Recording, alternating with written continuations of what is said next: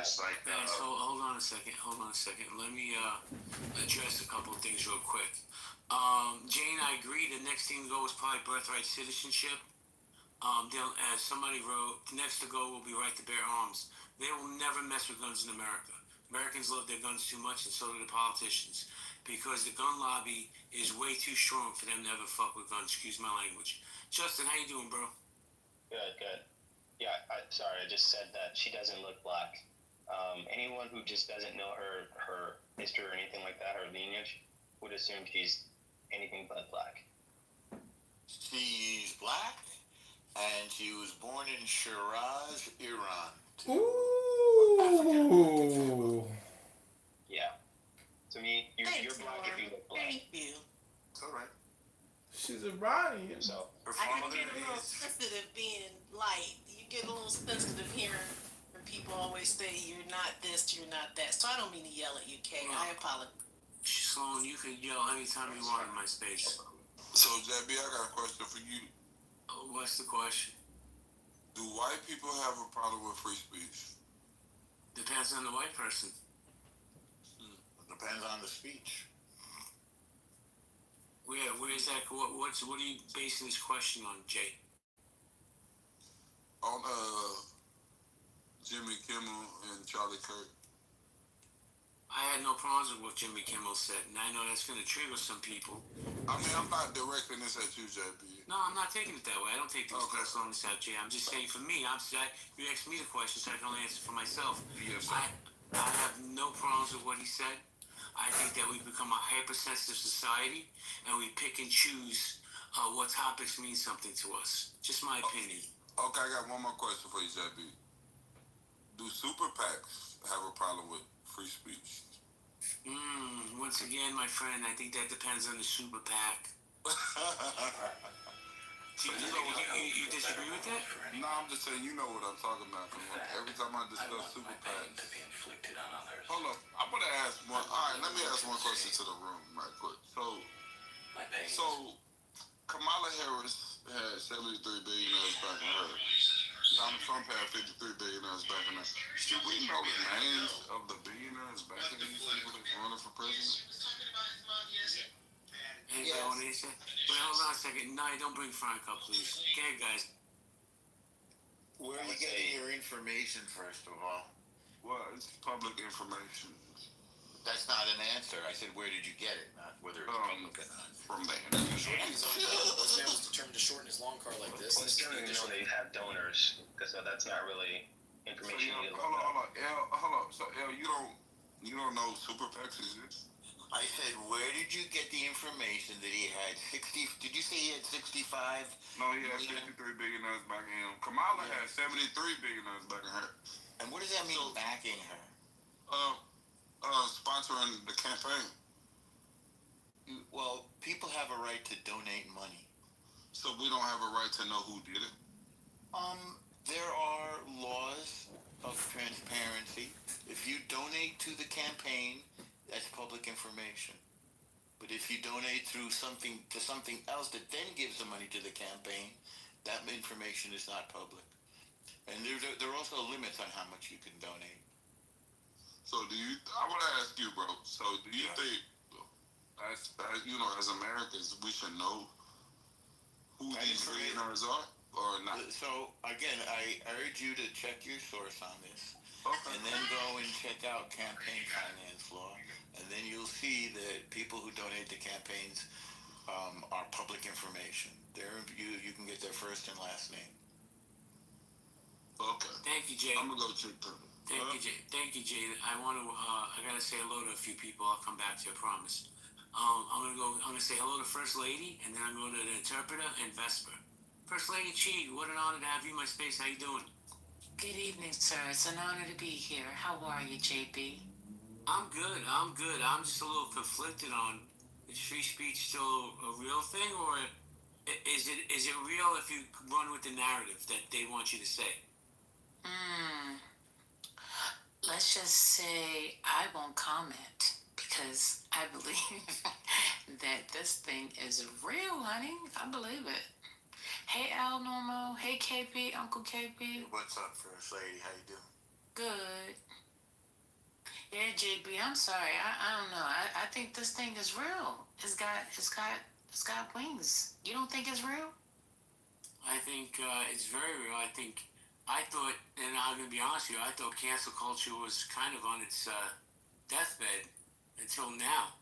And now you got all these crying Karens, and I would bet probably 70% of them don't even know who Charlie Kirk is, but they're crying because Charlie Kirk was MAGA. Just my opinion.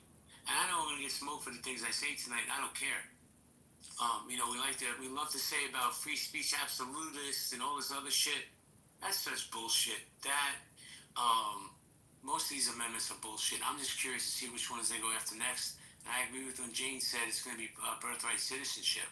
Norm, you want to jump in, and then we'll go to the interpreter. Oh, yeah, thanks. So this started when people got fired for using the wrong pronoun, and when the FBI began to track people down when they went to school board meetings. And Trump is a counterpuncher.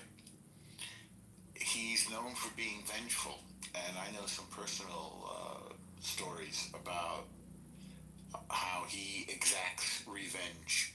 You can go through all the people he's after now. Everybody who did any wrong to him, including John Bolton, by the way, who's being punished for his book. Of course, Letitia James, prosecutor in New York. He's going after the people that went after him, the FBI people that went after him.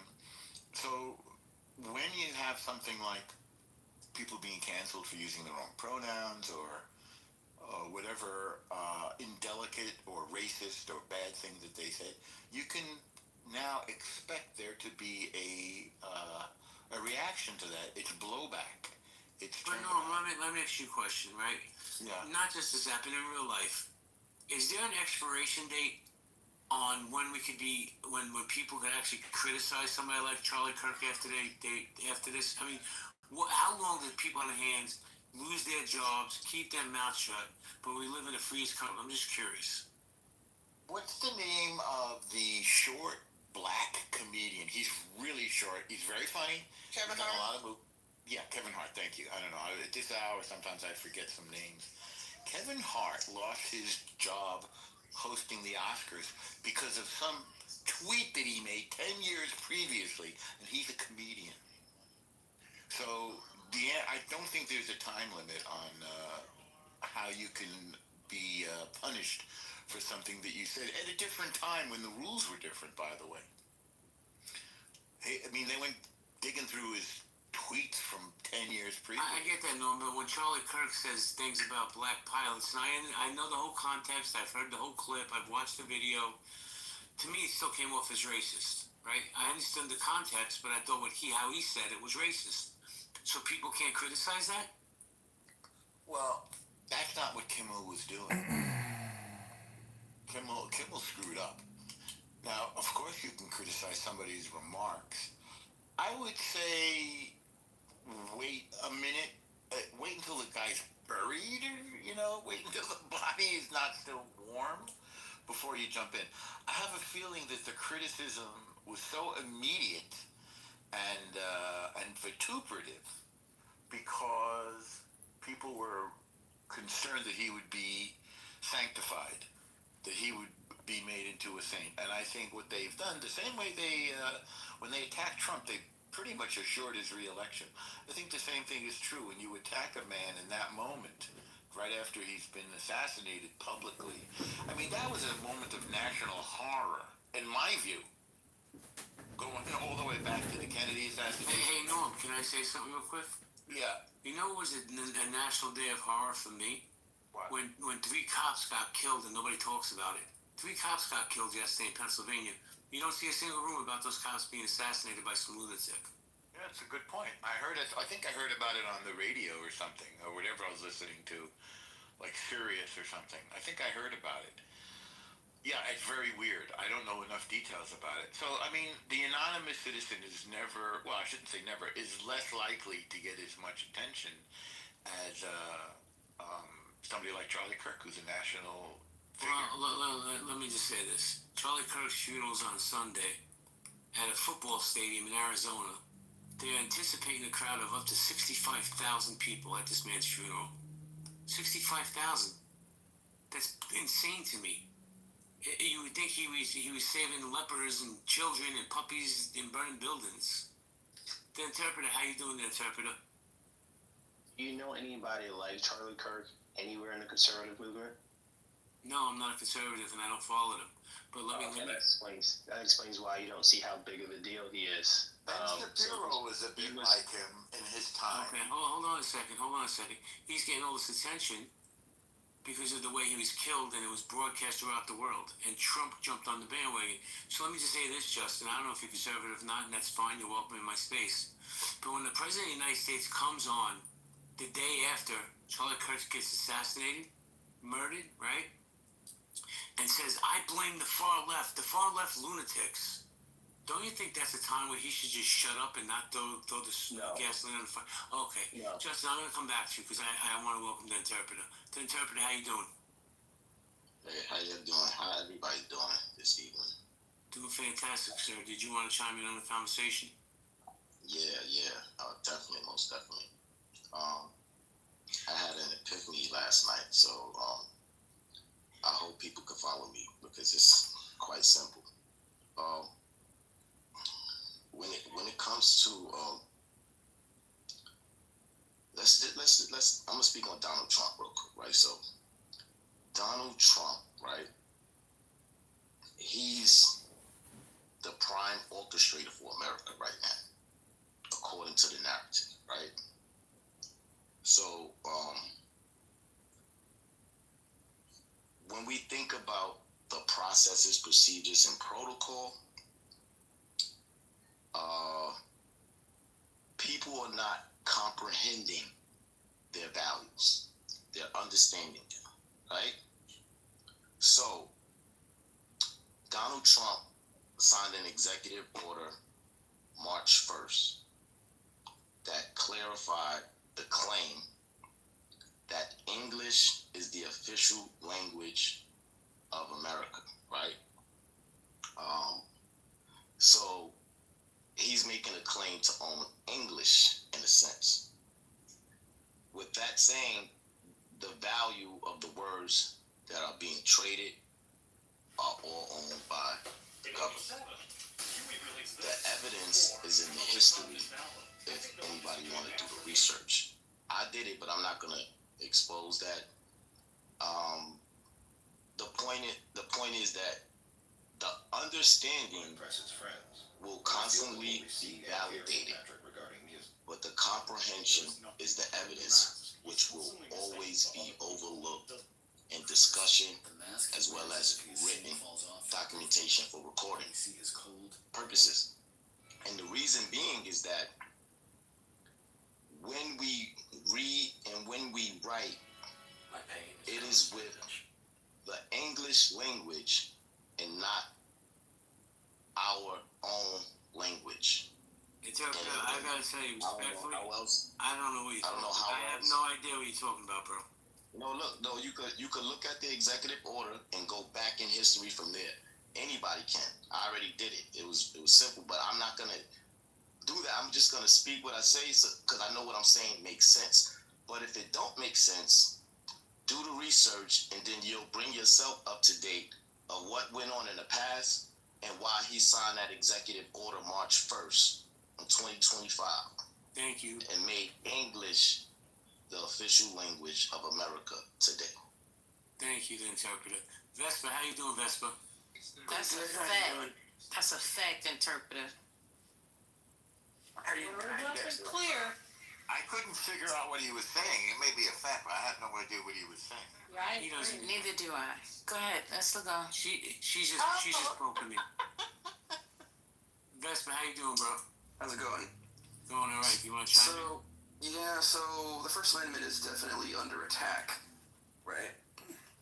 I think the strongest evidence of that is how they're bringing all the different social media platforms to have a congressional hearing, except for X, of course, right? I mean, we see it with Stephen Colbert. We saw it first with him, right? Now they're canceling like streamers, like like Destiny got kicked off of Twitch, and we're gonna go after Hassan Abi and any liberal streamers or whatever, you know? Like, the far right owns most of social media as it is. The only real platforms, you know, the left has is like Blue Sky. And after that, And look and Vesper, look what they're doing. They just sold TikTok. Oh, and look at the businesses that are buying them. That's buying. Yeah, TikTok is an interesting case. It's a way for people to communicate quick bullet point political points, you know. And a lot of people were getting out progressive messages about giant corporations, like about BlackRock and things like that, which I guess they didn't like, you know. And they're coming up with conspiracies. Oh, it's a Chinese, you know, spy program and yada yada. But after that, Second Amendment is on the chopping block. Fascist dictators have always gone after people's guns. And they've already talked about it. They talked about restricting gun rights from trans people. And then on Newsmax, they said against all Democrats. Like, they'll start there and then, you know, have all the crazy supporters have guns, all the MAGA freaks. And then if they get out of control, they'll take them away from them at some point. That's where I see things going. Thank you, Vespa. There's like nothing to stop it. There's nothing to stop it. Thank you, Vespa. I think Justin wants to push back. Justin, you want to say something? Yeah, I wasn't sure if you were trolling or not because it sounds like you were giving the Republican argument where, like, so for example, gun rights, in one sense, it's like, okay, well, Democrats don't want guns. They believe that you should have gun control or just take out the Second Amendment, and they say that Charlie Kirk died by the sword or he died by gun violence when he should have been opposing all guns. But our argument is this: if we take away guns from, I guess, citizens, take away the right for citizens to have guns, then only all the crazies will have it. All the ones who don't keep the laws will have guns, and we will be, of course, sitting ducks. Now, you're making the same argument, except for Republicans. You're saying, well, if we took away all the guns from Democrats, because they don't want guns, then it's going to be left up to all the crazy Republicans.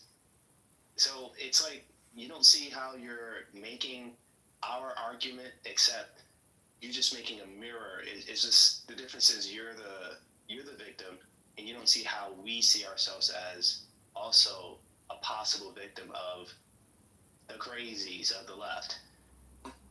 Justin, hold on a second. Vespa, I need you to meet up, please. Oh, okay. Thank you, only because I get feedback. I'll get back to you in a second. Justin, let me ask you a question. You think if Charlie Kirk survives that assassination, he gets shot, but he survives, he'd still be such a big proponent of the Second Amendment? Yeah, of course. Why not? Because he just got shot in the neck. I don't think he'd be a proponent of the Second Amendment. Well, okay, that's like saying the person got shot by the police, therefore we should take away all guns from police. That's not what I'm saying. That's not at all the same. No. Well, it's the same logic because No, it's not. the reasoning. Okay, so the reasoning is that gun violence. There's like a certain amount of people that died because of gun violence, but we also protest police violence and police abuse. They kill us with guns. Should we use the same logic that, hey, if we took away all the police force, or at least took away their weapons, we would save more lives? No, because you're not attributing police and doing something in the line of duty. You can't equate that to someone that decided to go bonkers and kill somebody. It's not the same argument. I got Right, so you can't equate that to a person who has a gun and is not crazy. You know what I find, and I'm going to be 100%. I'm going to assume you're a conservative from the things you've said, and that's fine. Like I said, that's fine. I don't care. But I find the deflection that both party uses when you bring something up, it's mind-boggling to me. I asked you a very direct question, and you went on some tangent about policing the guns. Apples have nothing to do with pineapples, bro. just asked you if you got shot, if you survived the assassination attempt. I'm pretty sure after getting shot in the neck, you're gonna change your mind on guns. Because if you don't, then you got a serious mental illness. Well, okay, so then why wouldn't I change my mind on police, like, I guess, police officers, like, they should have weapons. Have they shot you? Well, they shot other people. Okay. Thank you, Justin. I'm gonna go to TS. TS, how you doing? I want no one to escape. TS, are you there? My pay. Craig McDermott. No. Adrian, how you doing, Adrian? What's going on? How you doing, man? I'm doing alright. Just been watching football. I feel that the First Amendment is dead. What do you think? Nope. I don't think it is. I don't think it is at all. I think people are being a little too hyperbolic about it and, hyperventilating about this shit in the heat of the moment. I don't think it's dead. Why do you think it's dead? Because if you say anything against Charlie Kirk, you're going to be canceled. You could lose your job. You could lose everything. That's why. That's not true. In a time where both sides are coming to an agreement that we should tone down the violent political rhetoric and stuff like that, which I agree.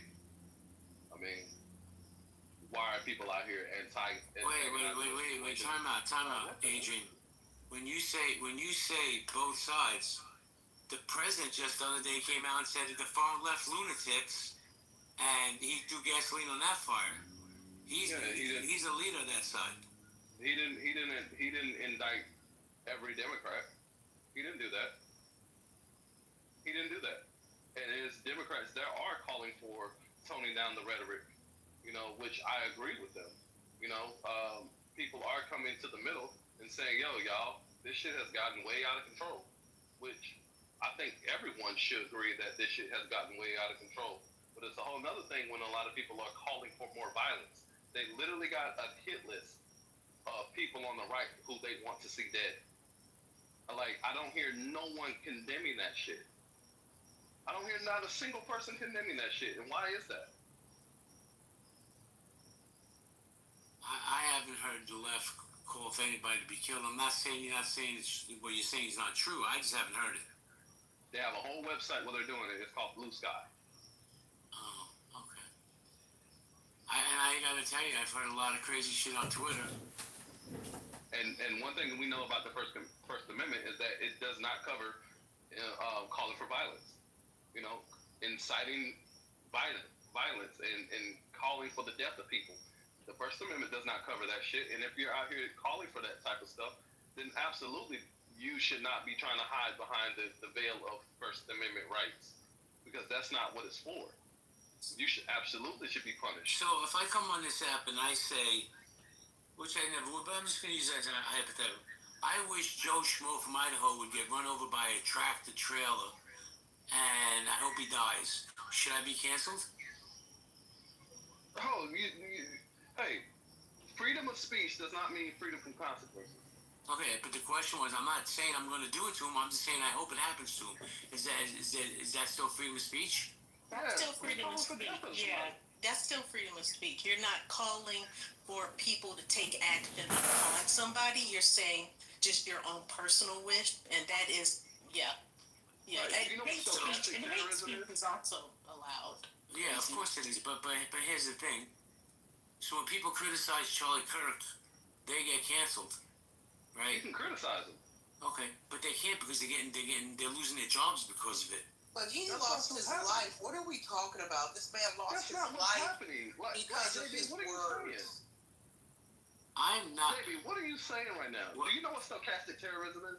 Do I know what is? Stochastic terrorism. No, what is it? Stochastic terrorism is when people are calling or advocating for the death of someone and calling others to go and do it. But they're not outright saying it, they're just making an insinuation for people to go and do it, for someone to go and do it. It's like... So wait, let me ask you this. If somebody comes on my stage right now and they just happen to say, hey, I'm glad he got killed because he was a racist Is that not free speech, or should they lose their jobs? That's your opinion.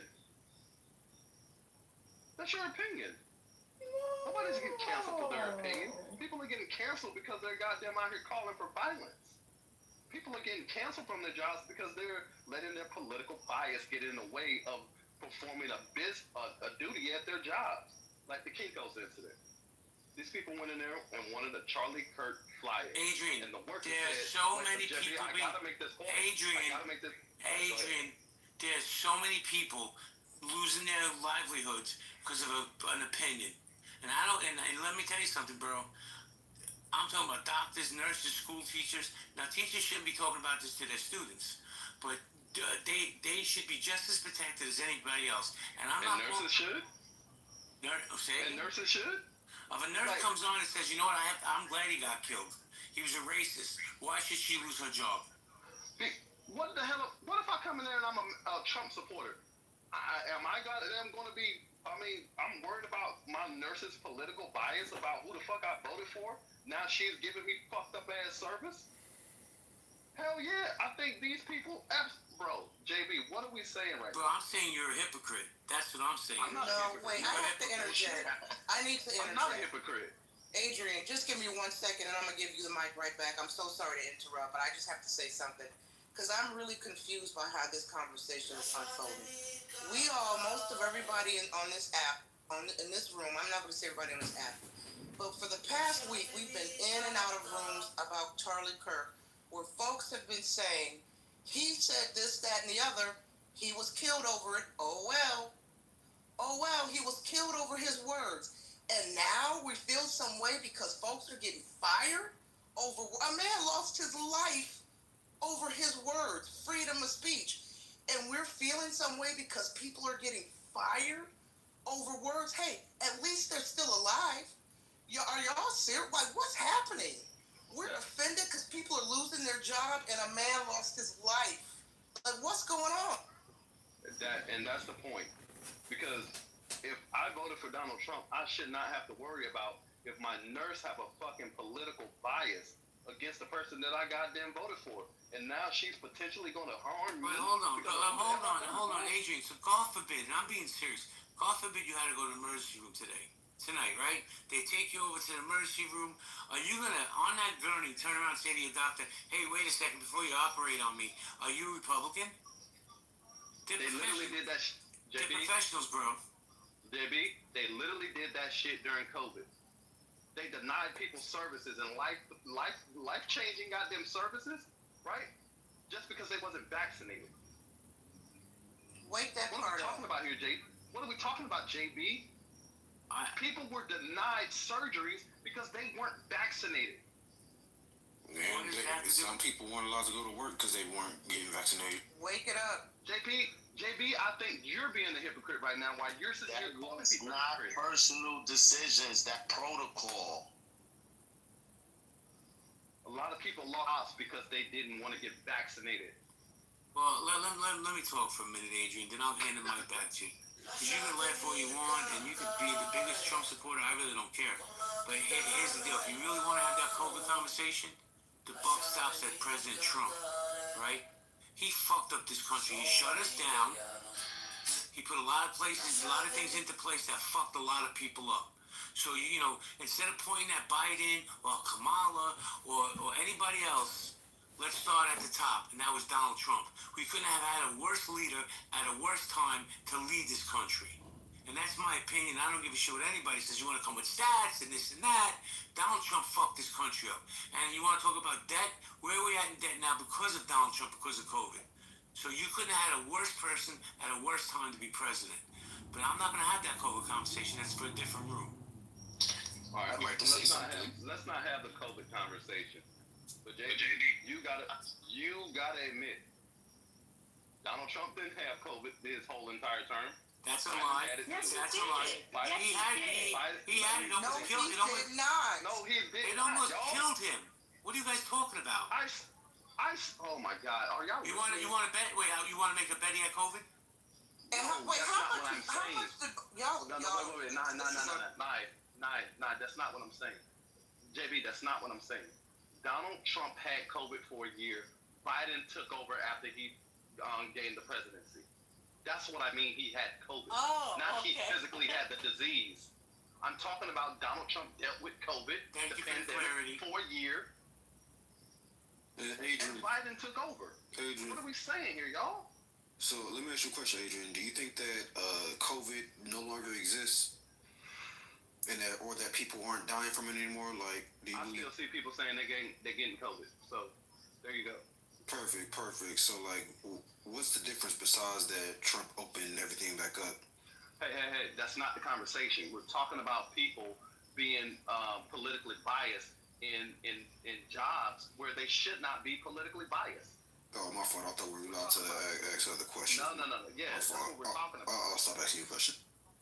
So wait, because they're a doctor or a lawyer or a nurse, they're not allowed to have any feelings about what goes on in our country? They shouldn't let that affect their job. How is it affecting their job because they made a statement? I literally just gave you an example, JB. If I'm a Trump supporter and I'm coming in for triage, and your ass is a goddamn nurse or a doctor who voted on the left, guess what?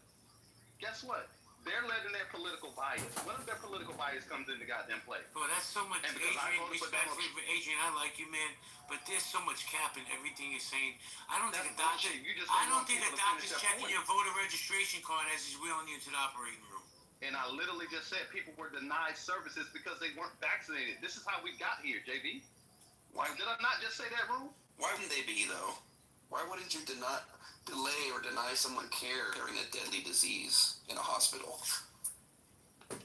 Think about that. Get out of here. I just know they weren't because they refused the vaccine. They were denied life-saving surgeries. How did y'all miss this whole narrative during COVID?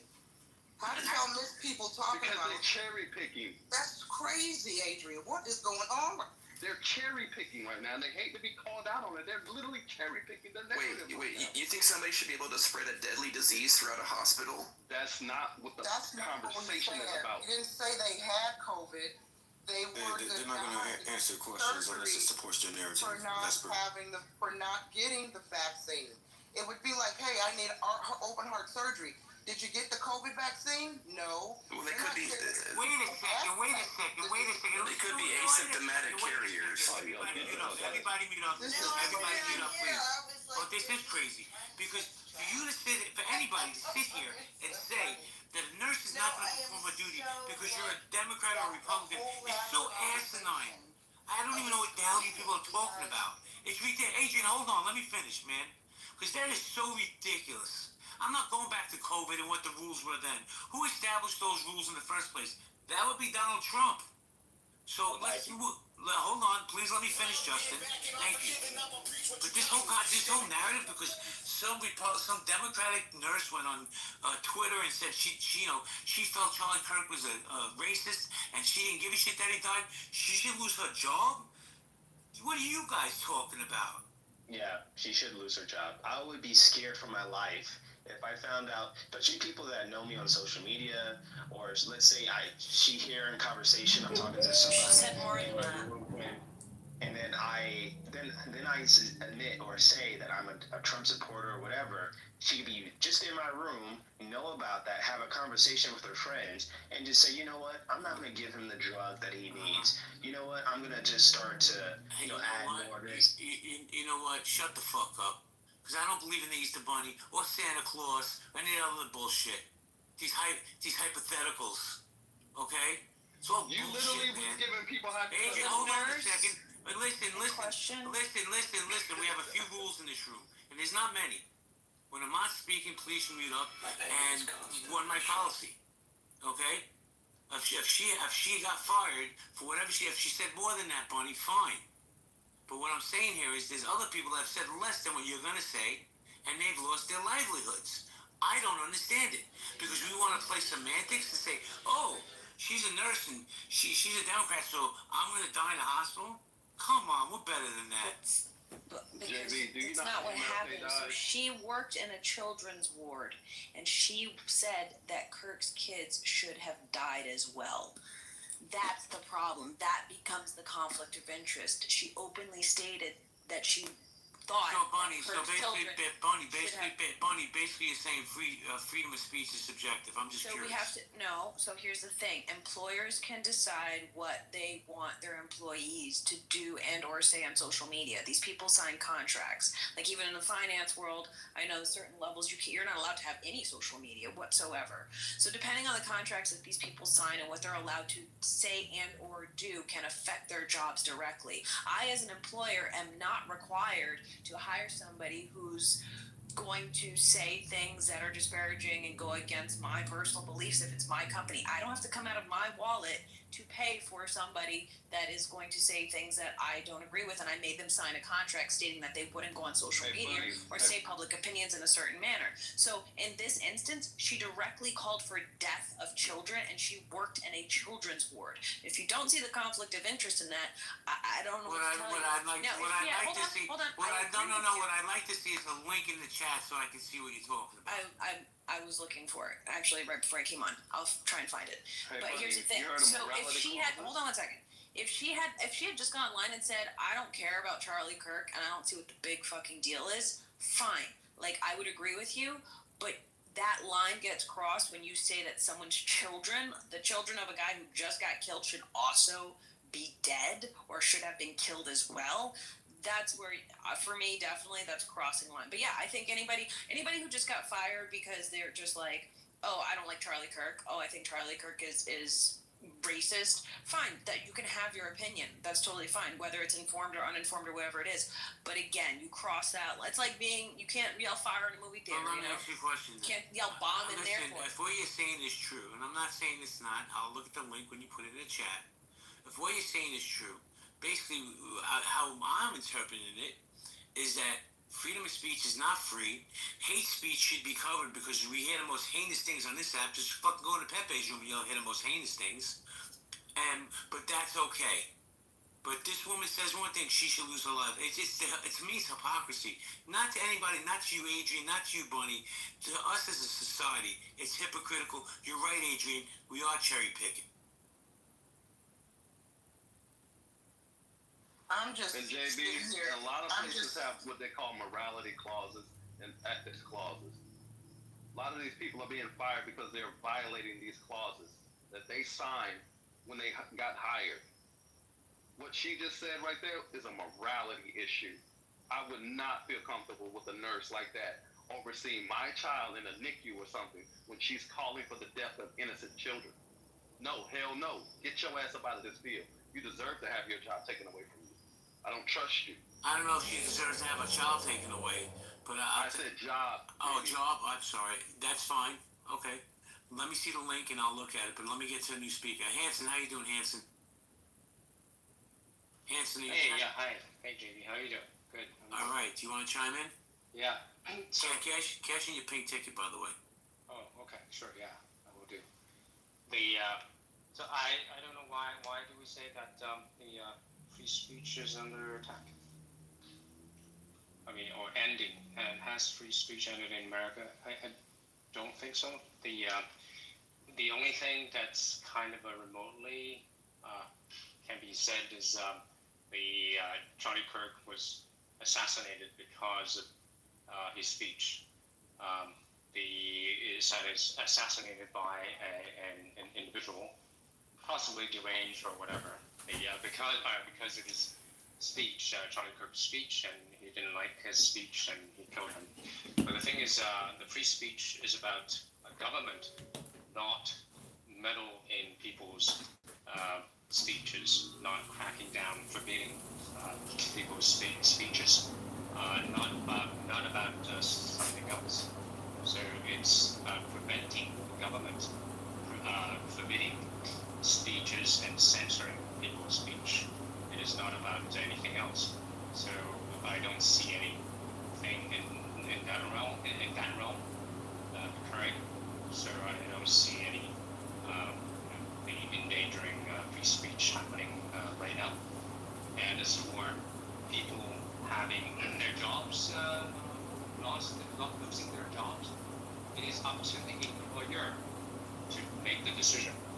Employer can terminate his employees at any time at will, and unless you have signed a long-term contract, and then we have stipulating how long the tenure you'll have, and what kind of violation you will have to commit in order to terminate the contract.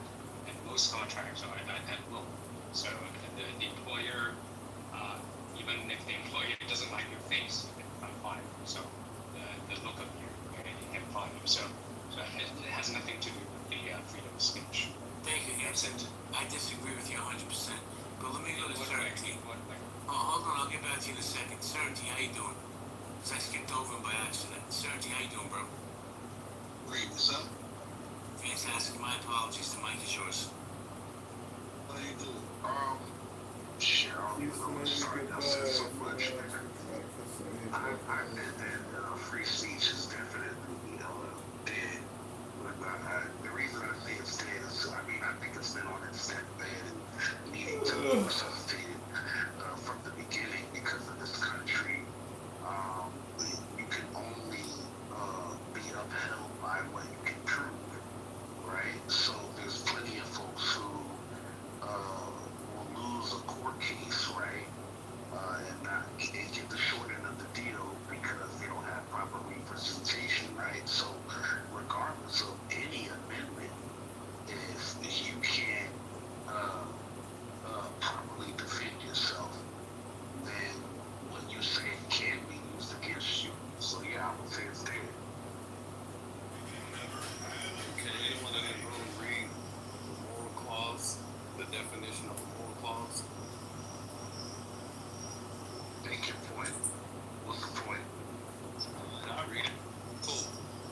A moral clause is in an employment contract allows an employer to terminate an employee if their off-duty conduct or actions within the scope of employment are deemed detrimental to the company's reputation or violate established ethical standards. No, I didn't mention anything about employment.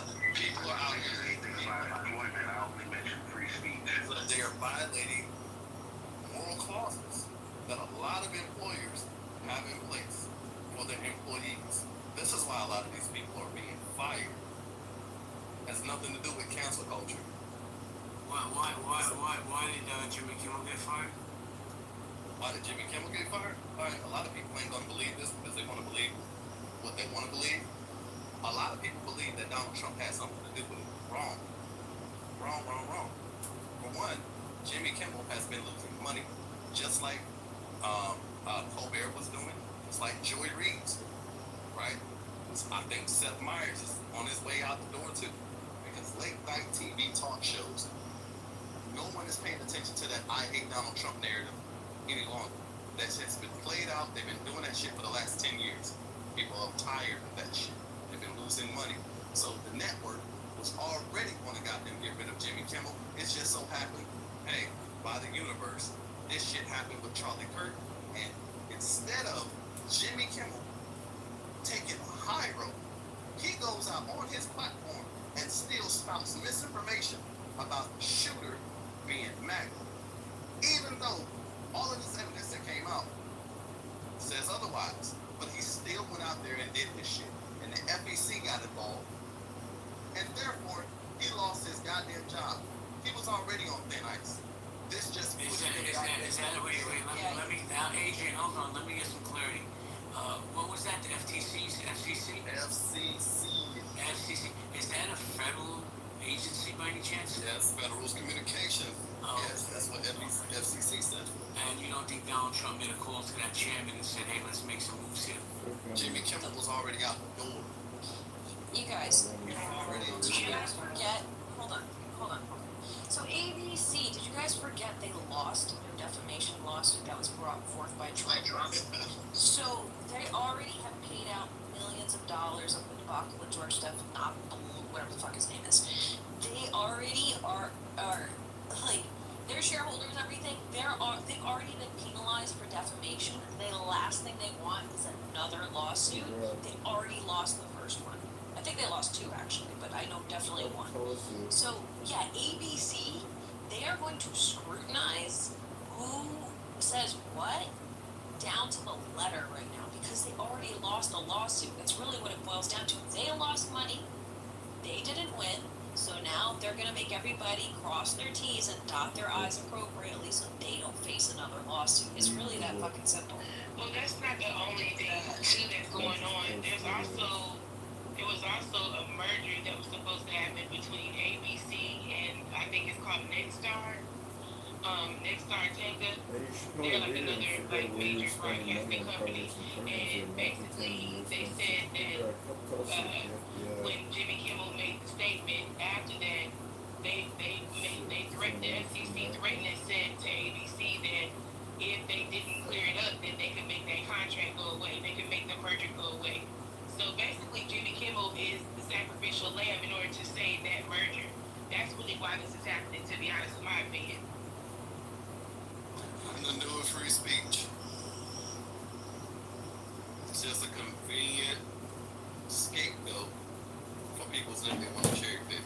And I don't understand why Trump is not involved, though. I can't say that because he is in bed with the head of the FCC, and he's the reason why he pushed this decision in order to basically compromise and blackmail ABC and say, listen, either you get rid of Jimmy Kimmel or this merger is going away, and ABC chose the merger. That's what happened. But to say that Trump is not involved at all is ridiculous. He did play a hand in this, for sure. Can I ask people why they defended the person that Charlie Kirk, that gentleman, Charlie Kirk, I looked him up while y'all was speaking. He has said some vile and horrible stuff, and people who support him, whatever, that's your business or whatever. But at the end of the day, you can't sit here and say things to people. Should somebody lose their life? No, I don't think a man should get killed regardless of what they believe, whether that's political, religious, or etc. That's the first thing I would say. I don't condone somebody losing their life, and I don't condone violence and stuff like that, regardless of someone's political beliefs or other beliefs. So that's the first thing, that I would say. But at the end of the day, there are a lot of protests and things going on across this country. There's one coming up this weekend, some more No Kings protests, another protest coming up across the country, just simply because, one, maybe what has happened, but what Donald Trump has done as the president has not helped a lot of people. A lot of Republicans even are lashing out at, their people and lashing out at them and saying, hey, we didn't sign up for this. So these high prices, these tariffs, all these other things, a lot of Republicans are looking back and saying that this isn't it. And a lot of America is looking back and saying this is not it either. We have to find a better way. Donald Trump is not he's leading us into high prices, leading us into an economy that's not working. Yes, ma'am. You are throwing us all off the topic. Just ran out the mud. But I'm not here, but you are. What is your original point? I'm sorry. Hey, Why are Brock. people defending Jimmy How Kimmel? closely did the DNI read the U.S. Constitution and why her agency is violating U.S. laws? Also show her which programs and projects to dramatically cut funding. Defending Jimmy You think Kimmel. I'm defending him, Adrian? I don't know. Are you? No, I'm defending free speech. Okay, cool. Yeah. But then you do blackface. People do that. I'm not aware of that, but I mean, regardless if he did or not, this is bigger than Jimmy Kimmel. Yeah, so I mean, for me, it's not about him. It's about like our government being able to control what we can and cannot say, and having that amount of power with the FCC. We've never seen a president have this amount of power over media. That's the issue. That's the And that's it. That's it. Hold on a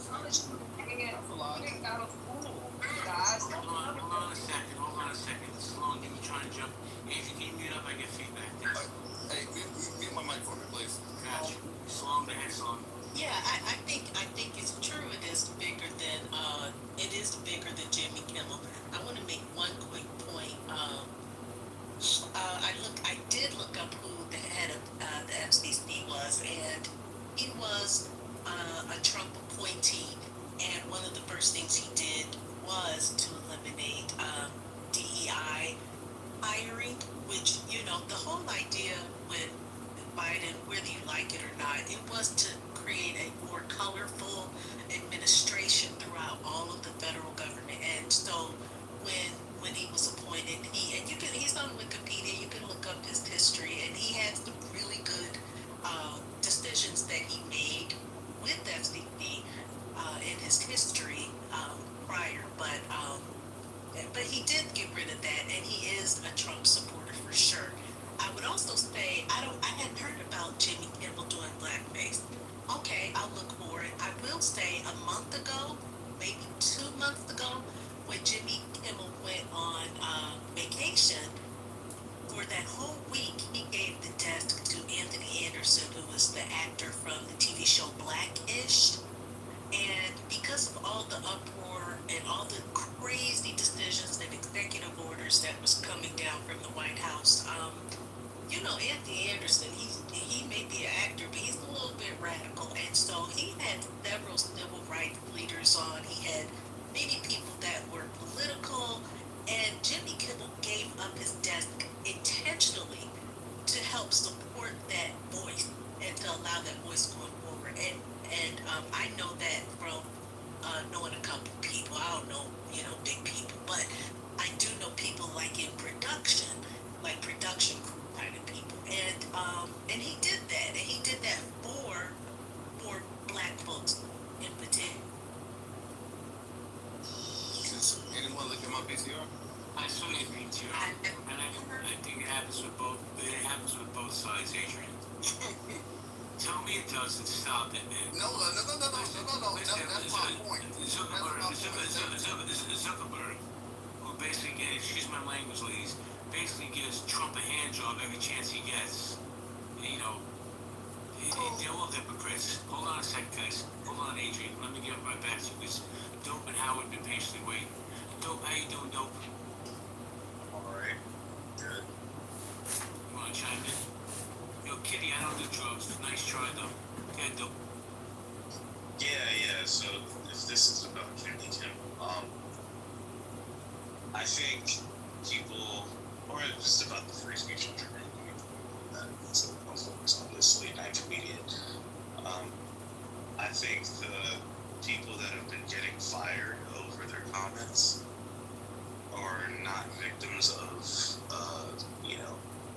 assaults on free speech, because, like Hanson made, I think Hanson's not here anymore. Free speech is a right granted, or not even granted, protected by the government, so that no government actions are able to stop you from speaking your mind freely and open to the public. You're not going to be going to jail because you said something that your governor doesn't want you to say. But that doesn't change the fact that inflammatory speech or inflammatory remarks made in public can get people to, disassociate from you. And that's just a natural result. Like, if the morning after 9/11 someone was making 9/11 jokes and they got fired, no one would be feeling bad for them. Bill Maher actually did that before he had his current night show. I think he had another TV show, and he said something really stupid. He said the people who drove the planes into the World Trade Center had balls and they had courage, essentially, and he got axed because of that. And Incorrect. What is that? Politically incorrect was the name of his show. Yeah, politically incorrect, yeah. And he made a politically incorrect statement, which was very, it just wasn't a smart thing to say. You don't say that after 3,000 Americans got killed. So, I don't think anybody felt bad for him, because that was just a dumb thing to say. Likewise here, if you see someone get shot in public, a politically motivated assassination, and then you're celebrating, you have no reason to be shocked when people want nothing to do with you. So that's just the reality of the situation. Thank you, Dope. Appreciate your share. Howard, how you doing, Howard? Hey, JB, Sloan, and Nye. Always good to see you guys. Just a couple of quick comments, and I'm not at all trying to get too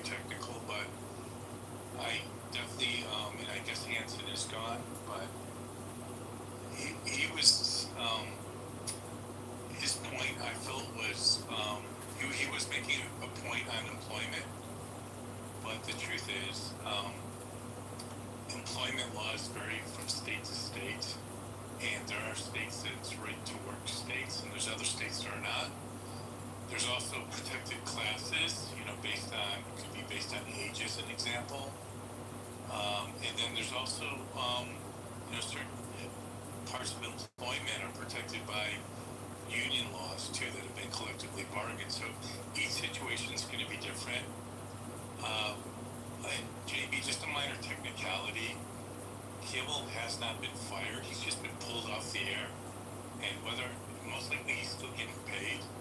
But they made a decision to just not air and support that show anymore. And I think it was Alpha Glam. Your point's also really well taken that there is a potential acquisition merger that ABC is involved with, and it's not. And it is quite possible the FCC is putting their thumb on the scale. I'm not questioning that, but my understanding is it was also a group of affiliate stations that had the possibility of jeopardizing that deal, that they are so anti-Jimmy Kimmel that they were threatening that that whole deal would fall apart. So you could see there's like a lot of different dimensions to this issue, and from my perspective, I could see someone in top brass, certainly like Bob Iger at Disney, make a decision and say, hey, I've got a responsibility to my shareholders and board. With all this noise, I don't want this deal to break up. Therefore, here's the decision I'm making. And it's not to say that there hasn't been influence exerted by the FCC, but it may not be as simple as the FCC told them to do something and they're doing it.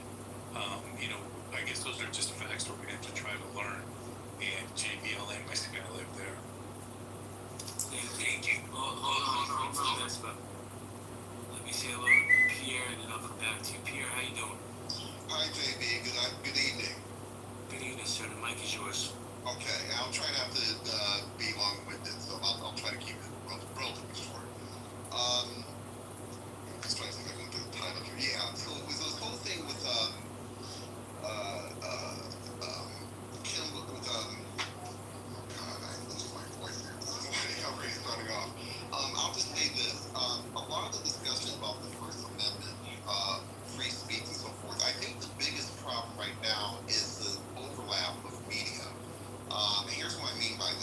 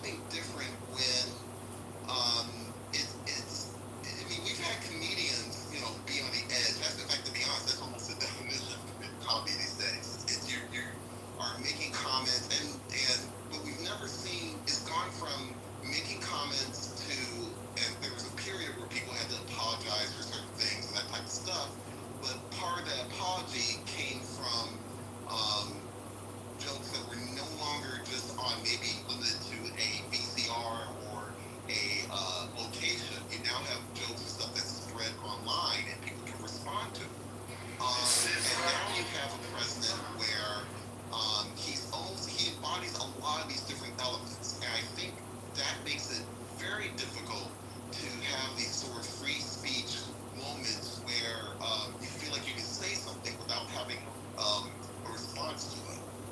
So yeah, I to your question, my short answer is yeah, I think there's room for each here. Thank you very much, Peter. I appreciate you. Thanks for letting me speak, JB. Of course, you're always welcome, man. Please cash in your pink ticket. Vesper, you wanted to jump in? Yeah, I just wanted to point out, like, how these free speech absolutists are suddenly in favor of hate speech and cancel culture, the things they've demonized. That's why you can say that they're attacking the First Amendment, which protects, includes hate, quote unquote, hate speech, you know. All I've seen people say is like they didn't think he was a good guy. I don't see them inciting violence or anything like that, like the right has done. They're out there saying this is civil war, this is war, you know, all these accounts saying the shooter was trans and everything. Vesper, give me two examples of the right calling for violence. It's all over like Libs of TikTok, you know, they jumped all over that. All these accounts on X and stuff like that. But you know, Trump is out there politicizing it and saying, oh, it's the radical leftists, you know. When we know that it was a Groyper, Nick Fuentes fan, right? We know that now. No, we don't know that. Because all of that, did you not watch the press conference? Oh, you mean the fake transcript they released? Oh, here we go. Now it's fake. Okay. Yeah, it is. So, here's 100% fake. What the authorities are saying is fake, and what you're saying is real. It's obviously fake. Alright, cool. See, this is a prime example of people spinning their own narratives because it plays in their favor. Like, I mean, you think they're being forthcoming with the Epstein files? I don't know. Are you being forthcoming? You think we have an honest government with Trump, but who's a I don't know you from a can of paint. Why should I trust anything that you say? I'm talking about the Trump administration, like, lying consistently. And you're not lying? No, I'm not lying. How am I to know that you're not lying? I'm telling you, it looks obviously fake. Because you're giving your word? I'm just telling you my impression. You can take it for what it's worth. Exactly. So, what if I say your word don't mean spit, and what you're saying is you're taking statements from the Trump administration as you literally just said he was a as gospel truth. What you're saying is gospel truth, right? No, I'm just saying there's a reasonable reason to doubt it. There's a good reason to doubt it. People think their words are more valuable than anybody else because they're saying, like, yo, what the hell are we doing right here, y'all? I'm talking about evidence. You don't have any evidence. I don't have evidence that the Trump administration lies repeatedly. JB just asked you for 3 examples, and you couldn't even give 3. It's all over the social media. People calling for Twitter. Calling for violence, calling for war against the left civil war. Not the people who was literally cheering when Donald Trump got shot. Cheering when Trump got shot. I think Huh? missing that. Were you asleep during that whole era? It will not trump authority. Vesper, so you're saying that we can't trust the multitudes. This guy was clearly left wing, pro trans, all that stuff. Alphabet. No, being pro trans doesn't make you left wing. Okay, so he said Carly. Yeah, it does. They're literally. Okay, bro, hold up. He said that Charlie Kirk was spreading hate, and his parents said that he was going in a more left-wing direction in the last year or so. So, what do you think that makes him? You think that makes him because he's pro-LGBT or something, right? Yeah. Pro-trans. That's why they said that. He said Charlie Kirk was hateful. Yeah, towards trans people, particularly. Okay, so do you think that makes him a groiper? So Nick Fuentes is a bisexual or gay, and he has like trans lovers and stuff. Man, get out of here. Get out of here, bro. What are you talking we doing, man? This dude. He's literally gone to like had meals with femboys or. Alright, do you think groipers are pro-trans? Yes or no? Yeah. Okay, yeah, you don't know what you're talking about, bro. You just don't know what you're talking about. It's within their group, they're pro-trans. Okay, alright, cool. So, do you think groipers would make a meme saying, "Hey, fascist catch," and then assassinate a right-winger for being quote-unquote fascist? Yeah, it's a reference from the game that they play, Helldivers 2. I think you're just in denial. They literally use games like that to recruit young people. So you think groipers are pro-trans and they are opposed to fascism? Like the Bella Ciao Ciao thing is an anti-fascist song, but they use it ironically in the game. Okay, so what do you think is more likely, a pro-trans person hates Charlie Kirk for spreading hate and has been framed as being more left in the last year and calls Charlie Kirk a fascist and chants an anti-fascist and promotes an anti-fascist chant on a bullet to shoot him? Do you think he's more likely left-wing radical or a groiper? He's a groiper. Trump calls leftist fascists. That makes no sense either. I think you're delusional. You remember Trump called the left fascists? I think you're delusional.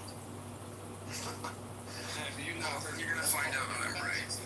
Like, what are we saying? What do you think the word Antifa stands for? What do you think that stands for? He's not Antifa. What do you think Antifa stands for? Anti-fascist. Okay, cool. You haven't been seeing Antifa in training, have you? He's not Antifa. Y'all see what's happening here? It's fine. You're saying he called Charlie Kirk a fascist? Where did he call him that? In the transcript, that's fake. In the fake transcript. The bullet said, "Hey, fascist catch." Why do you think the transcripts are fake, bro? Give me evidence, not just a guess. Lots of reasons. Like, it's basically incriminating himself. He's saying, I left the gun here, and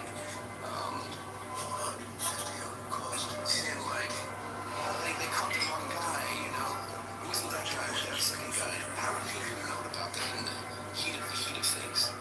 Who the media, like, who they release capture? There's a lot of weird stuff in it. I think he's being set up. He had been out of Don't just hold on 1 second. They're desperate to control the narrative in order to, like, win the midterm elections and stuff. Do you think he was set up? Who set up? The shooter. No, he did it on his own. Okay. But do you think this kind of government conspiracy to convict him?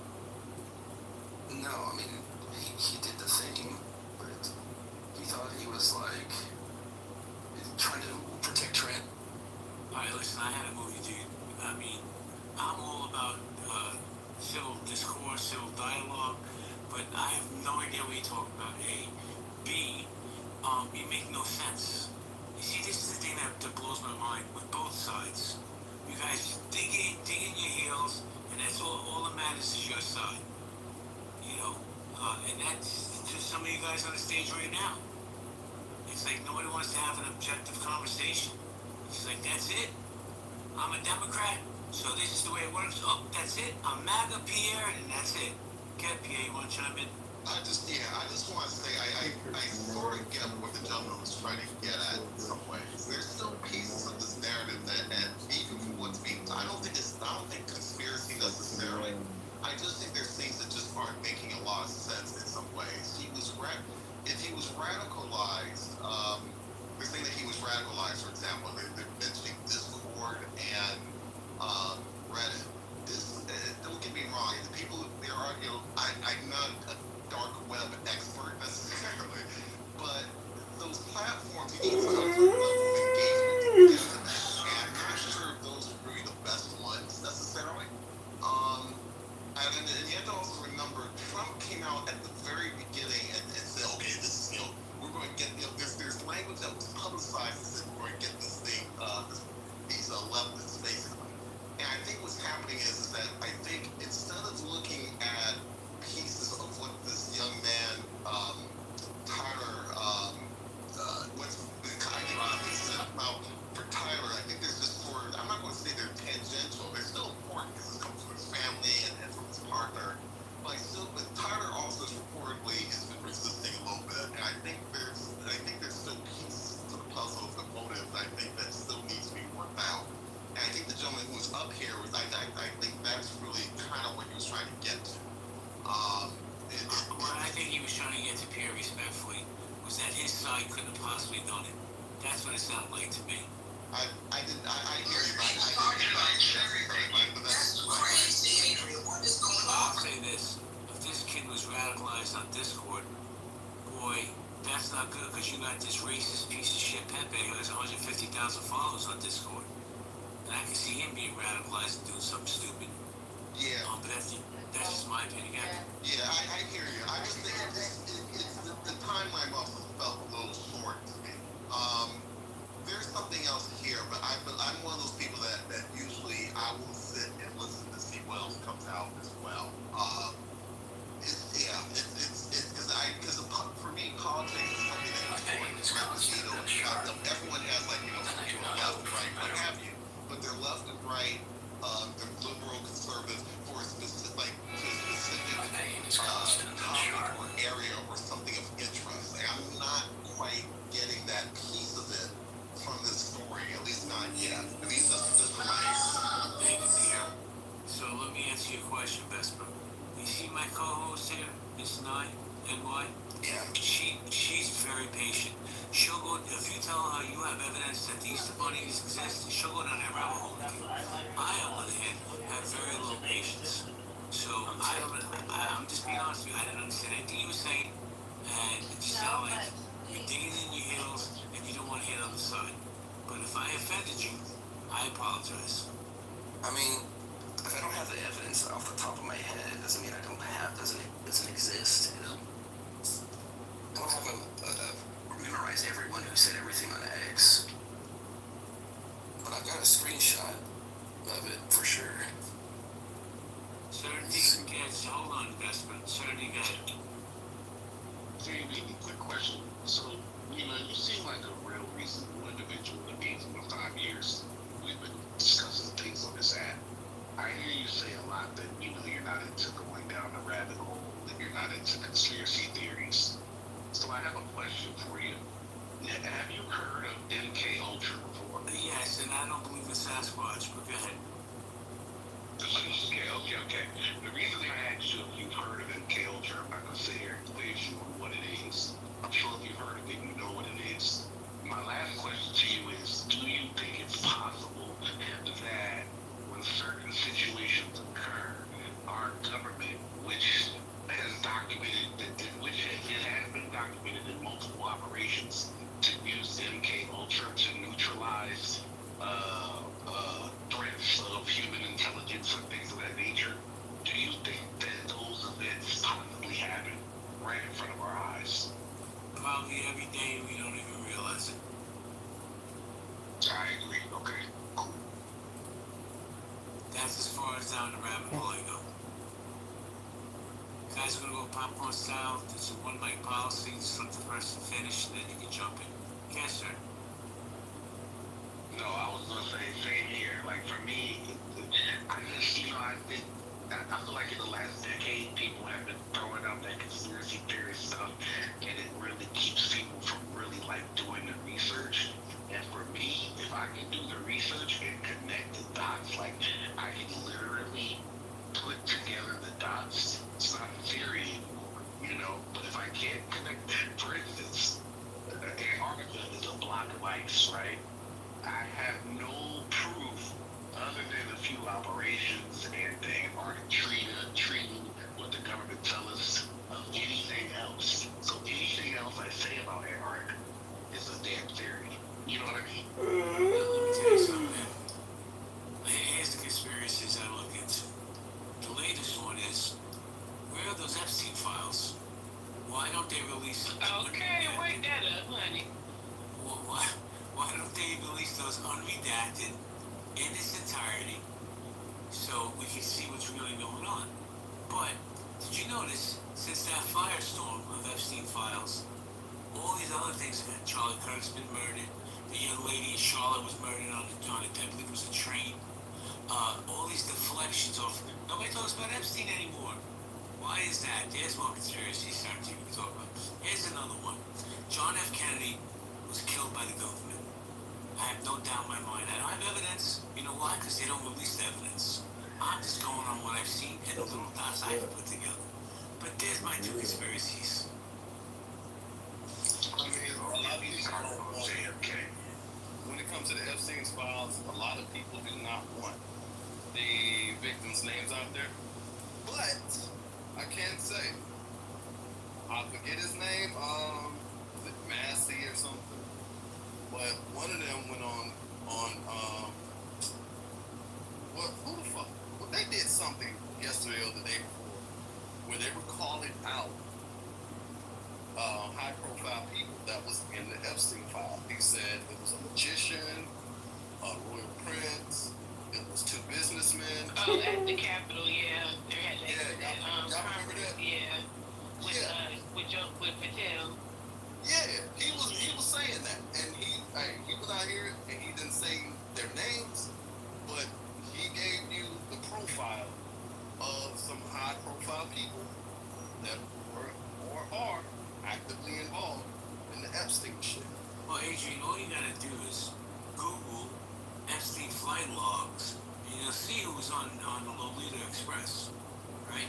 You got Clinton, you got Trump, you got Tom Hanks, you got what's the comedian that retired, but he came back? Was it Dave Chappelle? DK? No, not Dave Chappelle. Who was in Rush Hour? Oh, Chris Tucker. Chris Tucker was on there. Kevin Spacey was on there. Right? So all you gotta do is go right now, Google the flight logs of the Epstein Lolita Express, and you'll see all the famous names you want. You know, Trump is currently at Windsor Palace right now with the king. And, you know, it's very interesting. They were talking about it on MSNBC last night about how there was a protest as soon as he arrived yesterday where somebody had a projector of the letter that he gave Epstein for his birthday, and they put it up on one of the buildings at Windsor while he was there sleeping last night.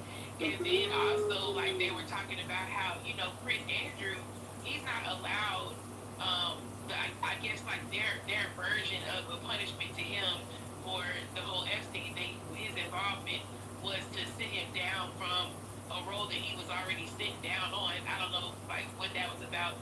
But he also cannot participate in dinners or any type of meetings when they have the royal family meetings at the castle. But they were saying how it's interesting that you won't allow Andrew to be there, and now you won't allow the London, I forget his name, the guy that's like the liaison between the UK and the US. He got fired. Yeah, he got fired, but yet you're letting Trump, who Epstein said had been his close friend for 10 years, sit at the table with the king. Well, that was wild. Well, I mean, if we're gonna hold Trump to that standard, all right, cool. How about we hold King Charles to that same standard? Him and his close relationship with Jimmy Savile. That's a fact. Yeah, that's true. I mean, like, we can't hold one person to a certain set of standards while letting the other on the other side of the table skate. Because if they're gonna throw up that letter of him to Epstein, then let's highlight the unusual relationship or the unsavory relationship of King Charles and Jimmy Savile. But I think that's the irony that his own brother was involved with Epstein as well. That was the point. Because you literally have isolated your brother as a result of this politically and, you know, familially. And now, but you still have Trump sitting at your table who has also been involved with Epstein. It's just, that's the thing that people are pointing out. So no one's saying that Trump is alone. We're saying that it's just ironic that they what's good for the goose ain't good for the gander, clearly. Well, I'll say There's this. no way we're gonna ever be able to use elementary vocabulary to attack authority. I can't hear that anymore tonight. Thank you. But I'll say this. Two of the people that were the spearheads of this, right? Jeffrey Epstein hung himself in a jail, which in that prison, that whole facility is nearly impossible to do, but he did it, right? And Virginia Giuffre, the biggest spokeswoman for victims, who cashed in, I think it was close to $30 million, she wound up suiciding herself too. Coincidence?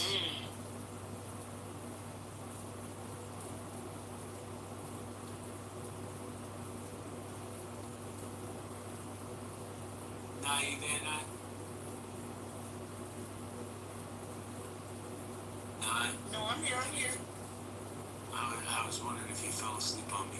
We talking about Epstein. Did you guys see the stuff from today with Kash Patel going to a hearing and getting grilled? I think that was yesterday. Or was it yesterday? Yeah, it was yesterday, because I remember the segment with him and Booker going back and forth. Maybe it's multi-day hearing, I don't know.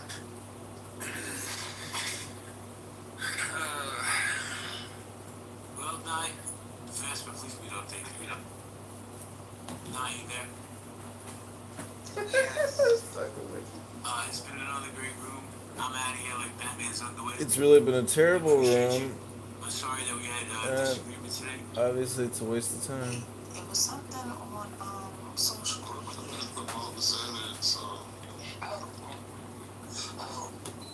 She said they got son on the TikTok. That's what it's going on. But I also said I can't confirm or deny it. But I heard that. I saw that on TikTok. Niggas never got the information. Let me look it up. I heard something about, they said something about that they was, Shirley down the street. then you look it up and it be a Sam's. Her son has said that if she turned in her 13, you be all excited and you go and they be like, then you can get $1,000. That's what Shirley down the street. Oh, well, I didn't know. Her son said, what about the truth I told? Maybe they looked wrong and it was 110. They added a zero. Shirley said it. Shirley said her son. Surely she's right.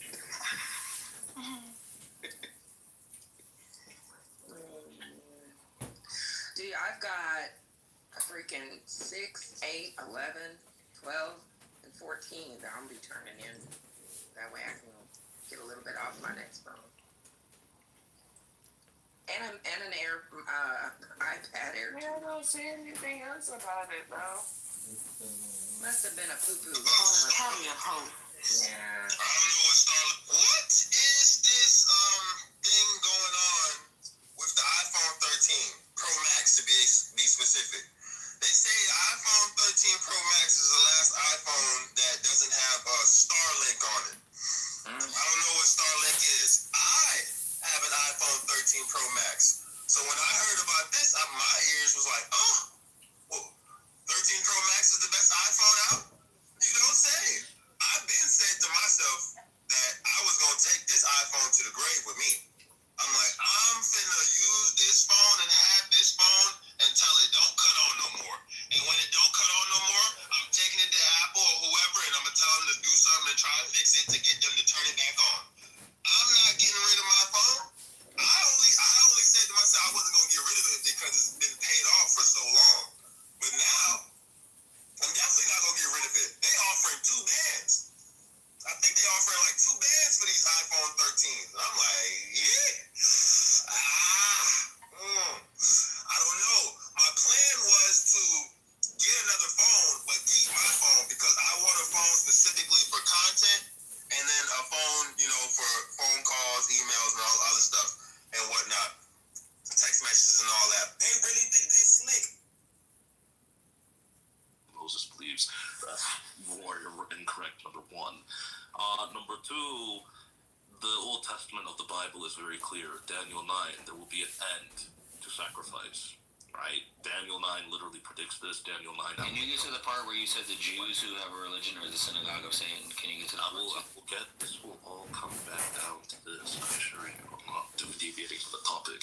Daniel 9 tells them that when the Messiah comes and that the Messiah will die before the second temple is destroyed, there will be an end to sacrifice. Mysteriously, there seems to be only one person that fits that characteristic. But even so, let's say Jesus is the Messiah. Well, he had to have come before the year 70 AD, which is before the second temple was destroyed, and there should be an end of sacrifice after that. I still see rabbinic Jews running around trying to do their weird sacrificial rituals to cope. Why? Because like Dr. Responsible said, their religion is over. Once the Messiah comes, their religion is over. Once the second temple is destroyed, there is no more sacrifice. They're trying to cope with the fact that they know who exactly their Messiah is, but they don't want to acknowledge that. Now, what Moses... Can I add?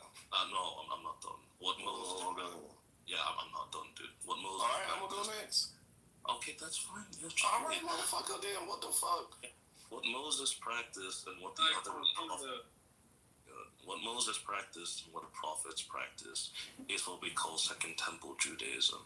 Now, what you don't seem to understand is that there were many strands of Second Temple Judaism. There is only one correct strand of Second Temple Judaism, which acknowledges that which I said earlier, that the Messiah would die for the sins of all of humankind, Isaiah 53, before the second temple is destroyed, and that there will be an end to sacrifice. That strand of Second Temple Judaism that is the only correct strand is Christianity. All the other ones are various copes and various heresies that can't wrestle with this idea that the guy that they killed is who their Messiah was. Can I ask you a question, dog? Like, because you said Christianity as though... I can just quickly finish this. You can ask. All right, bro. All right, my bad. I'm not gonna. Yeah, he don't like that, so I just need to finish. He's almost done, and then you guys can ask us if you've ever heard this before. Exactly. Now, the cope that the worst of these strands made, i.e., the Pharisees and the Sadducees, is to create what we call today Second Temple Judaism. Now, what does this have to do with why the synagogue of Satan is in fact all rabbinic Jews and not just the Pharisees and Sadducees of today? God does not judge people based on lineage. God does not judge people just on being born one which way or another. God judges people based on beliefs. Now, God, like you mentioned, called the Pharisees and the Sadducees of his day the synagogue of Satan, those who claim that they are Jews but they are not, for they do lie. Which people today believes in the exact same things, the exact same ideologies, and in fact takes their entire religion. I like how when we're being academic, people don't like to listen, and takes their whole religious identity and worldview exactly from the Pharisees and Sadducees of the Pharisees and Sadducees in Jesus Christ's day. Those people today are known as rabbinic Jews. Everything that they talk about. Only, are you done, Pastor? Let's make sure you're done. I'm not done. Everything that rabbinic Jews. Let's make sure that. Wait, don't interrupt him. Pastor, how much time did you say? How much time did you say you need? Only 5 seconds. Wait, 5 minutes? you need 5 minutes? No, that's crazy. I said 5 seconds. You're not listening. No. Okay. So is it 5 seconds? You said. I said 5 seconds. Yo, let that nigga. Okay. No, but like, don't do too much. I hear you, bro. He's talking, but we want to be fair. Yeah. So let him finish. Bro, he's going for a while. I literally said. I mean, he been going for a minute, bro. I know, but like, he packing that nigga. Let him. He's not cooking at all. Let him go. He just said. Y'all niggas in the fucking. It's all good. He opening up the conversation. In the fucking backwoods. No. I need him to say this. This is what happens when Antifa. I need him to say this. It's cool. Luca. Yeah. It's cool. It's cool. Let him finish. Y'all. Don't let him finish. It's all right. Stop from your mission. To finish off, everything that the Pharisees and Sadducees believed and codified as a religion are found in one religion today, and that religion is called Rabbinic Judaism. Thus, if the Pharisees and Sadducees are the synagogue of Satan, Rabbinic Jews are ours. Mic drop. Yeah, right. So niggas don't got shit to say now. Where you at, Luca? Bitch. I was about to ask a question, but you started. No. Go ahead. Ask your question. because I wanted to add on to what he was saying, but go ahead. You may have I was gonna come from a place of criticism. I feel like you may come from a place of like constructive building. Am I wrong, Kendall? Or no? Yeah, you. Well, then let me go. All right. Big So, love, big love, big love, big love, big love. Oh yeah, oh yeah, oh yeah, oh yeah, oh yeah, oh yeah, oh yeah, oh yeah. Free door, free door, free door. So when the second Big one, temple big one, big fell, one, big one, big one, big one, big one, big. we go to the people. Oh yeah, oh yeah, oh yeah, oh yeah, the oh Jews yeah, oh yeah, oh actually yeah, oh yeah, oh congregated yeah. and actually put that together. Its origin is not Big love, big love, big love, big love, big love, big love, big love, big love, big love, big love. A lot of what Rap actually was saying was showing that this is a false origin, this Talmud, which a lot of people will label it the synagogue of Satan. And now you can like, skull and all of that stuff and stuff like that, and that's cool. But if we look at the scribes of that time, who actually was pushing for the Romans to destroy the second temple, so that they gained power, that's a whole nother thing. Remember, a lot of this stuff was politics too back in the days, and there were certain people who wanted to see a certain people out of the way so they could gain power and actually use some of these constructs, which Jesus actually preached about how corrupt the temple was, and that corruption only moved. Go ahead. I don't know. I mean, I guess it sounds like you were about to finish. I'm gonna let you. No, I'll finish. The kind of like properly, I just want to say the properly kind of assess what people looked at and what the laws looked at the time for like the Israelites. You would go to the people who were preaching before the downfall. So you would look at Peter and the things that he said, and the Corinthians that he was talking to. I wasn't putting the skull face. No, but you can. What you was saying? Yeah, shout out to Corinth. I was putting the skull face because I said what you said. So. No, it's all. The Corinthians. In like 10 seconds, what made a dollar say? My bad. Go ahead, bro. The city of prostitutes. Sorry, I just want to wrap it up. So in total, and I've never talked to this other gentleman before. I've heard his voice a few times, but we're not like in concert with one another.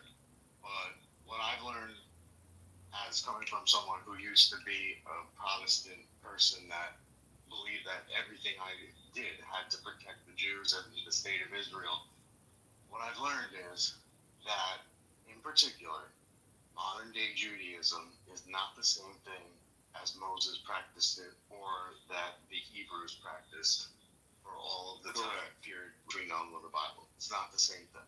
We're on one accord with that. Okay, so after Jesus came and fulfilled many prophecies, you don't even have to believe that he was the true Messiah, but he did a good enough job to convince a good enough people that he was, that after that happened, the leadership, not Jewish people, I'm not saying Jewish people are evil or anything like that, but the leadership had to come up with some way in which they could still hold their community together. In fact, in some ways, it might have actually been well-intentioned to hold this community of people together, right? But they had to do something. And what I'm saying is that modern-day Judaism, Talmudic Judaism, Rabbinical Judaism, is in effect 100% a coping mechanism for killing the Messiah, Jesus Christ, and a way to keep this group of ethnically similar people together under the leadership of the same people who have always led it, which is the Pharisees and the Sadducees, the upper level intellectual leadership of the Jewish/Hebrew community. And so they came up with what we call Judaism, where they don't sacrifice, they don't practice all of the laws of the covenant that they originally were given under Abraham, Isaac, and Jacob. They came up with new ways. They said, you know what? God is being so silly. We don't need to sacrifice with the blood of an animal the way he taught us. We're going to do some like prayer beads. We're going to come up with some other ways. Like instead of that, we're going to give money to poor people. We're going to make some prayer beads. We're going to come up with another book that we're going to go through, like a little diary. And all of it together is a coping mechanism. And I'll shut up. To add to what Dr. Responsible said, see, if you read the Torah, and this is the issue a lot of people make, but the basis of Christianity is the Old Testament. There's nothing we do in the New Testament, just a fulfillment of that which was revealed in the Old Testament. But if you read the Torah, you'll understand that the center of true Judaism, i.e. what Moses and the other prophets practiced, right, was the temple. Without the temple, there is no Judaism. Now, like I said, the prophet Daniel predicts, he prophesies that there will be an end to sacrifice, right? And this will happen when the Messiah comes. The Romans, as God willed it, were very thorough in their destruction of the temple. What did they do? Not only did they destroy the temple, but they also burned the lineages of the priests, right? Now, why is this relevant? The priests must come from Levites, specifically the Cohenitic Aaronic line, specifically from the line of the Zadokites, right, who were loyal to David. The Romans made sure to burn all those lineages, root and stem, so that the Judeans would have absolutely no idea who could actually be a priest. And they know this till this day. You have all these Jews running around saying, I'm the Cohen, I'm the Cohen, I'm the Cohen. Okay, show me the proof. Where's the proof that actually connects you back to these people? They can't show it.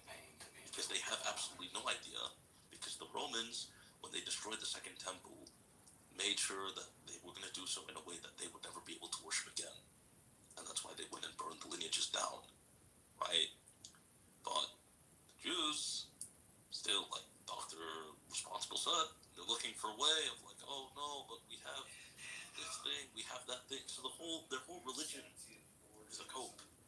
And the biggest evidence of being a cope is that, you know that phrase, 50 Jews, 51 different opinions, right? What doctrine does Rabbinic Judaism have? What dogma does it have? What belief does it have? What is the central message of Judaism?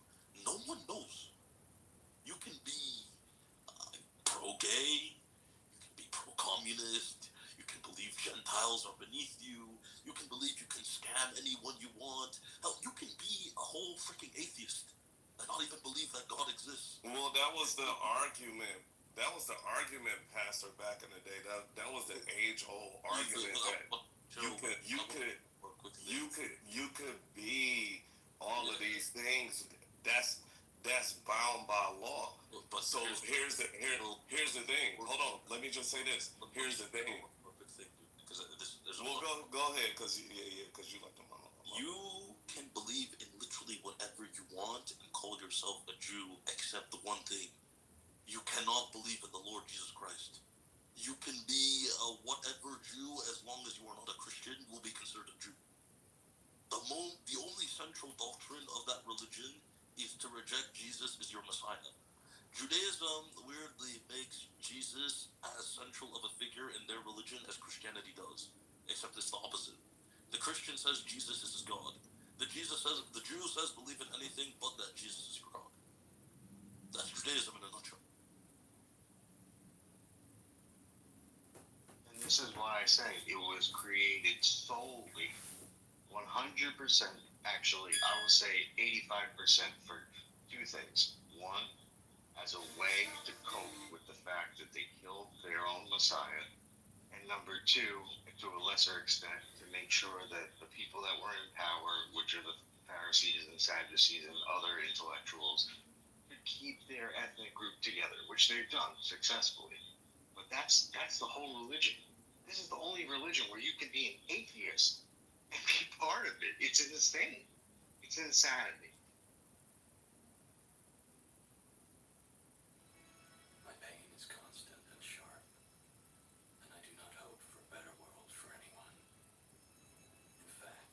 is why it is the most satanic religion. Yeah, it actually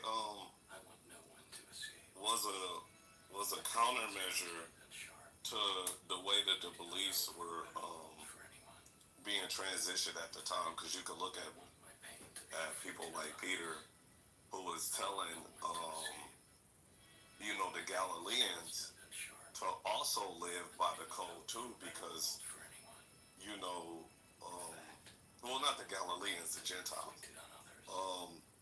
He was telling the Gentiles, like, hey, you have to abide by the law too.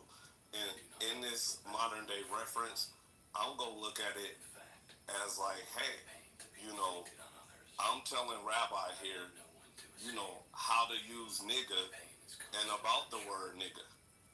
Now, as we know, contextually about the word nigga, that it's only applied and used by a certain group of people. But if I go and get to telling, white people and all of that shit about the context, the history, and the laws around how to use nigga, hey, don't use the ER, use that. You know what I'm saying? Like, carry the 1, not the 2 over the 3, and shit, get 13 minus all of that.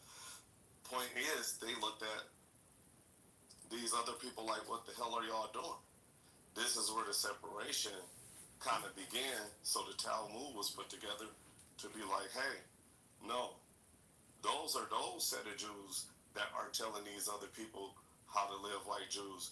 We're going to actually use our own laws that we learn from the religion and keep this practice in-house now. These other people can't practice that. Y'all can't say nigga. You know what I'm saying? Y'all can't be out here telling these people that they're abiding by a cultural rule that they're not a part of. To me, it looks the same thing. Historically, and it tracks historically. And I'm not trying to bash on the Jewish people, man. I'm really not. It's just once you realize what this is, it's hard to just shut up and go along with the program. But historically, this is all of the things that the Hebrew people have gotten into trouble for in the past. They are a proud people. The Bible describes them as. They are very much mixed with a huge amount of hubris, where they think that they can figure it out. They will find a way that's better than God. He sends them up to the mountain to get the 10 Commandments. By the time he comes back, they're making a calf. He tells them not to practice false idols. By the time another 30 years goes by, they're making idols out of Asher poles and giving their children to the Lord Baal. Like, this is gone. It's literature. That's the point. Over again. To teach you. Yeah, so... Yeah, but when you think about what we're saying about rabbinical Judaism, it completely tracks. This is the people, many of whom are incapable of sitting back and saying, yes, Lord, the one who has given us everything, who has defeated our enemies, who has taken us through hunger and famine and removed us from Egypt, we trust what you're going to do. A large portion of those people, for whatever reason, are wholly incapable of doing that. I supplicate. That's why they suffer. I supplicate as you speak. Right. And that is Thank you. Rabbinic Judaism is the most satanic religion in the world from a Christian perspective, and they're called the children of Satan. From a Christian perspective, God is all good. So all things that are of God, including Jinn and his message, are good. What is sin? Sin is anything that goes against God. Who is the author of sin? Satan, which in Hebrew means the adversary. The adversary of whom? The adversary of God.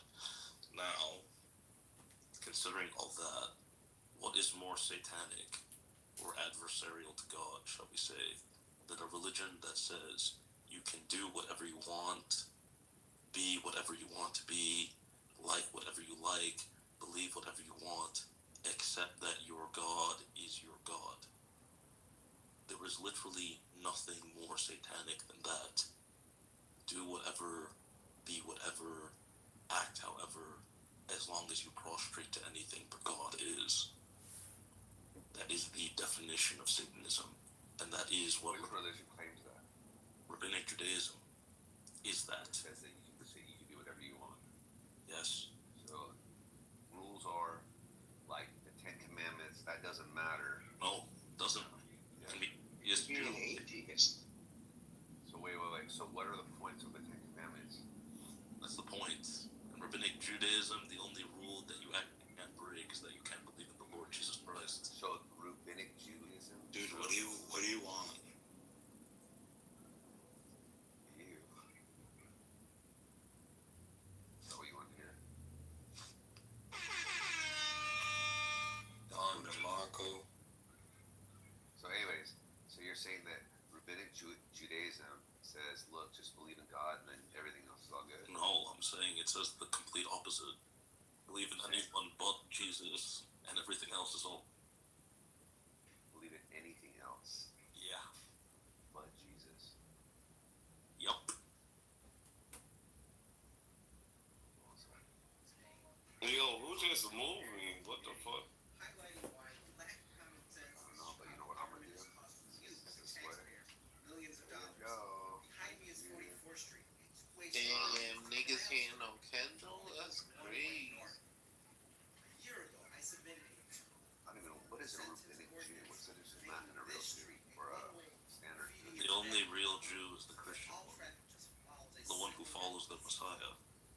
If you follow the Jewish Messiah, then you are a Christian. So Rabbinic, how do you spell it? Rabbinic. You would just call them colloquially as Jews today. But as I'm a believing Christian, I don't want to do an insult to the prophets. So I call them Rabbinic Jew. Bro, this guy's got LED lights all around his desk. No. I have a simple lamp. He's got a simple lamp. Oh, lantern. Fuck you talking about?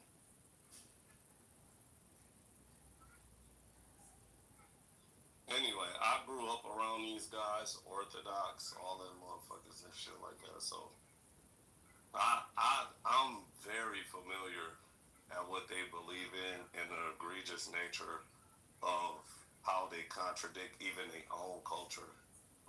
Especially when you start bringing in the Kabbalah. And so like those Jews, even then, they can, kind of grift between cultures, seemingly. If you understand the Talmud and the Kabbalah and its esoteric nature, it relates back to, the Old Testament and kind of like the early Christians in its passages. So I'm looking this up on ChatGPT. It says, my pain is constant and sharp, anything, and I do not hope for a better world for anyone. Polytheism, In fact, idolatry, denial of the Torah's divine origin, denial of God's unity. It's not okay. Are those who call themselves Jews but practice Hinduism? But you know what it does say? It's an oversimplification, and if it's saying it's an oversimplification, that means it's kind of truthful, but just being a little exaggerative. So that's pretty interesting, actually. The basic proof is that there are those who are Jewish that openly profess Buddhism, openly profess Hinduism. They're accepted as Jewish. They're accepted among them. But are those like the cultural ones, or like? But that's the point. There's no definition of being a Jew that exists outside the Old Testament. Without So you're saying that, okay, so you hold a position that there's no such thing as a cultural Jew, they're just Jewish or they're not? Well, I believe it. No, let me be more clear. I believe it exists, but as a human construct. Yeah. Okay? Now, of Jew has no real basis beyond the Old Testament of the Bible. This is really where they became a people, or from what they trace their origins to as a people. Now they've defiled that construct by doing basically everything contrary to what God wants, and in their new defiled definition, they've said basically the only thing you can't do with that and maintain yourself as a Jew is to believe in the Lord God Jesus Christ. And this is a modern view, you're saying? I would say it's an old thing, but it's definitely very explicated modern in a modern sense. Hey, Psyche, if you, or just to everybody in the room, if you could take away from like this last 1 hour of conversation, just the willingness to go look around and check this out for yourself, like that would be I would feel like I've done a great service along with the other gentlemen, because I did not know this. Somebody taught this to me and explained the simple part to me, and then I went and looked it up myself. But it is so amazing to understand what's actually going on here. When you're looking, I mean, a lot of the people I recognize in this room really try and for global politics, religion, these issues that we discuss in Clubhouse. If this last hour could do anything and just have people take a look, dip their toe into the pool of this particular part of this religion, I mean, that would. You're talking about the claims that the guy's just making? Yes, because I made them as well. You just weren't here, but that the Jews that we look at as Jewish people today are not practicing anything like what Moses, Abraham, Isaac, and Jacob practiced. They're not practicing what Jesus practiced.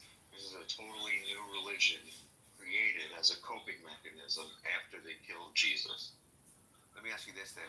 What are there examples in today's society that you would point to say these are the closest people that are acting like the past times?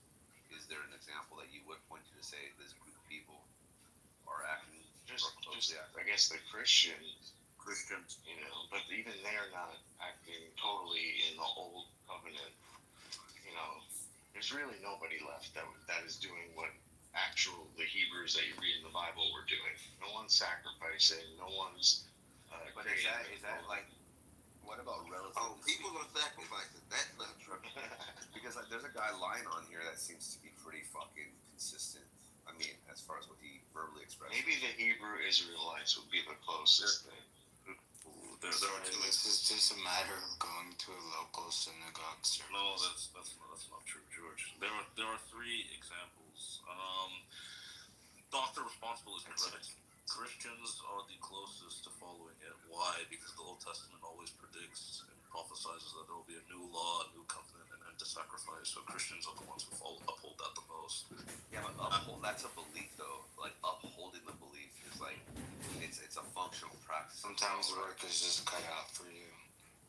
So what I'm saying is that like today, like we obviously live different than the past. So like, what about the people who they don't press buttons on elevators or some shit? Isn't there some shit like that? No, but those are all Talmudic laws. Those have nothing to do with the Old Testament. Now, if you want an example, they live perfect lives. This guy, if you want examples of Christians who are culturally Jewish, i.e., okay, I believe in Jesus and all this, I just do things culturally a Jewish way, you'd have to look at the 1st and 2nd century Christianity that was practiced in Judea. Someone like Paul the Apostle, for instance, many Jewish cultural rituals, but acknowledged he only did them out of culture because he was a Jew. He did not have to do them if you were Greek, you did not have to do them if you were Persian, you did not have to do them if you were any other type of culture. Right. So what do you do? What do you practice? I'm Catholic. Okay. Do you consider yourself Christian? Like under the broad umbrella? I didn't hear you. Catholics are Christians. I know, some beg to differ. I just think where you stand. Okay, so let me ask you this then. Do you think you practice functionally like more of the pastimes, or like are you part of the group that doesn't do it the right way? I'd say my church is the truest and most orthodox and traditional in what Christ just was preaching, doing. So that's like the preaching part, but what about your everyday lifestyle? Like, do you like adhere to, like, basically, if you brought yourself back to the past, you'd be okay, right? Yes, I would be. So what do you do differently than like other people, like in your, if you don't mind, in your everyday practice of like living, like that you would say followed like your I'll give a quick example. So when the law is right and the Messiah is established, the Old Testament basically becomes, let's say, the American Constitution. It becomes a cultural framework by which one uses to guide their morale. So things like don't steal, don't murder, don't lie, those are permanent. Now, the specific metrics of, for instance, okay, like, all right, let me give a different example. Something like show respect to your elders. The universal divine law of Christ. Now, what does that look like? That differs in American society to Norwegian society to Brazilian society, blah, blah, blah, blah, blah. Right? So I'm American. My parents are Nigerian. Okay. How do I show respect to my mother and my father? I bow to them in the morning.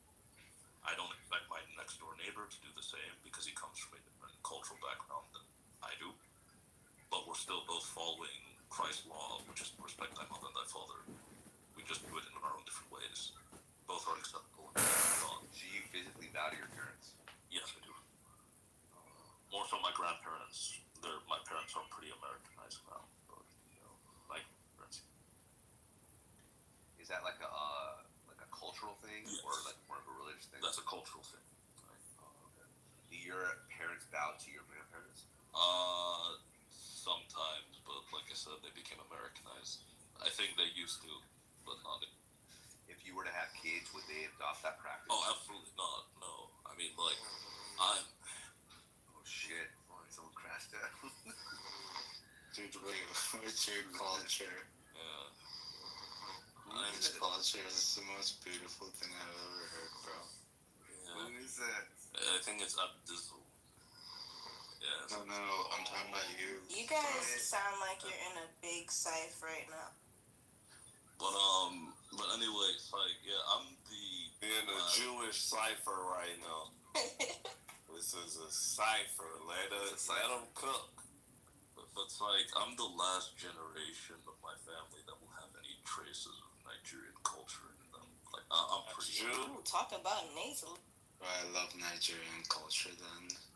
I doubt you know anything about it. No, hey, this guy can speak I know very little. Hey, he can speak every language. Yoruba? Are you Igbo? Hey, George, speak the language. Igbo? Talk Which one? Tell whatever his language. Yoruba. I'm not Yoruba. What are you? Igbo. Good, go. Now you know. Go, George. Are you the Hebrew Israelite, No. Niger? Most of us are Catholic. That's what they call. They call the Yoruba the Jews, and they call y'all the Hebrew Israelite. Actually, no, they call us the Jews in Nigeria, but that's because we're known to be greedy and very mercantile. Ironic. The Hebrew Israelites aren't all crazy. They're not. You don't know how much they done stole the innocence of young boys and girls here. They like the Catholics. HI. I don't know much about it. Bro, you're telling me you're from Nigeria. I just know that they know their shit when they argue with people. Yeah, like they're. Man, look, I could just say a lot of things. I ain't finna get into that. Cause y'all gonna be like, oh, Kendall, he hate black Hebrew Israelites. Then I'm gonna be arguing with Lion for like 6 hours. I ain't finna do that, bro. That's like a normal day, though. Nah, I already argued like a long time ago. Say what you gotta say. We're all just living in Because I've spoken to a lot of them as well, and I don't think that they're 100% crazy. Who was that? We're all just living these normal lives. Oh, actually, I just thought of something. It's like, if you want a group of Christians that culturally is most similar, not in terms of religious belief, like the religious beliefs are constant, but in terms of like cultural practices is most similar to how Second Temple Jews would be, you should actually look up the Nestorians in Iraq and Iran, because they churches are a bit separated from others, so they're the least culturally influenced by either Western cultures or by like Arab Muslim cultures. Like Niger say, Palestine. Bro, to come to think about it, you sound like a reverse Louis. And I wish he was here so y'all could give a comparison, right? Because y'all can tell by like the Nigerians speak a certain way, bro. That's crazy, bro. All of y'all niggas. My bad. I had to interrupt you. No. Because nigga, hey, bro, you been talking for a while, bro. No. Like, you ever chill the fuck out, you know what I'm saying? Like, On occasion. For Fridays, usually. No. look, this the nighttime, man. Look, it's the Night King. They minded me tonight. So, look, this is what we doing, bro. Man, welcome, Pastor. Of course, you get to talk. We gonna give you unlimited talk. The unlimited talk ticket. Talk, text, and for the date. night. Since you've been talking tonight, you've been holding it down and shit like that. You know what I mean?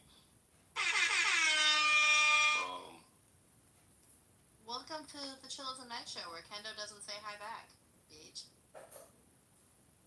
I was about to just say hi to your little ass. You don't say hi to nobody. Oh, shit. See, look what y'all did. See, look, I'm blaming Rabbi. He got me in trouble with the women. But what up, Mochi? What up, Violet? What up, everybody? What up, my nigga Shay? Shay Moss in here and shit like that. What did you feel about my comparison with the word nigga and the Talmudic gatekeeping? Pastor, do you feel that that was a fair comparison? Yeah, it's pretty fair comparison. The truth is, Judaism is neither an ethnicity nor is it a religion. It's a cult at this point. It's a practice. No, it's a cult. No, It's a practice. It's a practice. So this is what I found out, right? Because I don't know if you are like me and you ran into Buddha Jews. And Buddha Jews, I discovered a rich tribe of them here. They're all white people who was in the park, and they pray to Buddha and meditate, and they're Jews, bro. But that's why they stay in the Jewish community here. But that's why I say it's a cult, because like, I mean, we can show it's not an ethnicity. Yeah, it's a cult of justice. Yeah, because giving 3-year-olds herpes in New York is just no, that's not what's happening. Oh, that's not what's happening. Yeah, that's not the thing. Hold on. Let's hear Percy. It's intellect. It's about intellect. It's about studying human behavior and being stewards of civilization.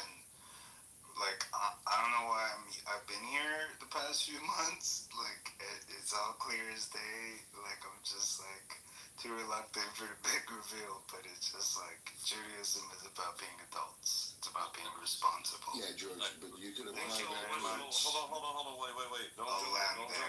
Don't jump him. He's speaking for the first time tonight. Welcome, Percy. What's your like clear opinion as far as when it comes to like representing your point, and can you source some real data, like some real live events that show and support your point? You should have went to Thumbtack. I paid for all that. Yeah, I did too.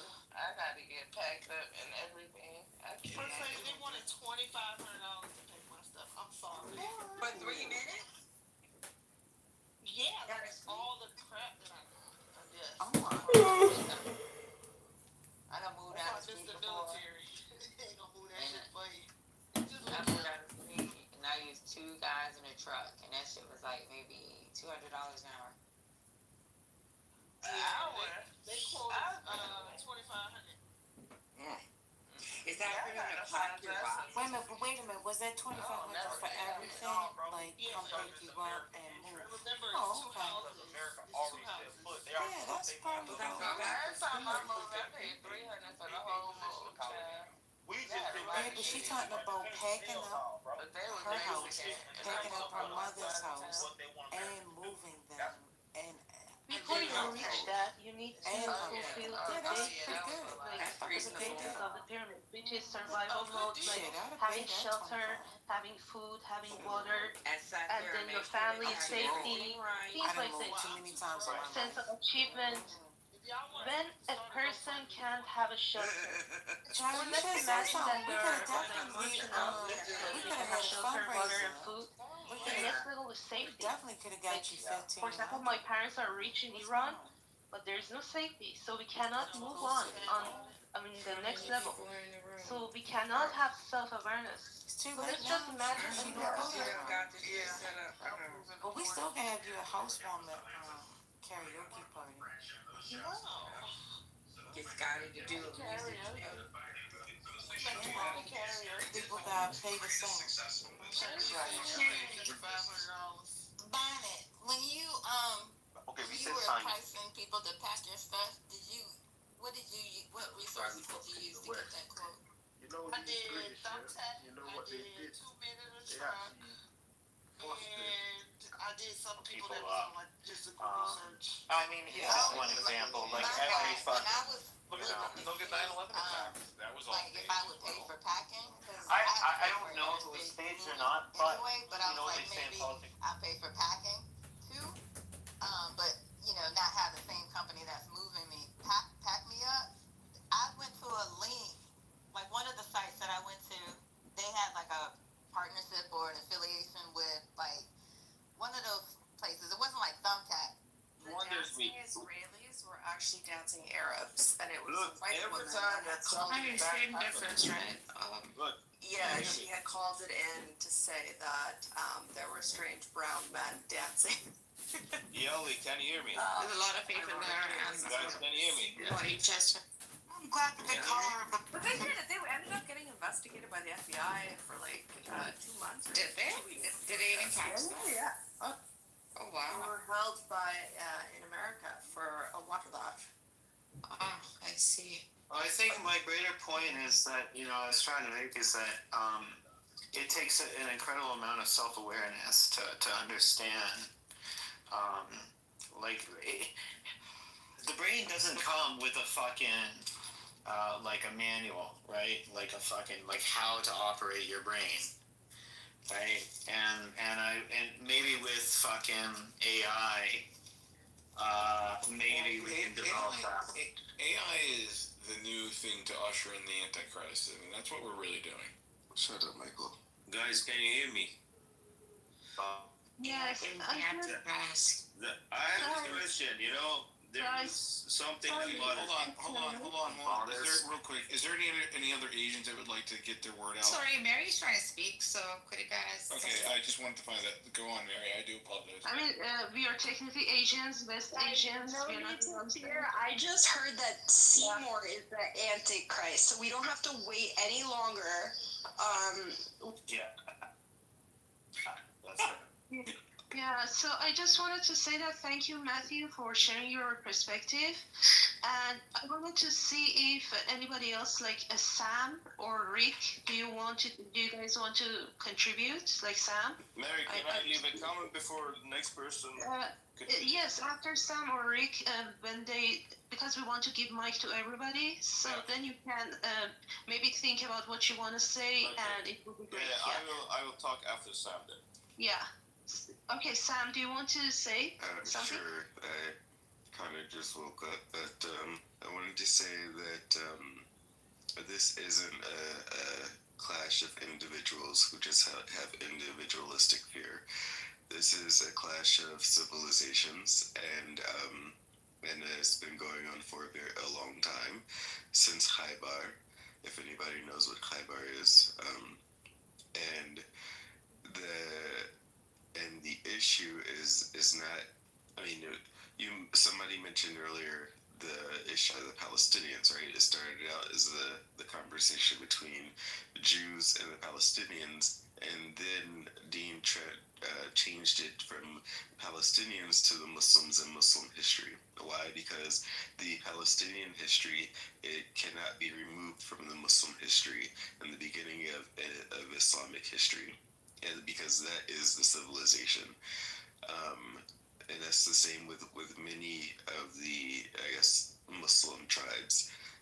outside of the Persians, of course, because the Persians had a long Persian history before Islam, and they maintain their Persian identity, and that's why you find that Iran has a large atheist population, and that is fighting against the Islamic civilization. Yeah, but if you try to come to our land, and Do you have anything there to share to prove your receipts, please? Oh God, John. Sorry, I had to move it. The Persians just became Muslims, though. Yeah. You know?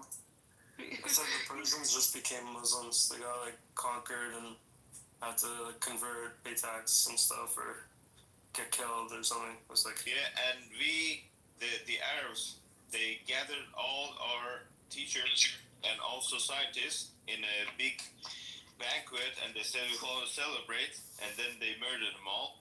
And the reason for that, they wanted to completely destroy the Persian language and history. The people who had the knowledge, they were killed there, but not all. So our families kept our books and our teaching in secret, and they taught our children until to this day. So that's how we preserved our history. The other thing is that the Persian Empire was so huge and vast that the Arabs didn't have enough time to eliminate our culture and our language. I mean, they could easily do it to Egypt and other countries they conquered because they were small. Iran and Persia were so huge, they didn't have enough time. And there were Iranians doing riots, gathering up military, and fought the Arabs. So, but I wouldn't call it celebrate. So the thing is that the Arabs, I mean, our capital was Teaspoon, which is a city that was burned down to the ground. It's at 20 kilometers away from Baghdad. Okay, that was our capital. And you see, Iraq is a new country. There's nothing Persian about Iraq anymore, although it was our capital. It was like the New York of the United States, our capital, and it got destroyed. Yeah, and when we go there, we're going to celebrate. But I wouldn't call it celebrate. I wouldn't do that. We're not there yet. That's the issue. And the thing is that there's also something that the brother says about Jews and Israel. Every time that some big shit happens in the world, they say it was Israel. They say 9/11, it was the plan of the Jews. They all evacuated this building. There was not one single Jew on that day. Then they say, okay, the 7th of October, it was planned by the Israeli government so they can have excuse to attack Gaza. All of these, every time something like that happens, they say it was the Jews. And Charlie Kirk's, I read it on the X and other platforms that the Jews, or I don't know, someone from their side, they offered him $150 million or something like that, which is there's no fact check about that. This is just like rumors. They say the Jews killed him because he had anti-Israeli ideologies, or he didn't talk in their favor. Every time something happens, they want to stick it to the Jews. And I understand it. I mean, these are the Arab buds and these blacks and these Black Lives Matters and the Antifas, they're active. They have over 100,000 personnel, No, call it that what they you want to call it. No. they fool the internet with disinformation. Guys, Misinformation. No. I want to say, first of all, thank you for your perspective. And I want to, we want to give mic to everybody. So, Rick, AK, and Vayfan, do you guys want to contribute? Rick, you have joined for a long time, so I guess you will be the first. Me? Oh shit. What's the topic? It's on top of the room. You can read it. What do you think? What's your perspective? I don't know. I was in here earlier and there was some dude who was just spewing a bunch of BS. I had to leave. There was some, take your pick. You see the He means Dean. The guy's name was Dean. Yeah. I don't know. I did. So what do you think, Rick, about the bullshit? I kicked him out. Wait, who'd you kick out? Dean? Oh, you did? Yes, I did. Oh, I thought he just left. Yeah, he's a complete psychopath. No. Yeah, No, I don't want to be around So, him. Seriously. Rick, you said that you heard some bullshit. What do you think about it? I was just, he seemed like he was doing some tequila. Scottish sleeping voice. I don't, I'm pretty, I support Israel, but like I don't really get involved in any of the, you know, back and forth fighting online. But yeah, I support Israel. I want to welcome Wayfan, one of my friends. Wait, which Rick is this? I don't. Sam, I was asking Amir yesterday. I've never heard Sam before. Is this the Rick that's by me? Yeah. I'm glad you spoke, bro. I thought you didn't exist to be with Sam. It's your birthday. It's your birthday. Happy birthday. Ticket. Yeah, double tap. Yeah, Amir especially hates me. You're not special if Amir hates you, okay? I've never just You're special. You're special, but for not that reason. No, Luca's the only special in the room right now. Nargas, by the way, what was wrong with you singing love songs from Elton John to this terrorist supporter? I was singing from Barth to Amir because they fight with each other 24 hours. I was thinking to myself, well, what's wrong with her? She's singing love songs to this terrorist. 24 hours they fight. So I said, okay. Terrorist. From Barth to Amir. Oh my god, that you sang Elton John like to them? Yes, honey. It's a very emotional. What song? I sang Sorry Seems to Be the Hardest. They fight each other 24 hours. Oh my god. You're just shocked. Shit. Can I go after Rick? Hello, can I go after Rick, please? No, I'm sorry. First AK or Wayfan, then we can have repeated talkers. So AK or Wayfan, which one of you want to talk? Like Wayfan, I think he was very active in the chat.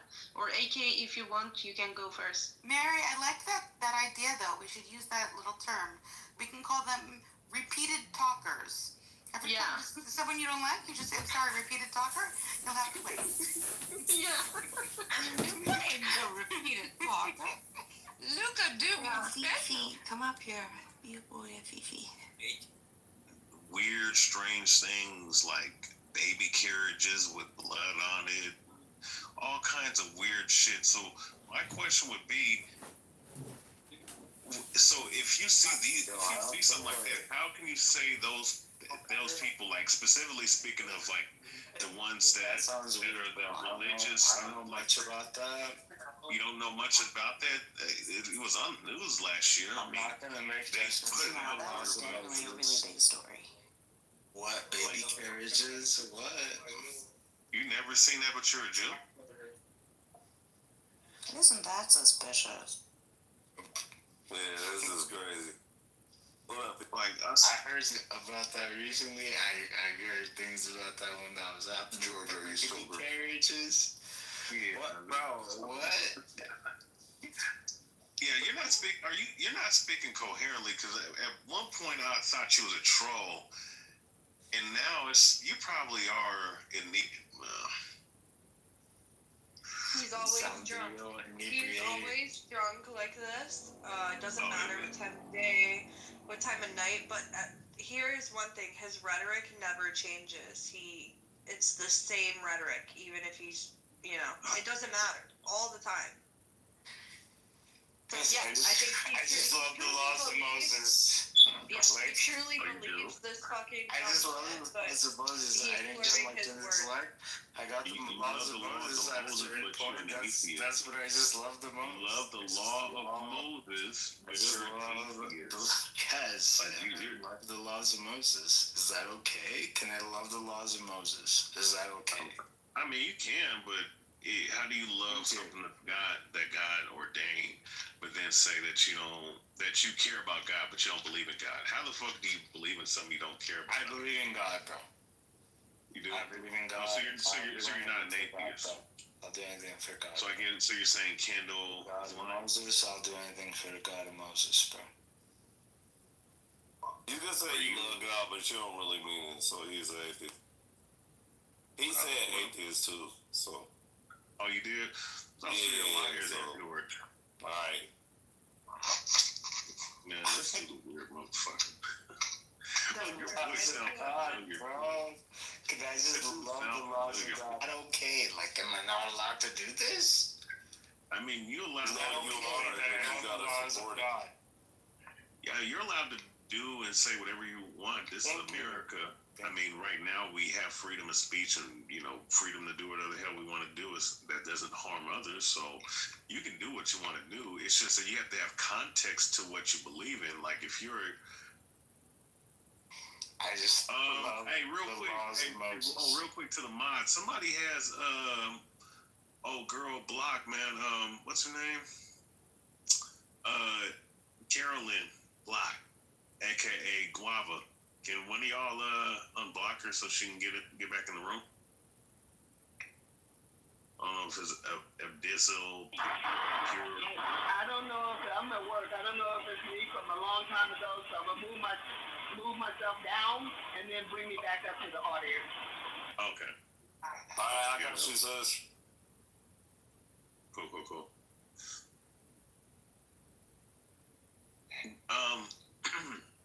Okay, so yeah. Just real quick, Guava, so yeah, you probably can come back up if you're able to come in. But so yeah, I mean everything has to have context. I mean if you claim something, things have to make sense. Just seeing people live with the laws of Moses. George, let me just say this. Let me just establish some regulation, right? Just when it comes to believing something, you don't have to believe in what people believe in, right? But things have to make sense as to why you believe what you believe in. So if you are an atheist, how can you be somebody that loves God? Because I love His law. What the fuck got me blocked? I think it was Pure. It was me from a long time ago. I'm finna undo it. Love His law. Wait, George, you know what you're quoting? You're quoting Aleister Crowley. So you really don't love God. Read back to those. Who am I quoting? The law is love. You just quoted Aleister Crowley. That's what he says. Oh, Aleister Crowley. Okay, you up here next to me. Read your back channels, bro. Isn't that the guy from Satanism? Yeah, this motherfucker wrote the book 777. Oh my God, did I just quote Aleister? Yeah, you literally said Aleister Crowley? Because I said you literally quoted law? Yes. Oh shit. I mean, you can love love God or love Christ, which I don't know if you believe in Christ, but by keeping what they say, by loving the law that they say. But when you make the phrase "law is love," that means that the law is whatever you want to do. It's the Aleister Crowley principle of do what thou will. Like the hashtag line from Nike. The Saturnalian fucking quote known as Nike. Just do it. I mean, that's where those phrases come from. That dude was very instrumental in bringing a lot of the ideology into this country, or really all around the world. So, yeah, I mean, George, I don't know, man. I don't think you believe in God like you say. like Kendall was saying. I think you're. My bad. Yeah. I don't know if you're playing games. I'm just a Saturnalian god then. Yeah, what can I say? Yeah, just like Saturnalian fellow. That's the reason why the Jews wear all black. They wear all. I'm Saturnalian, isn't it? Their god is the Warren God. I'm rather Saturnalian, isn't it? Yeah, you can joke around all you want to, boy. I know exactly what y'all worship. I'm not even talking about all Jews. I'm talking about the elitist Jews. The elites on that side. Or is it Saturn, the eater of children? Yeah, the eater of children. like what they do over there. The things that Drinking baby's blood. Yeah, you think it's funny. Yeah, you think it's funny.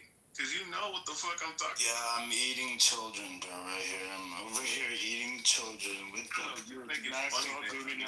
That's what they do. That's the religion of listen, they don't follow the Torah. They put that at the front. They follow the Talmud. The Talmud is okay with lesbianism. I want you to go to lesbian fucking synagogue. And all this other shit. Tomorrow's Shabbos. Tomorrow, I swear to you, bro. I'll Venmo you. I don't know if my EDD is gonna work out, but I'll Venmo you $100. This be the shit. Go to the local synagogue tomorrow, bro, and talk to the rabbi. That's it, bro. They're the good people, bro. They're the good guys. Be Christian, but they're the good.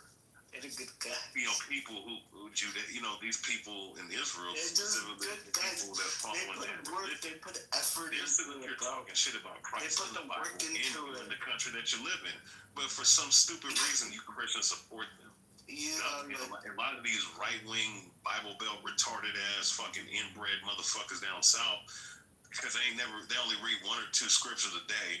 They think they know something about the scriptures, but then when you sit up here, you start questioning what they believe in, and you're questioning what's going on right now, and questioning the people over there. They want to get good all up in arms. Want to cry like bitches. Just leave those poor people alone, and I'll get off Clubhouse. Once again, I don't have issues with Jewish people. I have issues with the elite, and it's questioning this motherfucker right here is showing you. I love you. I love you. This dude's sitting up here talking about do what thou will. And whatever you the do, law is love. What you do, nothing. Quote now, Mr. Crowley. Always love you. Believe in the Bible. We are the same. We are the same blood. We are the same spine. We are the same. You and I. We are the same. You and I, we're the same. No, we're not from the same mother. Yes, we are. No, we're not. Yes, we are. Well, technically, I mean, if you want to be technical, you're right. Technically, yeah. We're two different, entirely different people. We're the same soul. We're all the same soul. We're all the same soul. It doesn't. That Esau and Jacob was separated from. We're all the same soul. Nothing matters. We're all the same soul, and we should act like it. So, your people's Amalek. The people that God hates. I've heard this word before. People that be ruling last in the last days, causing all kinds of shit and chaos. That's what I've heard this word before. Which people is that? That's Amalek. Syllabic term.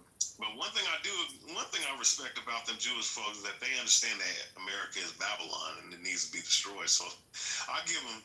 There is that. There is Babylon. They'll give you that shit.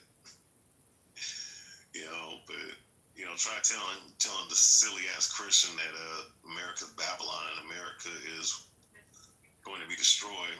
They're gonna have a heart attack. I love America. But see, cats of my retina say that, and people cry. Well, Babylon, this is what that's why the Talmud exists, because they believe that Babylon was the original land, and that the first temple was there, and actually that Jews. Okay, so in the Talmud they believe, because we know about the temple of Babylon, right? The Talmud and Babel and King Babel, was the grandson of who? You're talking about Nimrod, right? Yeah. Nimrod and Nimrod the conqueror and the first king. Where did he come from? He came from Canaan, I think. No, he didn't come from Canaan. He didn't came from Canaan, did he? Regardless, so yeah, straight from Babylon. America's ain't nothing but Babylon. If you see how no, this was my point. Like wait. Let me just finish my point there. Oh, good. Because you got to, because I wanted to jump back in. I was gonna let you get a little excerpt, but no, look, this the thing. So Babylon always had a claim to what the Jewish culture was supposed to be. And basically, they felt some type of way, and they had their own shit. Yeah, look, we can apologize and have fun all we want, or we can be adults. Or we can be adults. Let's keep mythologizing. I love it. The people that's there now are not the people. What the fuck are you even talking about? Sorry. Saying anything. Yeah, George, you might be inebriated. If you know, to have a discussion with you is kind of hard right now, man. But I'm gonna be on mute. Yeah, do that. But yeah, Kendall, I mean, but you're speaking of like the Jews of antiquity and the Israelites of antiquity, right? So yeah, those people, which you know, I would say that they're niggas. They're pretty much niggas like you and me and whatnot. But outside of that, the point is that you know, like if you're dealing with the Talmud, like you had people of the rabbinical priesthood that ended up writing the Talmud and putting a lot of heresies because they went off the teachings of Babylon. And a lot of the Babylonian customs, like the Babylonian mystery school system, you know, that the elites follow, whether it be from Israel or whether it be, you know, the people that run this country or every other country in the world, you know, going to the Vatican, you know, the Roman Catholic Church, you know, they mix that in with some of the Torah teachings, which in essence is a perversion of it. So, you know, as far as like Babylonianism, like we're not supposed to be practicing that shit, because what comes from Babylonianism, Kabbalah, right? Something that these Jews practice. They practice probably the highest form of witchcraft, which goes into numerology manipulation with gematria, okay, or gematria. I guess that's how you say it. Also, too, blood sacrifices and shit. You know, that's what they do, man.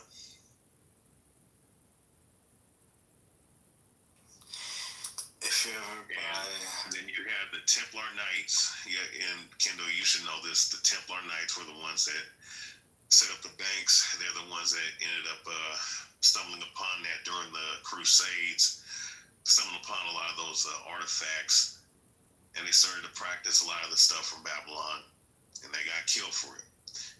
And the Jesuits took that shit over, and they continue those practices. And this is where you have your modern day Vatican and, you know, Pope and shit.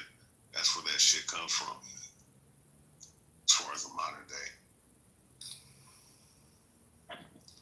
If you ever buy kosher chicken heart, it's so salty because they try and get all the blood out. Huh? Yeah, but so Kendall, I mean, so are you pretty much saying that like Babylon had a claim to Israel, or Israel having claim to Babylon? Is that what you're trying to make mention of, Kendall?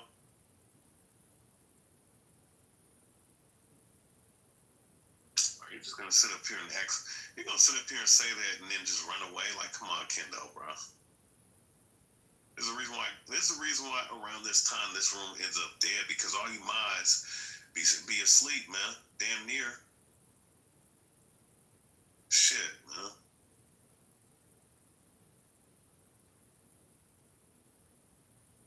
Do you believe Charlie Kirk is a grifter? You damn right he was a grifter. He was a grifter just like all these other personality motherfuckers, man. All these dudes are a bunch of clowns, man.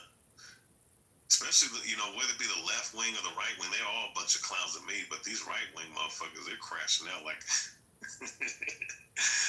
they're bugging the fuck out there.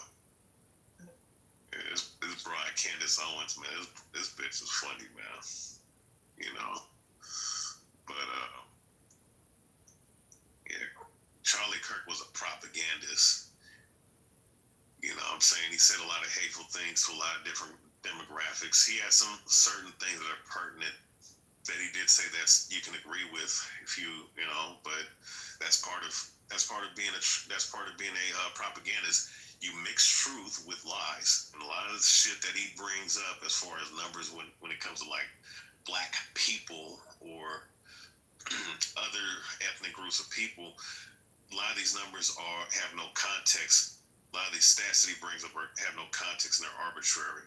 So, you know, it's really just to fit the conservative narrative and shit, man. And it's not to say that the left wing, because the left wing are are a bunch of savages too. But you know, when you start seeing a lot of these rhetoric that these motherfuckers be speaking, you then realize that, man, a lot of these dudes are just doing this to get a paycheck. You know, and that's all that motherfucker was about: getting a fucking paycheck, getting paid, whether he believed in that bullshit that he was teaching or not.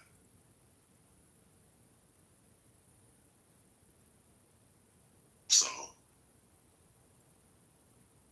now as far as Israel killing him and all this other shit, I mean, I'm gonna just tell you straight up, that shit was just as real as fucking Trump getting his ears shot and then having the Secret Service jump him and him sitting up here throwing up his fist in the ear.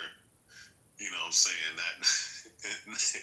Not worried about getting possibly shot in the head while doing that. It's damn Hollywood stage, man.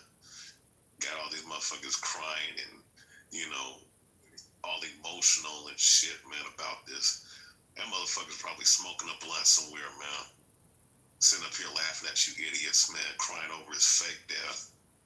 That's the job of the elites, man. You know? Oh, was it Israel? Was it the left wing? Was it a right wing? Like, you motherfuckers are retarded, man. You know? While that shit's going on, guess what they're doing? 51 and 49. Was it the Senate? It was either the House or the Senate. They voted against fucking Epstein. You know what I'm saying? The Epstein file being released. Even that's a distraction because, yeah, all the motherfuckers probably on that island doing God knows what to them kids. You know what I mean? They'll release it when they feel like releasing it. Then here it is. They're using, like, you know, puppets like Jimmy Kimmel, taking, you know, sitting up here canceling him to show you that, listen, if you talk about anything about this Charlie Kirk thing, we're gonna cancel your ass, man. You know, like motherfuckers can't wake up and smell the coffee, man, and don't see what time it is, man. They're trying to take your civil rights. Trying to take, you know, what you're supposed to have as a human being away from you because they want to control you. They got billions of dollars, millions of yachts, hundreds of cars, but they can't have enough. They want to have your fucking soul. They want to own you, man. You're already enough. It is bad enough you're a debt slave, paying taxes that you shouldn't be paying and shit. Barely fucking struggling. You can have multiple businesses all you want to. If they want to cut your fucking your line of avenue of revenue, they'll do it in a heartbeat. So I don't know. I just don't get emotional with this shit. I just laugh at these motherfuckers that do. The problem is that you have a lot of people that are out here that are emotionally inclined with people they have no clue who their allegiance is a part of, man. So anybody's listening, you could smoke that in your fucking pipe, man. You know what I mean? But hey, honestly though, any one of you fucking mods fucking awake, man? I'm telling you, this is the reason why your rooms be dead, because you guys fall asleep on the phone. It's like I am, but I'm at work. You gotta wait for me to get to my lunch break. Oh, okay. I'm awake, I ain't gonna do motherfucker. shit but agree with you anyway, though. So. Okay, no, I just had to wake something up, man. You know, I don't want to sit up here and go on a diatribe. I actually want one of these cocksuckers up in the bottom. You know what I'm saying? And don't take it personal. Point them out. Who? I don't know. I'm gonna invite him, Moshi. I'm gonna invite. I mean, if you want to argue, I'll bring L up. L will pack you up. Don't take it fucking personal. I just feel like. Hey, you ain't never been cooked by a white woman. Yeah. So you met L. I cooked a white woman. Bro, all right, bro. Anyway, L, how you doing? Hey. My bad, I'm in the back here. You know what I mean? Shit. Your black ass up. Anyway, what up? Howdy. How are ya? We good. You ain't gotta do all that Soul Street shit over here. Take your hair down, like. Yeah, I know what's going on. George like done, bro? Man, I've been So done. we I've can been get- talking shit, nigga. Like I was doing that because nobody was talking. All right, I What the passed you. fuck? I gave you the alley oop, and you kept the ball ever since. Like, shut your black ass up, man. Shut the fuck up. Egghead ass. Old leg back here. But we send one up to L. How you doing tonight, L? What's good, everyone? I just woke up and heard you guys talking, so I thought I'd come.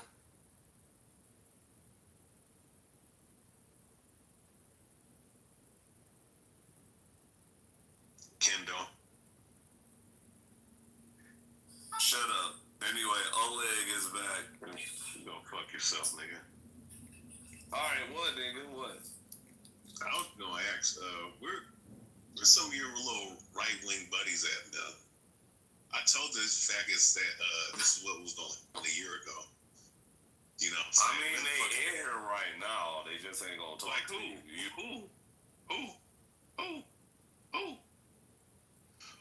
Oh, you talking about Beth? Well, Beth's cool. I ain't got no smoke for Beth, but who else in here is a fucking right wing? Italian right. Who leaned from? Oh, Mike Allen. Oh yeah. And then he lit.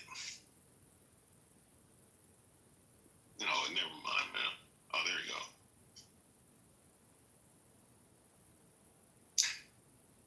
Hey, Mike, what do you think about Candace Owens? She's the best. Me? Well, should anybody? I don't have a problem with it. I mean, I got a problem with grifters. She's a grifter.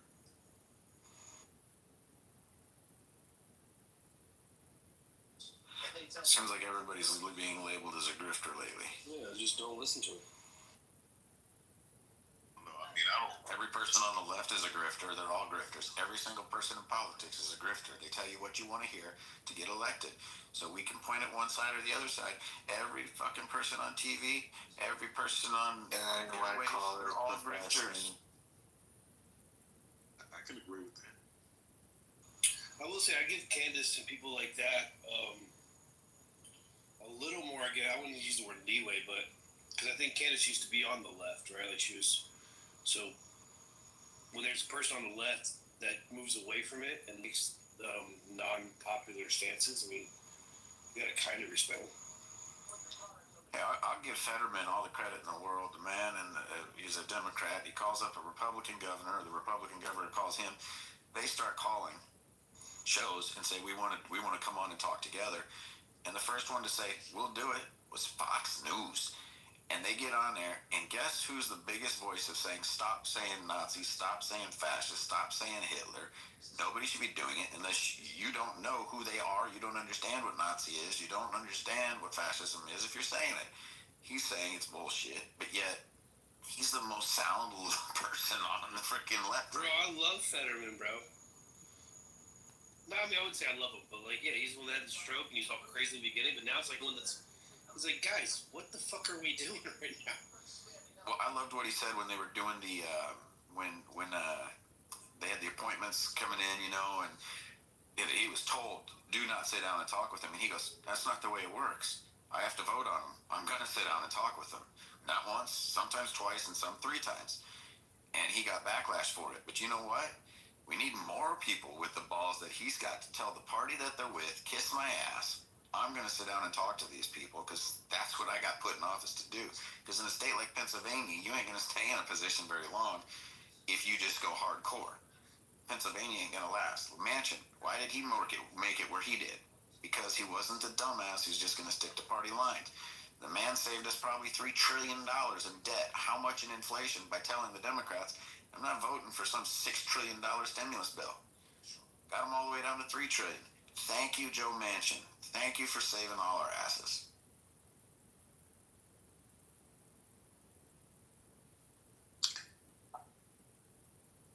Don't you think it's a confederation of both sides, considering their origins, go back to both of them being a part of the same regime, trying to cause the mass hyperinflation that's really been caused since the 1800s, but especially the last, think since the 80s. You know, that shit's been going, especially, really going to the late 70s. I forget which president it was that ended up pretty much cutting away the gold and silver standard completely. Nixon, okay, it was Nixon. So, and don't you think it, regardless of which side, when you read between the lines, because they'll tell you certain things that you want to hear on both sides, but then, you know, when the dust settles and you start to really pull back the curtain and look into the policies that they're bringing in, it's all the same thing. It's just attacked in a certain way. Yeah, so I've said this for years. It's a good old Boys and Girls Club, and I just had it validated probably a year or two ago. Trey Gowdy, been a strong proponent of you serve two terms. That's all anybody should be serving. A senator should serve max 2 terms. He's spoken to why that is. He served a third because Scott came in and said, please, no. And he didn't want to. It was him begging him. He goes, I need somebody there I can trust. And he's done after that. He goes, I'll serve a third. That's it. He left. And they asked him why he left. Because he believes in term limits, number 1. He said, the next, you have to have 2 things. You got to be good at it and you got to like it. I've never seen anybody better in politics. But what he meant is you have to be good at politics. He said, he didn't say that. He was inferring it. And he goes, listen, I could no longer represent the state of South Carolina because I am not going to go behind those doors and give somebody something that I completely disagree with just so I can get my state something. I'm sorry, I can't do that. I'm not good for it. And he left. The guy was probably one of the best we had. And he's telling us without telling us what's going on. They shut those doors. They fight publicly. Let's be real right now. When you see all these guys yelling and screaming in Congress, you're telling people that's how they should act. Leadership. If the principal were screaming and yelling in the hallways, the kids are going to act up, right? If the boss is an asshole, the workers are going to be assholes. It's just the way it's going to work. Now, we have elected leaders acting like 2-year-olds. You ask a guy to come sit in and answer some questions, and you yell and scream at him like he's the biggest criminal in the world. No respect. Why do you think our civilian people don't have respect? But they do this because they get social media likes. They shut the door. They go behind the scenes and give each other all this money. It's freaking this money going everywhere. They get what they want, and they go on with their day, and America's left holding the bill. How much do you think Trey Gowdy actually compromised himself after the Benghazi joint and then the investigation with the Russiagate? I mean, he didn't really push the action, right, with the Russian collusion joint and the investigations with the livers, the FBI agents and everything. What do you mean? As far as I'm not sure exactly what you're. Because he had like subpoena power, but he didn't really push the issue. He kind of had like the spectacle, but he didn't really push the line. That was like a really big thing about Trey Gowdy. There was a lot of legal reasons. He's talked about that. If you listen to a bunch of his podcasts and some of the other interviews he's done, he's talked about there's certain still things that you have to go through and you have to be able to prove. And he's always said this. The man has never lost a case, and there's a reason. And he's talked about this too. You don't ask a question you do not have the answer to. You do not bring somebody in if you don't know what they're going to say, right? Well, I think that right there is the actual difference between like a Adam Schiff and a Trey Gowdy. Adam Schiff is able to like create an alternate reality of what it is and be super convincing about it, especially with how he ran the impeachment proceedings, right? He's a crafty politician. I thought Trey Gowdy was always hindered by his moral compass. Yeah, because he's very moral. Like, I'll say this, like, Trey Gowdy, and I know this because I've heard Democrats talk about how much they appreciate Trey. Trey Gowdy said, I could call anybody up in D.C. I'm not saying Republicans. He says, any Democrat, and I can talk with them, not about politics, but about their family, their daughter, their kids, where they're going to school, their mothers, everybody. He says, except for one person I will never waste a breath on, Adam Schiff. It's the only negative thing I've ever heard that man say about somebody was he wouldn't waste a breath on Adam Schiff. Yeah, but it was like Adam Schiff knows how to dance in the gray, like well. And then you hear the right with the conservative pundits that's trying to move on. Oh, look at this investigation. Oh, he leaked this, he leaked that, he leaked this. Like they talked about it all the time about this Adam Schiff guy. Oh, and then they would play the clips about him being on like certain showcases saying that, or implying that he had some sort of smoking gun with the Russia collusion stuff, right? But he's able to dance in the rain without getting wet. And it's crazy like how the right talks about him, but nothing has actually happened to him. I'm like, damn, I just seen his back and forth with Cash Patel. Like, he's like in his face, and I'm like, damn, you guys gotta get this guy pretty soon. Yeah, but no one takes him seriously, right? No one takes a guy seriously. Oh, no, they take him seriously. No, the people have. Yeah, people have listened and believe. There's Democrats that still believe Russiagate was really, it was real. Bro, they listened to him so much that he became a senator. Yeah, but I mean, Maxine Waters is senator. What does that mean? I'm saying, like, Adam Schiff, I think you're right. I think you're, because, dude, over there, Schiff's in California, isn't he? Yeah, he lost. He was going to lose his congressional seat. And they're investigating him. But look, so I get what you're saying. He does operate the gray pretty well, and he is a crafty politician. But at the end of the day, now that all that, in the moment, yeah, he's operating the gray, and he's doing his thing in the moment. But now, years and years after that, we know he was full of shit, or full of Schiff. But Wait, to go back we know that? Yeah, he kept saying he had. Yeah, he had, like you said, he's a smoking gun. He's like, I've seen the evidence. It's indisputable, and he never produced any of it. So like now we know he's all just full of shit. He's just full of shit. There was something Trey Gowdy was explaining about the way it works on these committees and the Intel committee and stuff, and they, even though they know for a fact that Adam Schiff lied, they heard him go on programs. Nunez and Gowdy were talking on a podcast one time about this, or an interview or something, I can't remember, but they were literally both on the Intelligence Committee. And they called each other afterwards and said, did you hear what he said? Because we both sat in there and I didn't hear it. Like, that never came out. But he was saying that, whatever Schiff went out and said, that he was guaranteed, now we've got him. That didn't come out that day. It was just the opposite. But he was peddling it. Well, he's protected by all of the bullshit of being in these committees and the Intel committee side. And this is where I think politics needs a severe change. Somebody needs to come to the public and say, look we can literally have somebody lying their ass off as a politician to you about what was said somewhere, and there's no repercussions. There needs to start being repercussions. We, the people, need to start demanding that, because these politicians aren't held to a higher standard. Show me the politicians that get sexual assault charges and pay a dime out of their pocket, but the taxpayers pay the tab. How many of them go to jail? They don't. They settle it before they leave office, because if they stay in office, we, the taxpayers, pay the settlement. That's not being held to a higher standard. That's being held to a lower standard. As you or I would have it, we would lose everything we got or be in jail. These guys lie, cheat, and steal, and there's no accountability. And until we as people can start holding politicians, I'm sorry, but if you say something treasonous, they asked Hakeem Jeffries, they played the audio of a Democrat lawmaker saying that somebody needs to get shot and there needs to be bloodshed. It was on a CNN, or it wasn't CNN, it was like maybe CNBC or MSNBC, and the host said, what are your thoughts about hearing this? He glossed right over it and started to say what he wanted to say. You have one of your people. This is the way I would have handled it. If I were in office, I would have said, listen, if I were the leader, minority leader, or I don't care if I wasn't, I would have been, I'm going to get a hold of a minority leader, and we're going to get together, because there never should be somebody that would say that. And you get elected doesn't mean you get a hall pass to say whatever the hell you want. We got to have accountability. People got to stop lying. They got to stop acting like 2-year-olds. Yeah, that are mad because they got both ways, though, right? It's like the protection is protect both sides. So when you're looking at, like, Trump is a realist, and that's why I kind of like him, because Trump knows how they get dirty. And his criticism about the right is that the right is too self-righteous.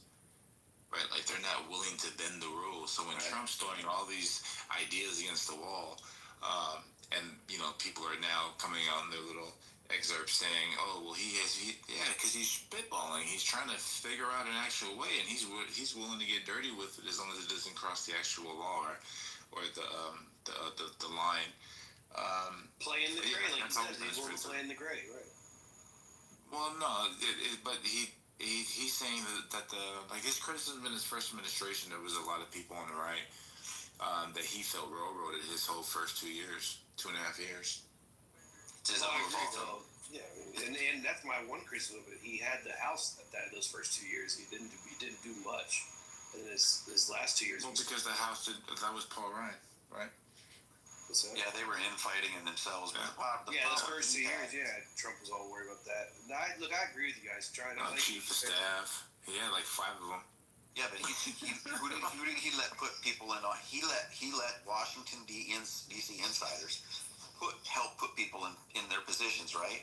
He didn't get to pick his own. He was like trusting them. Wrong. You need to get people outside of D.C. that aren't in the Well, that's what he did this time, right? And right, exactly. Yeah, and in the first term, he kind of played the game, and it was appointing people that he thought were good, but in the term, it kind of goes back to what Ray was saying. This is all the birds, the wings of the same bird and shit.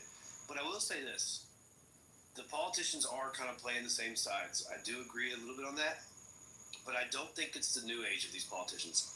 Like, I think that the Chuck Schumers, the Jerry Nadlers, the Nancy Pelosi's, the Adam Schiffs, like those guys, Mitch McConnell, are the exact same as the Mitch McConnells, the Mitt Romneys, the fucking Lindsey Grahams, right? All these lifelong politician guys, whether they're Republican or Democrat, they're the ones playing the same shit. But there's only like 8 of them. Like, if you really think about it, there's like 8 of them left. There's not a lot of them. Mitt Romney's already is gone. McConnell's going to be gone. Lindsey Graham should already be gone, but he's probably going to hang around for a little bit longer. How much more time Schumer got? I mean, the new age politicians like the Jim Jordans and the Hawleys and even a couple on the Democratic side, like I don't think they're going to be like that. I think they're not going to be doing that kind of shit. Yeah, power consumes everybody. It's just going to be like football. Same exact game, just different players. Could be right there. Right. There's too much influence. There's too much power. Well, that's what I think what Corey was saying about Trey Gowdy. Trey Gowdy got out of it because he knew inevitably it was going to lead to that. I mean, but that's the crazy part, right? It's like that's the constraints of a litigator that joins the arena of politicians, right? And utilizing the same thing, right? Never ask a question that you don't already know the answer for. That is the dumbest thing ever, right? It's like in court, absolutely, right? Because you can get caught by surprise. But it's a good railroading tactic. Like, hey, if I don't know the answer, this guy probably doesn't know it either. So he'll stall out. I can just pivot, deflect, and then change the subject. Okay, cool. Just like what I think you said Jeffries did when asked the question about the response for a Democrat talking about shooting somebody or something.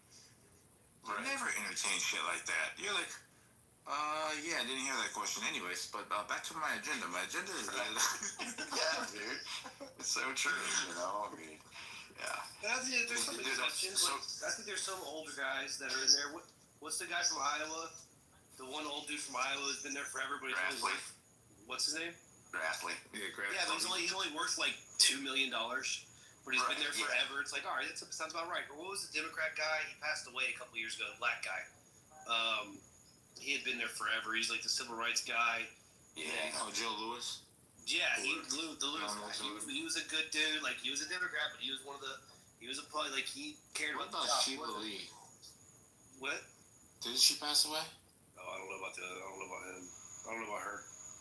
Well, didn't you guys find it? Oh, the one who was in a wheelchair, they were like signing the papers for her? Yes, I believe. Wait, is that him? That's way.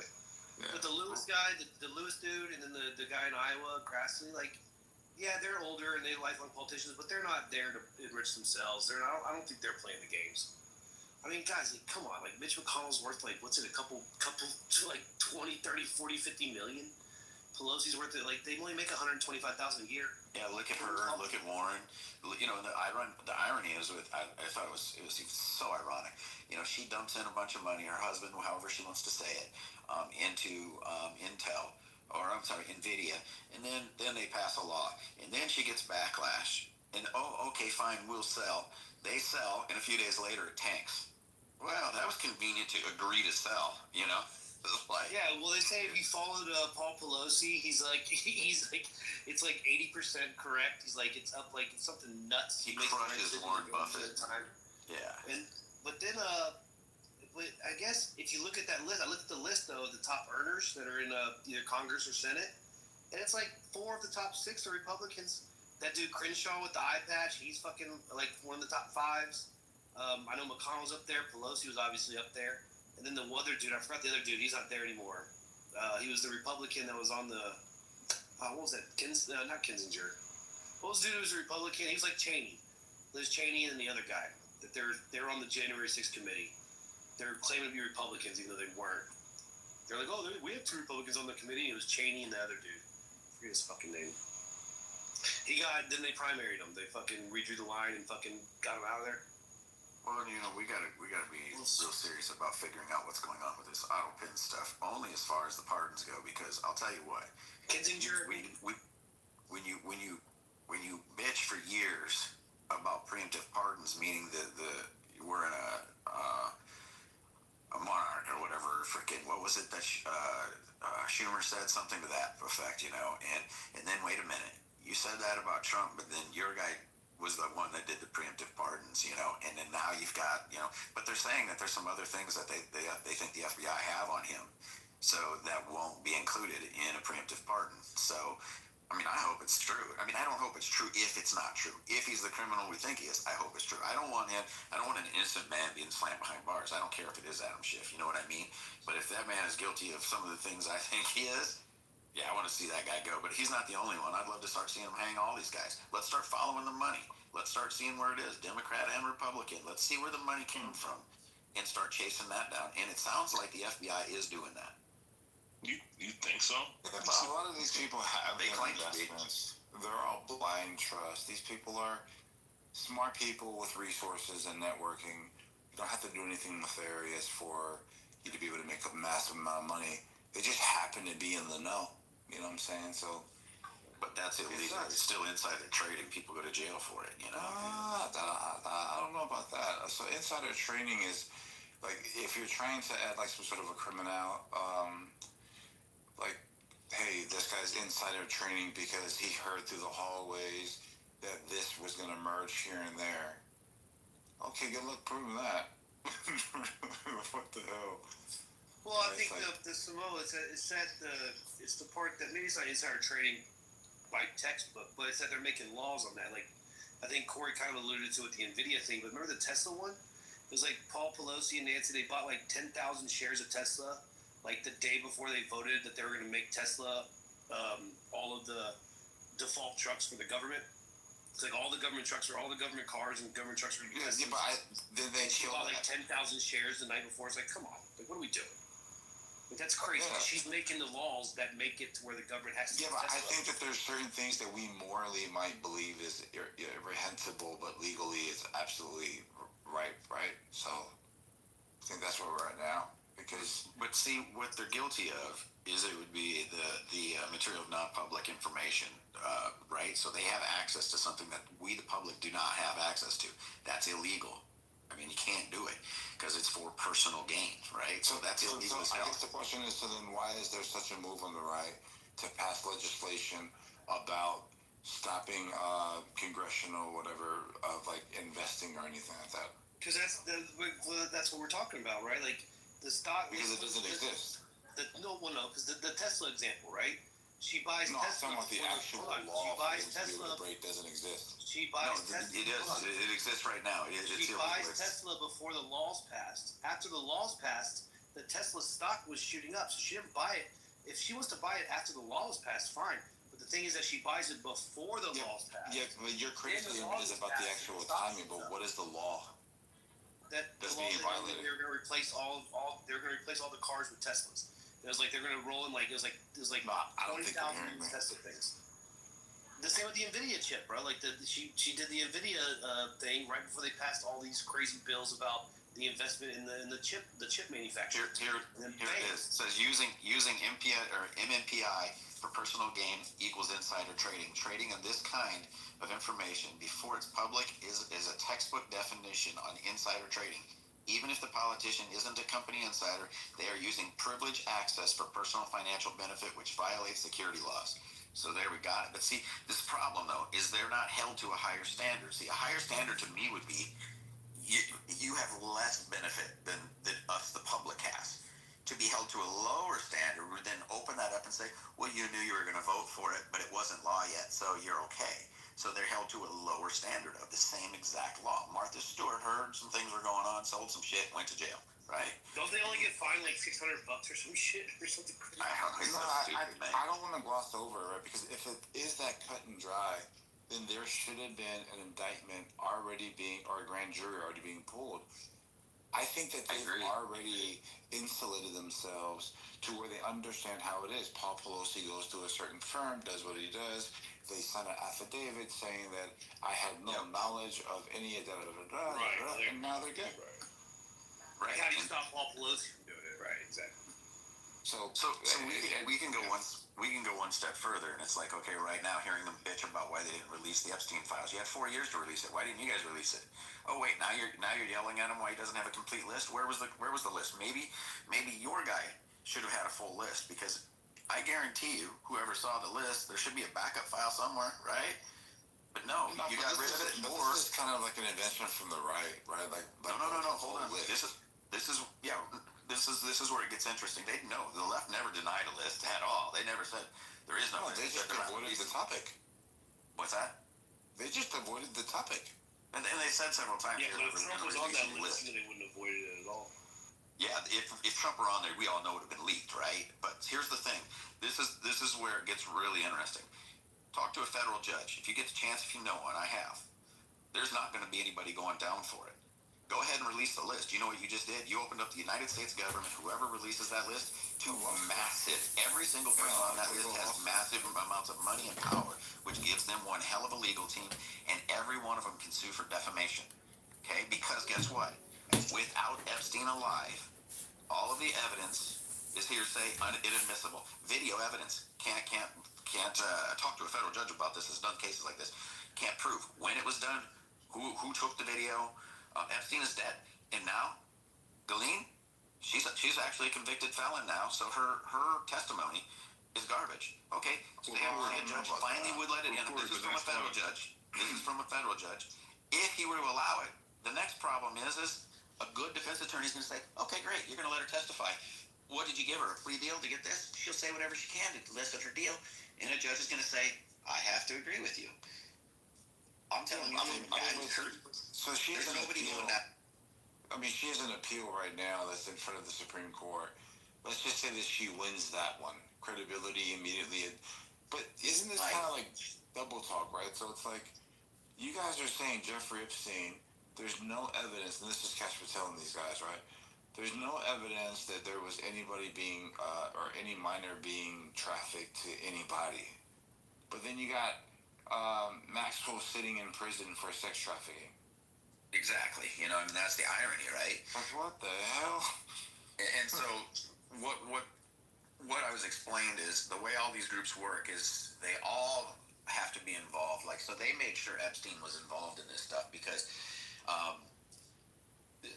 if you're going to join a crime family, you have to commit a crime to do it because now you're complicit in it, right? And that's how they get you. You're fucked if you turn on us, you're dead. You're done. You're going down, right? And it's the same thing with this. So essentially what he's saying is they knew by eliminating the one true person and eliminating him quickly before he could give them names and work a deal, the cases are done. He said nobody's going down, and the only way it'll happen is if some other people, some multiple people, can't be necessarily victims either. Can't be just victims. And that's the part that baffles me. He was going into the details of why that is, because that pissed me off. I ain't gonna lie. When I was talking to him, I was like, that's bullshit, dude. If you have two victims that are like, that dude did this to me, doesn't matter.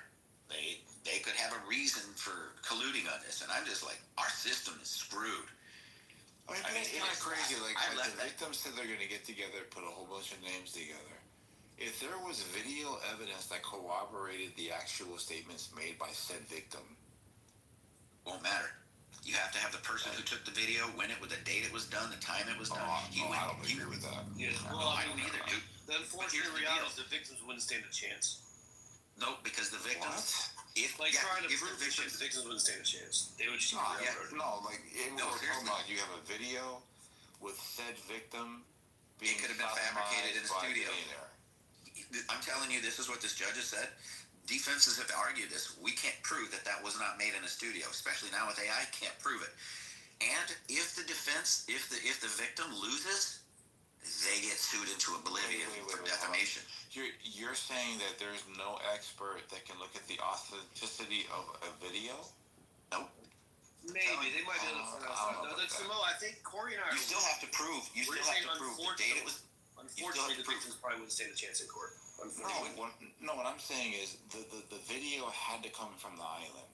So all of this has already been secured when they raided the island and confiscated by federal authorities, which has been within the chain of custody of the FBI. They would run that tape just like they ran the laptop for Hunter Biden for its authenticity. This video was in this camera. Wait, are we operating on hypothetical? Are you saying we know this? Obviously. What the hell? Oh, well, yeah, I mean, okay. Who took, but here's the questions I get asked. Who took the video? Yeah, the video was wired up. Like, no. How the victim get the video? I'm just telling you, this is one of the security server.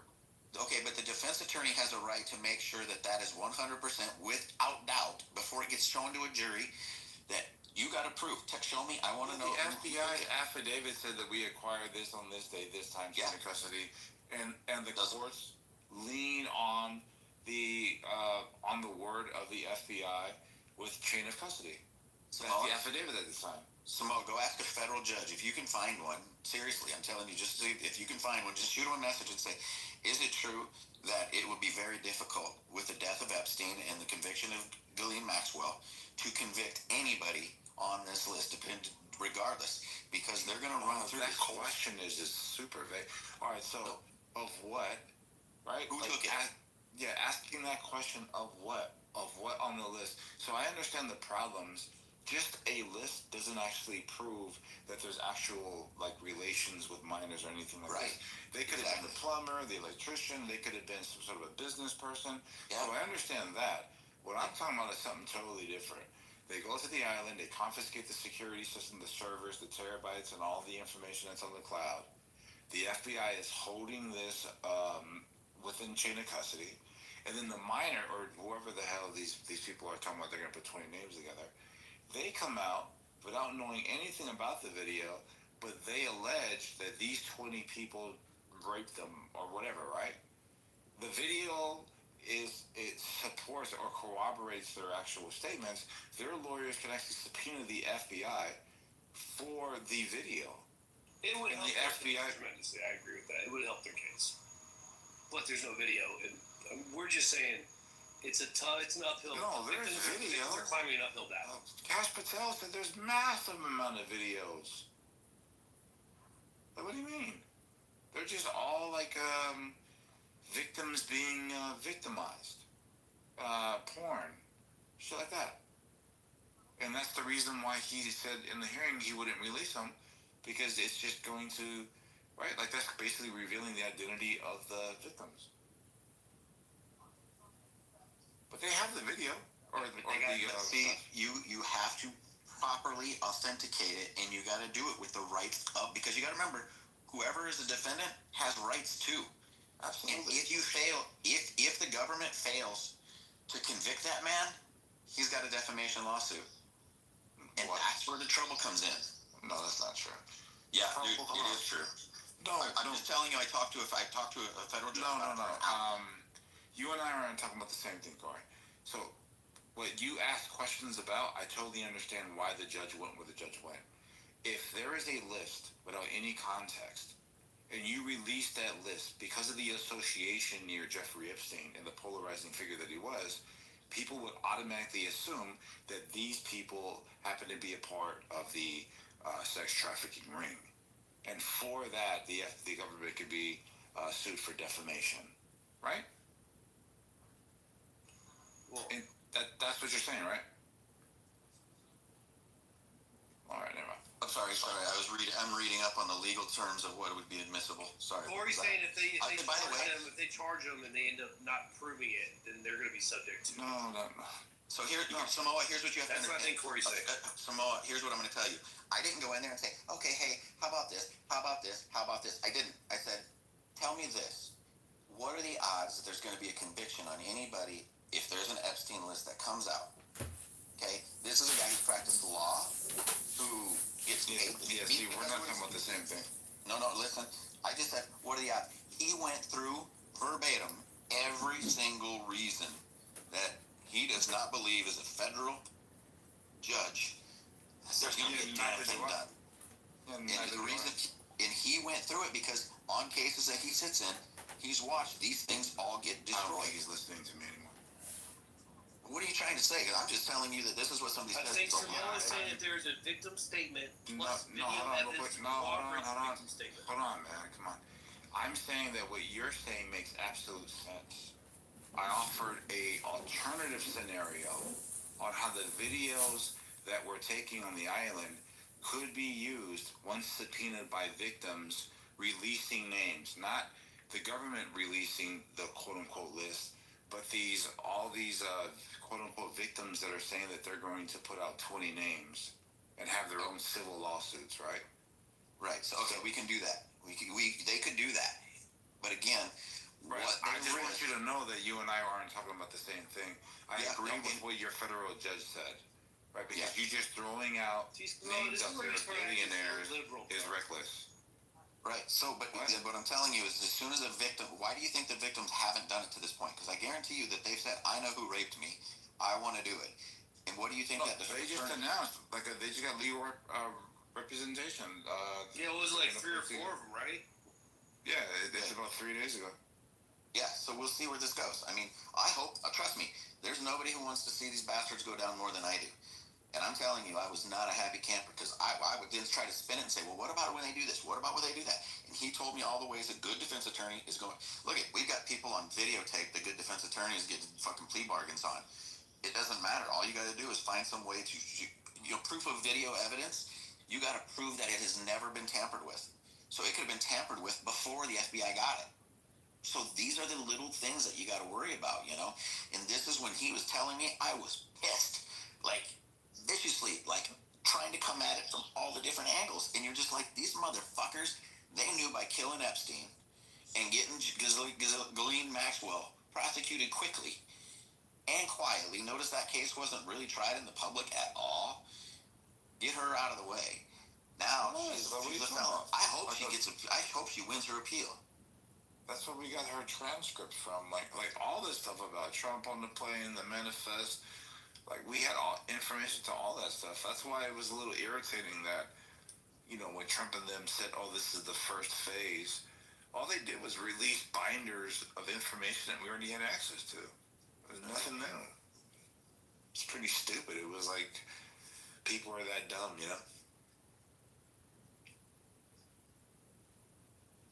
He's a showman. Trump is a showman. He said, give him whatever it is. Feed the narrative, right? Yeah, he's also a criminal. A guy with 34 felonies. A guy who... Oh, that's crap. A largest wealth transfer in human history. He's also a Jesuit. He's also... You mean the 34 felonies because there were 34 checks and you got Democrats on CNN, MSNBC even saying... What crime did he commit, Ray? Let's see... he committed a lot. What was the crime? Tax evasion, fucking... No, the 34 felonies you're talking about. What was the crime? Oh, those are some of the things I was reading. Shit. I mean, I haven't read it in a whole year. But he's never been convicted of tax evasion. Whole year? He got 12 of them just for 12 payments. That was 12 of the felonies because they took one payment, broke up into 12 payments. He also had a sexual assault case that... The sexual assault case is as much bullshit as I've ever seen because, Ray, let me ask you this. If somebody doesn't remember the year that they were raped, have you ever been into a Burger She didn't even remember the store. She didn't remember where, but she couldn't tell you anything about the year. Because it was traumatic. You can't... It is not. People, I talked to a rape victim, one of the girls I was dating. Not all rape victims are the same, Corey. Have you ever met women that are exactly the same, Corey? How they respond? Nah, dude, you give me a break. I don't remember. It was 80, maybe 82, 80. You know where you were living. You know the trauma of the... I can tell you when my good friends have died, Good friend of mine blew his freaking head off. It was traumatic, dude. Left, boom, found him. That's traumatic. Guess what? I can tell you what year it happened. Just because you can do it doesn't mean they can do it. So you're like believe all women person? I don't believe but believing all women respond to trauma. Hold on, but believing all women respond to trauma the same way is kind of as asinine as believing that Donald Trump colluded with the Russians. No, that's not what we're saying. We're saying if you're going to bring a charge as serious as what she was claiming, you would think you'd be able to at least remember some details of it. Yeah, she did. Like, he put her into the dressing room and he fondled her. She didn't even know what store it was. And here's the thing. Details. This is totally consistent with rape victims. I get that. And if you walk into a Bergdorf Goodman, you aren't walking around that store, walking back to a dressing room, especially pulling somebody else back and them not knowing. Here's what's going to happen. They're like hyenas. If your name is Donald Trump, you can't go anywhere in New York, especially back then. You can't go anywhere in New York without all eyes on you. When they walk into those stores, that's kind of crazy because I think a king. Well, Andy wasn't even alone. This was a civil case. I think a person like Donald Trump, if he asked for the floor, they would give it to him. But this wasn't a criminal conviction. This was a civil thing. He was found alive. Right. Well, I know, but saying that he's a convicted sex offender is not true. That's not what he said. But I thought that's what Ray said. No, that's not what he said. I thought he said sexual assault. I said, what crime did he commit? He said, what did he say, sexual assault? And then he said tax evasion. No, he was going down a list of things that he was guilty of, and he ended with sexual assault. He was never found guilty of sexual assault. He was found liable of it. It is. Wait, did you not see what happened in the appellate court about a week ago? It wasn't a criminal court. Obviously, that's why we're using the word liable. What? Right. So he wasn't convicted of any crime. Oh, this is so stupid. All right, bro. Being found liable in a civil case is not the same as being convicted of something in a criminal case. So it's the reason why we're using the word liable. So there isn't tax evasion. What it is on here is 34 separate accounts for falsifying business records in the first degree. That's what the charges are, which they changed the rules to be able to do, by the way. And it's under appeal, and a lot of people believe that he's going to win, even Democrats. Yeah, they upgraded a misdemeanor to a felony to get Trump in a state where they downgrade felonies to misdemeanors to not prosecute people. Well, because of the tax evasion, allegedly, what was that? The election interference with the money, the bribes. Right. It was a part of the jury. The instruction to the jury. The gross misdemeanor with the second felony part of it boosted the gross misdemeanor to the felony. What? Yeah, so the crime that he was allegedly guilty of, it was a misdemeanor. And the statute of limitations expired on it. But because it was in the commission of another crime, it being like the election or tax evasion, they elevated it to a felony. Well, that makes sense. Yeah. I mean, but it was bullshit though, right? It was like, you tell the judge, or the judge tells the jury, this first part, you have to be unanimous. But on the said crime that you had to be in commission of doing, you don't have to be unanimous. I was like, what the fuck? Yeah, that shit made no sense. I remember seeing that too. I was like, wait, what? I was like, hold on. I had to read that like 4 times. I was like, what the wait, hold on. Because it's a state charge, right? So because it's a state charge, you only have to be unanimous on the state charge. But if you believe that the other charge, which was a federal violation of election or whatever it was, right?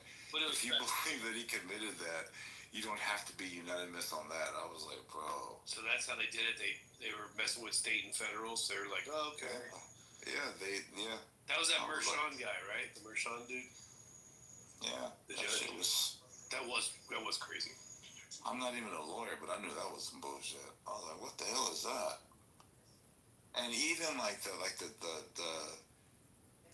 pundits that were asked about it, they're like even Judge Judy. Like, if you guys go look at Judge, now you know Judge Judy is not a Donald Trump fan, but look at what she says when she's interviewed about it. She was like, they had to stretch it so much. He was like, that's crap. Like, what they did in New York was crap. Wait, what happened, guys? Too long didn't read what happened. Well, I'm talking about Judge Judy. When Judge Judy was asked about the 34 felonies. 34, yeah, so Trump had 34 felonies of what? Financial things? Sexual It was like, things? it was like falsifying business records. Financial business records. Well, I thought it had something to do with the payoff to that chick. He used campaign funds or some shit. And, like, they got him because he was using, or what was the dude's name? Cohen or some shit? Yeah, Cohen. He asked Cohen to do something with the books, to do the payment, and I guess that's how it tampered with or some shit. There's something weird how they tried to go get him. Yeah, and the problem that they're going to have, well, the problem they do have, is that he was found guilty previously and unworthy, or his testimony was considered untruth or not trustworthy, and that was in his case. So you're going to say in his case it was untrustworthy, but you trusted him in the case against Donald Trump. And that's where there is, me as a defense attorney, I'm going to bring that up when I'm battling an appeal. I'm going to be like, wait. We leaned heavily on the guy who wrote the checks, who did this all. But in his case, you guys did the courts. Oh, yeah, but you can't relitigate it, though. But you can use it for grounds of appeal. Absolutely not.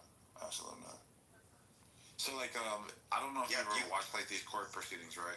So, like, there's certain things, like, where they object, so they can reserve it for the record so that it's an appealable, like, ground, right? Like, for example, if you look at the Derek Chauvin trial, like, his lawyer kept on preserving it for appeal. But you have to put it on record for you to be able to have an actual appeal for, like, grounds, right?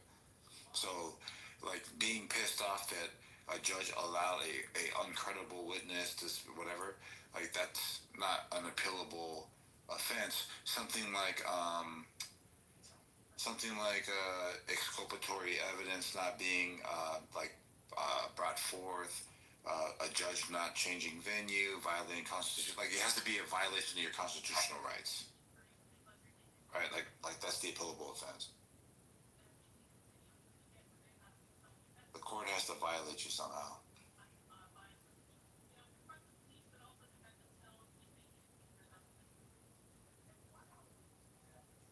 The wild one was when they went after him for the Mar-a-Lago thing, or I guess it was fraud. That he was overpricing his properties or whatever. Dude, when she was like the Letitia James lady, she was like, he was saying that Mar-a-Lago was worth this and this. She's like, Mar-a-Lago's only worth like $14 million. Dude, there's a newspaper article of Mar-a-Lago in the year, I think it was 1920, and it was sold for $20 million in 1920. And she's saying it's only worth $14 million now. And then the crazy part about that one is they tried him for that in a certain circuit. There was a particular circuit in New York to where if you appeal it, you have to pay the entire fine up front in order to appeal in the first place. So they hit him with that $400 million fine, and they knew he was going to appeal it. But what they were trying to do to him is, because they know he's not liquid with $400 million, he's going to have to sell some of his assets in order to even appeal in the first place. And they knew they weren't going to win the appeal, but they didn't care. They tried it in that particular circuit, slapped him with a $400 million fine because he would have to pay it up front, which means he'd have to sell some of his shit. But remember, the fine got knocked down to the 100-something million, so he ended up paying that, and now he's in the appeal. He's going to win the appeal. But they didn't care about that. No, he already won the appeal. They cared about getting the $400 million from him, which was fucking so fucked up, bro. And remember all the banks? The banks testified. They're like, yeah, we got our money back. We fucking loan him money again. Yeah, he already won the appeal. I mean, like, they already killed that whole judgment. Yeah, but it's crazy what they did, like the way they went about it. You know what I mean? Like, yeah, but but he knew he was guilty of that. But it's a common practice. Normally, they just give him a fine and he moves forward. But it was just egregious with what she tried to do. Fannie Willis too, like out there in Atlanta, Georgia, like she just got swiped. Oh, I forgot about that one. So the irony is they used testimony of a county clerk, tax assessor, on their website. It says that we are not professionals. We do not determine the value of a property. You should have a professional estimate, a property appraisal done. And the reality was, just down the road, so Mar-a-Lago is river to the sea. So it is water to water at 17 point. I live I've worked there a couple times. I live like 15 minutes away from it. Yeah, so it's 17 to 20 acres. It's like some say 17.8, some say more. But anyway, the Estee Lauder lot, if you've seen that one, Mike, that was 2.8 acres only on the ocean, not ocean and intercoastal. And that was 2.8 acres, and it was 200 million. It hasn't sold yet. Sold for 178 for an empty, no house on it, nothing, no historical property. And people were like, well, they're saying it's only worth this. Is it 6 or is it 12 properties in West Palm Beach that are done the same way as that? It's a business. It's like a club. And they do that. There's historical relevance and there's reason. Now, he can turn that back into a personal residence. It's going to take some doing because he's got some waivers, but he could do it. But the fact is the two top agents in West Palm Beach that would sell that, they both said that one said she would put it on the market for no less than $600 million. The other said it would go up for auction and it would start at $1 billion. Yeah, it's crazy. There's like some of the rooms are like made of gold. It's fucking nuts. Oh, he put a lot of money into redoing it. And when they show the thing from the aerial view, they're like, "Oh, Trump shouldn't have a house." He doesn't own the whole thing's. Not his. He has like a section of it in the side. It's like a little, whatever, living quarters. But it's like a ballroom. It's like a clubhouse. It's enormous. It's like, but he lives in a certain area of it. But yeah, bro, like to tell me that thing's only worth $14 million is so fucking stupid. I think it was like 19 million, but or 19 whatever. That was a mistake. It was the actual taxes on it for something, but yeah, they messed up there because like an empty lot here, just on the intercoastal, an empty lot right here was $19.5 million for an empty lot, and it wasn't a good view. I mean, it was a good view. Don't get me wrong, but it ain't. Mar-a-Lago. Yeah, just go Google Mar-a-Lago and look at the images, bro. Like, get the fuck out of here with 19 million. No, but the funny part was when is when they said his disclaimer was no good. Like on every one of his like assessments or whatever, right? It basically says, hey man, you guys go get your own I think it's the application, right, that they're giving to the bank. They're like, hey, this is our assessment of what we think it is, but we're not professionals, so make sure you guys spend your resources to get your appraisers out there, and we'll wait for you to give us. Oh no, we're good. Here, go ahead and take this money. Yeah, the bank said that there was nobody harmed and they weren't worried about it because they know. Yeah, they're like, we got our money back. We'd loan to them again. Yeah, they said that they know it. They're like, we'd loan to them again. Oh, they actually disclosed the correspondence between the bank and like their internal messages at the bank, and they're like, oh dude, like we really need to land this whale. You're like, fuck that, we'll give him whatever money he wants just so we can promote to everybody. Right. Hey, we have Donald Trump as a client. Yeah, because up there, to be a member of Mar-a-Lago, first of all, you're the cream of the crop up in West Palm, man. And then all those people, they all hang out together. You get Trump, and he's like, yeah, these guys are great. All his other buddies are going to be like, oh, hey, it's like. Which, by the way, Corey, I don't know if you know, I'm sure you do know, but Epstein wanted to get a house there, and Trump was like, yeah, get the fuck out. You ain't getting no fucking house. So, like, Epstein, I guess he came down a while ago, and he wanted to buy a home in the area. Like, because Mar-a-Lago is kind of like a community in itself kind of thing. Yeah. So, like, there's other houses that get to play on the golf course and shit like that, and Epstein wanted to get a house, and Trump said no. He's like, no, you ain't getting one of these. He wouldn't let Epstein buy a house in there.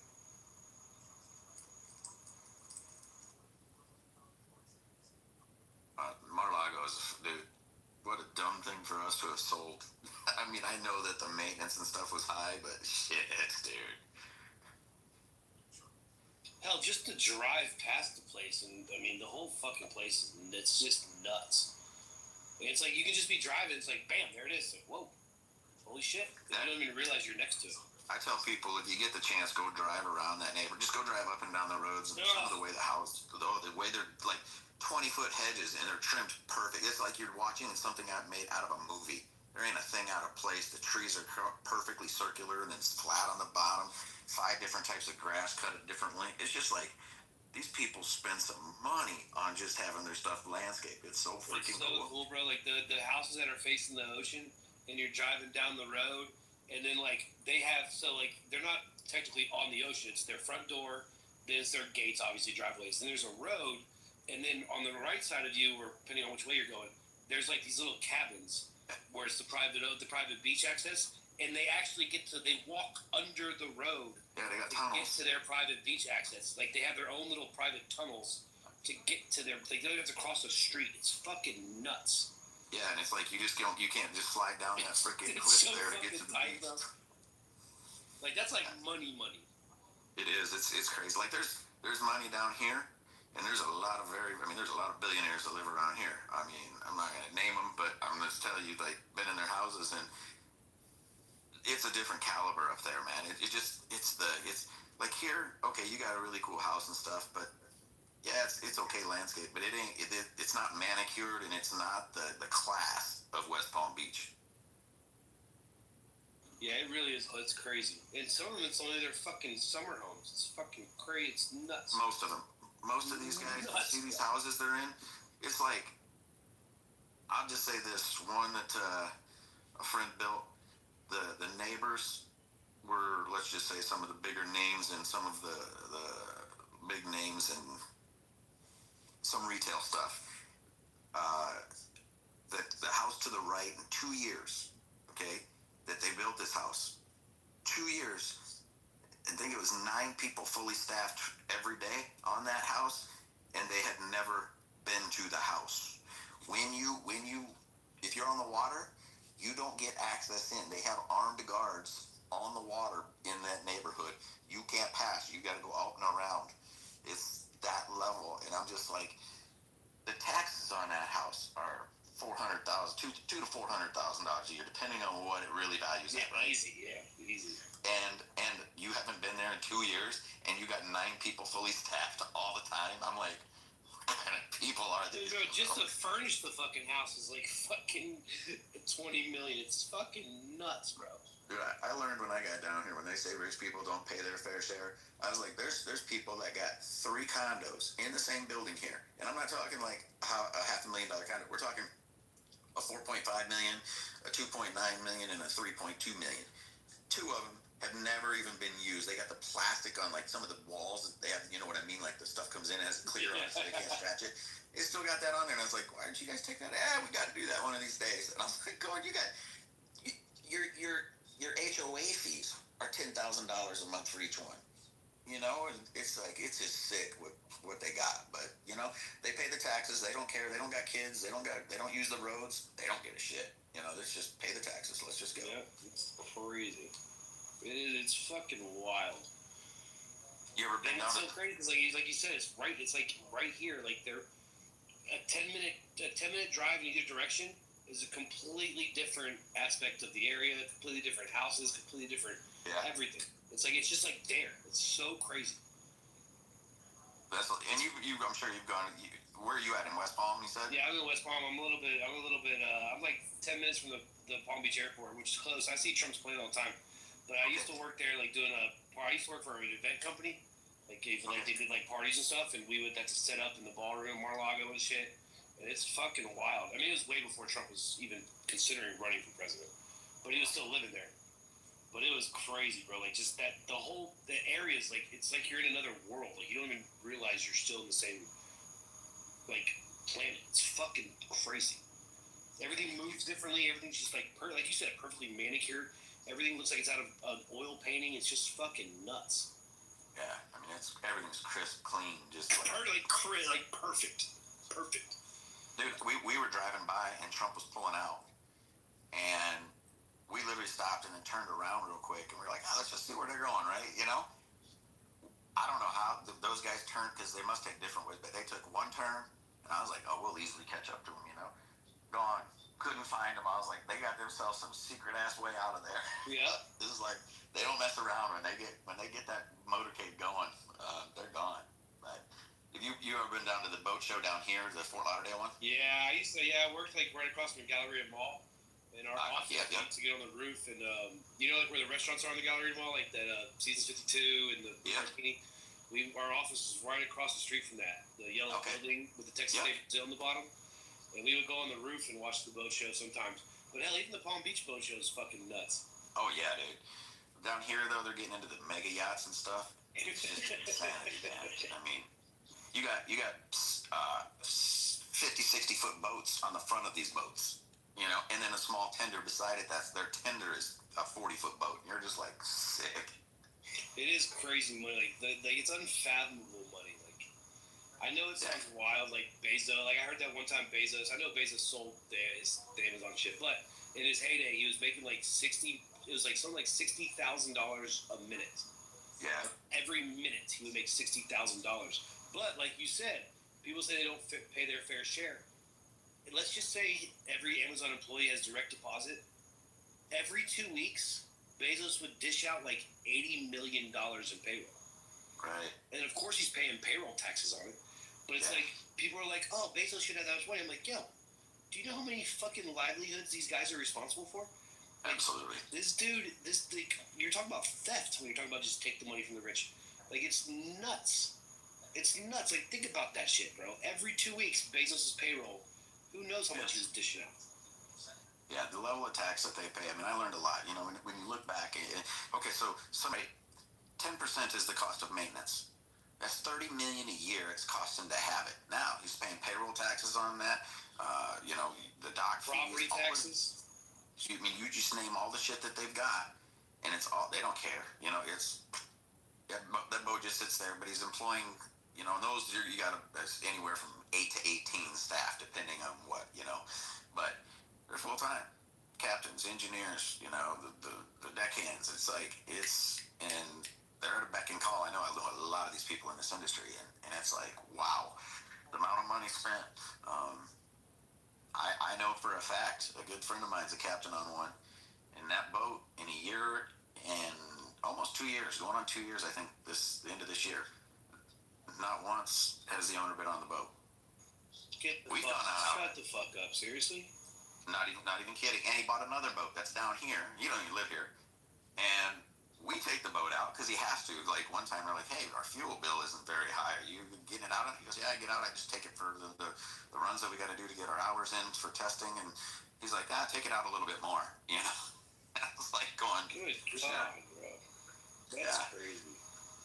But, you know, I mean, I know these guys, when they do want to use it, they want to be able to fly in, land, and then, like, my boat looks like it's in primo shape and ready to go, you know? But, you know, the people that they employ, these boats always have something being fixed on them. The people that they're employing, the stuff that it does for, and you know this, in West Palm, same thing. Here, the marine industry, the yachts, like Fort Lauderdale, the largest yacht show in the world, you know? Yeah, the boat storage areas, I mean, everything. The marine, all it's a big industry. It's huge. Yeah. The boat shit's nuts. That shit is. You're right. What's that one saying? Like the best days when you, or the second best days when you get the boat. The best days when you sell it or whatever. Yeah. Yeah. The money, you know,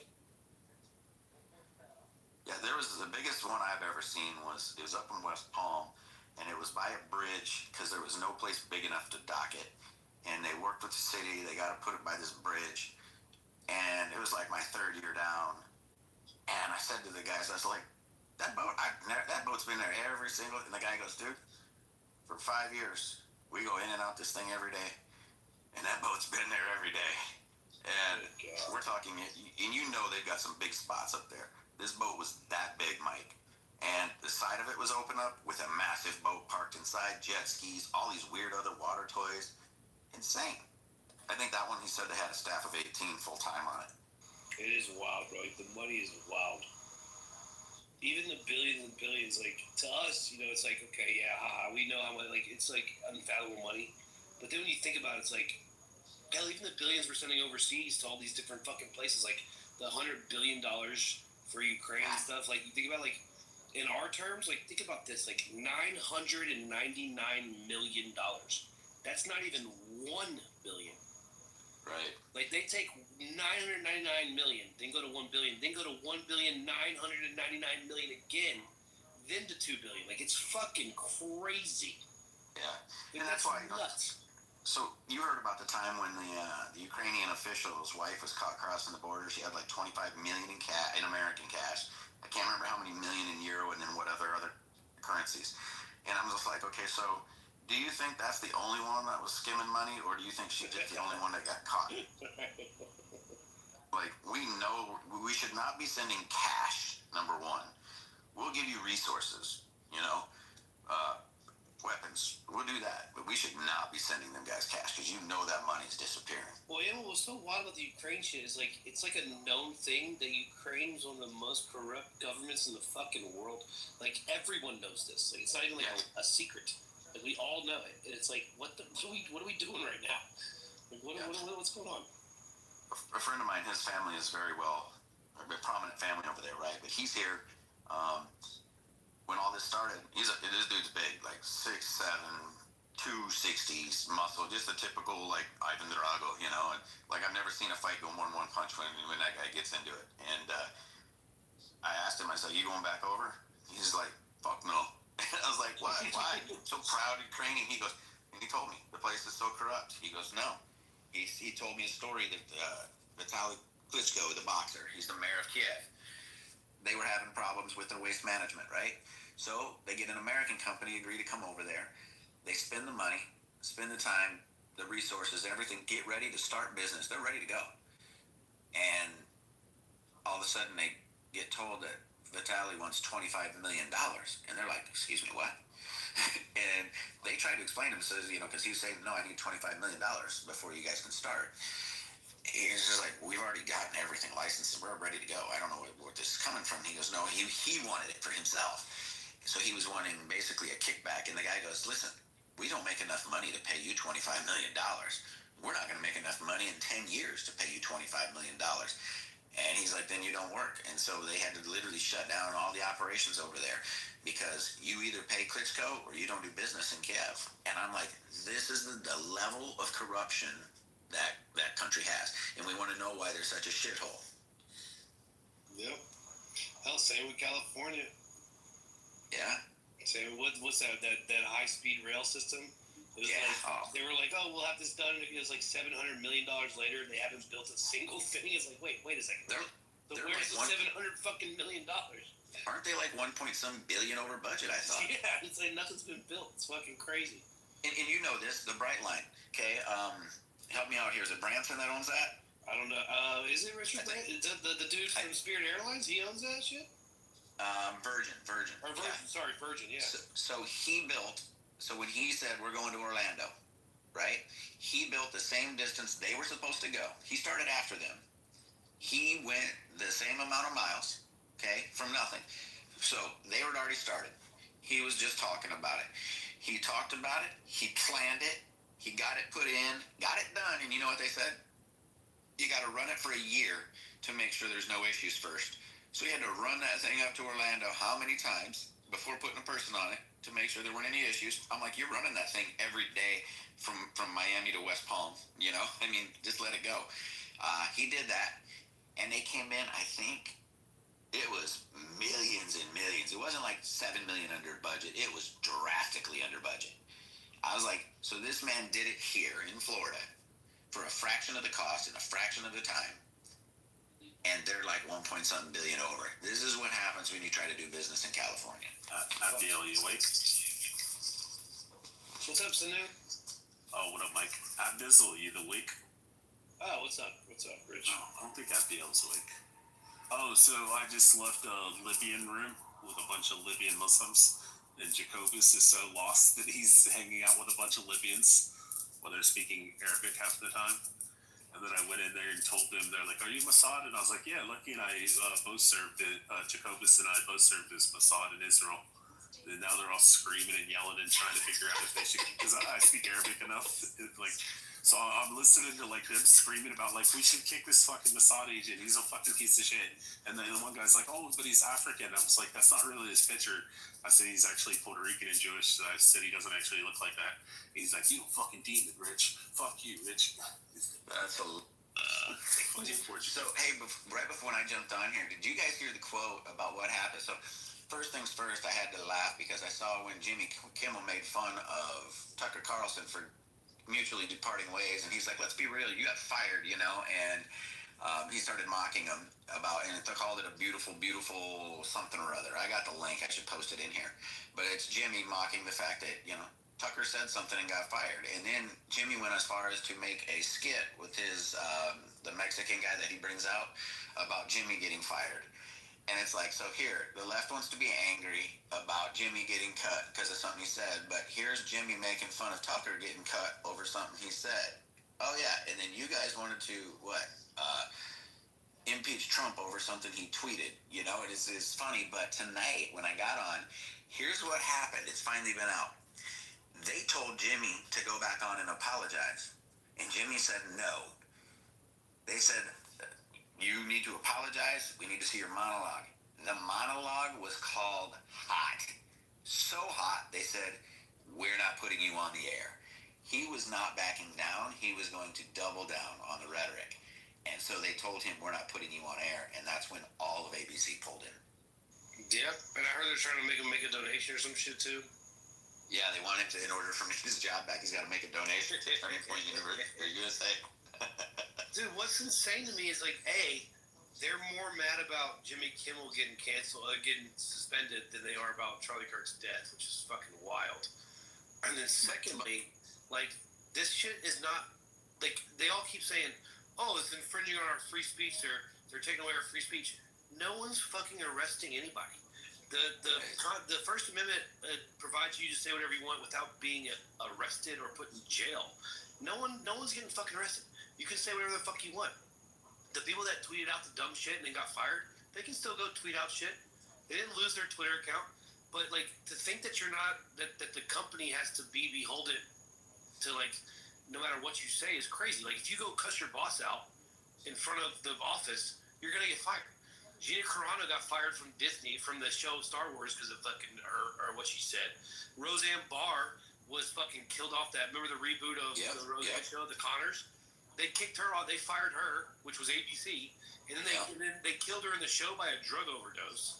Like, they fired them for what they said. You're not, like, no one's taking away your free speech rights, but the company doesn't have they don't have to employ you. Like, this is nuts. Jimmy's fans, when he announced that Tucker was fired for what he had said, they all started cheering. So this is the hypocrisy. You guys cheered when somebody else had it done.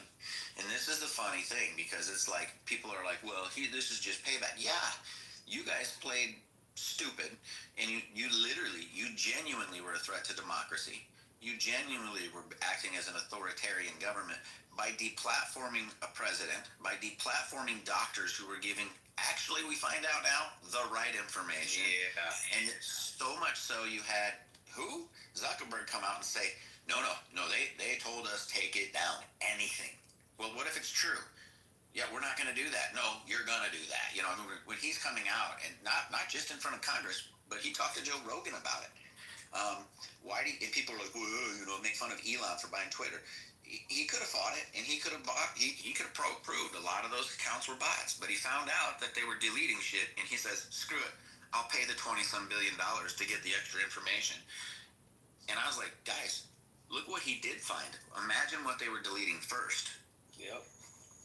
I'm sorry, but if you knew, all right, the cops are coming to get your computer, and we want to see what you got on it. If you did something wrong, you robbed a bank, and the information they think is on there. Well, you're going to delete all the nastiest stuff that's going to get you freaking arrested and thrown in jail. You're going to get it off your computer first, right? You know that's what they were deleting. And so it's like, people are just dumb. You know, I mean, look at how many, the Dems were all going to leave, but you still got the Krasenstein bros and all these other people that were paid shills, that JoJo or whoever she is, and they're constantly still bitching. I was like, I told them, they were talking stuff one night, and I was like, you ain't going anywhere.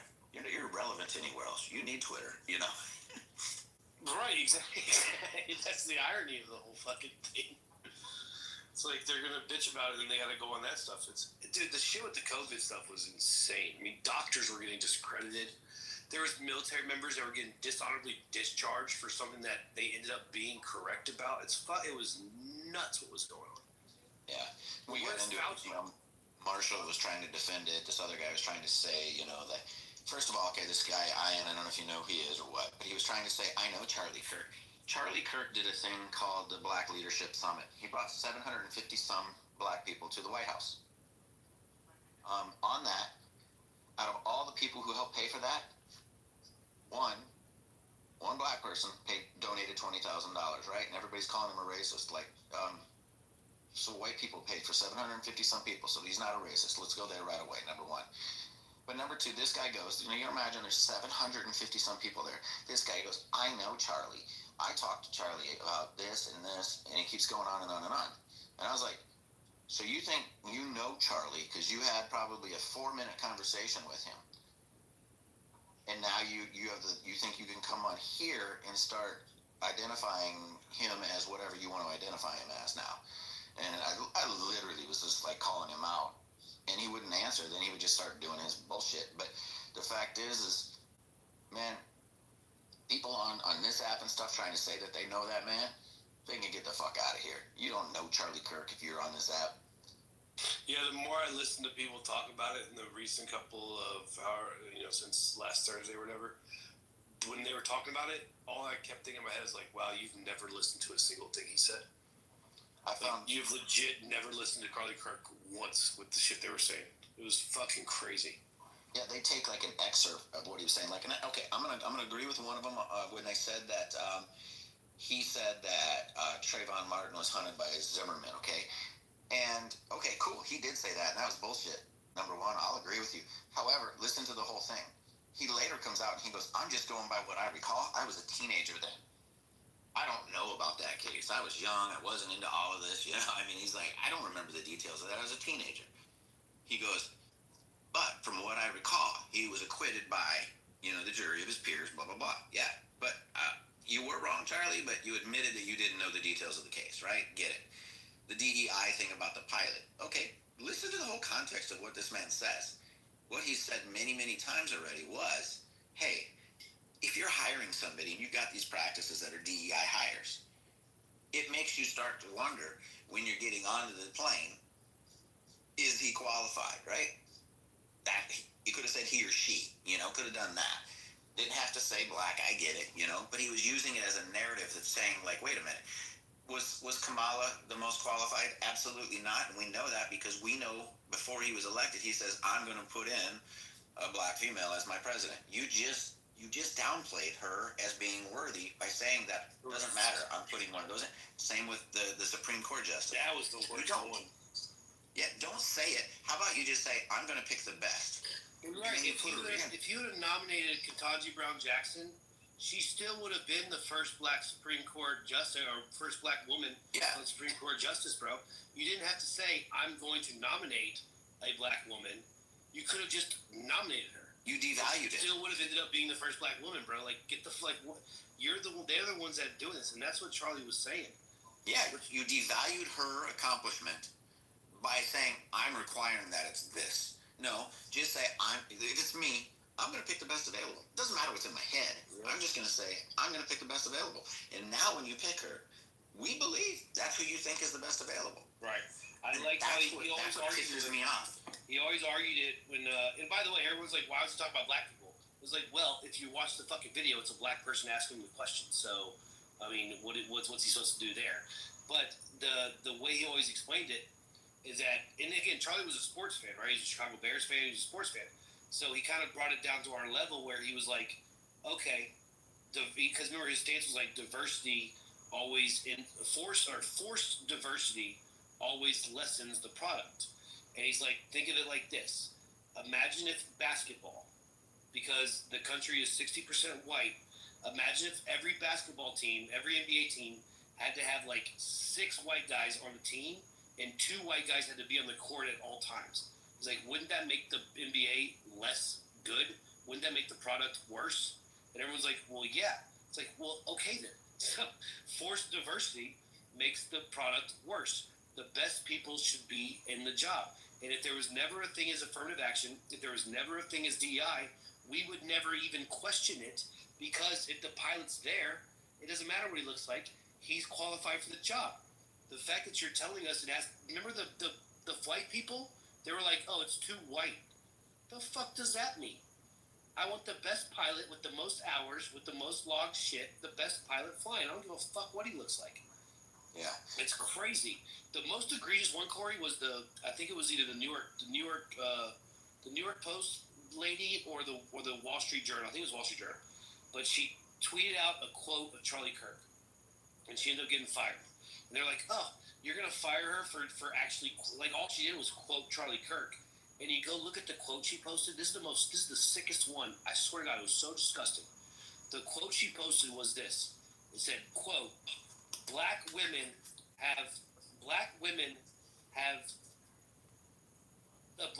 don't have the brain capacity to compete on the level, so they have to steal white jobs. So they have to be forced to steal white jobs, or something like that, right? Wow. Black women don't have the brain capacity to compete, so they have to be forced to take white jobs, whatever, right? That was the quote.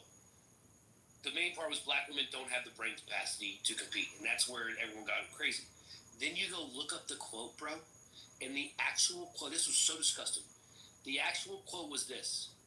Charlie Kirk said this: the problem with affirmative action in DEI is that it makes people believe that black women don't have the brain capacity to compete. And she clipped it just where it said black women, and she tweeted out, quote, black women don't have the brain capacity to compete, end quote, Charlie Kirk. Right. It's like, you fucking liar. And they're like, oh, she shouldn't get fired. Yeah, the fuck she should. She's misquoting someone to make them seem racist. That's 100% a fireable offense for a journalist. 100%. Yeah. Well, and what I think what needs to happen from now on, though, is whether it's on the news, everything should say, this is an opinion piece. If it's not factual, if it's wrong and you report it, you should be fined for it or removed from your job. And here's why. There's zero accountability. They pass a lot of bullshit. Let's be real. I mean, the Russia stuff, it was a lie. They're saying they didn't say that now. Well, unfortunately, there's a whole montage going around of you guys for like 7 minutes of you guys, and that's not all of them, saying that Russia hacked the election. No, the impeachment cost $30 million. Yeah, well, in the Russiagate cost more than that. The Russia thing, they said I heard $45 million, but it was how many years? The whole thing was a sham. They knew it was a lie. But get this, the New York case, which only lasted 6 months, maybe, was $45 million. And you're going to tell me one that had the FBI, that had, raids, all the stuff that they did, you're going to tell me that was only $45 million? Get the fuck out of here. We know that was, if the other one was only 6 months, it cost 45, you know that one was 200 million. And they lost. Right? The shit that they do, they need to start holding these people accountable because they purposely clip things, they purposely say things wrong because they have no accountability. I can tell you that the industry I'm in, our lawyers went and talked to CNN, an editor from CNN, and said, hey, this quote's completely wrong. This is a lie. And the response was, I know. I tried to change it when I found out, but my editor told me, no, it'll work great for clickbait. Wow. Yep. I was like, and there's zero repercussions. You're literally lying to the American people by putting this false information out to them, causing a panic in the markets. Okay? You could scare somebody into either selling their home or other things because they're in fear of what the media is putting out there. And there's no accountability. I'm sorry, same thing. People panicked. It was all panic about the tariffs, right? It was bullshit. My ex-girlfriend, I don't know, it was probably about 6 months ago. Actually, wait, no. It was, not even 6 months ago. Maybe it was 3 months ago. We were sitting out, her brother-in-law was going off about Trump because of the tariffs, and he lost 30% or 40% of his retirement, so he pulled out a bunch of stuff, and I told him, I was like, why'd you do that? Like, it's going to come back. No, they say it's this. I said, listen, they said that before. I said, did you pull out when it dropped under Biden? No. I said, there was a bigger drop under Biden, but you didn't pull out because the media didn't panic you. Now, you pulled out, and I said, you know what's going to happen? I said, mark my words, in a matter of months, it's going to be higher than ever. And guess what? It is. And now, what did you force? If he did it, you know how many millions of Americans did the same thing, panicked. Yep. So they took their money out. They lost 30 to 40% of their retirement. They pulled it out, put it somewhere safe. And now they watched it all come back up. And now they're still 30 to 40% down. And who bought that? BlackRock, probably, everybody else out there with money. Yep. It was literally just a scam to scare the American people, and it was bullshit. CNBC and MSNBC both had people on talking about it, and a guy on the economy, and told them, you guys got it all wrong. You guys all missed this. They haven't been right about anything. Right. Nothing. I mean, I got into it with Marshall on here about the tariffs. My brother works for the government, this, that. He says it's bullshit. And I was like, you're missing the point of what a tariff is. Well, it's a tax to the people. So is a tax on business. If you tax a business, I said, you're taxing the people, because if I have a business and you raise my taxes 30%, I have to raise my prices 30% because I know what I want for my profit margin. I'm carrying risk. If I don't have money, guess what? When I have downtimes, I have to fire my entire staff because I can't work. Now the business closes doors and done. I have to have money to keep employed my people through slow times or a lawsuit or whatever comes up. You have to have profits. If you don't, you're going to go bankrupt the first time there's any kind of dip in the market. So I said, listen, you put tariffs on. It's to balance the field. Yeah, but it just raises the price. Exactly. Because when we send a Jeep Wrangler, now this is when I did the study, the report on this. I was thinking a Cherokee or Wrangler, I can't remember. It's $43,000 here in America. It was $96,000 in China. They do that because they want you to buy their car over there, not an American car. And if you're going to buy an American car, you're going to pay us 43% tax. This is the point I told him. We want to make sure when they build you a cheap refrigerator, you're going to pay more in taxes, which makes you lean to want to buy the American-made refrigerator. Oh, it's heavier gauge steel. It's got a better motor. It lasts longer. You buy the American-made. Get what you pay for. What's that? And you get what you pay for.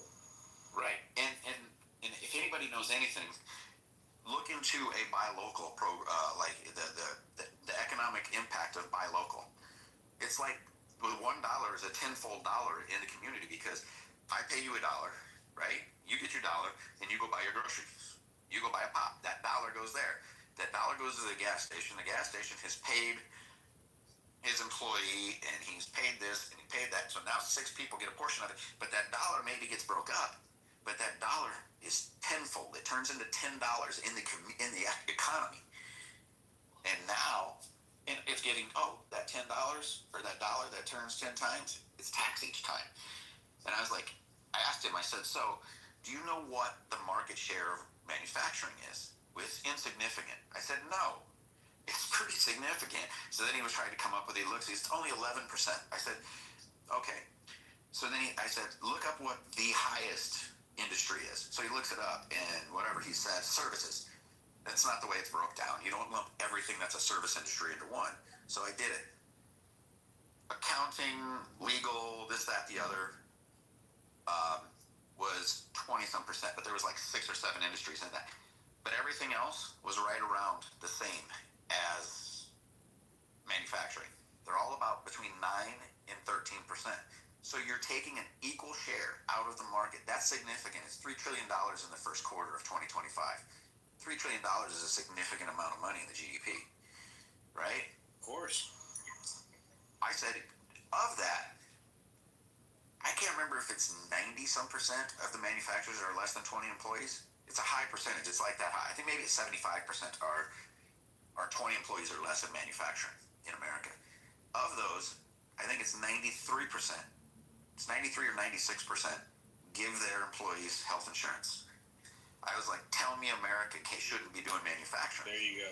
Well, we can't do it here. I said, well, I'm gonna prove you wrong, because BMW America is the largest BMW manufacturing facility in the world, and it's a fraction of the been in business a fraction of the time as Germany. And now moving their chip, they already got a chip factory here, and they're talking about moving their transmissions here. So tell me again how Germany can manufacture in America, but America can't. Yeah, that's the part that people I think missed about it. That's why I love Trump. He attacks these things like a bit. Look, the country's a business. We have a debt. We have a GDP. We have stuff that operate. I know it's not technically a business, but it runs like a business. And I want a businessman running it. And like basically Trump's idea was this: like, if you're going to manufacture overseas, because he can't compete with overseas manufacturing. He can't do it. It's cheaper. It just is what it is. So he's like, well, okay, if you're going to manufacture overseas and then bring it back and sell it to Americans, I'm going to tax the fuck out of you. So you might as well fucking manufacture it here. Hello? And then you manufacture the shit here, and now everything kind of changes. And then it's like, wait a second. Trump was the first one to kind of point out that we don't need these other countries. They need us. As we go, they go. That's how this whole thing works. And the China shit was the best. Did you saw the videos of the manufacturer in China? They're like, what the fuck am I supposed to do now? They had all this stuff. They didn't know what to do. The employees weren't working. They had all these products. They were selling their shit for like 10 cents on the dollar. It was nuts. They tried to go to Europe, and Europe said... Right. And it's like, guys, are y'all not understanding this shit? And like you said about the health insurance, this is what people are missing. And that's when everyone's like, oh, the tax cuts for the rich, tax cuts for the rich. Yo, these people are employing people. If you let's say you have 30 workers, and then let's say you end up hiring another 30 workers, and every one of those 60 workers now gets health insurance, they should get a tax cut because they're providing their workers with proper health insurance. Why not give them a tax cut? That means that there's 30 more people that are getting proper insurance. Now, if the company wants to hire a bunch of people, like Walmart kind of fucked around with this a lot. You know, there's always a bunch of people working at Walmart because Walmart's whole shtick is that they don't really have any full-time employees. Everyone's a part-time employee. Yeah. So there's so many fucking people walking around Walmart because they're all part-time, so Walmart doesn't have to deal with the health insurance thing. They're all like, oh, they're just part-time employees. It's like, well, fuck you, Walmart. Start making them full-time, give them all proper health insurance, and we'll give you some tax cuts. That's how this whole thing should work. The people that are providing jobs should get benefits. They're providing jobs. And then you force them to give proper health insurance. When you get money back, build another warehouse, hire more people. Don't just put it in your pocket, and we'll give you a tax break. If you put it in your pocket, go fuck yourself. It's like that's what Trump kind of understands, like he gets it. Yeah, and I'm going to tell you that I didn't understand the costs at all until I'm a GM and I'm sitting down and we're going through the numbers and stuff, and we always would present to our employees, look at this is what we've got, this is the cost, this is your contribution, here's what we contribute. So before we went to our people, I looked at the owner and I said, what are we doing here? And he goes, what do you mean? I was like, I know for a fact I can buy insurance. Now this was before Obamacare. I said I can buy insurance for my son and myself, and it was like for $400, right? A month. I was like, I'm contributing 200 and whatever, and you're contributing like 800. And he goes, yeah, I know, it's expensive. He goes, they nail us. And I said, but why don't we just write a bonus check for whatever it is? Because mine, since it was two of us, it was the same as a family, so I could have been married with another kid. I had the family rate. Now, I didn't have, so I just happened to have to pay the same rate. But that's what it was. So it was like, let's just say it would have been $500 it would have cost me. We've got $1,000 between the two of us that we're paying. I could keep my own $200, not have to contribute. You could pay me half of what you're paying and pay for my health insurance. So send me a check for $400. You save $400. I save $200. We save $600. He looks, he goes, I've already checked into it. I had my attorneys look at it, and it's illegal. I can't do that. I was like, what the fuck? Are you kidding? Yeah. Why can't a business owner say, I will write a check for you. Go get your own insurance.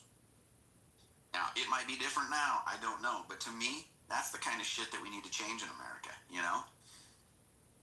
There was companies out in California couldn't afford health insurance anymore, so they were literally like their employees. I can't remember how long they were there. I think they put in $10,000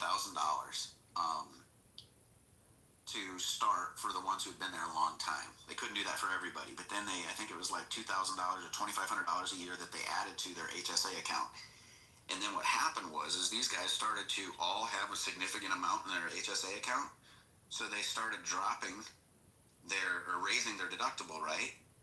And they were showing how great it worked, because if you've got $20,000 in your HSA account, you can have a $5,000 deductible. That doesn't kill you at all. And now you're paying such a small premium that your HSA account's got you, your health insurance is awesome. I loved it, and it's just like, we look at the market, and then the money market. Have you seen these marketplace insurance companies like Liberty and what's the other one? It's a faith-based one. I can't remember the name right now. But you go into a market. So like, let's just say that I don't know. Like, let's just use like Boca, like small, we'll just use it. It's not, they don't go by city, but let's just say it's like that. Okay, everybody in Boca's in a market, and you all pay in, and you pay it. Your name is on the account, but they're also somebody who can write a check from your account, the insurance company, right? So your premiums go into this account, okay?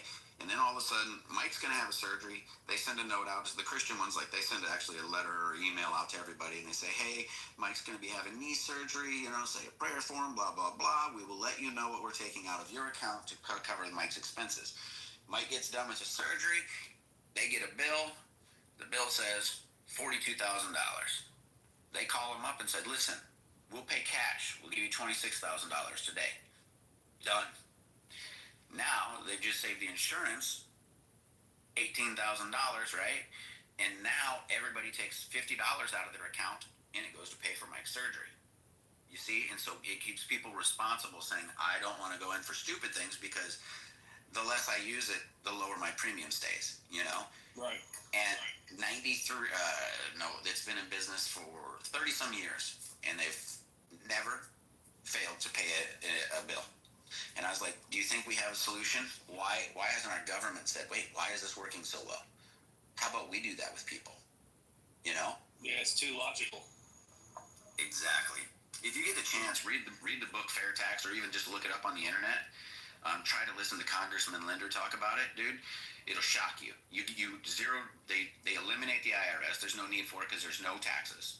And all taxes are at point of sale, so you have the Department of Revenue already doing that, right? So the Department of Revenue is collecting. There's no income tax. There's no April 15th anymore. You take home every dime you get. The entire tax code is 33 pages long. They went to every Fortune 500 company that left the U.S. Every one of them said, enact the fair tax. We cease doing operations overseas and everything comes back. But the congressman said they'll never vote for it because it takes power away from congressmen. They can't make money and they don't have power without tax incentives. There you go. Yeah, I went to high school in Boca. In Boca? Yeah, I went to high school in Boca. Okay. Nice area too. What's that? So that's a nice area too. Yeah, it's cool. Yeah, it's a little uppity. I mean, I was in West Boca. East Boca is like the rich. I was in West Boca. Yeah, they're a little that area, that West Palm, and they're both a little bit. You know, we got our areas here too. You know, I mean, you get the Las Olas area here, and you know they're kind of that same thing. You know, but this whole all along the beach here, you know that. Oh yeah, yeah. You get up to Hillsborough Mile, they got like cameras. Like if you drive up there, they got cameras, and as soon as you drive past one of the cameras, it automatically reads your license plates and stuff. That's crazy. I used to love Hillsborough with the Deerfield, the pier and over there, Deerfield Beach. I used to love that area. Yeah, Deerfield Beach shit. Yeah, to me, it's just like, dude, that's getting a little excessive, but it keeps crime out of here. Get out of here, you know? Yeah, so they're just going crazy, overstepping. It's just the spending got crazy, like, and that's when Trump was getting rid of, when he first got in there, was getting rid of all this shit. And like the USAID and all this stuff and blah blah, people were freaking out. It's like, yo, when the fat gets trimmed, the pigs squeal.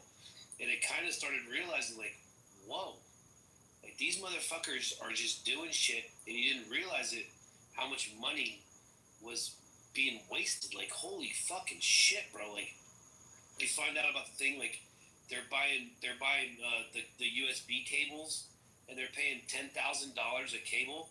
When you can go on Amazon and get the cable for like $19, the exact same cable for $19, and the government's paying 10 G's, and then you think of like all these government offices. So it's like, wait a second, if they have an office building with like 200 people working it, every single one of those computers needs one of those USB cables, and they were charging $10,000 for it. But they were still getting it for $19. It's not like they were actually paying for a $10,000 cable. Right. They were buying the $19 cable, but they were allocated $10,000 per cable. It's like, wait a second. So who the fuck got all this fucking money? I mean, it's nuts. Well, that's like the immigration. Where's it going? Right. What was that Wasn't an immigration center in Houston that was been getting how much a month? 60,000. It was more than that. And it wasn't even open.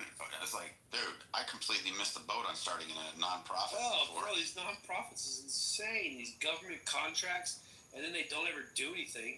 It's like what was Trump saying after the fire in California? He was talking to the mayor, and he's like, "Let the fucking people go to their house." He's like, "They'll get it done in a week." And she's like, "Well, you gotta talk to these people and blah blah blah." He's like, "Yo, the homeowners will get the shit cleared up in a week. Just let them fucking do it." That's why I like him. Interview. He just fucking he just says it, and he's kind of like one of us a little bit, and he's unfiltered. You know, like the California with the forest fires. Yeah. And he's like, "Yeah, clean up your fucking forests." He's like, "You have zero forest maintenance. You got a bunch of dead fucking debris laying all over the fucking ground, and of course, any spark's gonna spark it up. Clean up your fucking forest, you dumbasses." Well, and the thing is, okay, we spend when they have one of these, they spend how many freaking millions of dollars, right? Insane amount. Okay, so if you look up, I think it's called the Fire Boss. They're a small plane, and people are like, "Well, you need a lot more water than that." Per hour, those things drop a significantly more amount of water because they can go and hit a local body of water, fill and get back faster, right? They need a lot less area. Doesn't have to be a big body of water. They on the website, their own personal website, they break down what each fire, the big SOBs that drop water, you might need 6 fire bosses to equate to that, right? But the cost is a fraction, for the equal cost, but the water it drops is significantly more. You're dropping more even with the smaller planes, because now imagine that you had 12 of those little planes dropping. Now you can be dropping as you're coming into it, which means you're wetting the forest in front, which slows the progression at least, right? And you're dumping into it. Well, the next one's picking it up and now going a little deeper, and you're literally just following each other. You could have you're in a state, any state that, in my opinion, that has a risk of forest fire should have these. And then you're gonna, in that time, like, okay, there's certain areas that aren't at high risk. We know that, right? Fly your plane out. Get it done. You have the whole freaking country. The plane can go a long ways on a tank of fuel. Within 6-8 hours, you could have the plane from the East Coast there helping put out a forest fire. And I don't care what it costs for fuel as a taxpayer. Get it out there. It's cheaper than what we're spending, with whatever thing else we're doing, There's ways to do it. They just don't want to do it. They just don't think outside the box. Yeah, they like keeping the status quo. It's like, if for nothing else, I mean, I actually do like Trump's policies. I actually do like what he's doing. I've proudly voted for him 3 times. So, I do actually like it. But if for nothing else, at least he's shaking shit up. We all could agree that the politicians are scumbags. The lifelong politicians are even worse. And so I didn't get what people were so... he's not a politician. The lifelong politicians fucking hate his ass. I mean, the second impeachment... Remember the second impeachment? He wasn't even president. They were trying to impeach a fucking citizen. That's how terrified they were of him. And it's like, wait a second. If the lifelong politicians don't like him, that makes me like him even more. So I don't understand why everyone was so against it. In the same breath, they're like, yeah, we hate politicians. We hate these lifelong politicians. Politicians are corrupt and blah, blah. Well, then why don't you like him? He's not a politician, and all of the lifelong politicians don't like him. That makes me like him even more. It's just wild, the idea that, all of a sudden out of nowhere, he was a bad guy. I mean, remember the old clips of The View? Have you seen that shit? And the old clips of The View? When he walks up there and Whoopi Goldberg and Joy Behar are like, "We love you. When are you going to run for president?" They're hugging him and shit, bro. Yeah. It's like, dude, what the fuck is wrong with y'all? Yeah, dude, it's insanity, It's nuts. It's fucking nuts. So get this. This is gonna be the comparison, right? So DC-10 flying, max tank capacity 10,800. Availability, if it says 55,000. We know it's more than that for the plane. It must be per trip. So hourly rate $8,200. Fills per hour 1. So you get 10,800 gallons per hour dropped, and cost is 5.85. So it must be 55,000 for each trip. Right. Now, how do they fill the water in? How do they put the water in? Those they actually, I don't remember if those actually have a scooper, or if they must have a scooper too that they fly over a large body of water, or maybe they have to land and fill. I bet you they have to land and fill. The scoopers, now we're going to go to this little plane, right? It's just a Fire Boss, it's called. It only holds 820. Costs $4,500 an hour. So half the cost per hour, right? Yeah. But fills per hour, 20. Gallons per hour, 14,000. So 4,000 more gallons per hour. Cost per gallon, 64 cents compared to $5.85 a gallon. Jesus, it's like a no-brainer. Yeah, it's like, why are we not putting 50 of these little fuckers flying back and forth? Yeah. Dude, makes 0 sense. Oh, plus, now you've just got more jobs, right? You can set up having one pilot dumping 10,000 an hour. Okay, let's see, how many did I say? So it's 10,800. I think they've got a cost comparison. Let me break that down. Advantage, specifications, advantage. Thought they had a picture of how many planes it took for each one. Yeah, and by the time they get back, that 10,000 gallons is dried up. Right, so that's my point, yeah. Right. It just, instead of like you're saying, it's almost like my idea, like, you know, when people are, back in the old days, they were doing buckets of water, there's like a line of people, they're just handing water, handing the buckets. You know, it's like the planes could just be in line, like bang, bang, bang, bang, bang, bang. So to deliver 50,000 gallons, the fire boss that I'm telling you about takes it 3.5 hours. And it's cost $20,571. To drop the same 50,000 gallons with the DC-10, it takes 4.5 hours, and it cost of $92,000, over 4.5 times more. Why does everything the government touch is ass backwards? Like literally everything. Yeah, dude, it's just like, to me, this makes, and I know, well, you need a lot more volume to dump. Well, then good. You have 10 of these things flying all together and just start dumping, you know? I mean, if these guys are literally flying on each other's tails and dropping, it's the same, you know? It's fucking crazy. Like you see a McDonald's wants to remodel, and they'll remodel in like 2 days and never stop. They'll never close. They'll just remodel while they're open. But then they can't get a fucking road done in like 4 months. It's like, what is going on? Remember when Sanibel Island the bridge was taken out in the hurricane, and the news was literally saying this, they may never be able to build this bridge again. I was like, they build a bridge wherever they want now. So what is there that they built in the 1930s? Why is it that we can't build it in 2023 or whatever it was? Oh, and then what happened? DeSantis had that bridge open in a matter of a few weeks. He had it rebuilt. I was like, dude, this guy is amazing when it comes to the hurricanes, man. It's like I heard this shit in California about like any kind of building or any kind of regulations, or even with the fire people. Like before anything can get done, they got to send like land purveyors to make sure there's no like species there. Then they got to like test the dirt. And they got to take all these samples. Then like after that's done, they got to do it all over again. I think Jon Stewart had the guy, I don't know if you ever saw the interview, but he had the one guy on that was reading off all of the regulations that had to be gone through. But then after all of those lists, like all the steps, it had to be redone from a different entity. So like one entity had to do it, and then another entity had to do it. And the guy's like, yeah, the process takes about 3 years. It's like, what the fuck? Like, what the fuck? There's just dumb government agencies that are just getting paid. And then probably taking kickbacks, like you were saying. It's crazy. Did you see, something said breaking news, and they're showing Kamala.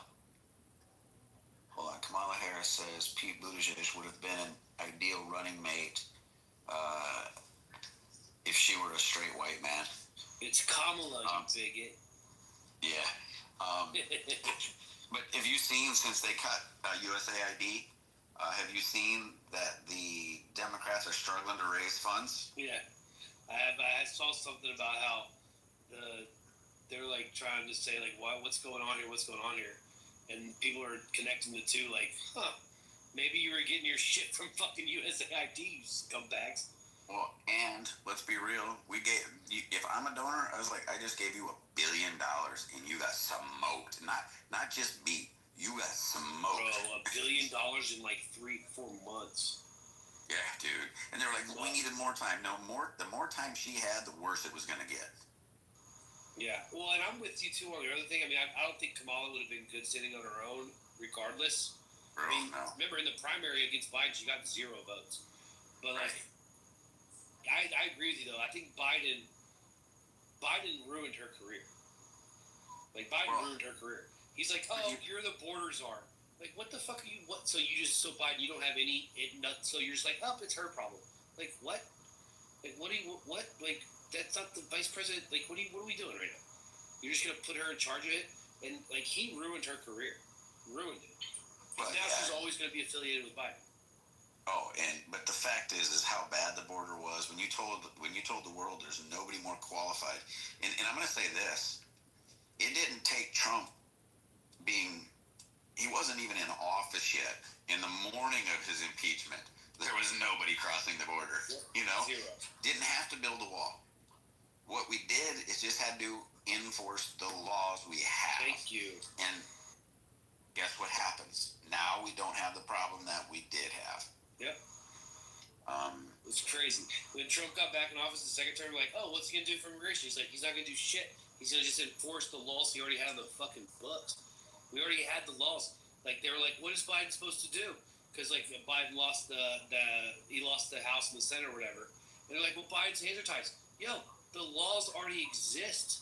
Just reinforce the stay in Mexico law and reinforce the fucking the detain and remove law. That's right. That's you already had the laws, you fucking idiots. Right. Listen to this. Democrats' main fundraising committee is losing big donors and so cash-strapped that its officials have discussed borrowing money just to keep the lights on, with one source spilling to the Post that if things don't turn around before 2026 midterms, the party is fucked. We are 6 months in and we're drowning, a source close to the Democratic National Committee told the Post about the current rate of contributions. The RNC was so cash-heavy and hitting us day after day after day when Biden was president. We have no clear path or plan. They added, the midterms are going to be to come before we know it, and then we're going to really be fucked. Well, that's the part I don't get about the Democrats. I mean, look, in Clubhouse, you know this. Clubhouse is not a barometer of the world at all. Like, not even close. Right. And so, like, when you're on here, you're kind of like, oh, you're kind of in the little, you get kind of caught up in it. And then you start, like, actually living in the world, and we can separate the two. But, like, they're so unpopular. It's fucking crazy. And it's like, guys, change your fucking policies, guys. Like, what are y'all gonna do? Like, Trump's not running again. And they're like, oh, Trump's gonna run again, he's a king. Like, Trump's not running again. Like, sorry guys, I hate to break your bubble. The world's not gonna come to an end. No one's gonna go to a war, and Trump's not gonna run again. So when Trump doesn't run again, what are y'all gonna do? Because all y'all do is talk about Trump. Dude. That's their whole basis. It's like, guys, change your fucking policies. How about that? Right. Unpopular. So if I post stuff on social media, it's me just calling out some bullshit of the left, or I'll put like Bill Maher calling the left a bunch of fucking lunatics or whatever, you know? And I don't put a lot on there. And lately, since the Kirk thing, I have.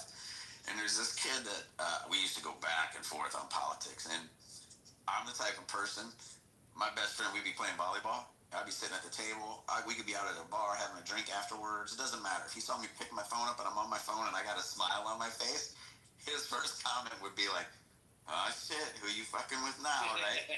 Because I'm literally doing this. This kid always thought he was funny and thought he was clever, and I'd post stuff and he'd get all triggered. Oh, are you triggered? He'd always try to use that. And I was like, I just want you to know, I've never ever once been on your page, but you live on mine. So if you want to talk about who's rent-free and whose head, there we go, right? Anyway, I got off of social media because before the last election, what happened was I got this warning or this notification saying that I had to agree to these new terms and services due to security issues with my account, blah, blah, blah. I was like, I've never been hacked. I've never had an issue. F you. I didn't think it was real. I let it go. And then all of a sudden somebody else said they got that. And everybody started mocking him. And he posts a lot all the time. But good posts. But people were like, dude, you're making shit up. And he showed a screenshot. I popped on one day and I saw this post he had, and I said, no, guys, watch. I'll log out and log back in, and I'll screenshot it. And I showed it to him. And I was like, and they were like, why would you guys get that? We didn't get it because nobody else was getting it, right? I agree. I just ignored it. All of a sudden, I jumped on, and I couldn't get on Facebook. And I kept tons of pictures on Facebook of me and my son and our vacations and everything. So I only wanted to get my freaking account back just to get those pictures back, right? So finally, I was just like, screw it. I started emailing. I'm like, dude, I need to get into my account. I understand what's going on. You know, I've never posted anything wrong. I've never posted anything obscene. This went on and on and on for about a month. I probably sent 4 or 5 emails. And finally, they reached back out, and you didn't agree to our new terms and services. We go into this back and forth dialogue. my account, they said, was getting a substantial amount of views, and so it was at higher risk for Russian interference and something else, right? And I was like, hold on. I go, let me get this straight. My account was reaching so many people. I said, do you know, I don't ever accept anybody I don't personally know and have a relationship with. So everybody on my account, I can tell you who they are by looking at their picture in like a fraction of a second. I know them all. So there's no getting, they go, no, then they fire back and they're like, no, but they're liking, sharing your stuff, and then it's going out from them. You're a Russian asset. And now I'm just like, so you ban you can start a new account up. And I was like going, so I lost all my pictures. Yeah, fuck I that. lost everything. Fuck. Because they didn't like that my right-leaning posts were getting some ground, because all I did was mock whatever the media was saying, right? So anyway, here it is, like, I don't know, I've been down here 5 years. I don't know the last time me and him had a back and forth, but I just ignore the guy. I don't really like him anyway. I never did. And anyway, I post something, and he jumps on with some trigger comment again, and I just was like total smart ass. I was like, look who it is, the Bears fan, because I'm a Dolphins fan. I mock his Bears team and my Dolphins team, but I mock him for being the one who comes, I go, it's like, oh, look who it is, come creeping in on my page again, and he hasn't responded at all, because it's like, who's living in whose head rent-free here again? You're creeping around years later, but this is who they are. They get so angry, because me, I don't give two shits what you put on your page. If I don't like somebody's posts. I had a friend, I don't know if you've had to have this happen yet. All I did was screenshot something she put, and I posted it. And I went onto AI, and this is exactly what I said. What would it say about somebody if they posted the assassination of Charlie Kirk as a, quote, seriously ironic, end quote? That's all I put. And then I said, use psychologist writings, professional teachings, whatever, right? And holy shit, dude. It was like narcissism, mental illness, this, that, the other. I didn't edit it for niceness or anything. I didn't write it. I'm just telling you what AI is telling me. So I posted, she got pissed. I'm a piece of shit to write something like that. And I was like, yo, I told you right off the top that I didn't write this. AI wrote this. You can dislike AI because you put somebody's assassination as seriously ironic, and she is like far left. She tries denying it, but she is anti anything conservative. And so I held my own. I was just like, I'm not backing down. I do not need to have people in my life like that. A friend of hers, back in Sioux Falls, South Dakota, posted, he's a general manager of a bar, works at 2 other bars, or a bar restaurant, a nice one actually. And he posted, yay, something took too long. Hopefully there will be a lot more. And now it's blowing up. Dude's gonna lose his gig. Unbelievable. And this how the left does things. Like, it's almost kind of like awkwardly genius, right? Like annoyingly ingenious. They don't even think, I don't think they realize they're doing it. But they have this built-in thing where now they're like, oh, what? So I'm not required to mourn somebody. It's like, yeah, you don't have to mourn them. But you're also not required to talk bad about them right after the shit happens. Like, why don't you just not say anything? Like, well, we can have our opinion. It's like, well, yeah, you can have your opinion. But if your company doesn't like it and they fire you, or in that guy's case, he's going to lose some gigs over it, that they have every right to do that. It's like they don't even understand how this whole thing is working, right? Like, oh, well, people are getting canceled now. They should be allowed to say whatever they want to say. It's like, well, yeah, so was Charlie Kirk. Should have been allowed to say whatever he wanted to say too. The dude got killed for opinions, and you guys were celebrating it. Like, what the fuck is wrong with you? You're the last. Oh, Mike Allen. What's up, Kendo? Oh, fuck you. Yeah, fuck you. I didn't want you to be the last animal. No, I wanted somebody else to be the last animal. Why the fuck can't I be the last animal? Because they challenged me tonight. Well, Corey is an atheist. Corey, are you there? Yeah, I'm definitely not an atheist. Alright, but Mike Allen is better than you. So you need to be like Shawn Michaels versus like Eddie Guerrero. Yeah, who's Eddie Guerrero? I like doing this. You're Eddie Guerrero. Shut the fuck up, Mike Allen. Eddie Shut Guerrero the fuck up, best bitch. wrestling match of all time. Look, you dodged me, and we could have had an incredible, like, WrestleMania, bro. Who? And you, me? Bitch. Yeah, was the you and me, bitch. Match of all hey, time. Bitch. No, bitch. Eddie Guerrero versus Dean Malenko. Your fat mom debated White Logic because you love me, bitch. You didn't want to fight me. Well, that makes sense. I'm Shawn Michaels. Well, you gonna give me some Sweet Chin music? Yeah, bitch. I would have gave you Sweet Chin music, but we love each other. It's all good. Shawn Michaels wasn't a solid wrestler, though. We gotta admit it. Ori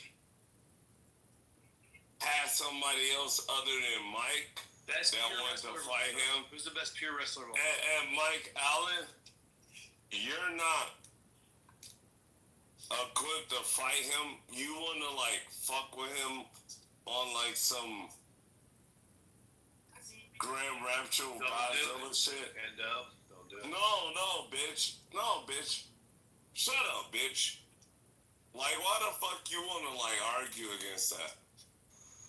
I'm not sure what... Alright, well then argue against me. See, this is where we get to fight. Alright. Shut up. Anyway. That's a good point, actually. Fair enough. It is. I just looked up. They had rankings, and they had Undertaker. Alright, bitch. No, that doesn't mean that you get to, like, fight without a wrestling skills. Not microphone skills, not all that kind of just pure wrestling. Bret Hart's number one, no? He is. I don't know. He was terrible on the mic. He was horrible on the mic. There was a couple that were pretty damn. But he's not as big as, like, Heartbreak Sean, the Heartbreak Kid. Alright. I'm not a huge fan. Alright. So you're not. Why not? Because I didn't think Shawn Michaels... I mean, look, first of all, his special was just a kick to the chin, which obviously was ridiculous. And then he was kind of all... I mean, think about it. Like, the only memorable match is the one with Bret Hart with the great screw job. Which Shawn Michaels kind of, what was he? And then he always tried to get into all these different factions. He was playing all these different sides. Wait a minute. No. Shawn Michaels was a Big Daddy Sexy. And that's Diesel. I'll give you, is he better than Ravishing Rick Rude? Come on now. Yes, he is. When we're talking sexy, Big bro, Daddy there's only Sexy. one we're talking about. It's Ravishing Rick Rude. Excuse me, Kevin Nash. Remember when Rick Rude? Hall. Remember when he had the picture of Miss Elizabeth right on his junk? Okay, that was Shawn Michaels. No, it was Ravishing Rick Rude. Remember he used to go in the middle of the ring and fucking... No, Shawn Michaels did the same thing. Well, he stole it from him. Hey, bitch. By the way, you know who's the secret genius of the whole 80s and 90s wrestling? Ravishing Rick Rude or Shawn Michaels? You know who am I taking? Shawn Michaels. Okay. I'll give you that. So he was a E-Dub champion into the Attitude Era. When The Rock came. Stone Cold, fuck that. Stone Cold's the Attitude Era. No, Stone Cold versus The Rock. You said Stone Cold? The Attitude Era didn't even have a fucking villain. McMahon had to be the villain because there was such. No.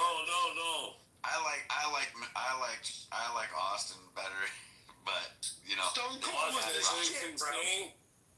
What's that? Stone Cold was the shit. Dude, that was so badass. I was like, bro, Stone Cold was the shit, bro. He cracked the beers and poured beers all over his face. Fuck yeah. Throw him out in the crowd, It's like, and you remember The Rock? If y'all remember when The Rock started out, as like this Hawaiian fucking weirdo. Yeah. He was like Rocky something. Because his dad was a wrestler. The Rock's dad was a professional wrestler. Dude, I was just looking at the most wins, and like Kofi Kingston is on there. Like, I haven't watched that shit for, I don't know. Oh, yeah, I haven't seen it. But I stopped watching actually with the Attitude Era. The Monday Night Wars when I finally stopped watching. But what I was saying, the whole genius behind the 80s and 90s heyday of WWF and into all that shit was Jake the Snake Roberts. If anyone knows it, yeah. Jake the Snake used to write all the matches. He didn't. Not Jason. Not Jason. Hey. You know Jake the Snake was married in real life to Miss Elizabeth, but he allowed Miss Elizabeth. Yes, I do. Jake the Snake was married to her in real life, but he allowed her to be with Macho Man because it was better for the story. He wrote, Jake the Snake was the mastermind behind it all. And remember, Jake the Snake was the guy you had to beat to get to Hogan. Jake the Snake never had the belt, but he was the one you had to beat to get to take on the belt. Because Jake the Snake knew that Hogan and the Ultimate Warrior and all them had better appeal. Okay. So Jake was like, I'll be the guy you got. All the Albion guys. Hey, bitch. I'm finna put on the Archmage hoodie. What was Snake's name? Do you remember the Snake's name? Bet you know. Hot Rod. You gotta love Hot Rod. Kendo, do you remember the Snake's name? Oh, he left. What a punk. It was Damien. Hot Rod and Ric Flair. You gotta go back to those guys. Roddy Piper was the shit. Dude, wrestling was the shit, bro. Like, people don't realize how, like, wrestling was the shit back then. Dude, I can't believe how big it is still. Like, I haven't watched it. Yeah, there's no wrestling now. Like, I haven't watched it forever. I agree, but there's no, it's all microphone, it's all show. There's like barely, like, the matches take like 5-10 minutes. That's it. It's all like theatrics. When you start hearing some of these guys' real stories about how screwed up they were from taking the beatings that they did. Bro, dude, the one on Netflix about the McMahon one is so good. It's not really, I mean, there's a lot of it about McMahon, but it takes you through the eras of wrestling and shit. So it kind of trails off. And then each little wrestler, they do a little promo on them, like Cena has one and blah, blah. But man, I've been watching the documentaries from a long time before that. Dude, they would work. It's something that was like 200, it was something nuts. It was like 290 to 320 days out of the year. Yeah. That's fucking crazy. And everybody's like, oh, you're still landing on plywood. Oh, dude, that's so nonsense to me. I fucking hate when people say that. It's like, dude, you go land out there and land on your back. I don't care if it's a mattress doesn't hurt, right? If you land right. We watch these guys land wrong sometimes, right? Even if they're hurt, they gotta let it finish. Even if they're seriously hurt, they gotta suck it up and be like a pin, you know? Like, dude, go fucking go shadow box. Like, don't even have an opponent. Just stand in front of a mirror and shadow box for 45 seconds and see how fucking tired you are. And now think about like doing a wrestling match for like 45 minutes. Yeah, my girlfriend, she boxed and stuff, and like she would have some of her videos she put out, and they're not even hitting the bag hard, but you're as fast as you can go for how many, like a minute, right? And then it's a break, they get a break, and back at it, and then you see them, everybody in the whole gym is sitting on the ground like exhausted afterwards, and it's like, you just go throw fists, like you say, just throw fists. You don't even got to hit hard. Against the air, against the air. It's 60 seconds, you know, I mean. You're tired as fuck. Dude, that's what those guys are doing. And that's why I love Bret Hart, because remember, Bret Hart's thing was that Bret Hart's whole claim, after everything Bret Hart's been through in the career, whatever, his whole thing was that my proudest moment is that I've never hurt a single wrestler that I've wrestled against. Yeah, I've never hurt anybody. And what's so crazy about that, when you think about it, it's like, so obviously they're like, oh, it's fake. When they do a pile driver, they're not really smashing the guy's head into the ground. Yeah, right. But you got to know not only how to do it to not hurt somebody, but the guy who's getting pile drived needs to know how to like get his legs up and quote unquote submit to the move, and the guy who's doing it has this guy's life in his fucking hands. Yeah. And when you do that, you're not supposed to get hurt. Yeah, it's fucking crazy. It's fucking nuts. And then to remember it all, to fucking put on the show, it's like, yo, like these guys, the outcome's rigged, for the entertainment. But the fucking shit they're doing is real as fuck. Right. Like, real So, how about this? What was the best? What's old school, new, whatever? I don't know, new, of course. But what was the best entrance? Which one did you always think was the coolest? What a great question. I was too young to kind of remember I can only remember really the ones from the Attitude Era. I would say, dude, honestly, I mean, the ones back in the day when I was a kid, I don't remember like the music and shit. But I will say, I like the the DX ones when that whole shit started. Yeah. The DX motherfuckers, this the Road Dogg, Jesse James, and all them. But I still think Stone Cold was so good. Like, remember that the glass would break? It was like, oh, bro, it was so cool, bro. Yeah. Undertaker was cool too, because it was like, boom. Those are the two that I think are probably the absolute best. I mean, because it's just like you're sitting there, it's quiet, and then all of a sudden the glass breaks, breaks again, you know, and it's like then he comes just strutting out, you know, and it was a good one. And then the Undertaker, same thing. You're sitting there, and then all of a sudden the lights go out, boom. The theatrics of those two, I think, were hands down the best. And I used to hate the Undertaker. And then, like, really? I used to hate, like, back in the day. Remember when he had, like, the whole, the guy that was with him, the weirdo? The Paul Bear, I think it was, or whatever the fuck it was. But, it's kind of weird. I didn't really understand him. I was like, is he a good guy? Is he, like, am I supposed to root for him? Like, what's going on here? So it was weird. But then you get older, and you get to the Attitude Era, and then you grow out of it, and you start thinking back on it. And now it's like remember, like, Hulk Hogan was, like, a terrible wrestler. Like, but he was great on the microphone, and he had the body for it, and he's a company man, and he had the look. But, like, Hulk Hogan's special was a leg drop. Right. Like, a leg drop. Like, that's literally what his special was, a leg drop. And that he could pick up Andre the Giant. He was the only one to body slam Andre the Giant. Well, that's not true. Ultimate Warrior did it. You know this story, I'm sure. So, yeah, Hulk Hogan was the only one to body slam Andre the Giant because Andre the Giant had a bad back problem. Like, they could have, like, fucked him up. But, so, the Ultimate Warrior, who was also a bad wrestler, but he was so roided out during his match. You can go look this up and watch it. Like, you can, like, once you know the story and you go rewatch it, it's wild. So, like, the Warrior was wrestling Andre the Giant, and no one's supposed to body slam Andre the Giant. Actually, Hulk Hogan wasn't supposed to do it either, but in the match, Andre the Giant tells him, he's like, do it, body slam me. And he's like, are you sure? He's like, yeah, and he does it.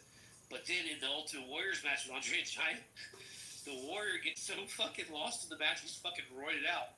He picks up Andre the Giant and body slams him out of fucking nowhere.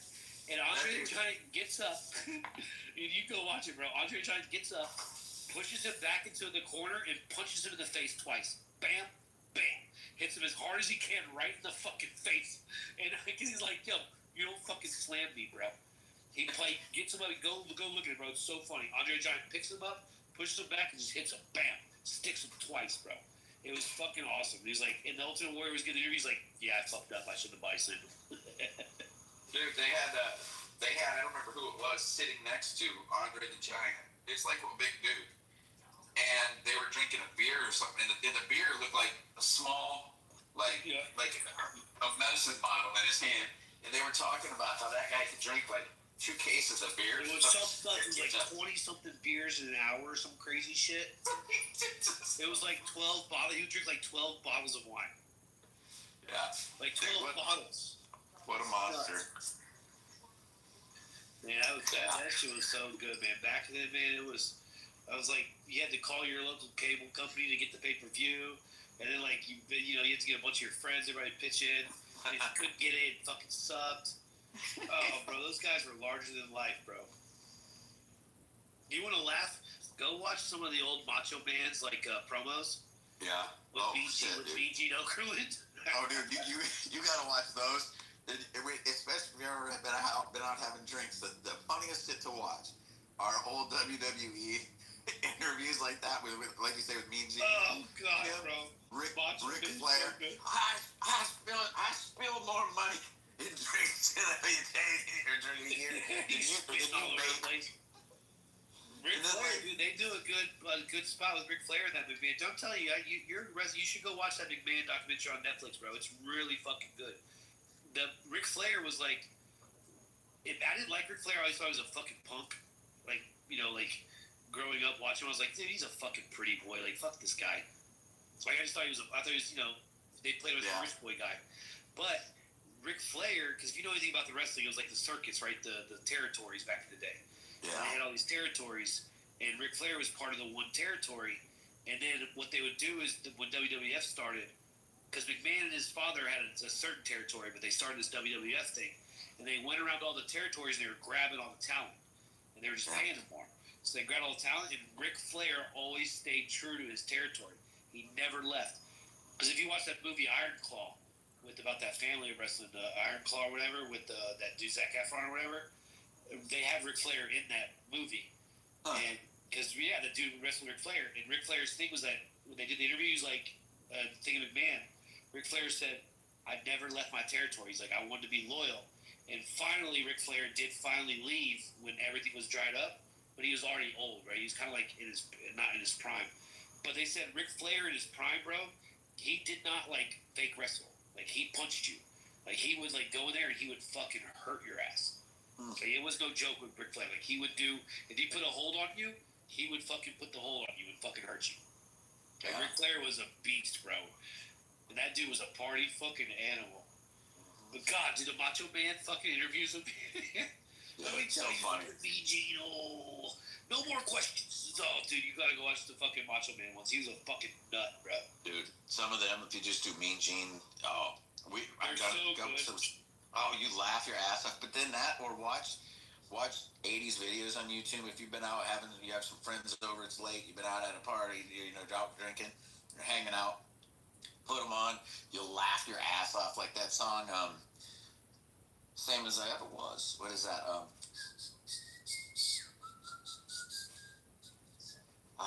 Men Without Hats, is it? The Same As I Ever Was, you know what I'm talking about? Same As I Ever Was. It's like, dude, you'll laugh your ass off at the old 1980s videos. I mean... Well, yeah, because when we were kids, we were listening to them, we didn't get it. And now, listening back to the shit as adults, the jokes were there, we just weren't picking up on them. Oh, and how poor the videos are. I mean, so bad, Well, at the time, they were the shit. Oh, yeah. But they're vulgar as fuck, bro. Like, the jokes are there. I tell my kids, like, my oldest daughter's now in high school, and my middle daughter is in 8th grade. And, like, I tell them sometimes, like, I'm like, yo, because now my youngest daughter's only 7. So sometimes I'll put Shrek on, right? Or put one of the movies on that my older kids watched when they first came out. And you know how Shrek is like one of those things that's for kids and adults. And the adult jokes are in the movie and the kids don't really pick up on it. But there's also kid jokes.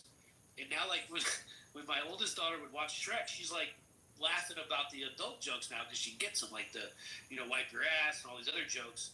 And, like, it's like you're saying, like, when we watch new things from the 80s now as adults, we pick up on things we weren't picking up on back then. And it's fucking hilarious, bro. Like, the shit was crazy. Crazy. I mean, there was no filter back then. They said whatever the fuck they wanted. Yeah, yeah, you go look at that one. It's Talking Heads, Same As It Ever Was. But just watch that video and tell me that dude wasn't just, like, high as hell on something. But, yeah, and it's so funny because, like, you talk about songs. Californication. Go listen to that one, the lyrics on it. Yes. And it's like going, dude, some of these old songs, like, they just nail it, Well, that's very, just to steer the topic away from fucking wrestling, because I'm sure people are hating this.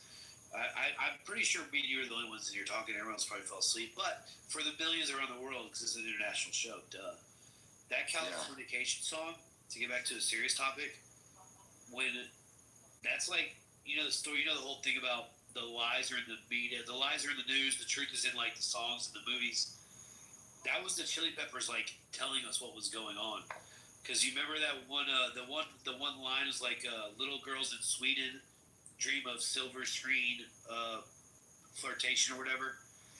And that's now you figure out there's that underground bunker in Sweden that cost like $2 billion. And they were building it way back in the day. That dude, Phil Schneider, was talking about the bunker in Sweden was $2 billion in like the 90s. And they were talking about how the trafficking, they're taking girls from Sweden and moving them to Hollywood.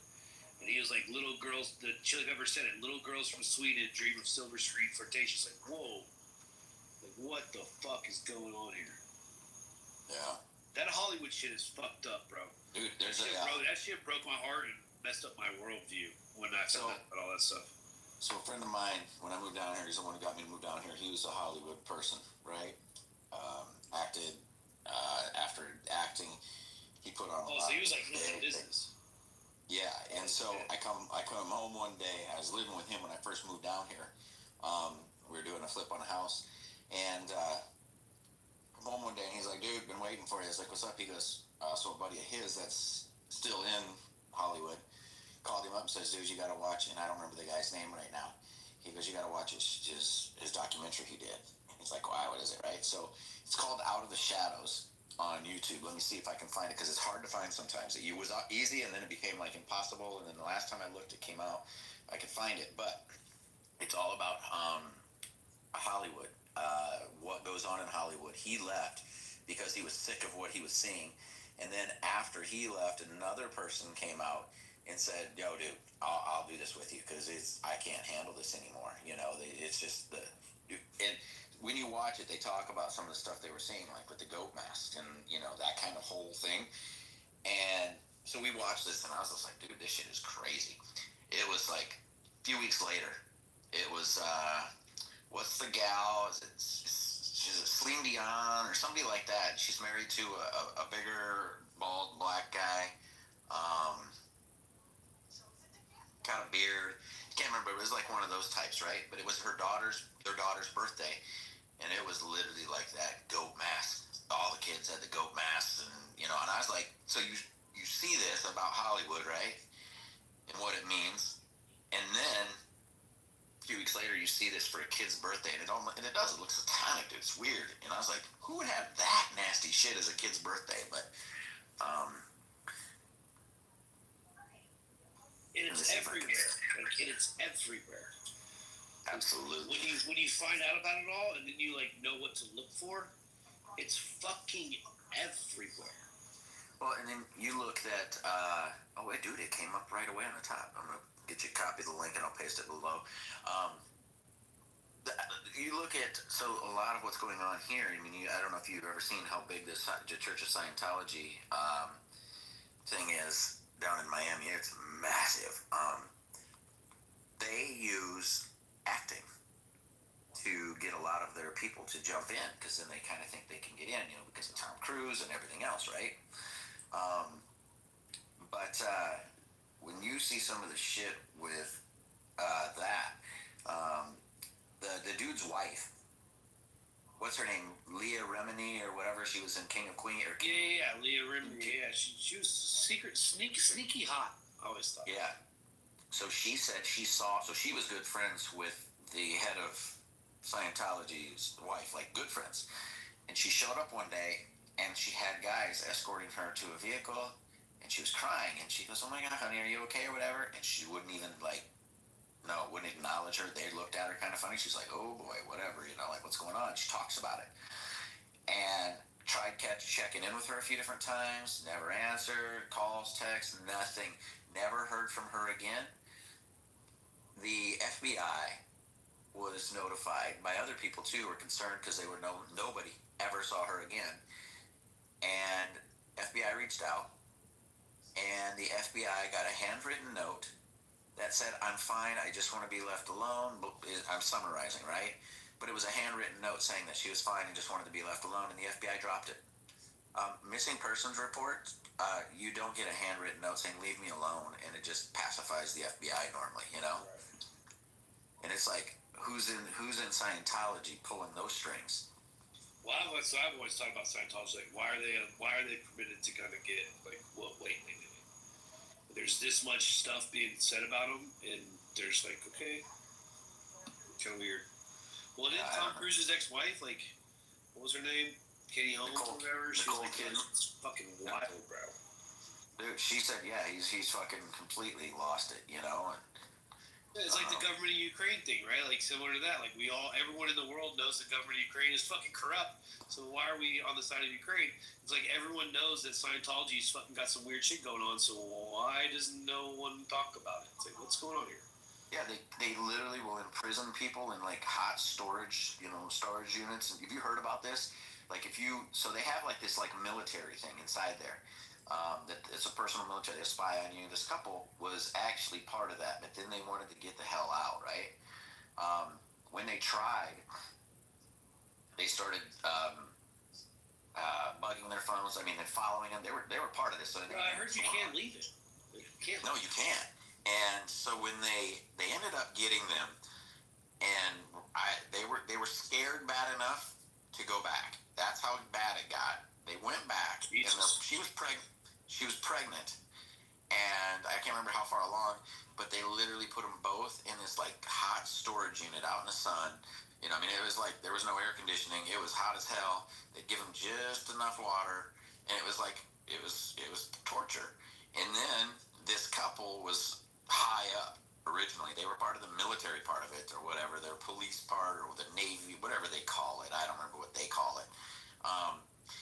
Anyway, they had to wear, it was almost like a prison jumpsuit or something, and serve at the meal hall or whatever they call it, and to show everybody that they screwed up. So they humiliate them basically, and you know, they have to try to work their way back into the group. And I just don't get it, man. Why get involved in something where you have people who are in it and say you can't get out? You know, why even mess with it? Well, do you know I mean, you know, so I'm sure you're familiar with it a little bit. I'm not too familiar with it, but I'm familiar with it enough to talk about it.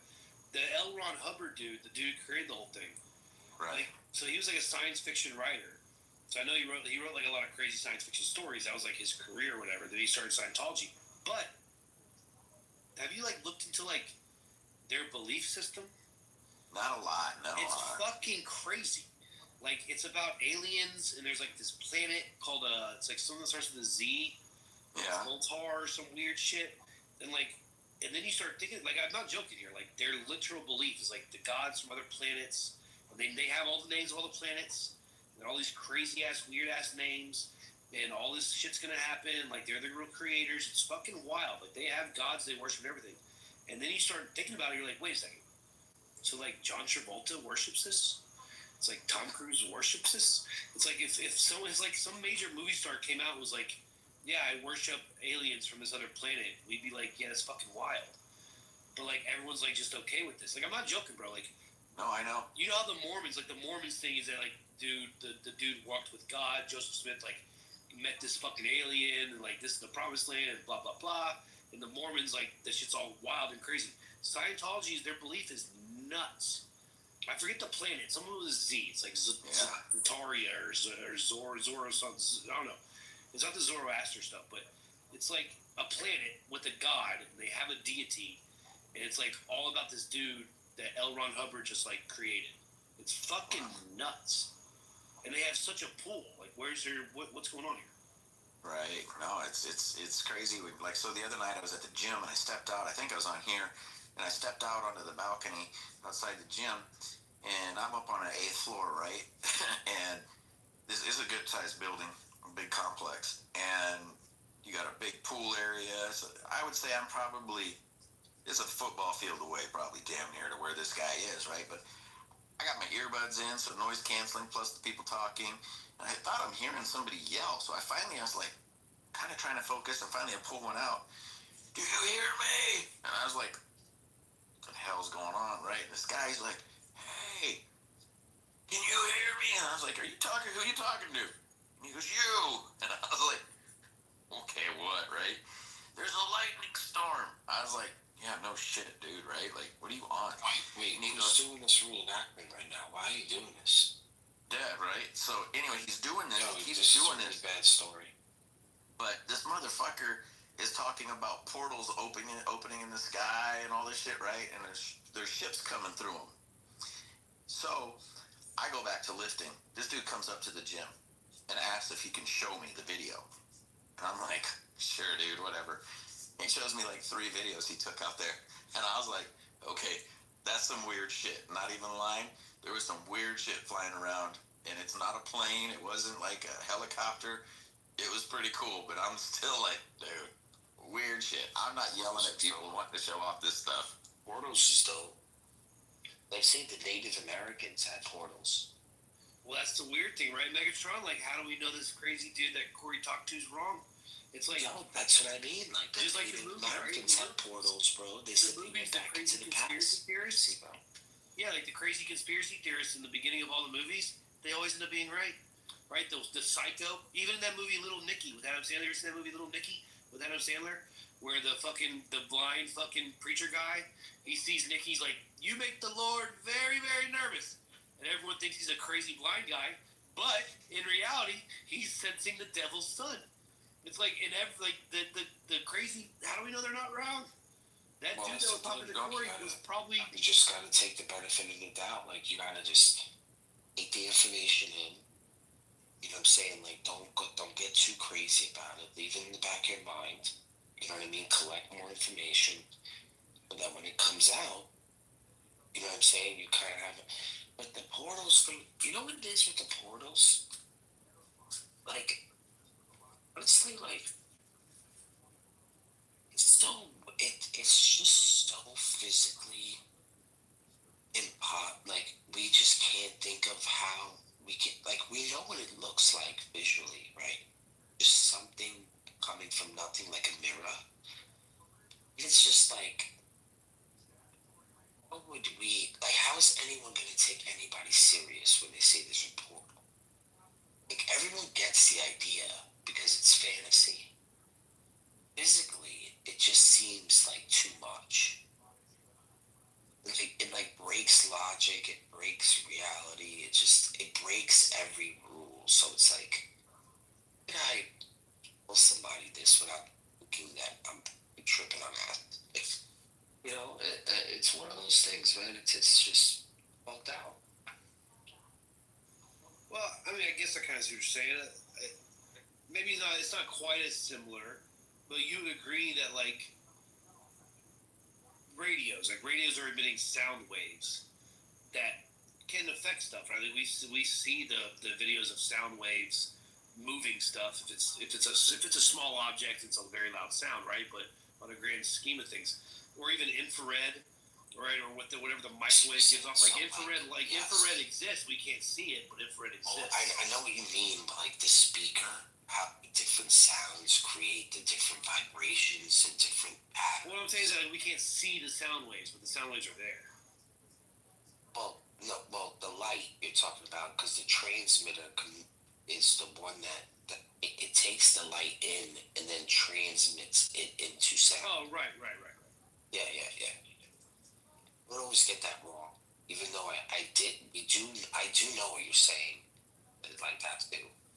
It is this light transfers the energy 100%.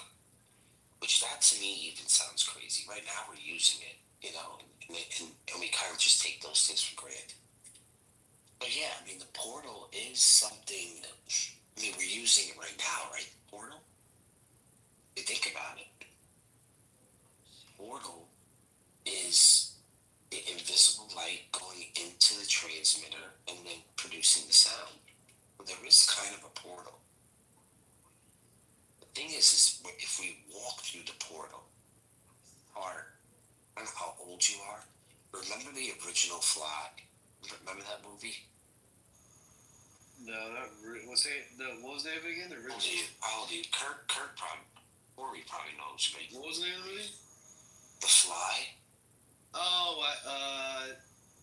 no, Dragonfly. Yeah, I remember. No, Fly, the original one. No, the original Fly. You're talking about dude. Kevin Costner.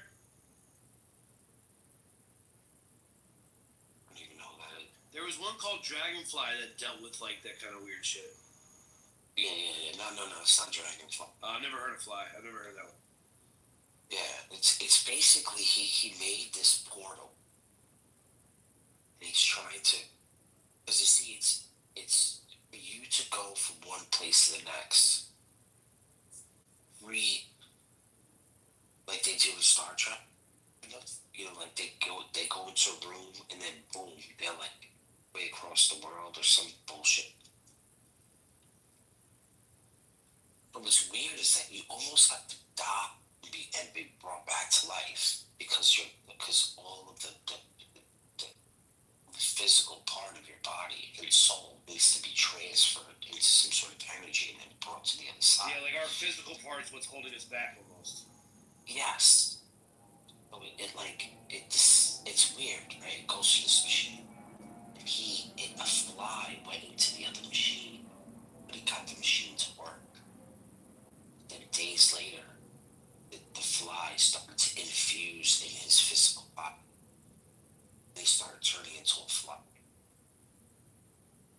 it's a bugged out film. I thought, I mean, it was pretty scary. There was no other movie like it. That movie was like one of the first ones about like the portal type shit that you're talking. Just trying to engage the comment. Have you ever come across this like theory that there's like this theory that nothing is made up, so like everything comes from some truth, right? So like dragons, like dragons are real, bro. That's what I'm saying. It's like dragons never really exist. Dragons might not exist now, but that type of shit did exist at one point. That's how humans thought about it. And so the portal thing, it's kind of like, well, if you apply that to that, it's like maybe we don't know how to get into these portals now. We lost the knowledge, but the idea of them came from some type of truth. So, and yeah, like it is weird, right? Though thinking about it, it's like how, just logically, how would that be physically? Like just the logistics of the whole thing. Like what are we talking about? So like where we're living right now also exists. Like from the other, whatever side they're on, can they walk through a portal to get to where we are? Like what's going on? Like, but it must have some truth behind it, I guess, is what the theory states. Just like anything's possible. This is the whole thing. Like you can't, like if we could think it, it could be possible. This is what I mean. Like, well, yeah, and if you believe in creation, then anything can be created. Anything can be created. The whole thing is that we make things, we don't create them. Have you ever heard of remote viewing? Yeah, that shit's wild. What's that? So remote viewing is where you can view something.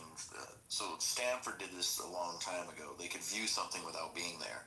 And if you've ever seen the movie Men Who Stare at Goats with, what the hell's his name? George Clooney in it. That's that. There's another one called, I think it's called Suspect Zero. That's about it. You'll see the guy, he goes into this like weird trance type thing where he's doing something. Yeah, and he can remote view at the end. So the first time I heard about it was on the radio one night. I was working super late. I worked for myself, so it was like 2 o'clock, 3 o'clock in the morning. I'm listening to this whack out thing about, aliens and blah, blah, blah. But they were talking about remote viewing, and they had this Stanford University guy. So I'm like, all right, is this real? Whatever. I was going to look into it. I happened to watch the show Suspect Zero, and at the very end, you have this special features. I hit play. It was this Stanford professor, and it's him, and he goes into detail about remote viewing. And he was talking about, and I don't remember if it was on the radio show I was listening to or on the special features, but he would, when they first opened up the Kremlin, he goes, I'm going to be there, because it was a big deal. Like, nobody's ever been in it, right? So he goes over there for the opening. He stopped looking around, and he just, like, visualized everything, and then started walking around. He went back and started looking through his files. They had somebody that they had trained to remote view that had literally remote viewed inside the Kremlin. Described the brass tacks on the red leather. I mean, everything. But you can literally remote view something and never leave where you're at. And this is something that the government used. And, and I found out, it's not really bullshit, It's like, whoa, this is crazy. Check it out. Could it be like little drones? Is it possible that we're looking back at stuff now, but we kind of have technology that has it now, right? Could it have been how long ago was this? 60s, 70s, maybe? That's what I mean. So could there have been back then, the spyware that we have today that we could buy on Amazon? This is what I mean. Some people have this technology really early on. We have philosophers what's his name? Hillary Putnam. Hillary Putnam is one of the greatest philosophers of our time. I mean, I'm talking just so forward. 1972, 1973, he's talking about AI. He's talking about AI at a level that if you watch this video, it's one of his, he starts talking about, what's it called again? Machine state learning.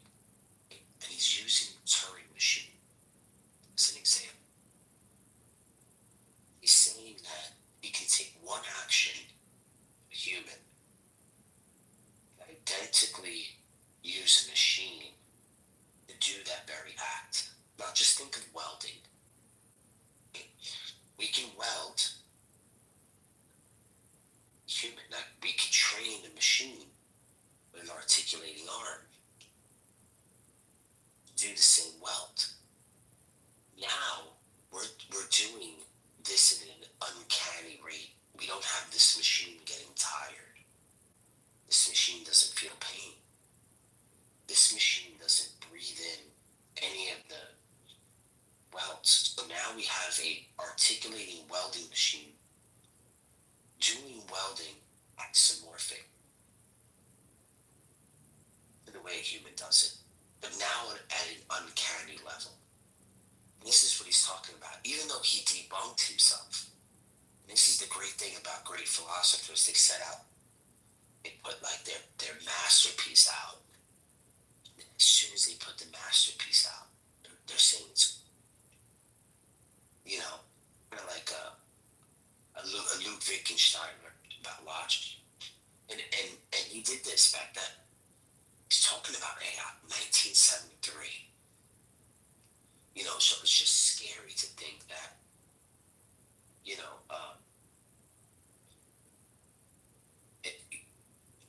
much has developed since then. Yeah, we've almost it's gone. It's like outpaced its logic almost. It's kind of wild. Yeah, and I agree with you. We're Android level now. I mean, just we're at comic book level now. It's ridiculous, you know. Yeah, and I do agree with you. I think that they've had this shit.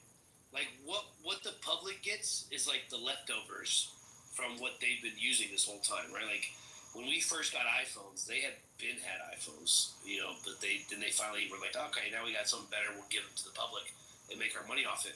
And I'll give you no more evidence than this. Do y'all remember that story recently when AI first got big? And there was that story where the AI was trying to hire humans to get past the CAPTCHA thing. You know, like on the computers, the whole, you know, prove you're not a robot thing. Yeah, dude, that was impressive. Yeah, do you remember that story where the AI was trying to hire humans to get past the CAPTCHA? It did hire. Well, yeah, right. So, but then think about this. When I heard that story, the first thing I thought about is I go, holy shit. Think about how long that CAPTCHA thing has been on our computers. We've been having to do that since like the early 2000s. And we're kind of like, what is this dumb shit? Like, what the fuck? What the fuck? What the fuck? It's because the people that were, you know, running this whole fucking thing, they had AI. AI already existed back then. So they had to create this CAPTCHA shit. And now we're finding out that AI is trying to bypass the CAPTCHA. Well, now that makes sense why the CAPTCHA shit was on there in the first place. But it's been on there for fucking over a decade. So that means this AI shit's been able to break into shit and pretend to be humans for over decades. But we're just now finding out about it. Or like the zero gravity shit where planes don't have to take off, they can just lift straight up. Like oil is outdated. Like that shit is outdated as fuck, but we're just so beholden to the industry. But like, dude, the zero gravity stuff and all that stuff. Oil is a byproduct. The oil is just a byproduct. You look at all the other products that come from it, and so they need to have oil. Oh, right, I'm sorry, I should have left oil for transportation. Yeah. So I mean, you know, but yeah, I know what you're saying, man. Yeah. But go ahead, finish about the CAPTCHA because that shit was badass. Right, isn't that wild? Like, when I thought about that, I was like, holy shit. CAPTCHA's been, I mean, remember how long? Remember it used to be like the wavy ass fucking letters where like, what the fuck?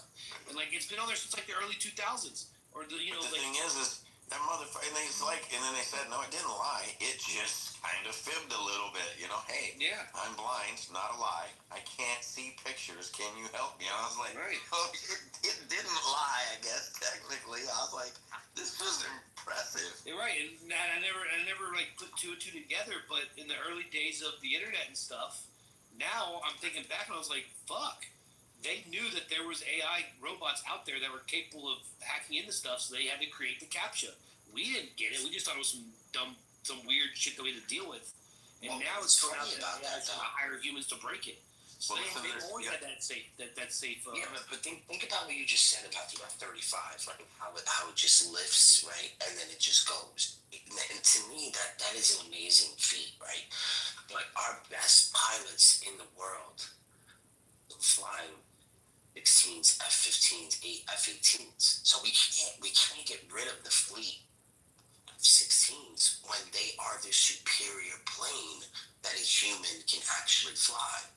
We have the most research and development in the F-17, the F-18, the F-16.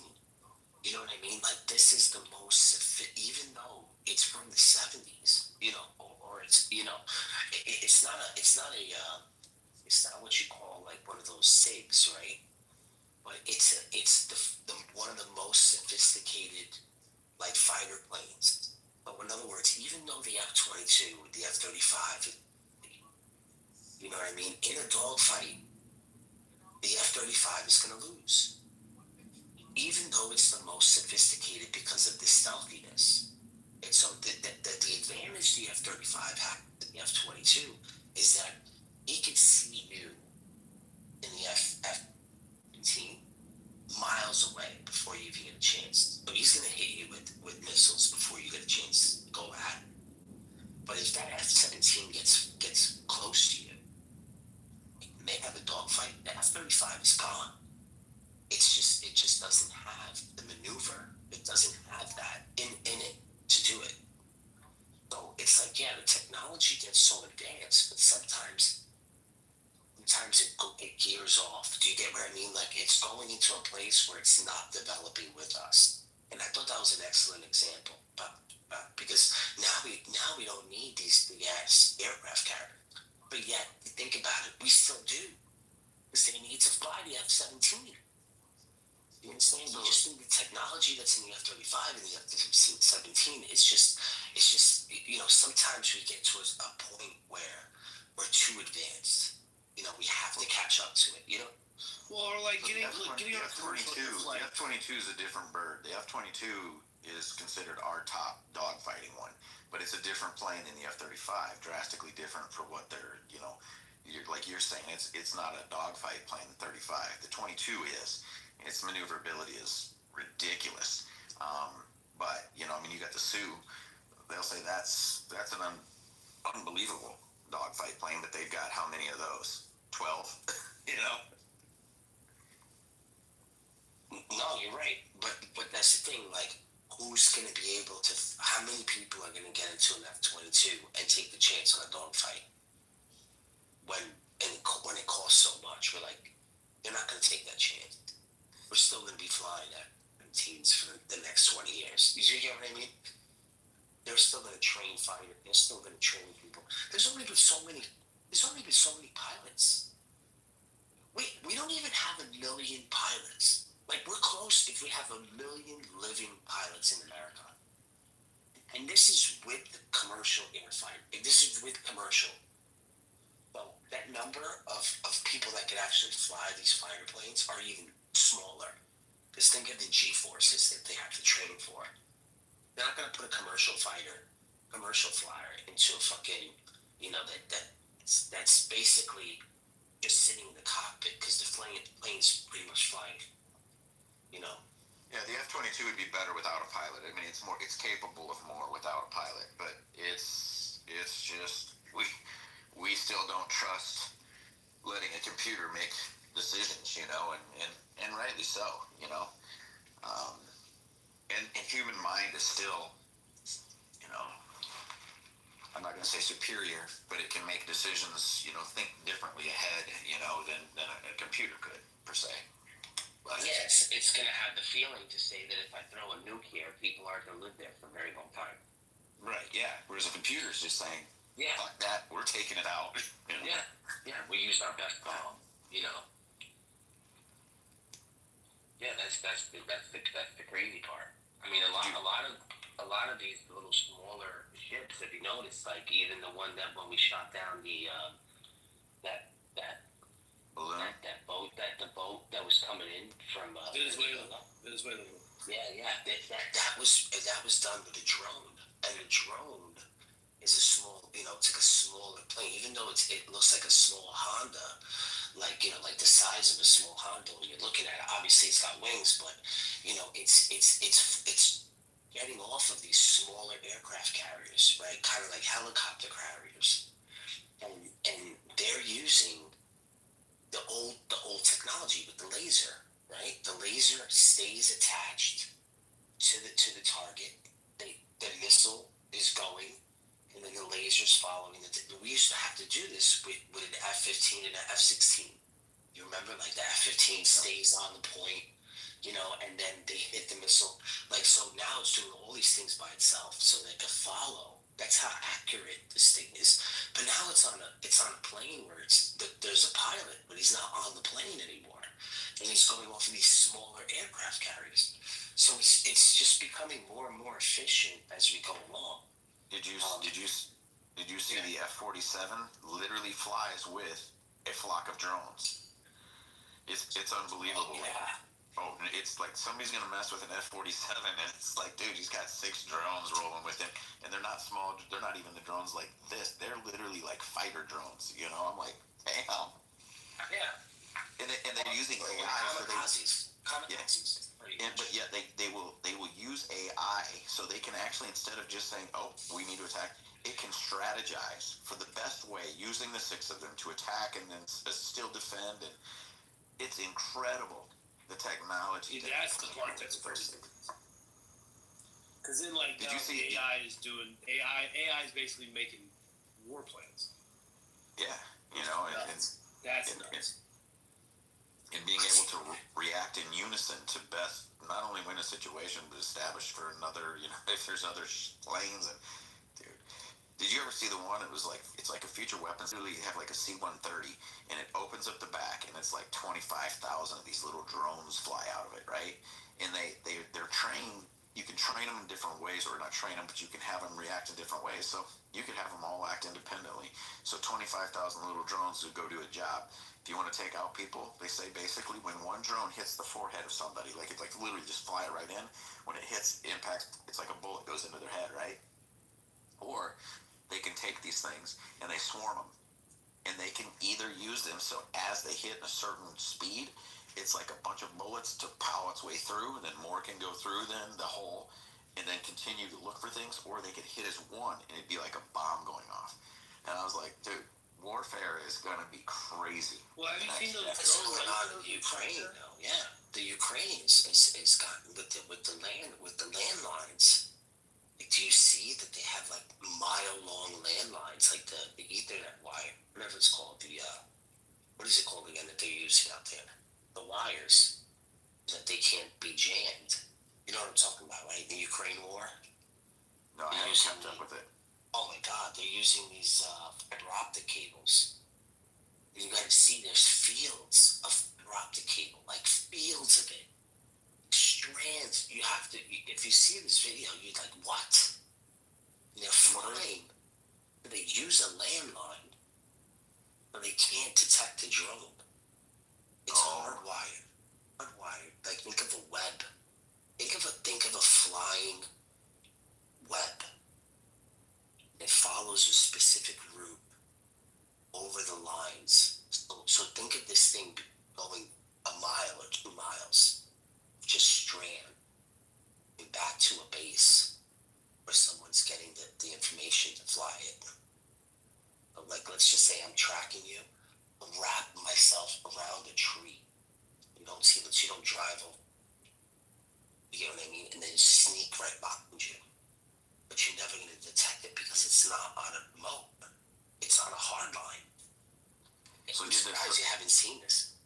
No, huh? So the one story that I have heard, and this is from personal experience, somebody I know very well, met him through our church. He was trying to change his life around and then slipped back up. But he went to a casino, and where he dropped his ball, where he got picked up. He was at a casino, and or actually it was later, but he gets arrested. Bottom line, right? They're in there. They have this big book. They're playing bad cop, good cop, and he's like, "Fuck you guys, you're just bullshit, right?" And finally, they were like, "I'm gonna open this book, but I'm gonna tell you, you're gonna tell me everything, right?" And he's like, "Whatever." And all of a sudden, he opens the book and shows him a picture, and he's like, "Holy shit, how'd you get that picture?" Because he goes, "Every time I get out of the car," he told me this. He goes, "Dude, every time I get out of the car, I'm looking everywhere. I'm looking for drones. This is in rural Iowa that this happened, right?" And he's like, "There is nothing." But he goes to this casino. He goes, "They got a picture from me from looks like 5 feet away. Not Zoom, It's 5 feet away is what it looks like. He goes, I get out of my car, I'm going to have a cigarette before I go inside, and I hear somebody say, hey, you want to see my tits? So I was like, yeah. And then all of a sudden, he goes, this big black guy comes and looks around the corner of the car, the van, and he goes, oh, dude, sorry, I thought she was talking to me. I apologize. He goes, no, you want to see him? Come here, right? So these two are talking. And so they're like, who the fuck is that? And they're screaming at him about this black guy. How do you know him, or whatever. They knew who he was, but they were trying to get him to spill. He goes, listen, dude. And he goes, you're going to love this. And he goes, my wife's going to find out now. So he tells her. And then finally he goes, I'll tell you everything you want to know. But I need to know how in the hell you got these pictures. Just be honest with me. They go, we'll tell you. He proceeds to tell them everything. His connection was directly one of the kingpins down in Mexico. He rolled. He didn't care. He knows he can never go after him. They aren't going to go after this guy. He's in jail now. But they told him, he goes, no, that's not a Zoom. We didn't do that with a camera. We did that with a drone.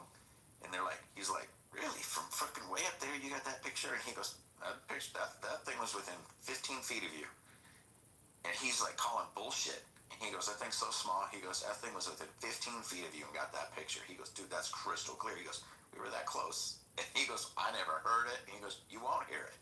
And so if they're using that to catch drug dealers, what do you think our government has?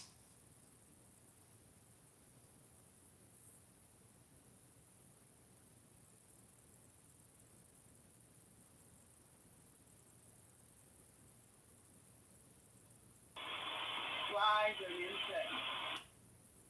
I've heard shit like that. It's a fact. It's a thing. Wait, did Barth kill the room again? No, I'm not gonna kill the room. So Kill the fucking room every time I called it. Who's this, man? Yeah, I'll just leave. I'll just go somewhere else if you guys are just stop doing this shit. If my wife wasn't sleeping, yeah, this is the shit. Sitting in the fucking closet, I'd fucking cuss you motherfuckers out. Anyway, so what was I talking about? Barth, what shape is the earth? Bro, you want to see a picture of my dick already, bro?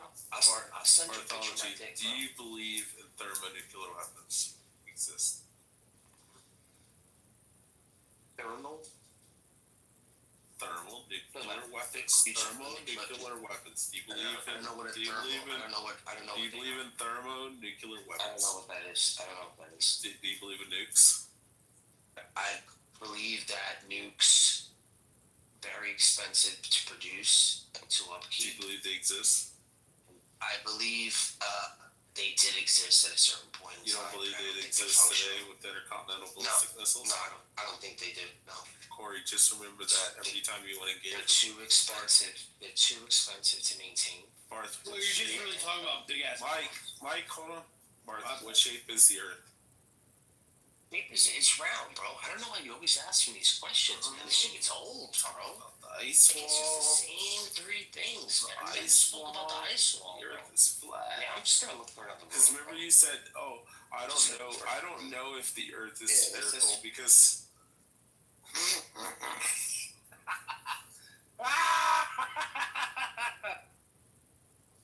Oh, so worth it.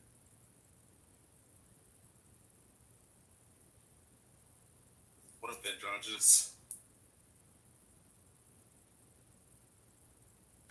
Nothing. Did you enjoy that? Listening to Barth run, yeah, it's always funny. Oh, it's amazing. So, what were you saying, Mike?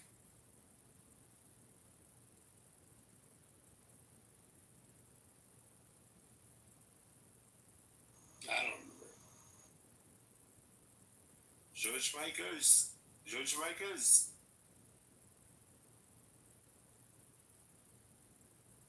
Oh, Solomon, you missed it. What happened? Barth ran away. Who? Barthology. What happened? I asked him if he believed thermonuclear weapons were a real thing, and he doesn't want to admit it. And then finally he's like, no, I don't believe they exist. I believe they existed at one time. Wait, what doesn't exist? Barth doesn't believe in thermonuclear weapons because he said he's never seen them. Why wouldn't he also believe in thermal? I know, exactly. And he also doesn't, he believes the Earth is flat because he said he doesn't believe it's spherical because he's never seen it. That's retarded. Yeah. Flat Earth theory is just. I only put it out there because some people actually take him to be serious. And did anybody talk about the new picture that was released? Nah. With Tyler Robinson? What conspiracy are you coming up with now, Solomon? They have Tyler Robinson at a Dairy Queen in Orem at 6:38 p.m. after the shooting. He's at a Dairy Queen with a different shirt. This is insane. It's blowing up. It's going viral. I'm shocked you guys didn't talk about it. They're charging him. Hey, what's up, Corey? They have. Did you see it, Corey? They have him at Dairy Queen. They have him at Dairy Queen at 6:38 p.m.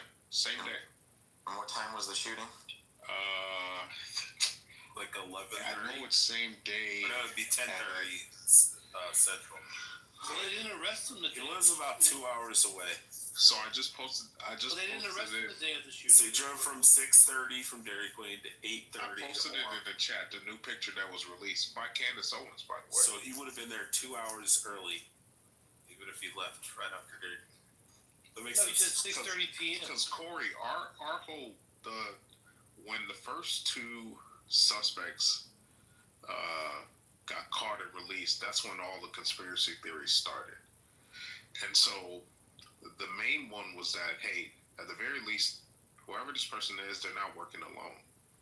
Because, you know, they tried to say, oh, no, this is alone, but clearly something strange is going on. What about Trantifa? Yeah, that's a possibility.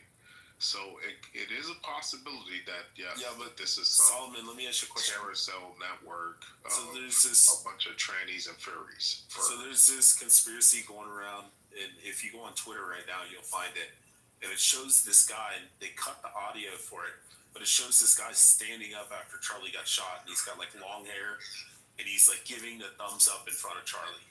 Yeah. And you're like, oh my god. Yeah, exactly. So okay, he made a video. So yeah, he was recording himself initially when he got shot, and he's like a fucking retard. You know, bad timing. I get what he was trying to do. He was trying to do the Trump thing, the USA. But he was doing that, and then he stands up and turns at the camera and gives thumbs up. And they're like, look, it's a conspiracy. He's in on it. And it's like, no, he's just a fucking weirdo who's screaming USA, USA. Well, his video was kind of strange. Yeah, he was just fucking weird. Like this weird thing. His video was strange. Because the thing is, they're coming at, the other thing that I saw was a breakdown of the actual gun. So somebody made a very good video of a breakdown of the gun that they're alleging Tyler used. And it's really good because it shows the FBI, someone's lying. Someone is fucking lying. Oh, I don't know what the fuck is going on, but there's a lot of lying going on right now. So, you said what? I like guns. What point did they make? Oh, yeah. So here, let me see if I can find that because I posted Tyler. So I posted Tyler in the chat. So that's him at Dairy Queen at 6:38 p.m. Yeah, that makes sense. It's 2 hours away, and the shooting didn't happen until 10:30. At 6:38 p.m., you're at a Dairy Queen? Okay. What are you talking about? Like you're saying it was the day of the shooting, right? Oh, you're talking about nighttime. The shooting. Yeah, he shot him at like 10:30 during the day. They didn't arrest him the day of the shooting. Yeah. No. They got him like the FBI report that he was hiding? No. Well, they got him. No, he's hiding in the sense that he didn't turn himself in. He was hiding. He went 2 hours away. He was also messaging his friends on Discord saying, hey, can somebody go get my gun? And then he said, oh, if somebody No,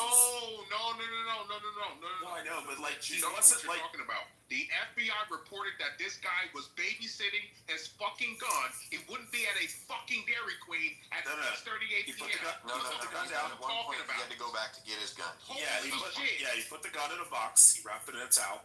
Then he went down to Orem. He would not be at a Dairy Queen. Then he was asking fucking food. You realize the messages he was sending. Look at him.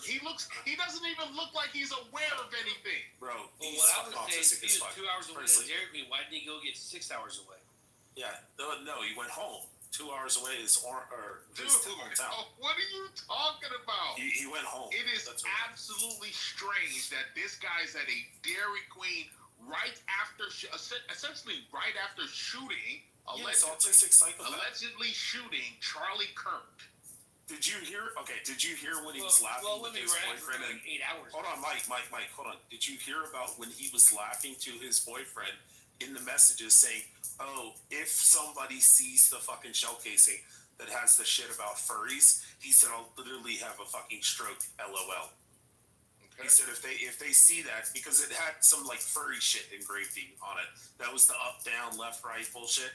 And it was about furry shit. And he told his boyfriend, he said, if somebody actually sees that and I see it on the TV, I'll literally have a fucking stroke, LOL. Like, he was laughing about it with his boyfriend about, like, oh, if they see the shell casing with the furry shit, I'm gonna, like, fucking bust a nut and laugh my ass off. Okay. Like, he wasn't, like, hiding in a fucking cave, like, yes, that's what the FBI said. This was 17 minutes. This was 17 minutes away from the shooting. So yeah, you look. Rich, that's not what I'm talking about. I'm talking about that you are in denial, bro. Yeah, it was Mossad. It's you're the Jews. In denial, bro. You know, Solomon, I had the same conversation when the shit happened in Beirut, and that fucking facility blew up where they were storing all the explosives. And I called my buddies back in Florida, and I was like, "Hey, man, I know you guys are from Beirut. Is all your family okay?" And the first thing that they were fucking screaming on the phone was, "It's the fucking Jews! The fucking goddamn Jews! They fucking bombed our fucking country! La la la la la la!" And then like 2 days or like a day later, whatever, we find out that the fucking Lebanese government had confiscated fucking explosives and was hiding it. Instead of disposing it or putting it in like a facility, they hid it in a fucking warehouse because they're secretly working with fucking what do you call it, Hezbollah, and then they're set it right next to a fucking warehouse facility that caught on fire. Like, okay. Well, that or it was Israel. Israel blew it up with fucking fighter jets, is what they said. Like, this is the same shit you're doing. You done? Yeah, just tell us how everything's orchestrated by the Jews. So my account, Frank's account, Sam Samoa's account, Androgynous' account. We're all Mossad agents. We're all here to get you. You're not here to get me. Shit. No, you better watch out. You're spreading the truth about us. We might show up in the middle of the night, you know. Anyways, like I said, anybody can look at the actual evidence. There's very strange shit going on here. It's clear to see. The FBI is lying to us. The feds are lying to us. Something nefarious is going on. Is that Mossad or this trans terrorist? We'll find out. But I think it's fucking retarded to think this kid acted alone. Something is going on. And it's all going to come out, because the thing is, we're no longer in the day and age where you can smoothly do something like this, something so open air, and not have multiple angles that can expose the truth or reality. We just don't live in that day and age anymore. And that's really why the government and so many institutions are trying to implement a full police state, or a state in which everyone is monitored, blah, blah, blah, this, so they can once again control the outcomes like once was possible. Right now, it's not possible, you know. So I'm not even sure the text messages that they're releasing to us are real. I'm not even sure about that. Yo, Corey, I got a question. Hey, Corey, do you remember when the guy ran into the White House when Obama was president? Oh, yeah. Okay. Prior to that, I think everybody in the entire fucking world assumed that there was snipers 24/7 on top of the fucking roof of the White House. There was turrets that would come out of the fucking ground and just fucking gap these motherfuckers as they come running across the fucking field. And the reality is, some dude who's fucking a dumb, crazy fucktard jumped over the fence, ran all the way across the entire lawn, ran in through the front door and went down the fucking hallway before finally somebody fucking seen him, It was like a fucking secretary or shit was walking by and spotted the guy. It's like, who are you? And then had to go and find Secret Service, and it took like 5 minutes for them to find him. Like, everybody thought there was like trained snipers sitting on top of the White House the whole fucking time. We realized, like, no, you can just run in the fucking White House if you wanted. Do you know that on? And they're like, oh, what about October 7th? Oh, Israel let the Jews. You don't find it strange that BB Yahoo, bald-headed BB Yahoo, made a video saying, I absolutely have nothing to do with Charlie Kirk. Yeah, because everybody like you was already fucking saying shit. You don't find that strange? No, because he knew that people like you would come out with this narrative.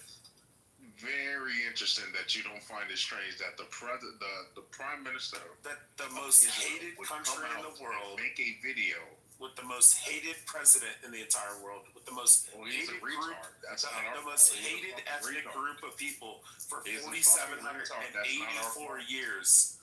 Maybe don't go around blowing up everybody. Would predict that somebody like King Solomon and a bunch of other black Hebrew Israelites and anti-Semites would be like, oh, it's the Jews. You can call people all the names. Look, don't nobody get no fuck about none of that shit no more. You can't go around blowing people up, bro. I mean, it is what it is, man. You can call everybody any name. Shit, when we see kids with blown up chests. Corey, if we had a time machine and we could go back to the exact moment. I've seen videos literally of like piled up body. I thought it was like AI at first. I was like, what the fuck is this shit? Hollywood.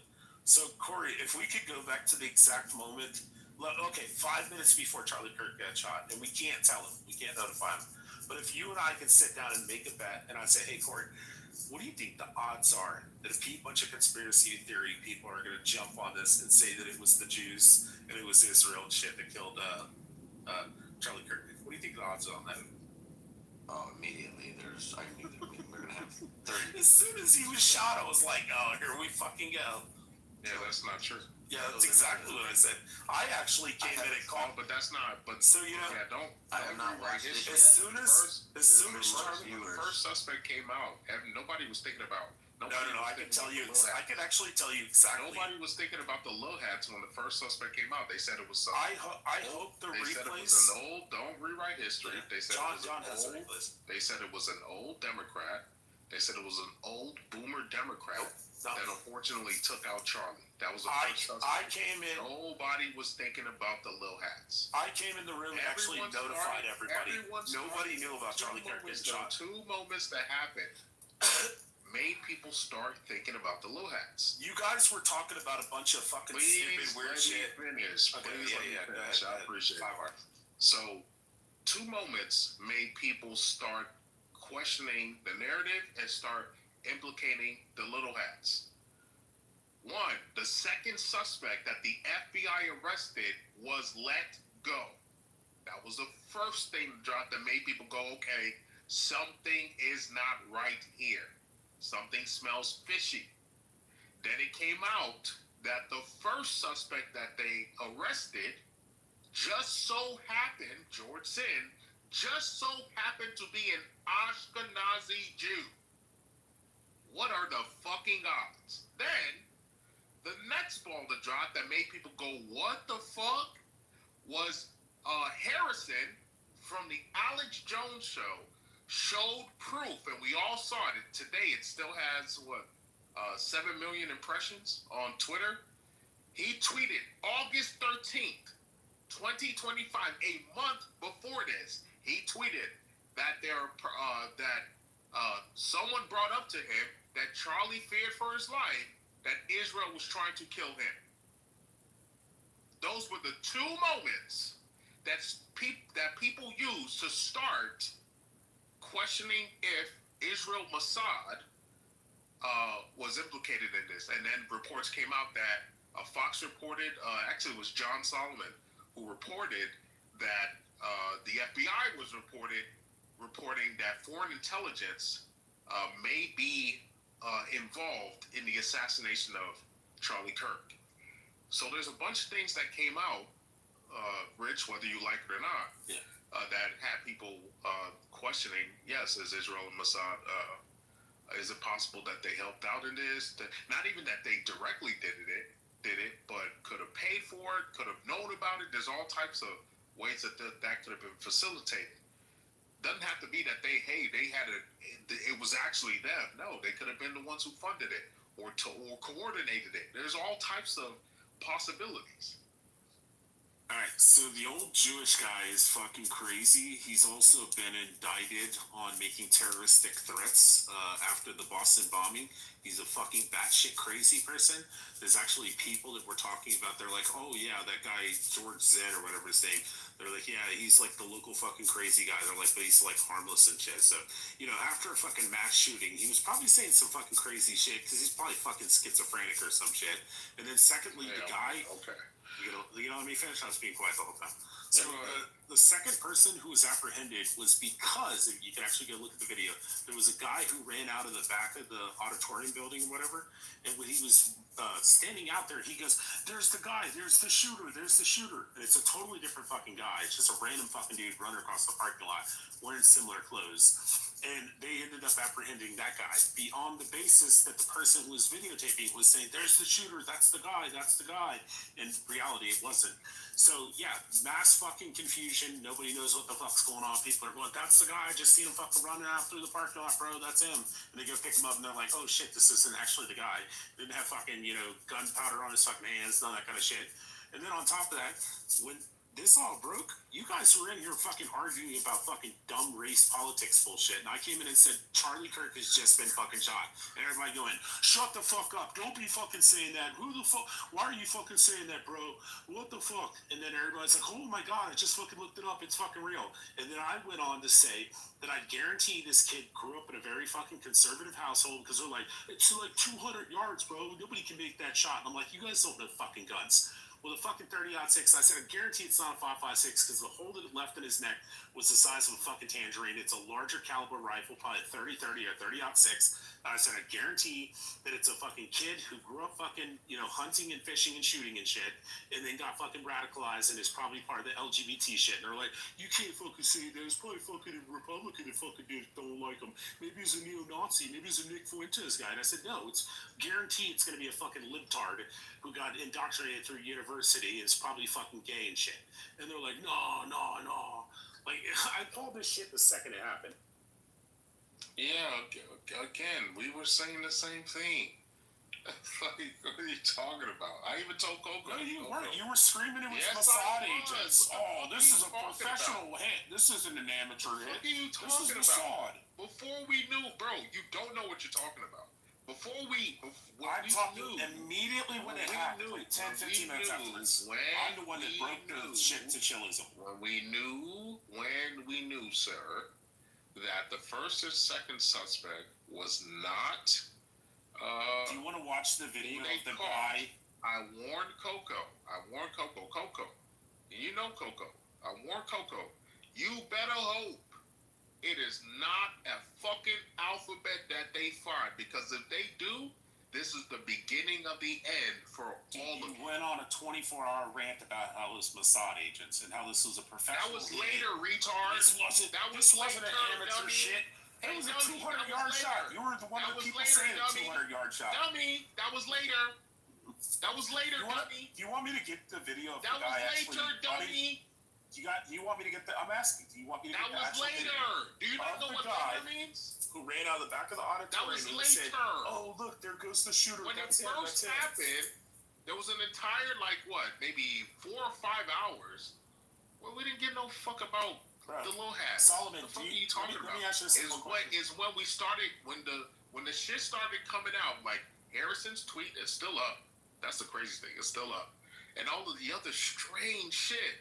That's when we started talking about Israel and Mossad. Not the first 4 to 5 hours, dude. Real quick question. Do you know how many people were initially investigated after the Atlanta bombing? My dad was actually there at the Atlanta bombing. No, I don't know. Maybe you'll say that's a Mossad thing, but, initially there was like fucking 20 people that were brought in for questioning. and they were all released. And then they tried to pin it on the fucking security guard, who was the police or the security guard, and they tried to make him the Paul Blart. Oh, he tried to save the day and shit. And then they fucking excoriated him for like fucking months. And then they finally caught the fucking real guy, and the actual guy who was the security guard ended up dying of a massive ischemic heart attack. So, like, the reality is, when this shit happens, everybody, including you, would be standing there going, I see the guy running away, and he was in all black. That's him. Did you see him with he had the mask on? That was the guy. And then they go pick him up, and they're like, oh, shit, this isn't the guy. Like, they picked up 2 people. I'm amazed that they didn't pick up fucking 30 people. Okay. But you're like, two people. And one was a guy who was schizophrenic, crazy guy at the fucking rally, an old Jewish guy that's like 75, 80 years old. He's like fucking schizophrenic, which everybody said, yeah, he's like the simple fucking, crazy guy that just fucking rambles and talks to himself. Like, yeah, a crazy guy talking to himself, they're probably going to pick him up. He just so happens to have been there at 9/11 and all the other tragedies, right? You just think that's a coincidence? He's from New York. Yeah, he just so happens to be. He's from New York. He wasn't just. A lot of people from New York, and a lot of people from the other 2, and now he's at this one. Okay, let me ask you a question. How many people in Chicago? How many people in Chicago and New York live in Arizona? Wait, what are the odds? No, hold on. Don't try to run away from that. No, like how many people move out of cold fucking climate, shitty areas to move to fucking nicer? This guy was at several terrorist attacks. No, he wasn't. He called in a fake bomb threat. Now you're lying. No, he called in a fake bomb threat after the Boston bombing. Look it up. The Boston bombing happened, and then he made a terroristic threat about something else. At Charlie Kirk's. Bro, he lived in New York. He watched 9/11. He was at 9/11. And my dad was at the Atlanta bombings. My dad was at the fucking Olympic bombings. The Boston bombing. Yes. And Rich wants us to think, that's just a coincidence. He's from New York, bro. It's just a coincidence. He's from New York, and he's crazy. And after the Boston bombing, he called in a fucking bomb threat at another place. Because he's fucking crazy.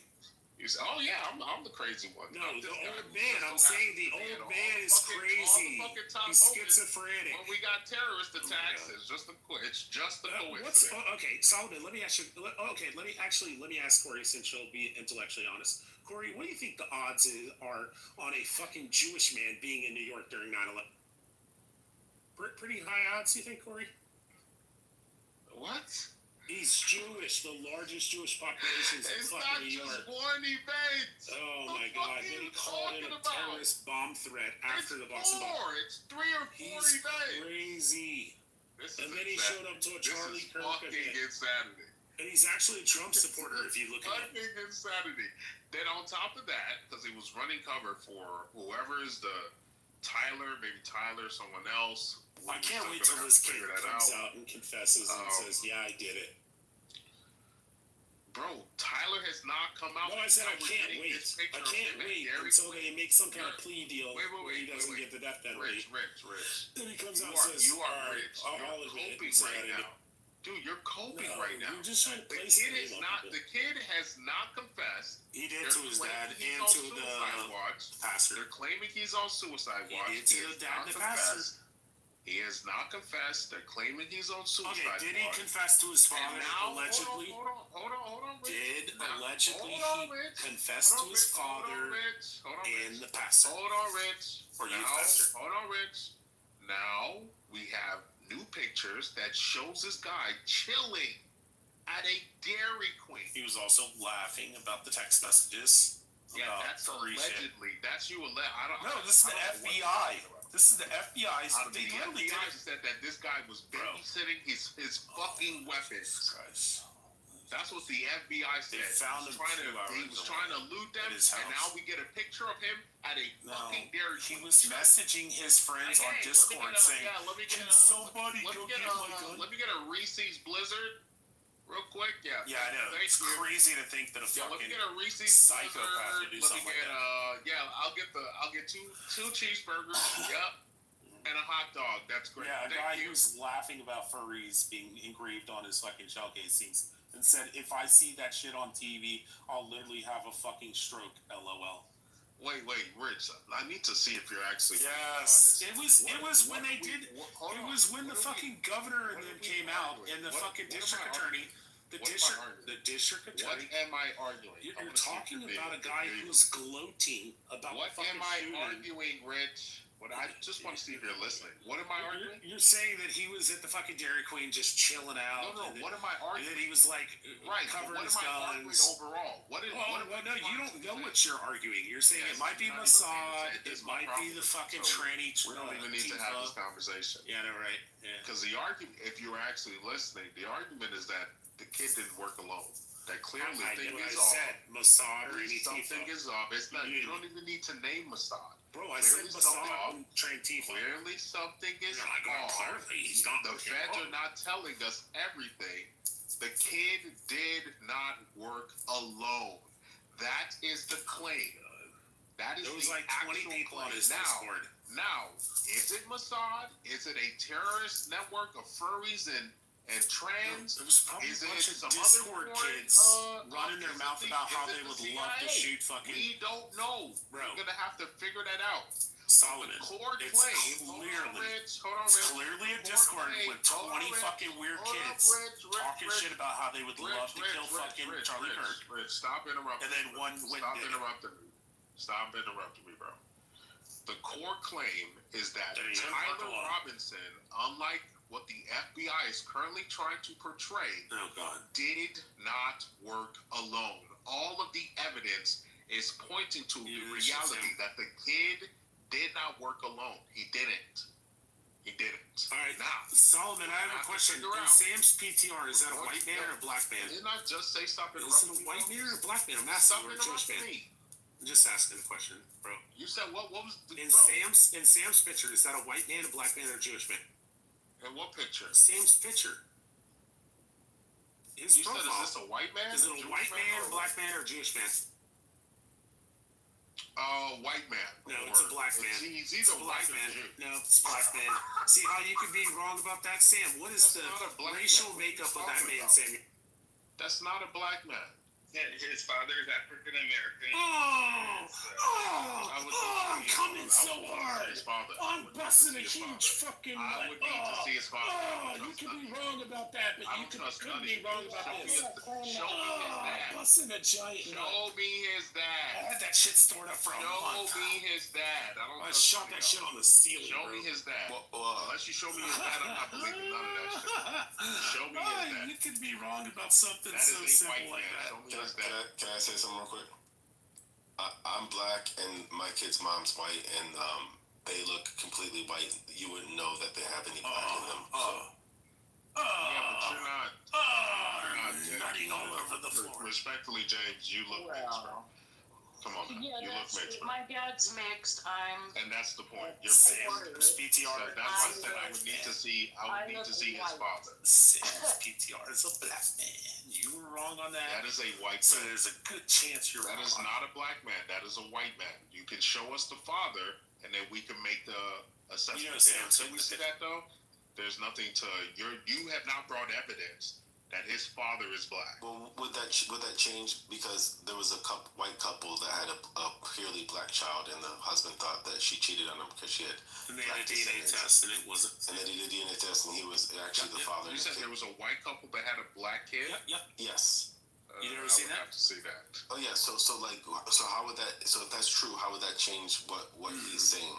If a white couple had a black child, it could have, because there has been a case using IVF where eggs get mixed up. Didn't.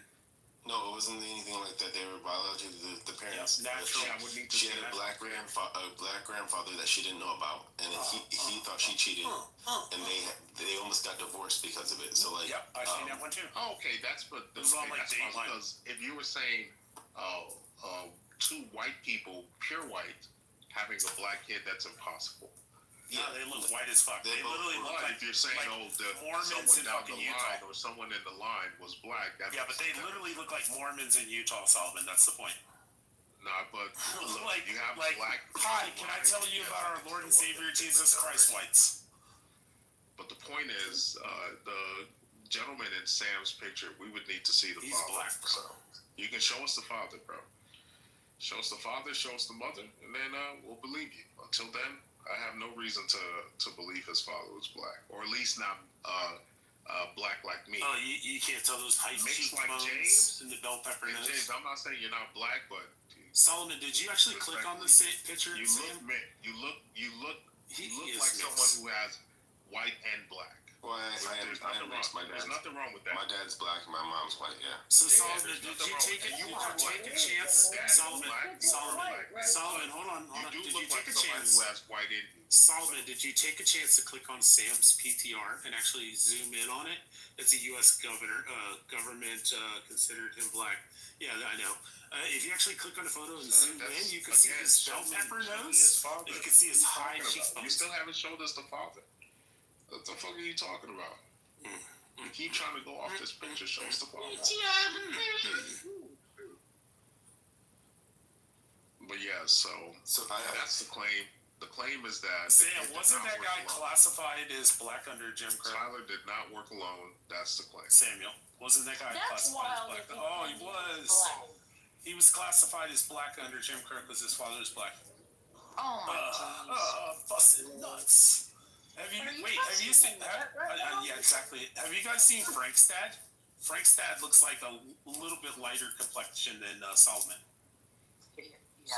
Frank's dad is black as fuck, but his mom is white as fuck. So I'm coming in a little bit late. You get a fucking white man. I'm coming in a little bit late, so I'm just wondering why we are talking about race in the first place. Solomon believes that the Charlie Kirk shooter didn't work alone, and it's probably Trantifa, probably not Trantifa, more likely Mossad and Bibi Netanyahu, because supposedly Charlie Kirk through like sixth fucking how did they say it? Like 6-person relayed information that a friend of a friend of a friend who knows Charlie Kirk's fucking hairdresser said that Charlie Kirk's fucking was worried that Mossad was trying to kill him. Mossad, who's known to do assassinations across the world, who's known to run pedophile rings. So James, my point of showing this was why are you running showing Solomon that Sam's PTR, which I knew was a black man. If Solomon could be wrong and say that's a white man, but it's actually a black man, he could be wrong about that. It's very weird. He could also be wrong when about I this. hear Americans run interference for known terrorists who do abhorrent things around the world. Absolutely disgusting things around the world. And you are running interference for them. Abhorrent with a B. That is not crazy. That is insane. That you are literally defending. Hey, I also corrected Sam, and Sam is a Jew, and I corrected him in the other room when he used the word racially unambiguous. It's actually racially ambiguous. That means nothing to me. That literally means nothing racially, to me. Racially unambiguous means what you are. Because you're a dark-skinned, bell-peppered Nigerian. Why are you with a high forehead for Mossad? And you're bald, which means you're unambiguous, meaning we can all look at you and tell that you're Nigerian. Or at least black. Anyway, so yeah, that's James. So I corrected Sam, and Sam's a fellow Jew. Nobody cares about Rick. So I don't know why he brought up Rick. See, you're saying I'm defending Mossad, but I also corrected. Yes, you're defending Mossad, which is as an American, it's weird. Why? I don't attribute everything to Mossad like you. I don't attribute. You said Donald Trump's shooter was clearly and obviously working with Mossad, that it was a Mossad shit, and that Trump turned his back on Bibi Netanyahu. And now it's this guy turned his back. Charlie Kirk turned his back on Bibi Netanyahu. Isn't it weird that we don't know any more information about what happened to Donald Trump? You also said that Charlie Kirk was shot in the neck. He wasn't shot in the neck. He was shot in the chest, and it bounced off of his Kevlar vest and then went up into his neck. Well, that's what they're saying. You can clearly watch. You can see when Charlie Kirk's leaning forward.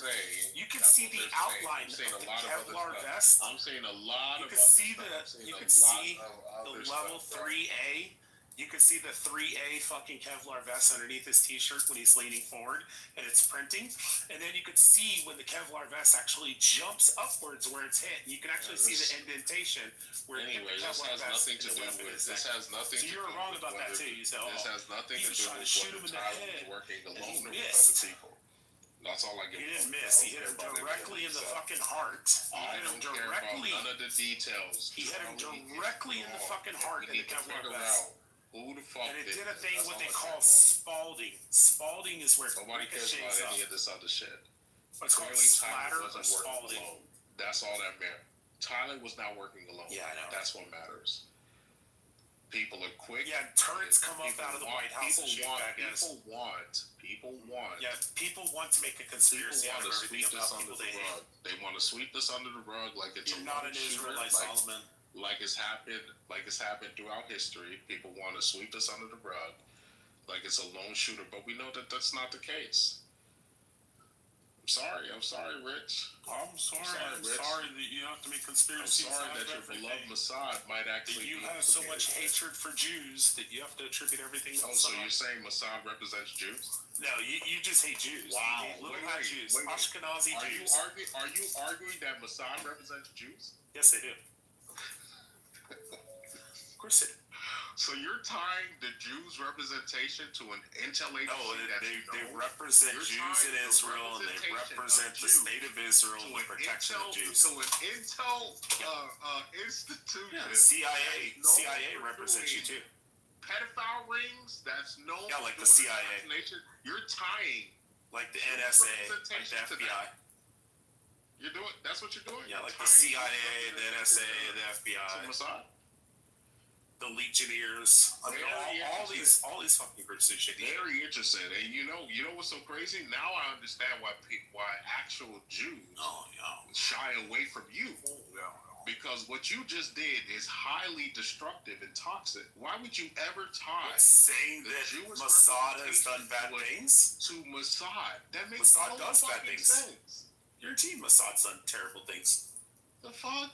Why would you ever tie? Just like that's like me okay, let me ask you a question. Do you believe that the CIA has done bad things?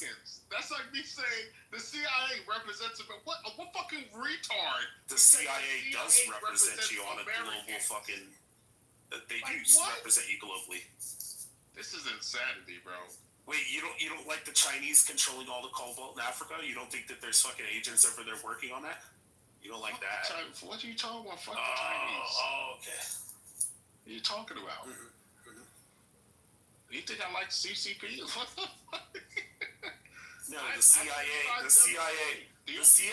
is actively the Central Intelligence Agency is actively fucking working against the fucking CCP. You fucking piece of shit. Did you not fucking hear what I said? No, I didn't. You're fucking. Yeah, I know. The CIA is actively working against the Central Intelligence. The CIA is actively working against the fucking CCP. Okay. How the fuck is that me equating saying, oh, well, I don't like the CCP. Obviously, you like the fucking CIA when they go over and disrupt the fucking CCP. You said I like the CIA? Oh, of course you do. No, I don't. Why are you? Oh my God, Rich, we're done. You don't like when the CIA works in our best interests? You're just a retard, bro. You can't. You get too emotional about this conversation. I know. You get way too emotional. Because you don't listen. That's your problem. You don't know anything about what the fuck you're talking about. You're way too emotional. You're conspiratorial and dumb. You're way too emotional. It's 2025. People don't care about none of those labels, man. We just care about the truth. Well, no. The truth is that you're fucking retarded. Don't know what you're talking about. Okay, Rich. We did a poll here. You know who would win. Come on, bro. You know who would win. All the black-centric and the black-adjacent people would literally win for the biggest retard, bro. I know, right? You know that, Rich. Come on now. You don't gotta. Come on, bro. You know you're the biggest retard in here. There's nothing wrong with that. Just own that shit. Just own it. Yeah, absolutely. So I'm just trying to understand. So are we saying that people believe the CIA isn't working against the CCP? So that's what. No. They are working. Yeah. They are working. But he doesn't like it when they do that. Obviously, the CIA is working against the CCP, but the the CIA itself is also nefarious, and we know that for a fact. Yeah, the CIA which is exactly what I said about Mossad. No, you said Mossad represents Jews, which is highly. That is retarded. They do. Bro. That is the whole retarded. point of Mossad is to protect fucking Jews in Israel and around the world. That is literally retarded to tie the representation and identity to an agency like Mossad. That's not what I did. That is exactly what you. No, I said that they represent. They represent their stated goal and objection. No, objective. You said is to represent Jews. Yes. If you criticize Mossad, you are. No, that's not what the fuck I said. Representation just means that you're like standing for it. You're protecting. You're doing something for it. Let me ask you straight. If one criticizes Mossad, are they criticizing Jews? Yeah. No. That's not what I'm saying. I said that you hate Jews and you attribute everything to Mossad because you try to villain. No, that's not double talk. It's not double talk. It's exactly what I said. I said you fucking hate little hat Jews and you attribute everything bad to Mossad. You said, do you think that Mossad represents Jews? Of course they do. That's their stated goal. This is why. Their stated goal is to protect Jews. Rich, this is Sam, do you not agree? Rich. This is why you all have lost so much. God, you're so much clout, so much support over the last. Yeah, we're still winning the war. Doesn't matter. And it's only gonna get worse because you don't realize these sneaky. Oh, Sam, you didn't realize it. Solomon's raving anti-Semite. Yeah, that doesn't work anymore. I'm still gonna criticize Mossad. And those little hat fucking Jews that orchestrate all the global events and cause all the fucking bad things in the world. It's those fucking evil synagogue of Satan, demon worshiping, baby sucking dick fucking Jews. Those fucking little hat Jews. That's Solomon. Okay. Did that sound accurate? So you think just yelling anti-Semite you is just gonna stop hate somebody Jews. from being that was my whole point. You hate Jews of a foreign government? You think that's what's gonna happen? No, it's not. You're not separating it out like, oh, I have a problem with the state of Israel or Mossad. You have stated yourself so that lying. you hate little hat Jews. Lying. You call them the synagogue of Satan. You call them demon worshippers, and you say that they're the fucking worst fucking scum on earth. That's what you say. You call them the little hat Jews. When I say, hey, Solomon, this guy's Ashkenazi, you go, oh, he's a little hat Jew? Oh, fucking demons. Yeah, you're just lying now, which is okay. Wait, Solomon, do you think that little hat Jews are the synagogue of Satan, the ones that don't accept Christ? No, what are you talking about? Do you think that little hat Ashkenazi rabbinic Jews are part of the synagogue of Satan? No. You're a fucking liar. You said so many times on stage that the ones, Rich, I'm not saying that the Jews who believe in Jesus aren't this. I'm not saying they're part of the synagogue of Satan, but the ones, the rabbinic fucking Jews, the rabbinic fucking Talmudic fucking Jews, those are the synagogue of Satan, bro. I think you hear things in your head. If Ryan was here, he would want to disagree with me, but he would agree with me and say, yes, it's those fucking kikes, those little hat fucking Jews. Okay, so and that's exactly what Solomon says. He would agree 100% with what I'm saying. Why are you lying on me, though? I'm not lying on you. Yes, you are. You've said this a million times on stage. You're a liar. Okay, I didn't say it a million times. What are you talking about? You're just lying. And that's my problem. Like I said, that's such a lying fucking piece of shit. So much support over the last 5 years. Such a dirty scumbag. Like, these tactics are, they're terrible. You guys are so toxic. I didn't realize you guys are fucking toxic. And now you're saying Mossad represents Jews. This is insanity. Let's ask Sam. Let's ask Sam if he thinks Mossad represents Jews in the sense that they defend them. Sam, do you think Mossad represents the Jewish people? Sam, you there? I don't know if he's there. Nah, he probably fell asleep because you were boring. Nah, you've been the one talking, bro. So you clearly the bored one. Look, Rich. You just gotta realize it's 2025, bro. Oh, he said he's in the store right now. All that shit from 40 years ago doesn't work anymore, man. Separation of synagogue and state is coming. The United States and Israel's relationship is toxic. It's not working for Americans, and there needs to be a breakup. Sorry, it is what it is. It's coming. Can't stop it. It is what it is. You don't have a right to American resources. Israel has a right to exist, but they got to exist by their own accord. They have to exist by their own, ways and resources, which they can. How much money do you want to put in escrow that'll never happen?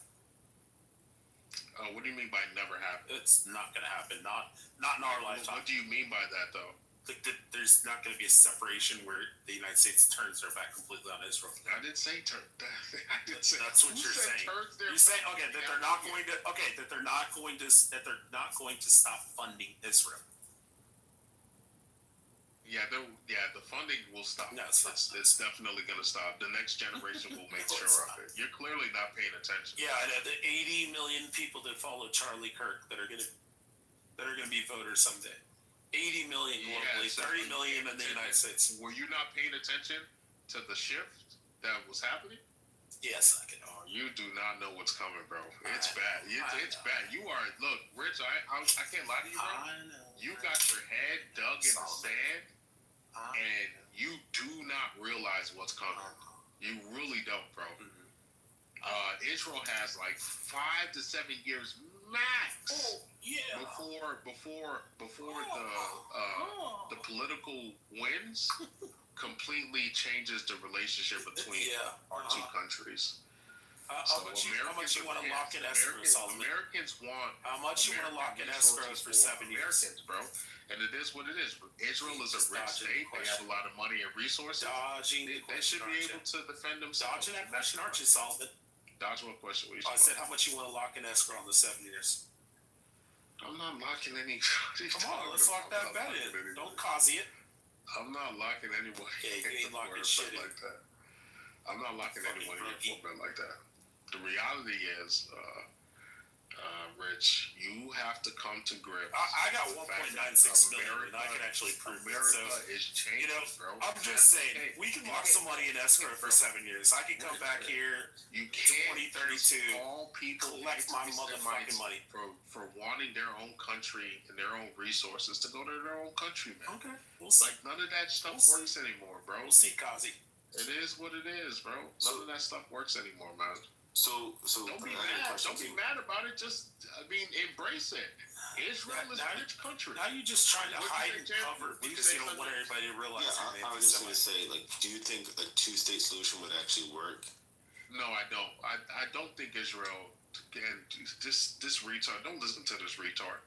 So, James, I don't think a two-state solution would work. If I'm being honest, I think either Israel needs to be Israel, which is fine to me. It's just don't ship your problems to Western countries, which they're known to do. They do support NGOs that ship Muslims and others to Western countries. So that needs to stop. Or if Israel cannot, because the reality, James, is that unlike the claim, Israel has not made the world safer for Jews. That country has objectively not made the world safer for Jews. They've made it even more dangerous. So the only other solution that I would be okay with is if Israel is not going to control the areas around the Holy Land, then it should go back to Christians. It should not go to the Muslims. I'm sorry, it shouldn't. That's just how I feel. I do not believe that Holy Land should be controlled by Muslims. Well, I don't think it will, according to the Bible, right? So, like, correct. You have to worry about that. And that's exactly right, James. So, if the Jews cannot properly run that country without, leaning on our resources for everything, then they shouldn't be running the country. So it's either they figure it out independently on their own, which I'm okay with. I have no problem with that. Survive as a country on your own. If you cannot do it and you rely on our resources, then we as Americans and as Christians, we should be in control of the Holy Land, as we were before the fucking retards in England made all that shit happen. But it is what it is. It happened. We're here. So it's either the Jews control it. If they can't do it by themselves, then Americans and Christians or Christendom in general should come in and control it ourselves. That's what I feel about it, James. Well, I think part of the problem though is a lot of Christians don't pay attention to the Bible, and they don't understand that we're supposed to be protecting Jerusalem, the land, but they look at the Jewish people and still think that Jews are the still chosen people. But the Bible is very specific. It says there's no Jew outwardly, only Jew inwardly. Correct. Right. So all those who believe in Jesus are amen. James, so they don't understand that. And even Charlie Kirk said that he thinks that the Jews are going to ethnically cleanse Gaza. Yeah. Right. So that's exactly what they're doing. That's exactly and look, James, I'm an honest person, man. Israel has a right to exist. They do. And they're no different than any other country that has come into existence. All countries have fought bloody wars and bloody back and forth to be established. So my parents came from Nigeria. I consider myself American, and I would fight for this country to be here. I'm not originally from here, but now that this is my country, I'll fight for, So I would be a hypocrite if I said, the Jews in the Middle East, whether you believe they're originally from there or not, they can't fight for their country or fight to be there. That is not my business, if I'm being honest with you, Jay. It's not. But like you rightly pointed out, we as Christians, we kind of messed up because, and it's really because of the heresy, which I think you were sort of alluded to, which is dispensationalism, which is overtaken, well, not anymore, but I grew up in a time when dispensationalism was the name of the game, where you even hear politicians like Ted Cruz, and I'm glad Tucker Carlson called him out. He embarrassed him. Ted Cruz embarrassed himself in that interview with Tucker Carlson, where he was trying to espouse a lot of dispensationalist views. And so, I'm glad more and more of us are waking up, because I'm still an evangelical, but I'm a reformed evangelical. I've reformed away from dispensationalism, and many evangelicals are reforming away from dispensationalism, especially the younger kids. The younger kids, none of them believe in any of this dispensationalist stuff, where modern day Israel is the quote unquote Israel in the Bible. They've thrown that out. That doesn't mean anything to them. So that's a very good thing. But it still has a presence in the older generation. Although it is dying out there too, we can see movements away. That's what I was trying to say to Rich, because I don't think a lot of people are paying attention to the changes in American Christianity. American Christianity is moving away from dispensationalism, where we look at modern day Israel as the Israel of the Bible. People are moving away from that view, which is a bloodline, and then there's spiritual Israel. No, Israel is not a bloodline. Oh my God, fucking up. Israel is not a bloodline. And if it was a bloodline, it's not your people's bloodline. I can tell you that for sure. The Khazar theory. It's definitely not your people's bloodline. I can tell you that for sure. Well, to be honest with you, it doesn't really matter whose bloodline. I agree with you, James. Right? Yeah. No, James, that's not the argument. The ideal is that there is a physical Israel. The promise that was given that he who blesses Israel shall be blessed, and that he who curses Israel shall be accursed. Christ. That is not about Israel. From God to physical Israel. That is about Christ. That scripture was about Christ, not about a physical Israel or about modern That's Israel. spiritual Israel. There's a difference between physical and spiritual. Israel are Christ followers. Is a group of people that still exists today that was given a promise by Hashem. And that was not your people. Even if that was the case, physical that is not Israel your people. A promise saying Anyone who curses you shall be accursed, and anyone who blesses you shall be blessed. Again, Israel is not stated in Did he give a fucking Israel timeline is for not that? stated Is it in that next scripture. 2,000 years or next 500 years? Bring No, up the it is scripture. an Israel eternal is not promise stated. that anyone who Israel is not comes stated. against Israel shall be accursed. Israel is That not does stated. not Why are mean you making shit that up? does not mean Why are you Jews, making shit up, Rich? that, Why are you that making shit I'm not up? saying that You're Jews adding who to do not the accept scripture Christ that which is not there. I am not saying that Jews who do not accept Christ will enter the kingdom of heaven. I'm not saying that. I'm saying that every Jew must come to Christ and confess their sins, turn away from their sins, and accept Christ, and that it is by faith alone. I am accepting that and saying that, but I'm also saying yes, and that's all Christians. But there was also a physical promise given to Israel that anyone who curses Israel shall be accursed. So remember that, Solomon, when you curse the fucking Israelites. You have yet to bring up the scripture. Now wait, you've yet, because I know that scripture. I know Israel is not there. I know it's not there. It's a misinterpretation, and you know it. That's why it's dying out. That's why it's dying out, James. For 2,000 years, Christendom. That's the beauty of this. Christendom. We have 2,000 years of history. We have 2,000 years of history. You telling me this modern day heresy that only has less than 200 years? I'm not saying that. I'm saying that if they do not accept Christ, they will not enter the kingdom of heaven. That's why me, as a physical Jew, halakhically Jewish, who accept Christ, that's the only way I enter the kingdom of heaven. It had nothing to do with halakha. It had nothing to do with fucking keeping, all that halakha, shalakha, all that halakha, shalakha, bro, that shit means nothing. Everything to do with accepting Christ. The halakha, shalakha, all that shit means nothing, bro.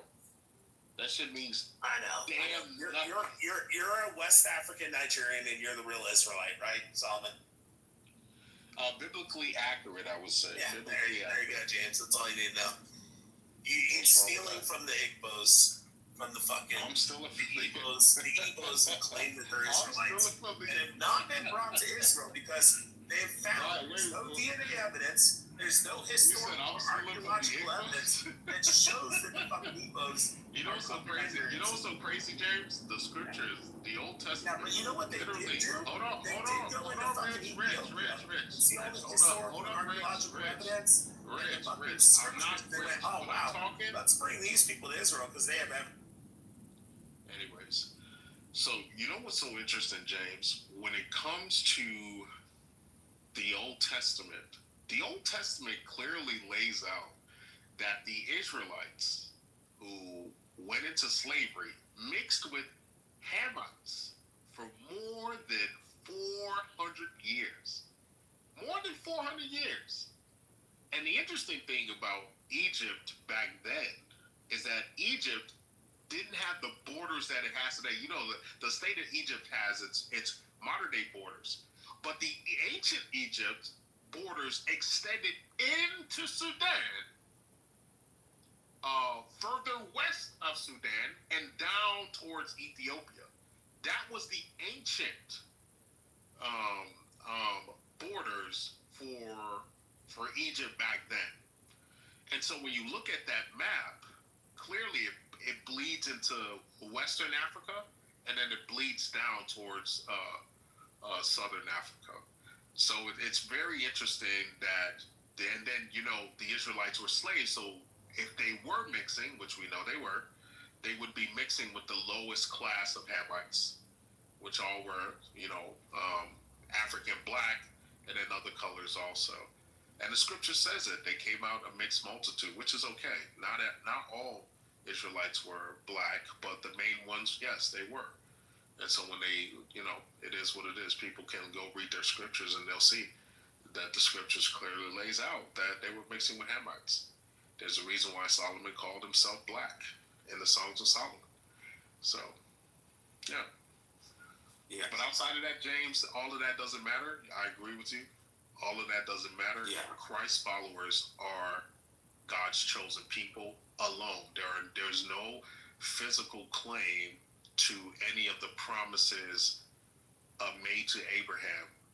It is only through Christ that you get that promise. So I don't know if you believe that, but that's what I believe. I mean, like, so I believe that the promise made to Abraham was made before Israel existed, right? So, but that's why I said it's not a go ahead. Yeah, no. So, and then I understand that his offsprings, became it kind of like they became Israel. So, like, I can kind of see where they get the idea, but like, I think the promise was not really. I don't think the promise was meant for the land, but I see where one could argue that, but that's just my belief. Yeah. Like I said, James, to be honest, I don't care about the land. I wish I did. I don't. I'm American. I care about what's going on here, bro. If I'm being honest with you. But I understand that there's significance to it, right? It's got our holy sites, blah, blah, blah. I hear all of that. But I am of the persuasion that Christ and Christ alone is what people should focus on and what should be mattered about. I'm focused on bringing people to Christ. I don't care about physical lands, blah, blah, blah. I don't care about those things. People need to come to Christ. That's what I think is the most important. And so, people want to play geopolitical games. That's fine. Play geopolitical games, blah, blah, blah. That's fine. I'm not discounting that. But I do firmly believe if the Jews cannot protect Israel with their own resources and not being a leech on American resources, then they need to give up the land to Christians. Us, not the Muslims. That is my position. So Israel can exist. They have a right to exist, but they need to do it with their own resources. I think that's fair. So I think that's a fair position. Let me bring Rich back up.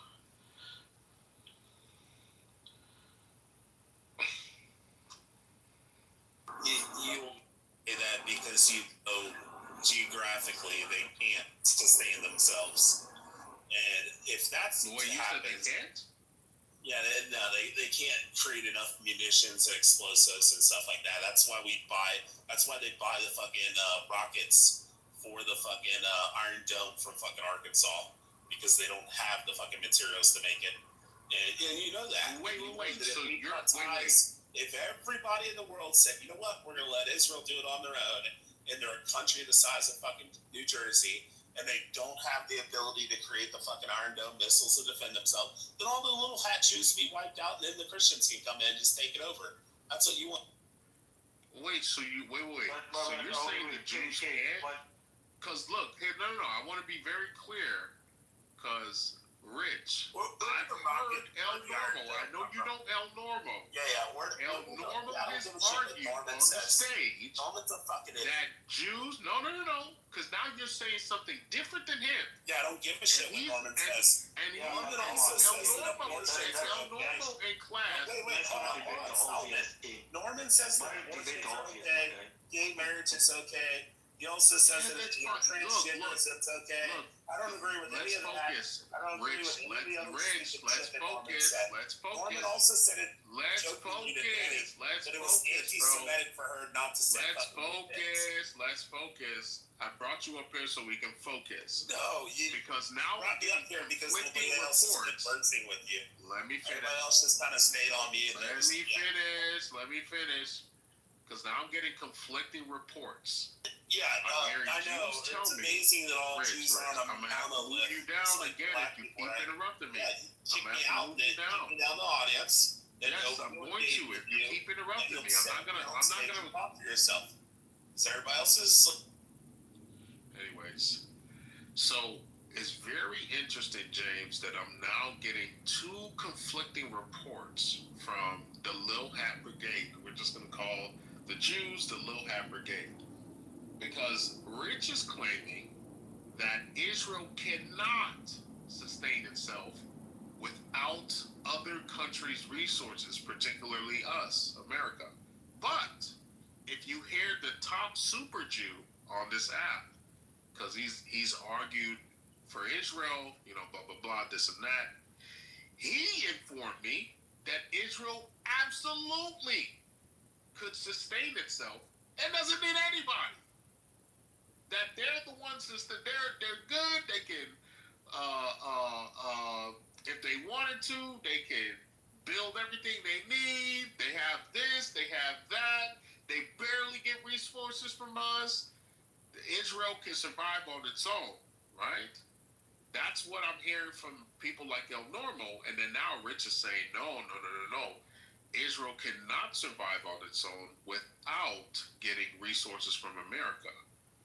So it's kind of interesting that you get these sort of, two viewpoints where some are saying, oh yeah, Israel can survive on its own, and then some are saying, no, Israel cannot survive on its own. What's up, Vago? I personally believe they can survive. Wait, say it again, James, and then you can go, Sam. What'd you say, James? I just said personally, I think they can survive. They're a very powerful country, and that's what I thought. That's what I thought. I thought they have a lot of resources. They make a lot of money. They have super technology. They can survive on their own. They don't need our resources. Go ahead, Sam. What do you say, Sam? Yeah, I'm saying that no country actually survives on its own, right? All countries work in coalitions. No country is sort of like an entity onto itself or self-sustaining in that way. Even the Muslim countries, right? But Sam, we don't give, for instance, I agree with you, but we don't give China $3 billion in welfare every year, right? We don't give,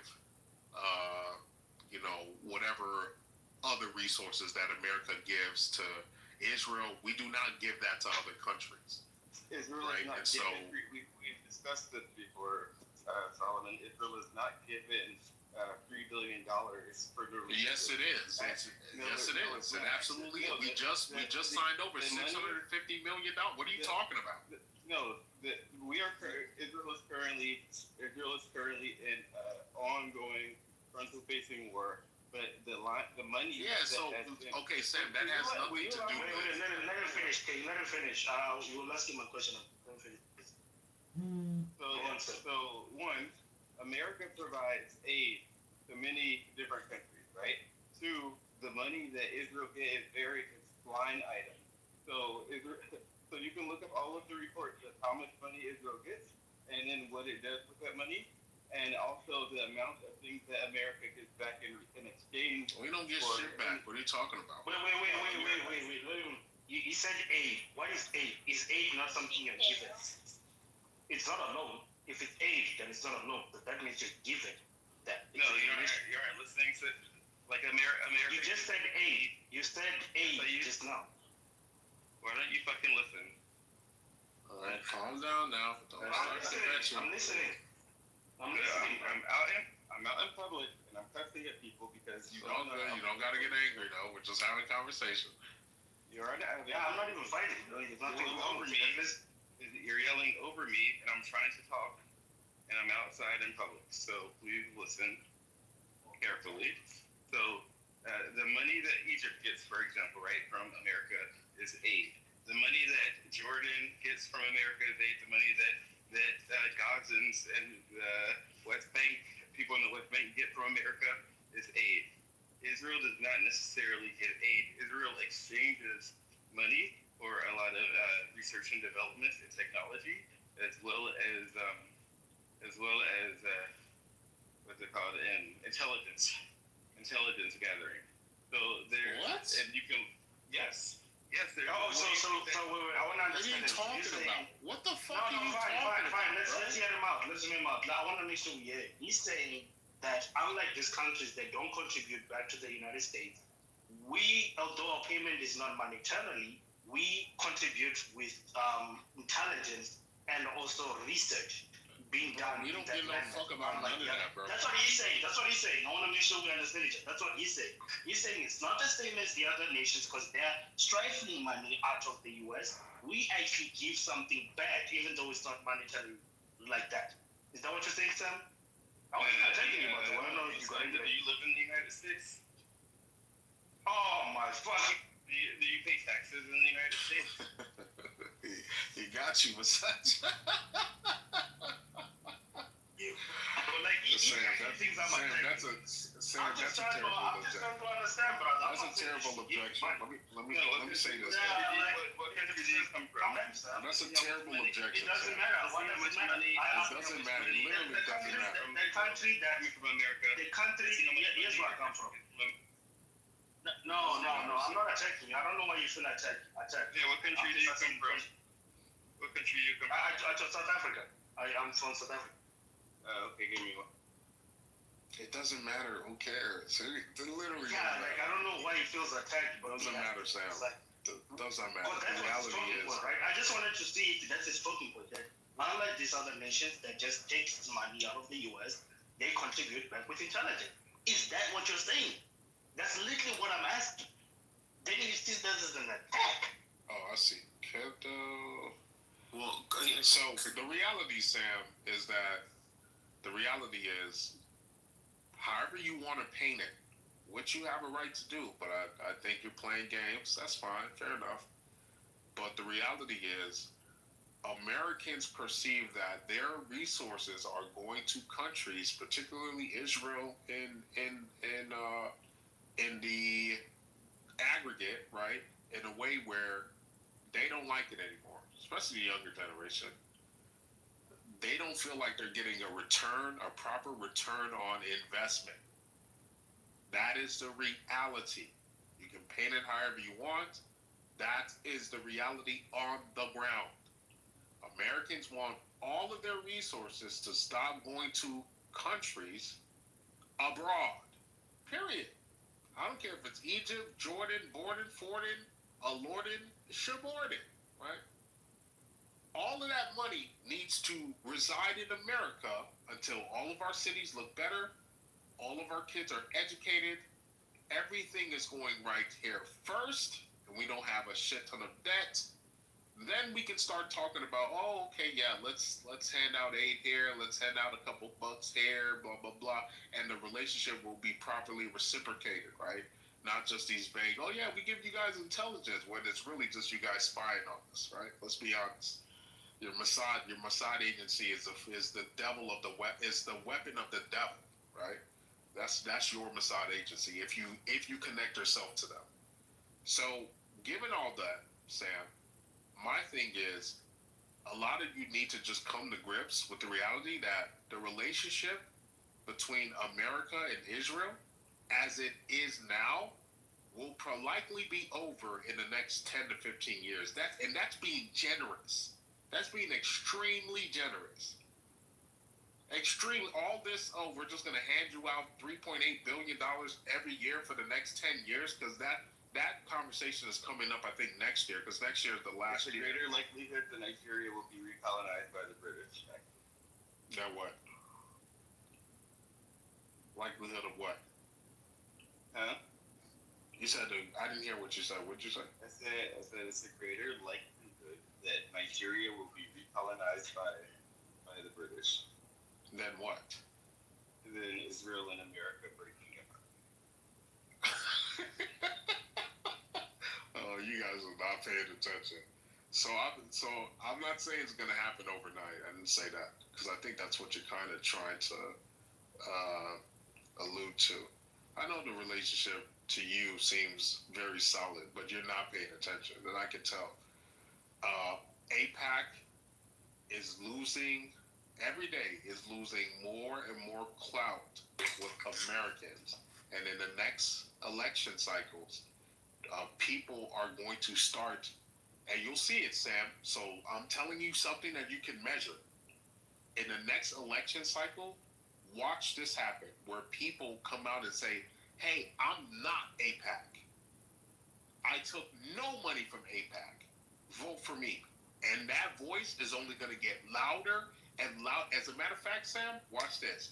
2028 is going to be the watershed moment, where you're not only going to see an entire Republican class of runners who run on being anti the Israel-U.S. relationship, but you're also going to see people start calling for AIPAC. Seriously, you're already seeing it now, but it's going to be, it's going to grow to a fervor in 2028 when people actually call for AIPAC to register as a with the foreign affairs, whatever that FARA or whatever the fuck it is. These are the type of things that are gonna start happening in the next couple of years, Sam. So, and you know what's so crazy? I think you're president. I think you're a prime minister. I don't know if it's president or prime minister. Mr. Yahoo. I think he knows. That's the thing. He knows. There's a lot of people that already know that this relationship is coming to an end in the way that it is now. Not that we're going to be enemies. That's not what I'm saying. I'm not saying we're going to be enemies or anything like that. But I do think that the relationship as it was in the last 20 years is going to be extremely different in the next 10. So that is what I'm saying. Well, I think something that's really interesting is like I think at some point, like the U.S., I'm not saying anytime soon or in the near future. I'm saying like biblically, revelation-wise, at some point the U.S. will have to pull away from Israel because for the Antichrist to go and try to conquer Israel, there's going to be no country powerful enough to go conquer Israel as long as we're an ally to Israel. So wait. So help me out with it, because look, I'm not a big eschatology. I've said it before, James. I'm not a huge eschatology guy. I guess my views are somewhere in between millennial and post-millennial.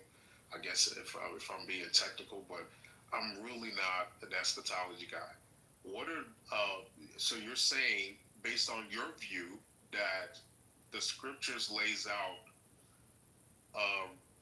like a situation where if it is to play out how it says it's going to play out, America would have to pull away from Israel? Is that what you're saying? That's just my opinion, because America is so powerful that like no country would be dumb enough to directly go and try to invade Israel.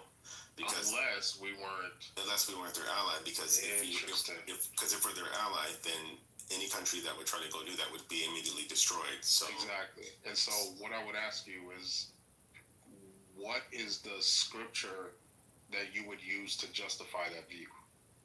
Yeah, let me pull it up. Cool.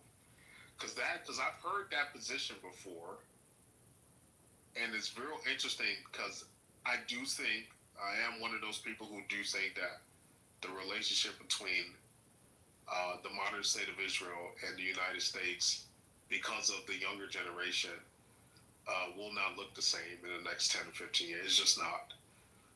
It's going to look very, very, very, very different. Again, I'm not saying enemies. That's not what I'm saying. But definitely not married to each other.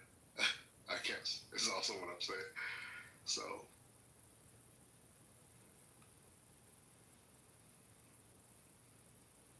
Hey, what's up, Alaska? I see you, Alaska. See Alex up here. Did you want to say something, Alaska, to the conversation? Because I know you have some stronger feelings around this topic. And nothing wrong with that. I'm not saying anything's wrong with that.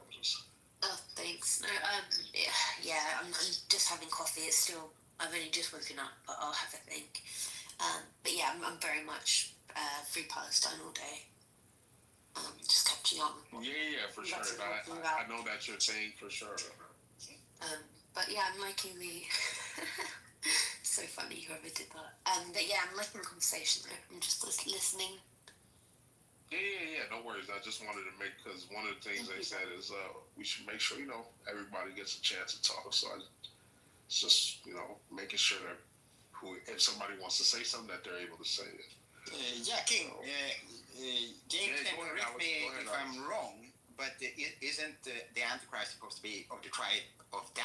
So technically, he's going to be a Jewish person, right? You said the Antichrist? Yeah, the Antichrist. He's supposed to be of the tribe of Dan. Right? So, Alex, when it comes to Antichrist stuff, if I understand it correctly, Antichrist is not necessarily one person. Now, there is going to be like the Antichrist of all the Antichrist, that kind of person, which I think is what you're alluding to. Because the Bible talks of many Antichrists, or even a category that, hey, if you meet this criteria, you're an Antichrist, right? Sure. Like maybe someone like the Prophet Muhammad. No, historians alluded to Nero, right? In Rome. Or Nero, or Hitler, the Prophet Muhammad. So there are many people who can meet that criteria, but the scripture does speak of the Antichrist, right? The one that's going to be the one of all the ones, right? And I think that's what you're alluding to, but I'm not sure that it's tied to the specific tribe of Dan. Well, I just know that it's tied to it's, how do I put this without? Let's put it like this. I can say it for you, King, so you don't get sniped. But according to my understanding, they are going to build the third temple. That's why that's what I've heard. Yeah. That's why the impetus for the October 7 attacks. That's why it's called the Al-Aqsa Brigade, because you can't build the third temple without demolishing the fucking thing on top of it, right? So there are absolutely religious undertones. So when they build the third temple, their Messiah will arrive, which will, of course, be a Jewish person or someone from the Jewish diaspora, right? And that person, by coincidence, their savior will be our Antichrist, right? And now hear me out on this, Alex, because I appreciate you breaking that down, because that is how I've heard it said before, that whatever they're building or whatever they're looking as their Messiah would, by definition, be the Antichrist. By definition, would be the Antichrist. But I'm not so sure, given the state of advanced technology, because I work with it every day, I'm not so sure, Alex, it's going to necessarily be human. No, it could be I'm AI. starting to think. I'm starting to think it can be a networked entity based on AI technology. That's what I'm starting to think. Because almost like, if you remember the movie, I love bringing this movie up. I bring it up like, I feel like I brought it up like a billion times in the last 2 weeks. But the movie The Age of Ultron, you remember that movie, The Avengers, The Age of Ultron? Yes. So not something exactly like Ultron, because clearly he's way more advanced in technology than I'm thinking in my head, but something similar to that type of technology, where it's a networked, like Skynet or something similar to it, where it can be controlled from a center state, and it can infect devices, use Wi-Fi system, all the technologies that we have today, essentially the global connectiveness.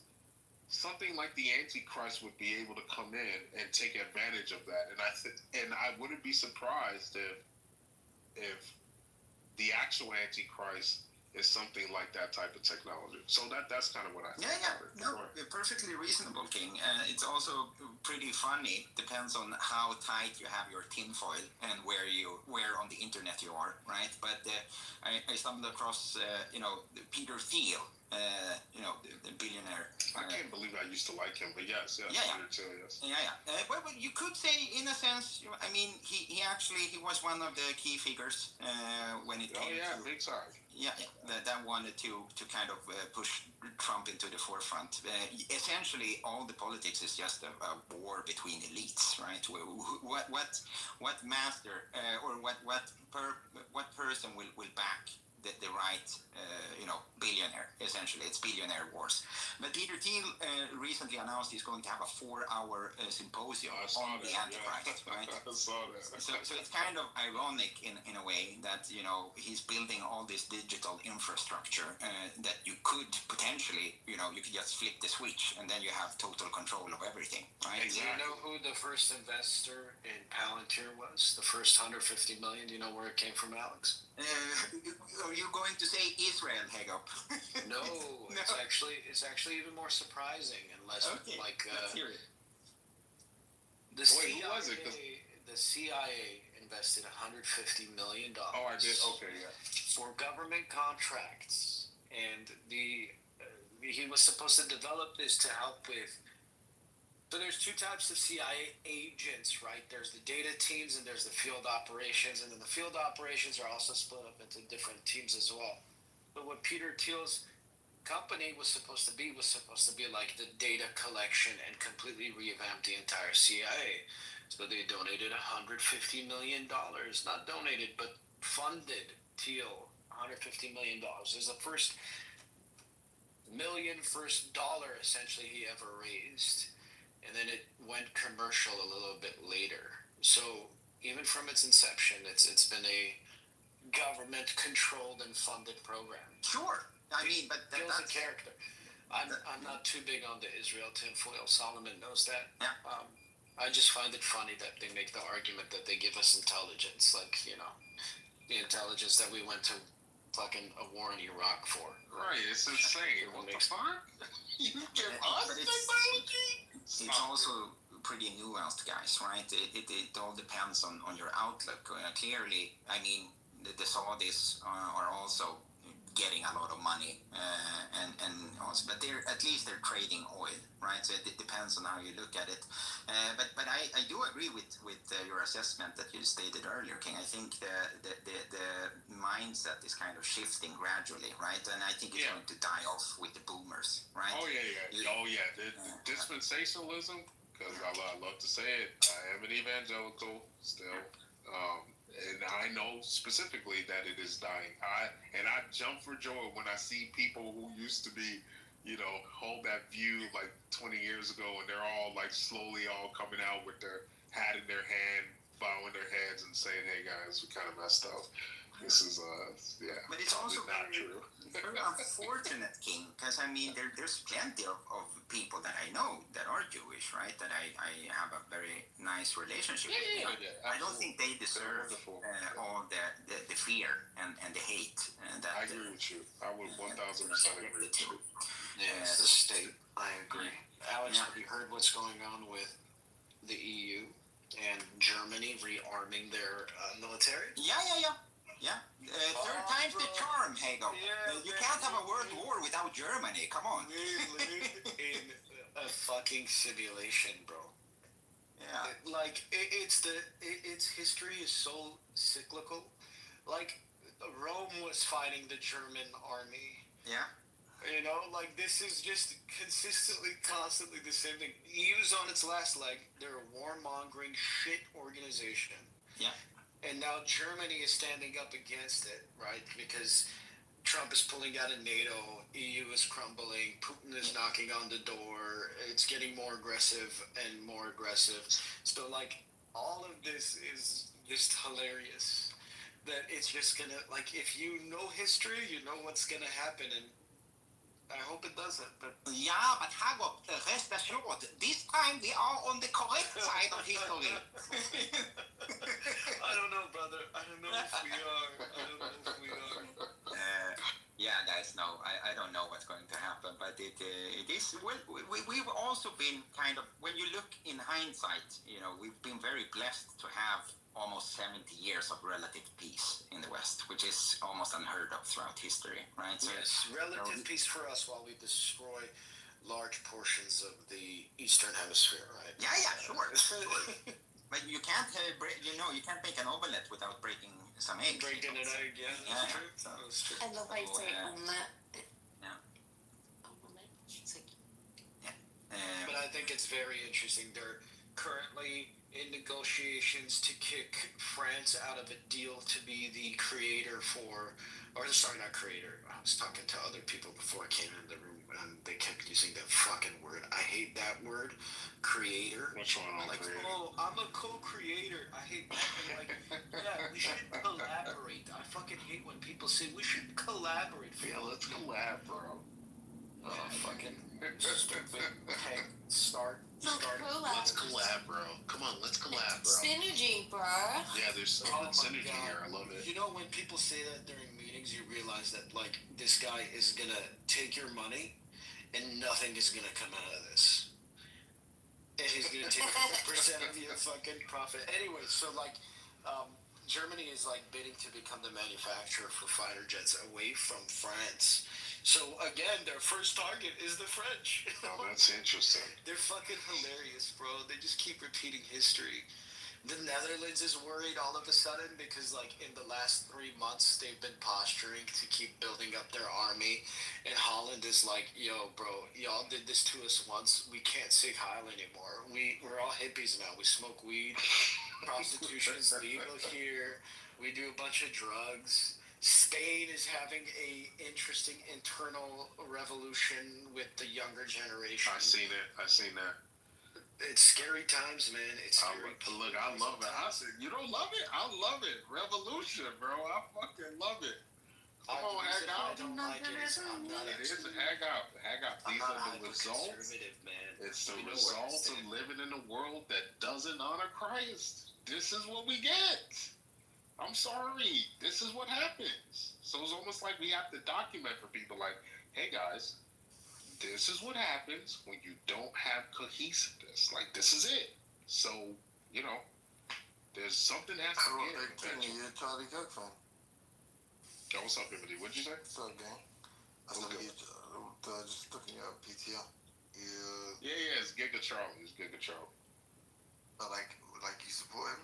Like politics? Yeah, I mean, so I don't support him in the sense that I agreed with everything that he did, but I don't think he should have been shot for his beliefs. So, me and Charlie, we both grew up evangelical Protestant, but he stayed mainline evangelical. I'm Reformed. So I reformed away from a lot of the heresies like dispensationalism, where you believe the modern day state of Israel is biblical Israel. That is a heresy. So, yeah, I don't believe that anymore. Abandoned that like a decade plus ago. Obviously, folks like him and others, though, they did believe that. Although he was changing, you can tell from his videos of this year, he was changing those views. So big ups to him. But yeah, I definitely don't think he deserved to die for his beliefs or for his opinions. So.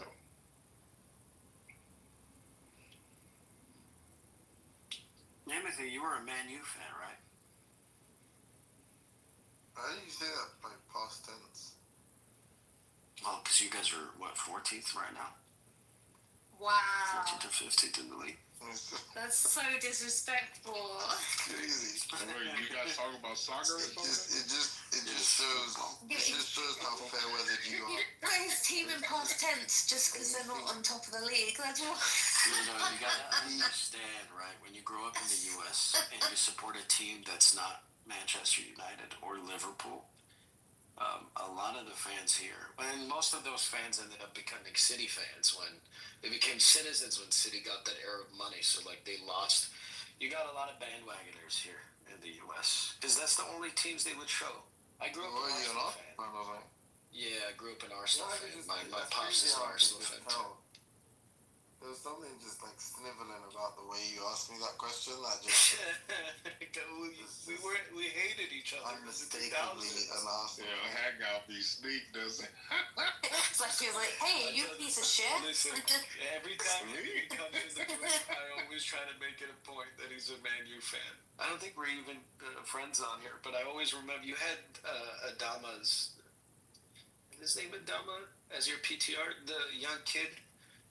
The winger, I forgot his name. Shit. That's escaping me. That's how I remember you're a Man U fan.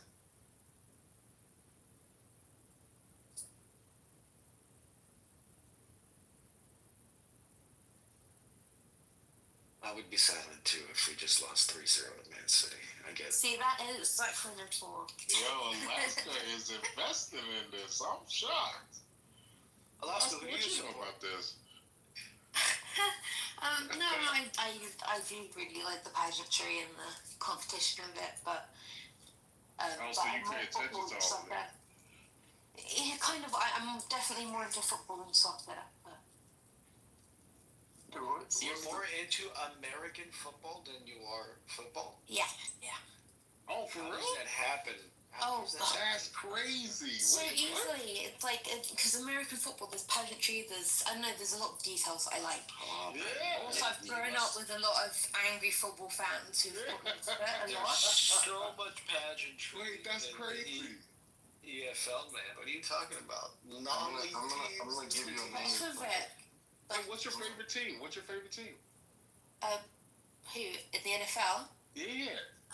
See, this is the thing, because at first, you're going to be into it. No, what is it? Because I was Patriots at first, this was years back, Julian Edelman. Because, no, it's on the floor. Because with Julian Edelman. He was so pretty and Much better than football at all. it was great. She But, said he's so he was so adorable. Also the WNBA, Connecticut Suns. Yeah, that's Alaska. That's very interesting. I would have never guessed that you. Now here's the funny thing. When I went to Sweden, not Sweden, my bad. When I went to Switzerland a couple years back, visiting some friends, taking care of some business. It was during the time of the Super Bowl was like a week after the week I actually went. And so when we went to some of the bars, I was shocked to see like advertisement for the Super Bowl. I was like, wait, what? You guys watched the Super Bowl in Switzerland? Like what? And it was everywhere. And people were like, yeah, we're gonna watch it. I was kind of shocked that people like the NFL. It's so much fun. It's from like 2 a.m. to like what 6 a.m. or something. Yeah, something like that. So so much fun. It's aired for free in the UK, and even still. Do you follow it? No, I mean, I don't like hate it or anything. You said it's I'm not like a traitor like Alaska. Like no, it's cool. I just know it's It's crazy that they air it for free because we gotta fucking pay extra to get fucking. Yeah, because no one. I'm not even gonna lie. Like, the NFL is such a racket in terms of like how much revenue it generates, given that no one in the world gives an actual shit about it other than Americans. I think in terms of like viewership. Well, sorry, not viewership. In terms of like ad revenue, I forget exactly what but like it generates more. Like the Super Bowl generates more than like the World Cup final. It's insane. When literally like not only does no one but Americans care about it, most Americans don't even fucking understand what's going on. It's like they're there for a halftime show. It's really, really funny to watch in England. Like I usually watch it on an American stream because when you watch it on the UK streams, there's like one guy who understands the sport and then the other guys are clearly like ex-rugby people or whatever. It's really fun. That's how we feel about soccer here. We have Alexi Lawless, who was a shitbag of a player who was a defender for the U.S. national team, explaining soccer to us. The guy wouldn't make it. He wouldn't be a walk-on on any current college team. No, but now, thankfully, not so much thanks to Trump, but at least like all his predecessors, Biden, so on. There's like enough Mexicans in America to really appreciate football, you know. Bro, we have a very interesting ultra culture. Like we have like an interesting fan culture here too. Like LAFC here in Los Angeles has like traveling fans. It used to only be 2 teams that actually people gave a shit about. It was them, the Seattle Sounders. It was the Galaxy before those. Seattle Sounders and Columbus were the only 3 teams people gave a shit about. Oh, I'm with mascots. Sorry. Yeah, we have mascots for the football teams too. Yeah, but they don't do cool stuff though. Come on. No, they don't. They don't do flips and stuff or fight. The basketball mascots are the best. Oh yeah. Yes. Oh, what's his name? Rizzy? I love him. Is it? Oh.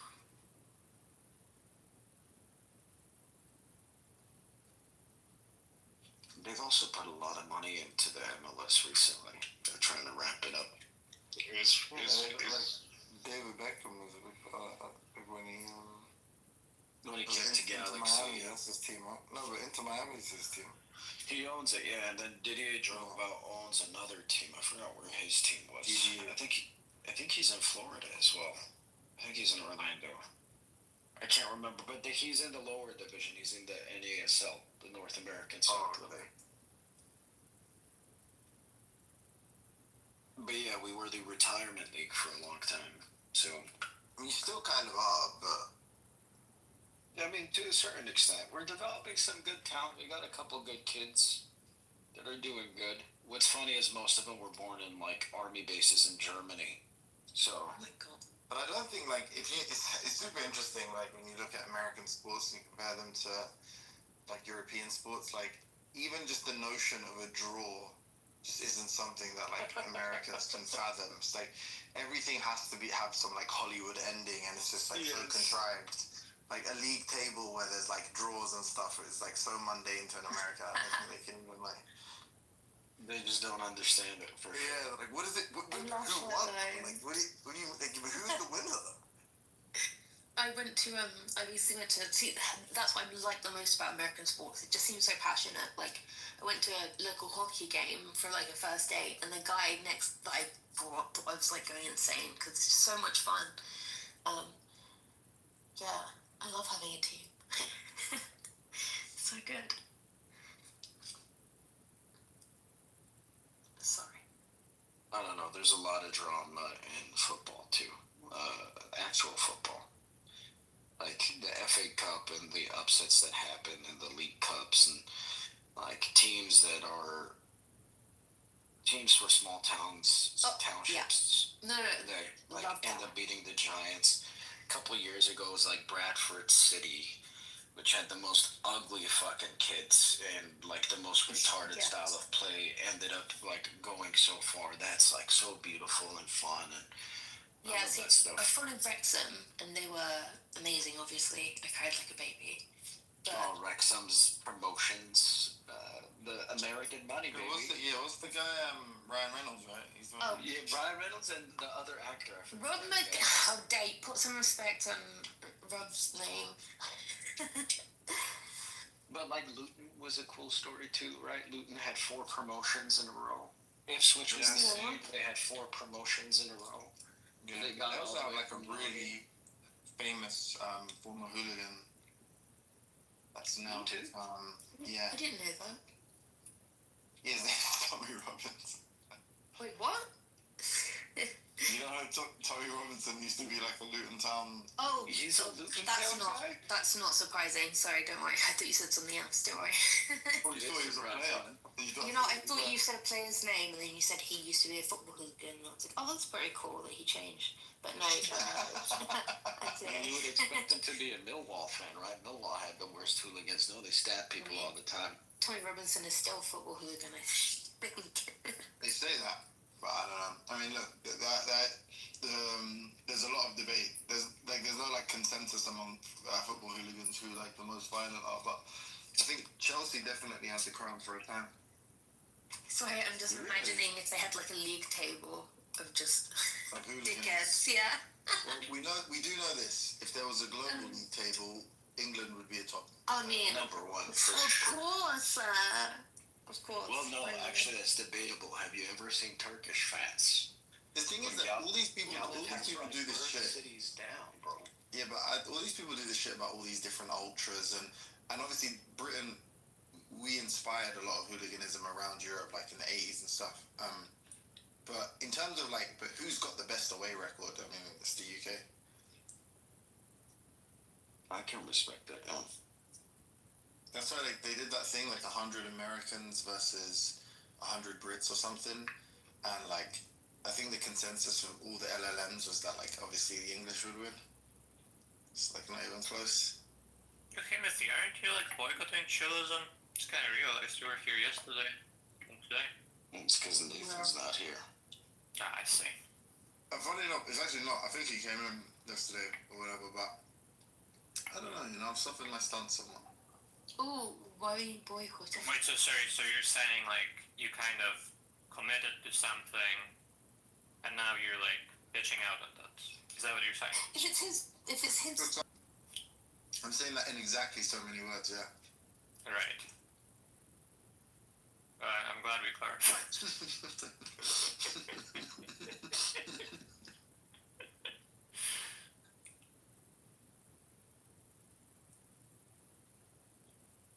Have you spoken to... hey, Sasha, have you spoken to my friend King? He's a guy. Yeah, we spoke yesterday. Yeah, we spoke earlier.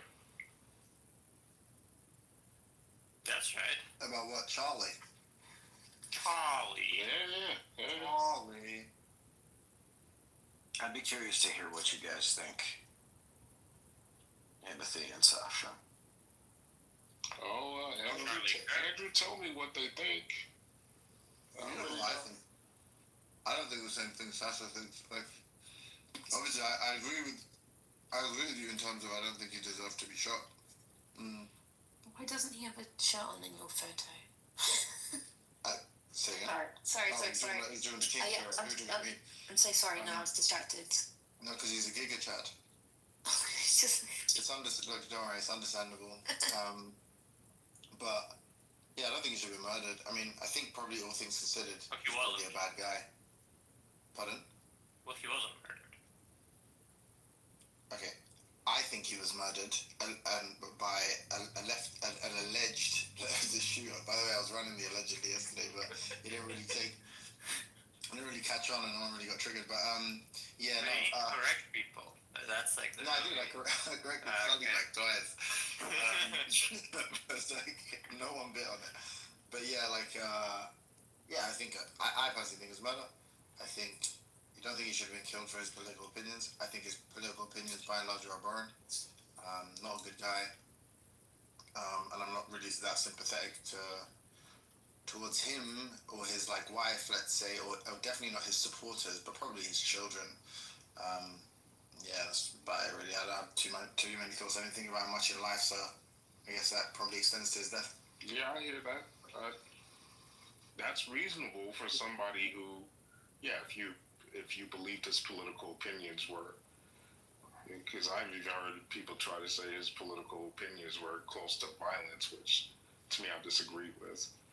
But yeah, if you didn't like him, then I think your position is a good one. My problem is those who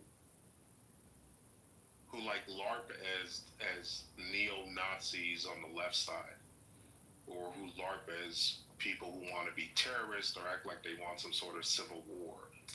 You know, that type of expression, or almost like they live here in Chicago, where it's like, yeah, fuck the ops. It's good that he got shot in front of his kids, that type of stuff. I'm like, he didn't get shot in front of his kids. His daughter was right there. Yeah. No, she was not. Yes, she was. She was right I heard she was. Yeah, you're a fucking. She was, and she ran towards him. No, that's she ran towards him. All right, find me a source confirming that there are no. That his daughter ran towards him. That his family was there. Yeah, sure. His daughter counts as his family. Yes, his daughter ran towards him. Yeah, so that was the report. Give the source. So give the source. I don't have the source right on me. But that was the report. That his daughter ran towards him. Yeah, that's bullshit. That was widely reported. Are you saying that wasn't widely reported? No, it was not widely reported. It was widely claimed. That was widely reported. No, it Why are you lying? It wasn't. It was reported by one. It was reported by one news outlet. That was widely reported. Oh my god, you're such a fucking monkey. Like, look, it was reported by one news. Then when I start cooking you, people gonna start. But you're not cooking, right? You're just fucking over talking and being a fucking ape. Right, and when I ask you to provide a source, you're not able to. You're too confused to talk to me crazy. You're too confused to talk to me crazy, sir. You're too confused to talk to me crazy. To like insults. You're too confused to talk to me crazy, bro. You're way too confused. You need to focus on making it to 40. Don't talk to me. You need to focus on making it to 40 years old. I mean, do you guys wanna? Thank you. Go on, Alaska. I'm so sorry. Because I thought it was true actually as well, and I just looked up and I found this article talking about where the rumors came from, saying that there's no source for it. But I could be wrong. I mean, just like what happened was one senator said it, then one news outlet reported on it, and then there was just no further confirmation, and then there were zero photos of his family. No further confirmation. What does that mean? Like Trump repeated it. Stupid. Are you fucking stupid? No further confirmation. I'm gonna put it in the chat. Which word are you struggling with? You fucking. Are you saying that it's absolutely impossible to be true? Is that what you're claiming now? Do you want me to explain to you what no further confirmation means? Why are you acting like it is impossible that his daughter ran towards him? I'm not acting like it's impossible. Okay, then I'm just acting like it's false. Holy shit, you're acting like it's impossible that his daughter ran towards him. Nah, Sasha, come on. Like, why did you say, like, it's clearly not impossible? I don't know. Right. At least metaphysically it's possible. No, but anyway, it's just like there are no photos of his family at the event. There's a quote from his wife, like explaining to their daughter, the one that actually has like some, like language capacity, the death of the guy. And then also, it's just like, why the fuck would they be there? And like, his kids are 1 and 3, and he's like debating people. The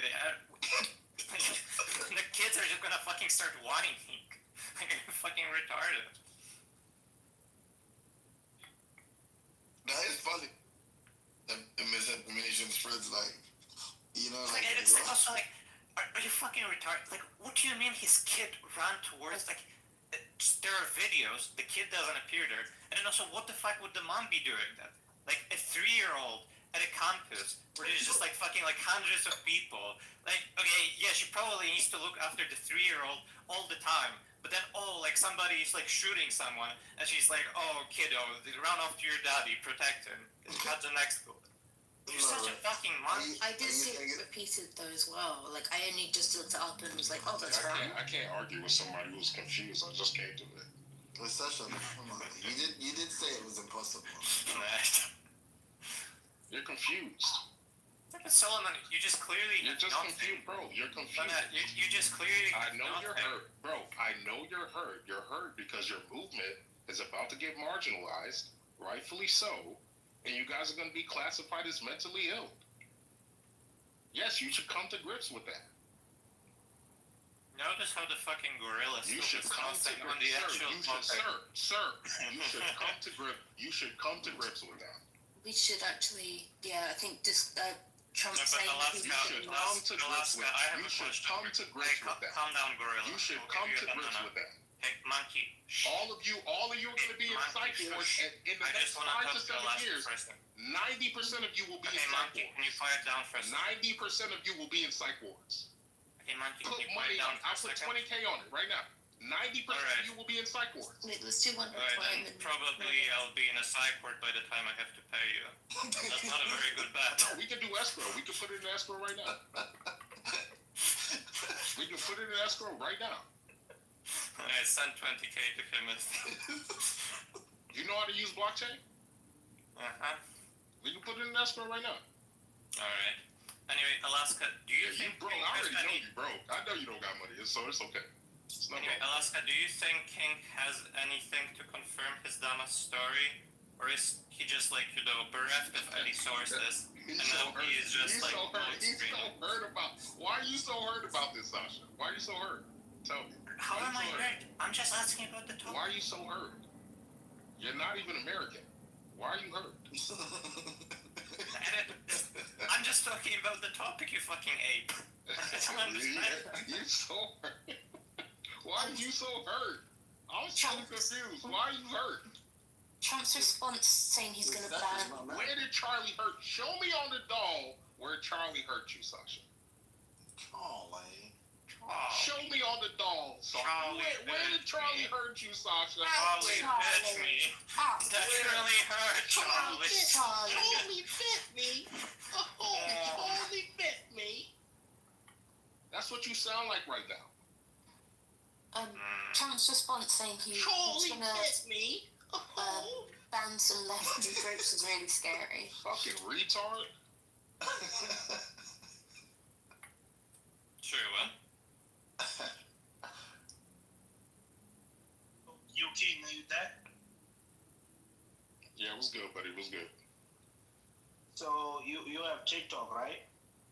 No, I don't use TikTok. No. Oh, okay. So maybe it's for security purposes. Just look up Tyler Robinson, Candace Owen. Yo, dog, I just saw this shit. This shit boggled my head. You saw the picture? You talking about the picture? Yeah, the picture him in it's been going viral. Wow. Yeah, it's been going viral, right? It's crazy. But like, no, the weird thing is, then I looked at Nick Fuentes' page, and he's not talking about this. He's a retard. Nick is a fucking dummy. Calling Candace Owen and Uncle Tom and whatnot. Nick is a fucking retard, bro. No, not that. Like, the guy who's so anti-Israel is now Nick Fuentes is a retard. I know what you're talking about. He's not going to say anything until he knows,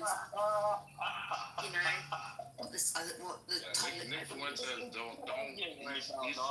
That's the crazy thing, King. It's too obvious now because the Nick Fuentes thing is the shocking of all. It's like you spend this whole time pretending that you hate a certain organization, talking about leftists and rightists and whatnot, and then the one proof that everyone is talking about, you just shot and not talking about it. It's clearly compromised himself. The one who talks the most about Israel is not saying no comment, no Israelites.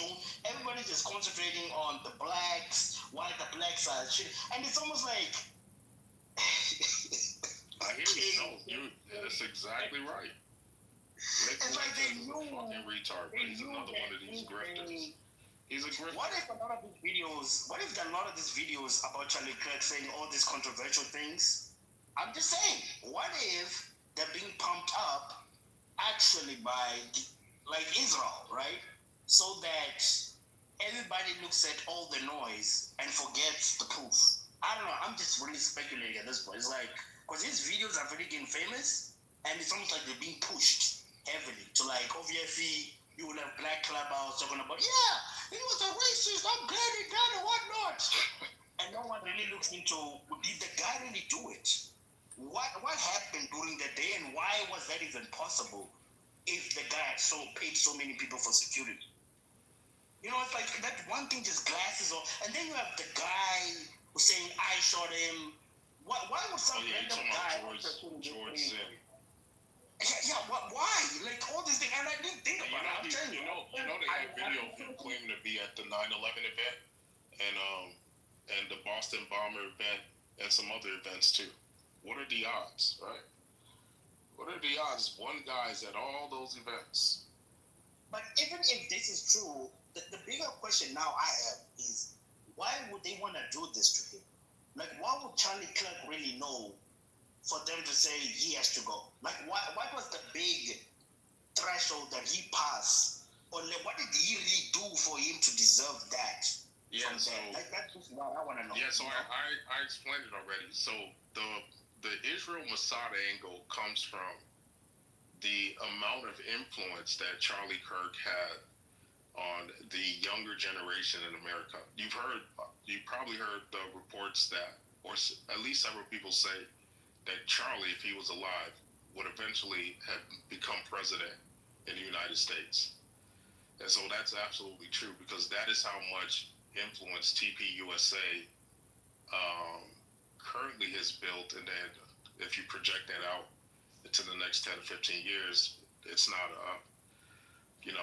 it's not beyond the pale that he definitely, or at least could have become president of the United States. He certainly helped Donald Trump in a big way. TPUSA absolutely helped Donald Trump get reelected. So with that foundation, right? You see that foundation so far? Yeah. Okay, now picture this. Charlie Kirk builds this platform, this TPUSA platform that is clearly has the air of the younger generation, and even some of the older generation. And now you see a movement of this generation away from Israel, right? Away from idolizing Israel, acting like Israel is a sacred cow, criticizing Israel, all of these things that essentially spell doom for the relationship between Israel and America, which Israel relies on in order to sustain itself. You catching all that? Yeah, but you think he had that much influence for them to say? I do. If someone is projected to be the president of the United States, absolutely yes, I do. Because the problem here is that if Charlie Kirk, because it's cool if Candace or Tucker Carlson or any of these other, on the periphery guys, criticize Israel or turn into kooks, as they like to say.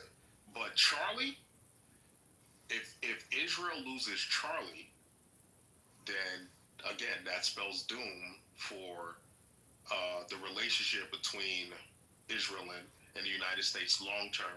Because as a matter of fact, I was thinking about this. What would have likely happened is that Charlie, if he was alive, would gladly trade his relationship with Benjamin, Israel, and them if the younger generation installs him to essentially dissolve the relationship.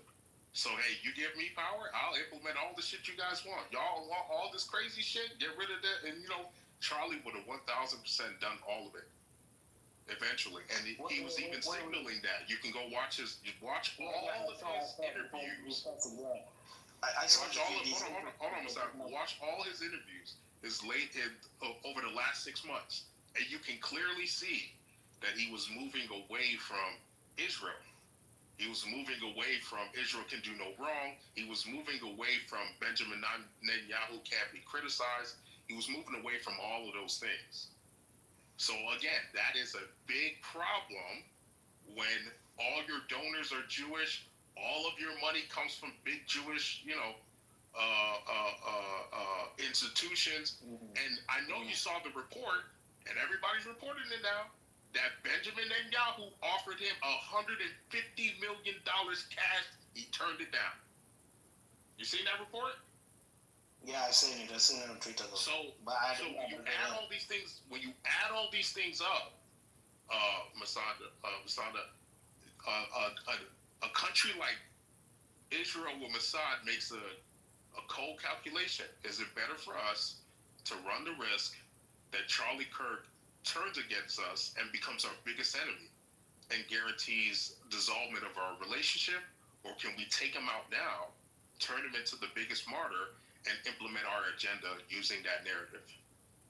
I don't see how the math doesn't add to take Charlie out, turn him into a martyr. We extend our narrative as long as we can with that. So. Any defense to this from anyone who wants to counter Candace Owen? I'm willing to hear both sides, Yeah, I'm saying that is the angle. I'm not saying that that's exactly what happened. I'm saying that this would be Israel Mossad's angle. Because a lot of people like that. Wait, yes, there is. There's absolutely an angle to that. I just want to hear the counter argument, right? It's like, fine, I'm not fine. Let's just say I'm in the middle at this point. Yeah. Why is the other side not coming in with a good counter argument? That's why. No, they are though, because they are coming. They are coming with they're coming with their claims like, hey, this is possibly a lone shooter. This has nothing to do with Israel. There are other explanations for. Tyler Robinson clearly didn't shoot him. Like that's now pretty obvious. There's a guy there. He kept saying it. He said, "Listen, I'm a real shooter." That guy was shot close range. He was not shot by something that was 200 yards away. That's what he said, right? And obviously, I don't know. I'm just saying. I'm seeing the reports you're saying. So I'm not gonna act like yes. I'm seeing reports that are saying, hey, it actually wasn't from a guy 200 yards away. That was actually much closer. I'm seeing the ballistics from the audio that are claiming, hey, the audio literally proves that the shots came from closer than they're saying. So I'm seeing a lot of data that is suggesting that things might not be what the narrative that the FBI is giving to us. So I'm seeing that too. But I think instead of relying on those things, I'm going by what feels like the best thing to go off right now, which is. Look at the chat, kid. Bro, I'm just asking questions. I'm not saying this is true. I'm just asking questions. Look at the chat. This is some guy, bro. He's attacking South Africa. King, your F theory makes. Oh, he said my F theory. Okay, yeah. And look, I'm just. I'm just giving you because look, you can go into DC. Everybody thought Charlie was going to be the president. He absolutely, and look, Charlie absolutely would have been president of the United States. That's how influential TPUSA was, and he built that from scratch. He did. Now, the problem is he built it with Jewish money. He did. And so, that angle is there. No, like let's ask. Look, I get what you're saying. Like I want to go to the important parts, right? Not saying what you're saying is not important, but fine. We already have a conclusion, you and I, on maybe the fact that guy's not the shooter. Okay. The bigger part now is the silence. You and I are two black guys talking about this. Literally, two black guys on Clubhouse talking. I don't know any other room, or at least any other white room, who are putting this angle out there, asking these important questions. No. So, no, that's not true. So there are. I don't know. I'm saying I don't know. I didn't say fair enough. So there are several people, Masanda, that are white brothers who are absolutely talking about this along this line also, and that are putting out theories along the lines of, hey, it wasn't a lone shooter. This is likely a network. But what is that network that took out Charlie? And so it is the case that they are out there putting these things together. But we're just doing it with our flavor, right? We're doing it in a way that is unique to chillism, right? We have our way of putting our stories out. But yeah, we were some of the first people to suggest that it was not a lone shooter, and that yes, Israel, if there is a foreign intelligence, then Israel Mossad is the most likely. So we were some of the first to put those things out there before anybody was even thinking, or we put that out there. Then like a day later, it became more and more viable when some of the stuff started coming out, like Charlie Kirk, like the reports that said Charlie Kirk feared for his life. A month before, people were tweeting that. It was very strange that there was a track that came out called Charlie Kirk Dead at 31. That was released a month ago.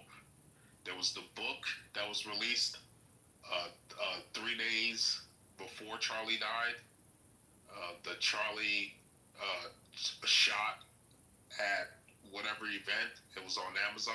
A lot of weird shit, Masada, that would make one think this is definitely not a lone shooter, that this is a network of deranged and sick people that took Charlie out.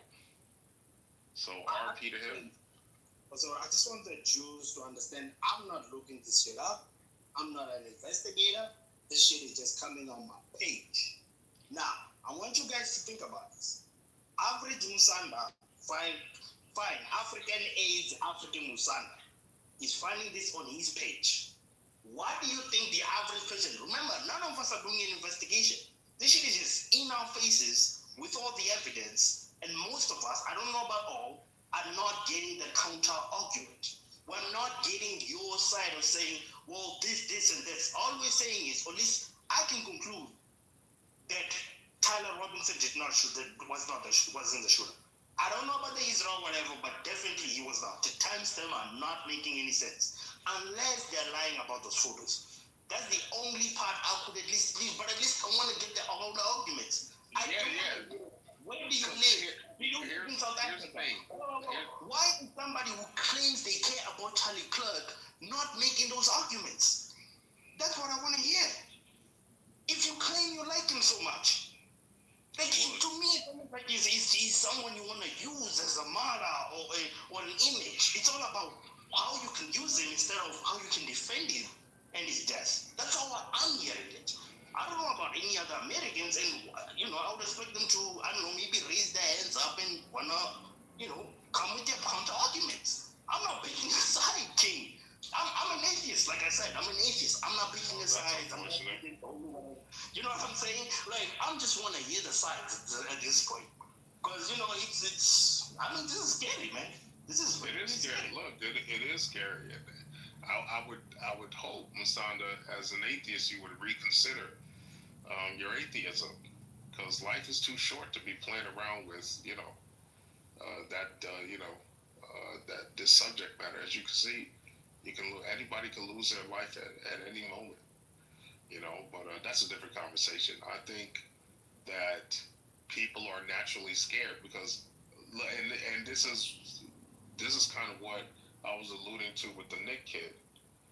Everybody has a big pumped up chest when nobody's coming after you or when you don't feel like you can die. But when you finally realize what death is, what it actually is, and that your life can be taken, most people wither away.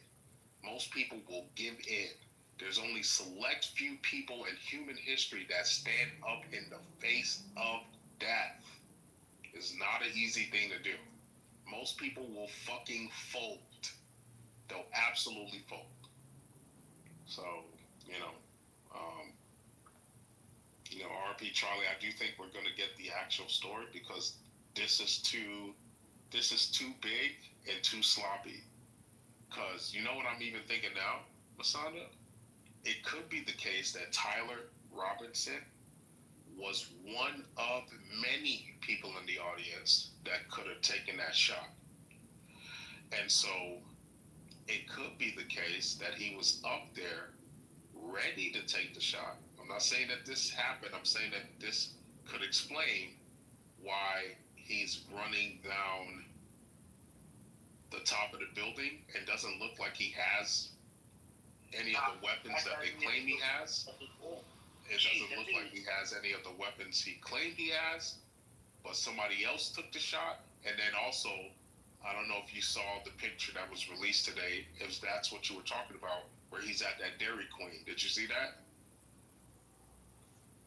Look, Kendra's point is that he wasn't even there at this point, brother. Yeah. That's the. No, I wouldn't say he wasn't there. Instead, I would say he was one of many people that could have taken that shot and didn't, but somebody else did. So he escaped thinking, okay, I'm good because I didn't take the shot. So they're going to obviously say whoever did take the shot in the audience or wherever, they're going to focus on that person. But the rumor started immediately that whoever took the shot was at the top of the building. So regardless, everybody was focused on what the fuck was going on the top of the building. So now you got this kid who thinks, oh, I'm good. Now he's the face of everyone in terms of, hey, we got to find this person. So he's chilling at Dairy Queen, eating his ice cream, doing all types of other shit, not even thinking anything's wrong, only to wake up, only to realize, holy shit, they're looking for me. You see where I'm coming from? But can you confirm with your eyes that the guy with the American flag on his chest does look like Tyler Robinson? I won't lie to you, I don't think that I cannot confirm that. I cannot. That's why the enhanced picture that they're using is AI. Shooter too. I'm not even saying that guy shot him. I'm saying you could be right, but Tyler Robinson. Remember, I think the grandmother was saying he wasn't the shooter. I think there was a story where the grandmother said it's not him, whatever, and then later on you had the father saying, look, we have him with a pastor, which is weird. You call a pastor to show your son doesn't run away, right? But fine, let's just go with that. And then you're a sheriff, and you confronted him because they look the same for some reason, and none of us can really see the resemblance, but apparently the parents can see the guy on the photo and their son looking the same.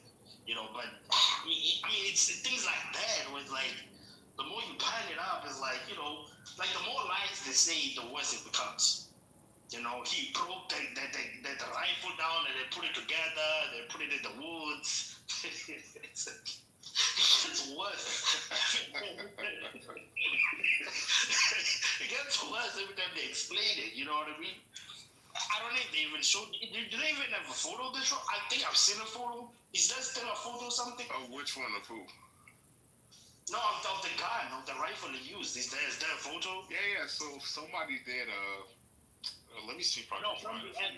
Somebody did a breakdown. Somebody did a breakdown of the actual gun that they claim that Tyler broke down. So somebody did a full breakdown on camera.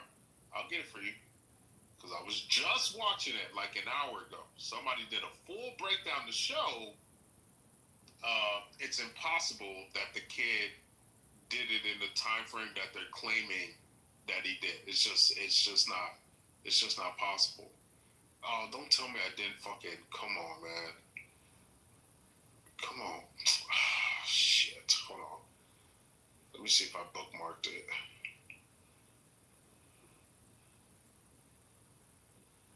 I did not bookmark it, bro. If I find it, I'll send it to you.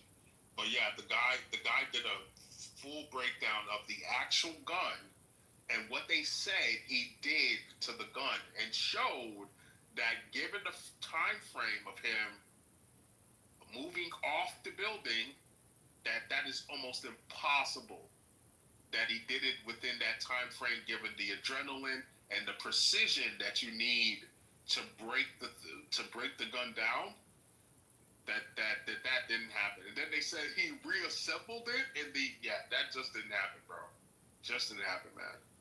So there's a lot that's just not straightforward about this case. But I do think it's going to get solved because it was too sloppy. It's way too sloppy. So.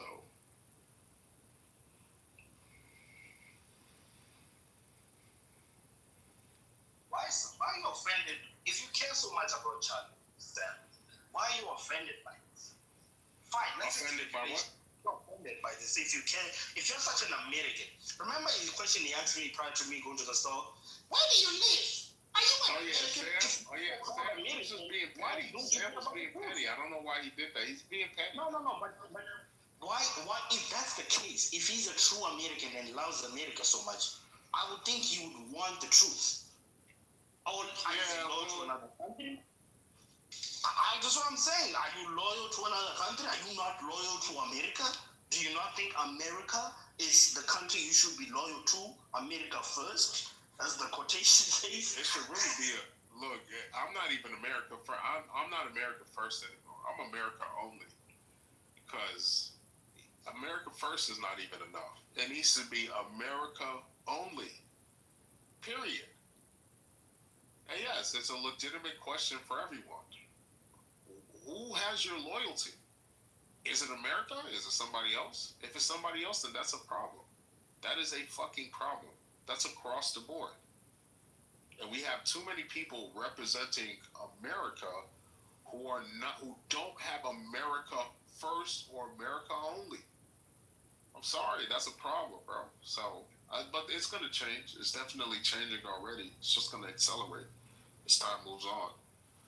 But, yeah, man. Just the way it is. That's just the way it is. But yeah, I do think this case is going to get solved, despite the FBI and the feds trying to cover a lot of this stuff up. And I would not be surprised if Israel and Mossad are implemented or implicated in some way, shape, or form. Not even that they directly had their agents, but that they helped facilitate, or they helped give logistics, or they helped do some. I wouldn't be surprised. I'm not saying that they did. I'm saying that I wouldn't be surprised. Just be like, yep, we knew, because Charlie already talked about it a month before his assassination. So. All the army surgeons keep saying it wasn't a professional. You said what? All the guys who are shooters, they say that it wasn't a professional. And now I'm thinking, yeah, but that's because they believe the story that he shot it, right? Like, yeah, you would think, yeah, he's not a professional. Why would you aim for the neck? It's bare luck. But that's the thing. If I'm a real professional and I want to make sure no one can see it, that's where I would aim. And all I'm saying is a real professional would make sure that he can do that shot at a place where no one could actually identify him. Yeah. And all excuses would say, he's at the building, he's at this and this and this. That's what I really think. And he would say, let me shoot him. Maybe I really targeted the neck so that it does look messy. It doesn't look professional. You know what I mean? It's like that thing they said in that movie, the closer you look, the less you see. You know? Yeah.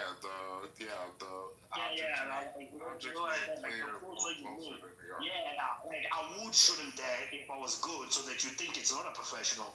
Because all these army agents and all these people I trained and sent to the army, I told them to shoot at the head or heart. If you shoot at the neck, you're not good. I'm just saying, like, it's a talking point where if it constantly being said, it makes you think like, it's almost like these armies are like, they're just reciting something they heard from the instructor. It doesn't necessarily mean that it's true, you know. Shooting is a shooting at the end of the day, you know. Yeah, absolutely. And I'm not saying it was a professional. I wouldn't be shocked if it was, but you don't need a professional to still have a lousy or you know, a very amateur way of going about trying to take Charlie out. Because the thing is, let's assume that Israel and Mossad are implicated in this in some way, shape, or form. The reason they would do something this sloppy is because they're desperate themselves. Charlie is gaining steam in a way that is just full steam ahead. He's got everything going. The tide is turning.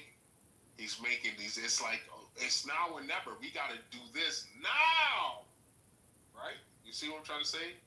What's up? What about the angle of this Charlie Clark video being pushed? What do you think about that angle? Like they're being pushed and they're selecting those. Because who would say? I mean, I get people saying videos, but you would think those videos would have been way more famous before. Those ones that are insulting like pilots, the Beyonce's a Dia. I'm just saying all these videos that are heavily being pumped, right? You would think that that's also another disguise or derailment to make you focus on that, because they know the blacks will be highly triggered and emotional. Like you'll have all these redundant, worthless topics about, oh, you should celebrate him even after his passing. Besides actually asking yourself, wait, why did this happen during the shooting? Why did this? Like, you would have any other talking point, like any other topic, outside of like the day that shooting happened. You would talk about what he did before and stuff. I don't know. I'm just trying to really think about that. You know, like maybe this whole thing, it's a way to ensure, because they know how triggered black people are. They can easily be influenced by. Sadly, I'm just saying, and I know people use that against us by words. You know, I'm not saying it wasn't racist. I don't want to deal with that. I want to deal with the fact that they know that he said controversial things towards this community. And if we keep pumping that, and we'll make Trump say, I'll put it at hate speech if you insult Charlie Clark. Yeah, that would just, you know, everybody's against hate speech. Everybody's against it. No, I'm saying, didn't you hear what Trump said about people who are taking Charlie Clark? Yeah, I heard all of that. I saw Pat Bondi trying to use hate speech language. Here's the weird thing, right? In South Africa, there's this organization, they're called Afroforum. They're the ones that went to the US talking about genocide and whatnot. They actually said they would actually add to that policy on any South Africans if they talk shit about Charlie Clark. You know what I mean? Like, to me now, I'm kind of like seeing a thread now. Like, okay, so yeah, I get it that you're ally, but like, why are you pushing it that hard where you want to arrest South Africans for talking bad about Charlie Clark? I'm not saying I would. I'm just saying in general, it's almost like a way, like, I want to do it. And he makes a video about it. He doesn't do it. He says, I'm going to do this. So people know that this is going to happen. So to me, it's almost like a big distraction on all sides. It's like, let me distract you with this and this and this, and not make you focus on all the things that did not make sense during his passing. September the 10th. Just before September the 11th. Yeah, you think that's a coincidence? That's what I'm trying to say. Somebody playing games, bro. Trust me. Somebody playing games. I do got to run. I think the weirdest good. What about the birthday of George Floyd and this guy, Charlie? Apparently, the same date. No, I got I gotta run or something. I said I gotta run. But it was good having a conversation, though. I'll be around in a couple of hours in a bit, so we can continue the conversation. Then, but I do gotta run right now, though.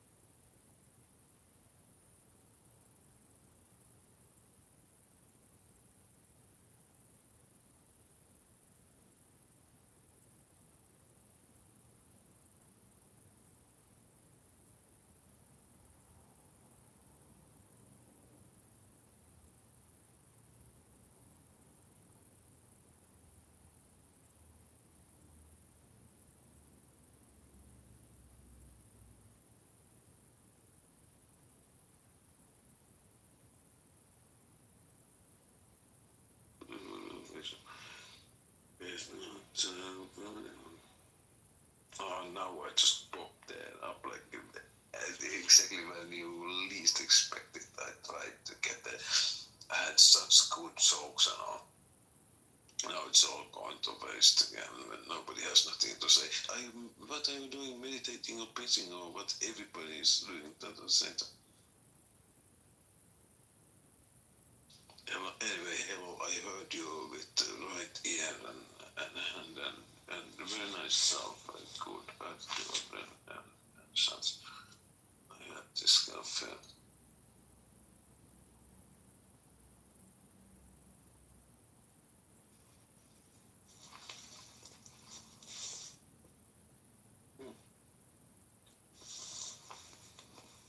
Would you like some coffee or tea, perhaps?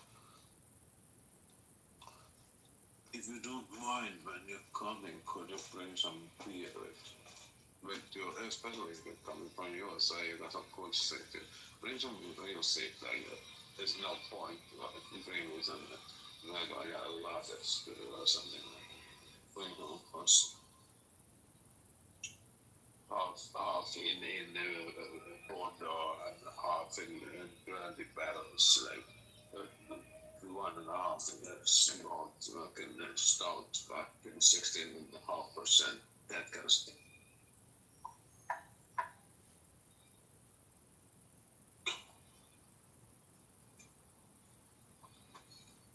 Fucking shit, they got some good stuff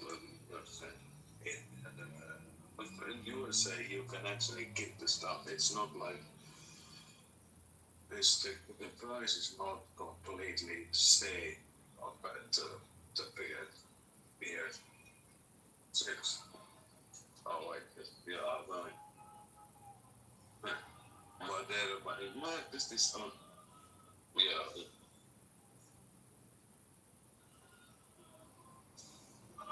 I think it's kind of like always be a bit stuck in. Yeah.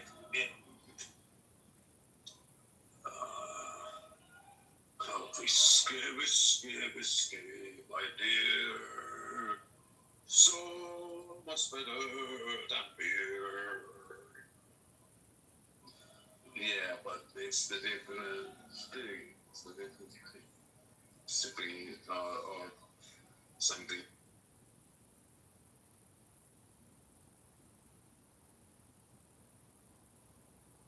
Hey, have a good meditation. I don't want to use any scan out or don't put you need anything else.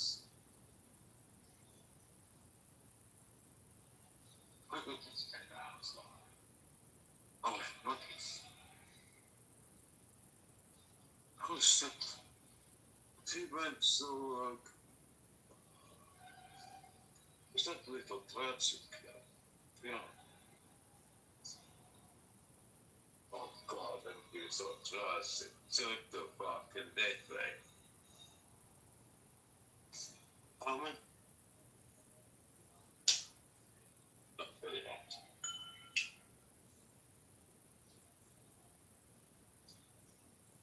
Backing your mini-mid finish of a smoothly back your home.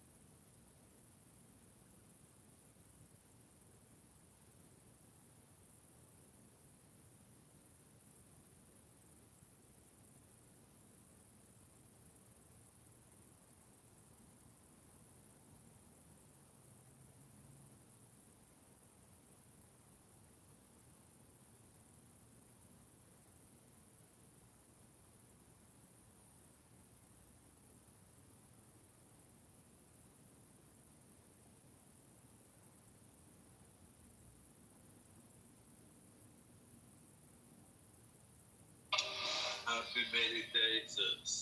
Remember to put your phone away so you can see your phone.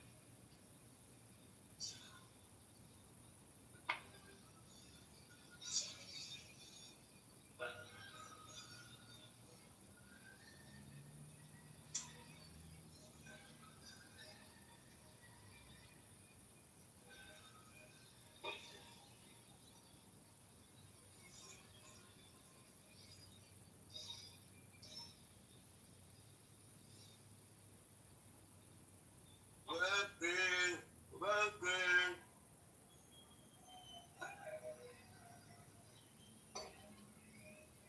Hey ho, hey. What are you teaching stuff?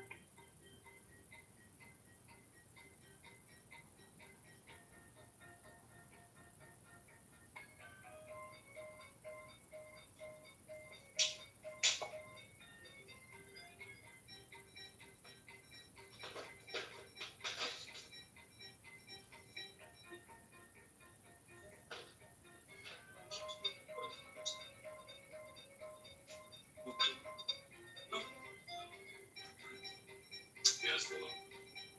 Yes, hello. Hello. My name's Hello. It's hello. My name's Hello. My name's Hello. My name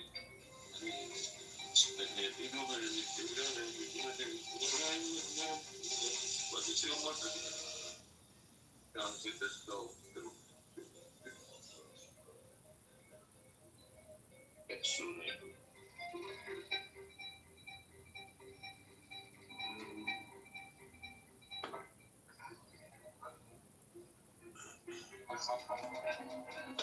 Hey, that's nice. Also, I feel like a girl. You have to have feeling like cats. And it's started depending on this.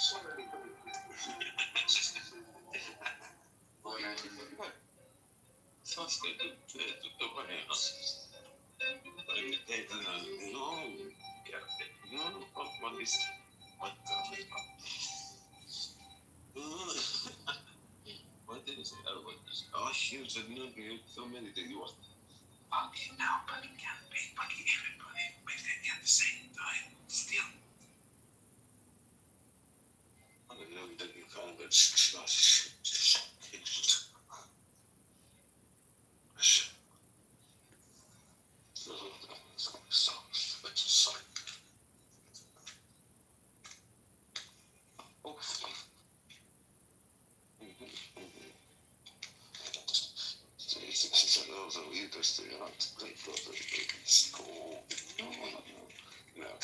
Okay, well, yeah, basically. I think this Christmas again. But, yeah, that's cool.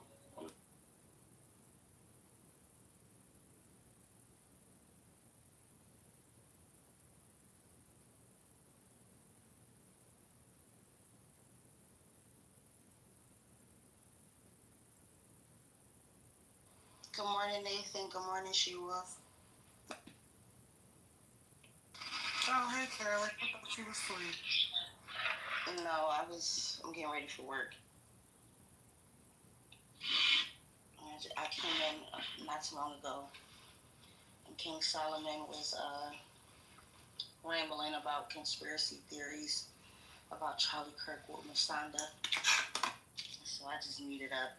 I'm like, I ain't got time for that shit. Yeah. Are you working? No, not right now. I'm at home now. I just got back from my away from home terminal, but the other night he was doing his white Christian nationalist thing. All his preaching shit. And I was like, I was listening to him, and I was like, I don't know. I never really heard this type of rhetoric. Oh yeah, he gets into his bag, girl. Until recently, right? Like this is new since Charlie Kirk died. I'm like, okay, maybe he's been listening to something that's been inspiring him to, get more into this. And I even had told him like he knew a lot about the founding fathers and this type of stuff like that. I never heard. I'm surprised you didn't know about the founding fathers. I'm surprised you didn't know about like Thomas Jefferson and even have the Jefferson Bible. That's what I think he had talked to. I don't know. I never really paid attention to that type that's of what stuff. a lot of deists, well, Thomas Jefferson was a deist. The DEIST. And pretty much they just don't believe in anything supernatural. And that's in the Bible. So they believe that the Bible was allegorical and that a lot of like the things that actual Christians believe, like the resurrection and the miracles performed, that they're all metaphors versus like them actually happening. Yeah. So he was going off. He was on his little. He was reading his little script. Oh yeah, like this many of the founding fathers was Christian, and you had to profess this and that to be in office and blah blah blah blah. I'm like, okay, here we go. But the thing was, we wasn't even topic out what we was talking about, but he kind of like shoehorned that shit in there to go off on his preaching. I'm like, oh my god, so he about to do this again. And then Andrew was in here. Andrew bitch ass was in here, and he was like. And Andrew was like, "Oh, I'm gonna play a clip of Charlie Kirk, and it was about Carolyn. Why was the clip literally everything that King be saying, right? His whole little spiel. So I said, oh, since Charlie Kirk died, you've been listening to him like heavily, and it's funny because I forgot his name, but this guy that we used to hang out with on the conservative side of Clubhouse, he kept calling King Charlemagne Kirk. I'm fucking dying. He was called King Charlemagne Kirk. Charlemagne. Oh, Charlemagne Kirk. Charlemagne, yeah. That shit was so funny, and I didn't realize he was calling him that because he was literally like reading Charlie Kirk shit off like a script. Yeah, King. I think is a little sleep deprived. I think because he's been tripping lately with the preaching, and somebody called him a Nigerian white supremacist. Oh, he's very. And I think it's only been this bad since Charlie Kirk died.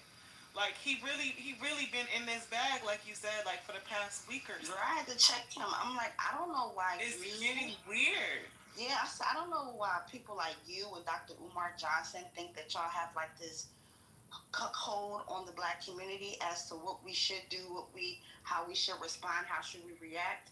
Like black people aren't a monolith, and the fact that you are a Christian man aligning with somebody just because they say they're Christians. Girl, there's people who are pedophiles that say they're Christians. Rapists who say they're Christians. Is that he's spewing this white Christian nationalist shit. when Trump was running, it was, oh, Trump MAGA, Trump MAGA. Now he's all like, I'm not a conservative. Nigga, you not a conservative? And you voted for Trump and all you talking about is white Christian nationalist shit? No, you not a conservative. You are far right alt conservative.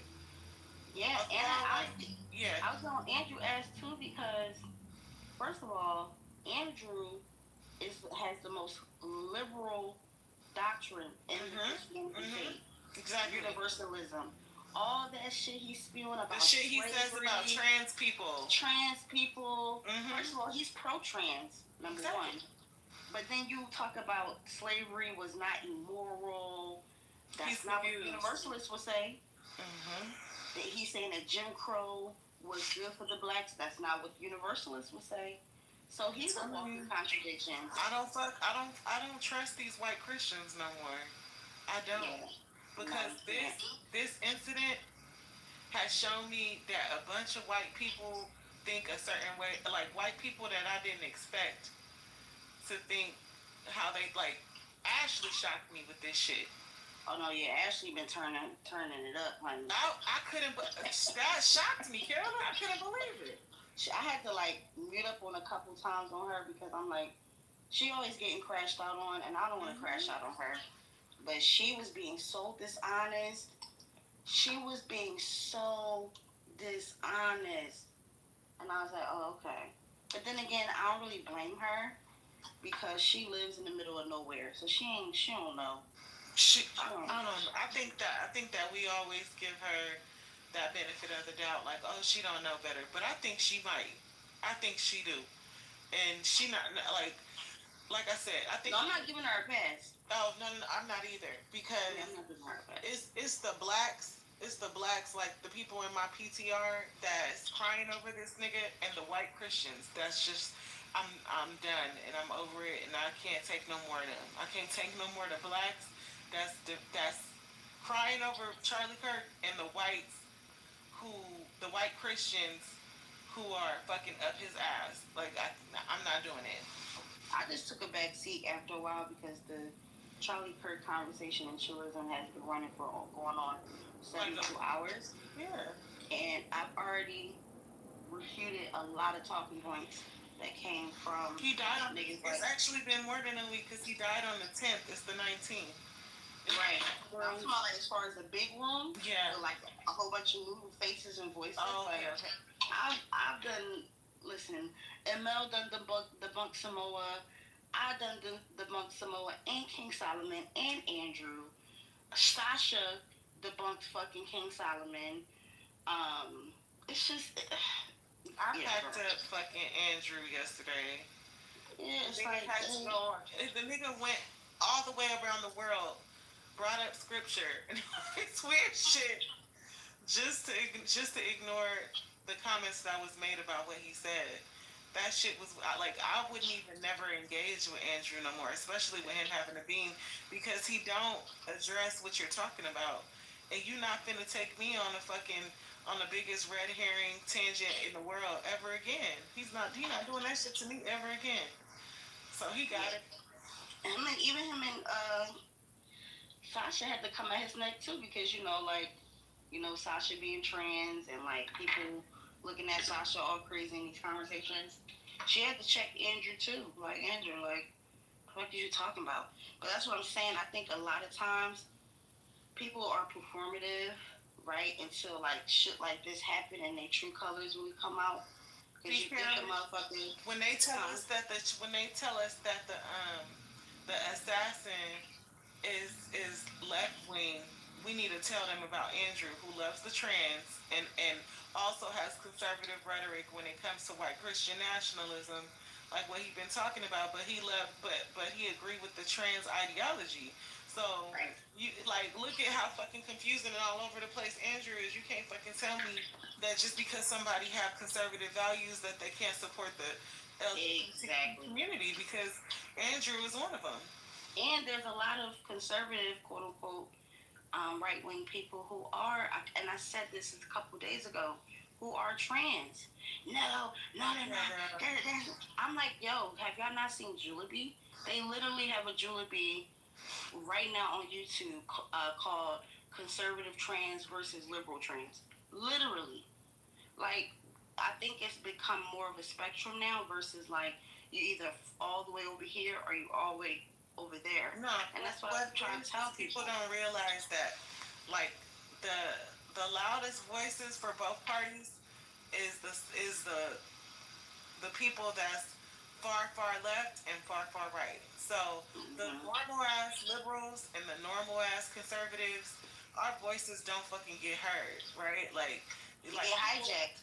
Yeah, like everybody think that the conservative movement is the far alternative right that is into this white Christian nationalism and racism. Like those are the loudest conservative voices. So the regular fucking conservatives like myself, that's just for small government, a strong border, pro-life, like normal ass fucking Republicans like myself, our voices get drowned out by these people that like Charlie Kirk and King Solomon. You get what I'm saying? Like, because he's the loudest voice. I asked the room, I said, what makes, I mean, outside of him getting assassinated, but what makes somebody like a Charlie Kirk different than someone like Al Sharpton? They both grifters. Yep. they both race hustlers. Candace is a race hustler. Al Sharpton, race hustler. She's kind of cooled down on the race stuff. She more so talk about now she's a conspiracy theorist. Yeah, right. But why is she like that now? Because they done fucking canceled her ass. They done kicked her off the Daily Wire, whatever the fuck that shit is called. Yeah, that was she so now all of a sudden she's trying to get her revenge, and so now she's trying to. Same thing with Omarosa. When they kick Omarosa out of the White House, now she want to go on tours. Now she want to talk about, she pro-black and write books about the White House. And do people talk about Omarosa now? No. So it's like, here's the thing: when you get on these platforms and these stages and you try to speak out and booty clap for these fucking alt-right people, they will chew you up and spit you the fuck out. And that's what we see. We see it happen all the time. And Candace, I mean, she's still relevant, right? But she's still trying to like hustle and bustle. Now she want to come at feminists. Now she wants to write a book called Go Make Him a Sandwich. But her last book literally was called Blexit, the Black Actress. White Lives Matter t-shirts. Like come on. She's a hustler too. I feel like she goes to the extreme to she's more of a shock jock than a racist. She's a shock jock. That should get played out after a while because guess what? When someone else comes on the scene who's younger, smarter, has a up and coming audience, their record is pretty much clean and they support the right, and they so happen to be black, whether they're male or female. She's gonna, she's just gonna be another name that was considered to be a sellout. So I don't know, girl. I don't know. But yeah, they was in here acting a goddamn fool. And King Solomon, he's doing a lion thing. I can't believe this man was up in here saying shit that was verbatim stuff from Charlie Kirk videos. Because King Solomon crazy. Shit for days that was verbatim Charlie Kirk. You missed it, Miss Fifi. Miss Fifi packed King Solomon up, and so did ML. And Mel was like, "Oh, you want to go bank for bank?" Because King Solomon was like, "Yo, PTR 20,000 right now." He said, "I'll do you one better," and he literally back channel Knowledge his fucking bank account, and Knowledge confirmed how much money he had in his bank account. Wow, you don't want to fuck with ML. That's a rich ass Caribbean nigga. Yeah, him and his wife. But yeah, ML, I fucks with ML. ML's an intelligent brother. He makes a lot of good points that people like to overlook because he's long-winded. But ML been cooking. He been fucking cooking, and I've been learning a lot from him as well. But he just talked too much.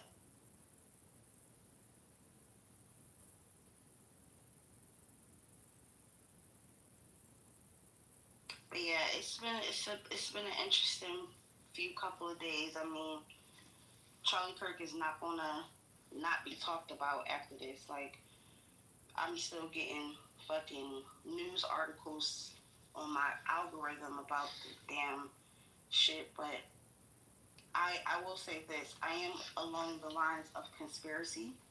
I think that there's a lot not being said by the FBI that intentionally is not being put out there. But that's just my theory. I don't know. See, and y'all all owe Ray Abbey an apology because when he was saying that it was a false. I don't owe him shit. I ain't say nothing. Not you. Everybody else. Because they was calling him stupid.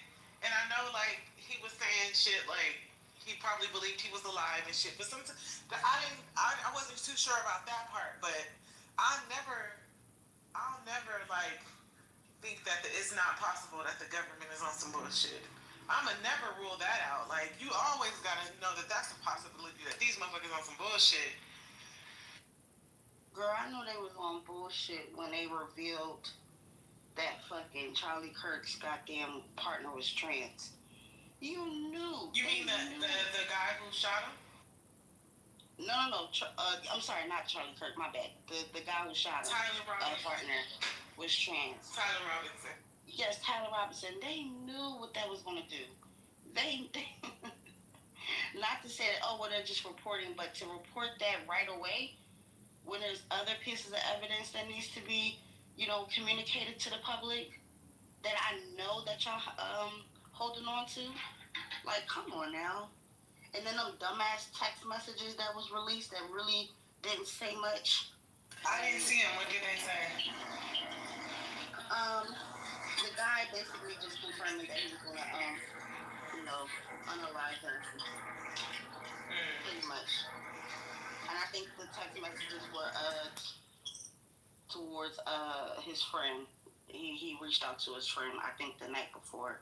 But girl, it looks very similar to what's the guy, Tyler Perry's text messages with that gay man. It just looks very encrypted, very much, what the fuck is this? Nothing too crazy. It looked like it's been altered. It looked like it definitely been altered, but. And you would think the government got enough money, or whoever got enough money to actually make it look good, like. Yeah, it looked absolutely altered, for sure. And then yesterday, they got into this dumbass 3-hour argument. I mean, I was at work, so I couldn't really engage. But they were having this 3-hour. Yeah, I knew you was at work because you was not fucking moderating. Girl, I was at work. I know. You listen. You know when I'm around, I moderate. But I was at work, and I'm not about to step out of my job to be like. No. I don't blame you. I already know that's why. Please. And then there were a whole bunch of other moderators on stage, and I've been able to mod the room when there's a bunch of people on stage by myself. Like, I don't got time for that. I will give a shout out to Louis for a set amount of time, because Louis was, holding it down yesterday afternoon by himself when it was like 6 other mods on stage. For whatever reason, they weren't helping him. I don't know. But he held it down during the afternoon. But they had a long, drawn-out conversation about whether or not slavery is immoral. That killed me. That was hard to listen to at work. And what else they talked about yesterday? Oh, yeah, they spent like 6 hours talking about the definition of grifting. That was annoying. So, yeah, girl.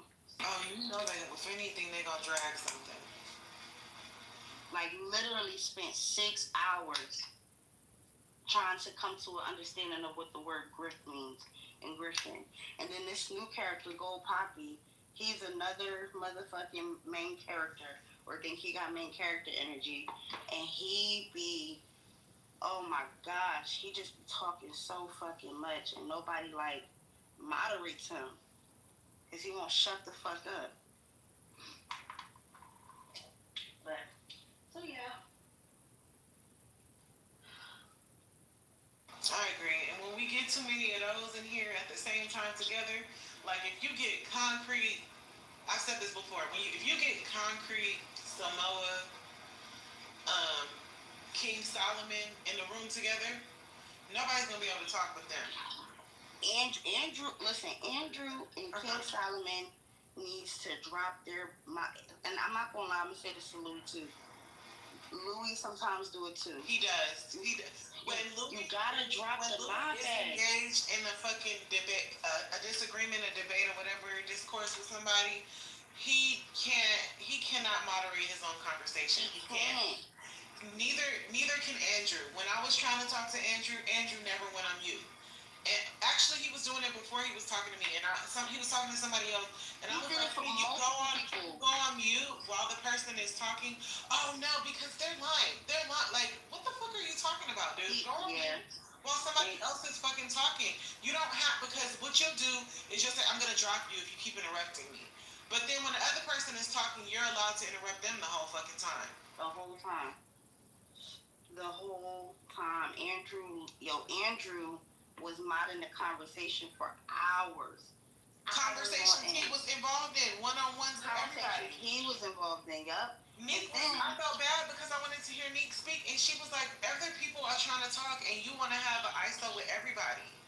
He literally was trying to run the room like how he run his rooms. Exactly. And that's why I won't do it no more, Carolyn. Like, one thing I learned from, like, interactions with people, and if I learn that you don't interact in good faith, or, like, what he did yesterday with that fucking red hair, I'll never try to have a conversation with him one-on-one ever again. It's pointless. It's fucking pointless. He might abuses the fuck out of Concrete. Like, it got to the point where I had to be like, yo, Andrew, whatever beef you got with Concrete, you're doing too much, bro. Stop dropping Concrete to the goo. And for me to say that, because, me and Concrete, our dynamic child. But Andrew was abusing the fuck out of Concrete. Anytime Concrete said something, he overtalked them. Anytime Concrete had a position, he felt like he wanted to have an ISO. Like, he was just doing too much yesterday. And I said something a couple times, but again, I'm at work. My work is one time he told Concrete something like he gonna move him down and he gonna enjoy it or something. He was like, "Cause you need discipline." And in my mind, I'm like, how is the one grown man gonna tell another grown man he gonna discipline him? Like, yeah, he can't stand Concrete. That shit weird, bro. He cannot. Yeah, he's a very emotional mod. I think they mod him in this space because he has his own crew of people like Bob, Sasha, Timothy, A-Walk. So they bring a crowd of people when they come over. So I think that's why Which is fine, but like, let everybody talk though. Like, I get that's how you run your rooms, and Knowledge kind of let him do what he do when he's over here, but like, damn, I was trying to have an ISO. Yo, y'all be fucking snitching. He was asking me a question, like, what's wrong with y'all? He was asking me a question. I'm not snitching. I'm talking to She-Wolf. Did y'all floss? Well, first of all, good morning. Did you brush your teeth? Good morning. Yes, I did, ma'am. Okay, you wash your face? Hold on. Okay, go wash your face. He was asking me a question that I had already answered, but it didn't fit into his narrative. I didn't answer it the way he thought I was gonna answer it. So he took 5 more minutes to ask me the question again. I was trying to answer it, and now it sent me to the goo. Like, what? Oh, I was on a kicking spree. Basically, Andrew was like, move anybody who interrupts me. He was literally talking to me and asking me a question. I'm trying to answer it. And you get dropped. Yeah. Girl, so I'm sorry. That was the second thing. I'm like, okay, no, won't be talking to you no more, because I'm getting moved to the goo while I'm trying to answer the question that you already asked me and I answered, and you didn't like my answer, so you said I didn't respond to the question. Like, you think I'm dumb? Right. See, I was not paying attention, girl. Because I definitely would have called Andrew the fuck out on that, for sure. Nobody called him out until Tim said something. Tim finally fucking said something like, wait, why didn't you address what She-Wolf said? He just kept asking him, like, why didn't you address that? Why did you change the subject? Until finally Andrew was like, because I wanted to. Tim was like, okay, that's the answer. I was like, I fucking loved him. Sassy. Because I wanted to. Yeah, he's a mess. And then you know what's crazy? Andrew is not good at flushing out his points or his ideologies. He just likes to regurgitate rhetoric that he's heard from previous people. Because I knew Andrew since season 1. I remember when Andrew used to get beat the fuck up in Hebrew Israelite rooms. I mean, they used to. Wait, Carolyn, I'm sorry. I tried. Do you know who Joe is? Y'all were all one of like the biggest Hebrew Israelites on the app. Okay, he like the leader of Sons of Thunder of one of the camps, right? Okay. So I pinged Joe in here. Because I know Joe will pack Andrew the fuck up, right? I know Andrew's scared of Joe. He don't even fucking go in their rooms like that no more. And if they go in his rooms, I can still kick them out like immediately. He's scared of Joe. So I pinged Joe in. I'm like, okay, this bitch ass nigga, he done brought up scripture. We talking about what he said about slavery. I got his motherfucking ass. I'm gonna ping Joe in here to pack him the fuck up. I thought for a split second, I wasn't looking at my screen. I thought I heard for a split second Joe's voice say, and he was talking about the law or something, and you know Hebrew Israelites is big on the law. I thought I heard, I'm almost sure I heard Joe's voice say, and what law is that? And by the time I looked at the screen to try to figure out who said it, I didn't see Joe. I didn't see Joe on the stage, but in my mind I said maybe that was gold. But I know Joel Yasharalah's voice. I know Yahweh's voice. And it sounded just like him. And I'm like, I know he didn't kick out Joel that fucking quick. I know he didn't, but I didn't see it. So I had to tell myself that it must have been Gold who said it. Yeah, he used to get, I used to see him, and I'm like, because he had the same PTR from season 1. Andrew has never changed his PTR. And I used to feel so bad for him. I'm like, yo, why they treating this white man like this? But then it got to a point where I'm like, he likes this shit because he keep coming in here every single day to get packed up. Every single day. To the point where he started creating his own little spaces. He used to hang out with the Calvinists on the app. You know that room, Ask a Christian? Yeah. I don't know if you know about that room. But it's a bunch of Calvinists over there who are also white nationalists who pretend that they're the true Christians, but they're really just a bunch of racist white people. I used to fucking pack they dumb ass up too with the Calvinist rhetoric when I used to be a Christian. But anyway, yeah, Knowledge. Good morning, Knowledge. Good morning, Miss Fifi. Good morning, AK. Good morning, Ann. We're just recapping what happened yesterday and all of the crazy, chaotic shit that went on in the room. And how, what's his name, King Solomon be trying to preach. And it's all shit from Charlie Kirk video. Right. She was just discovered that none of his ideas came from him. But the funny part is, Andrew the one who put him on blast. Andrew he literally let him say his whole little shit. And then he said, oh, I'm going to play a clip from Charlie Kirk. And the clip from Charlie Kirk was everything Solomon just said. Everything he just said. And I was like, wow. Good morning to the room. I'm sorry. I'm just getting ready. Good morning.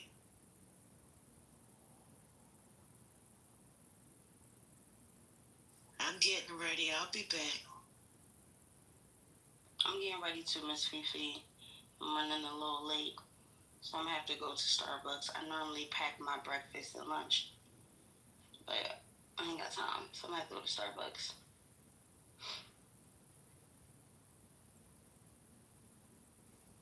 What is this title?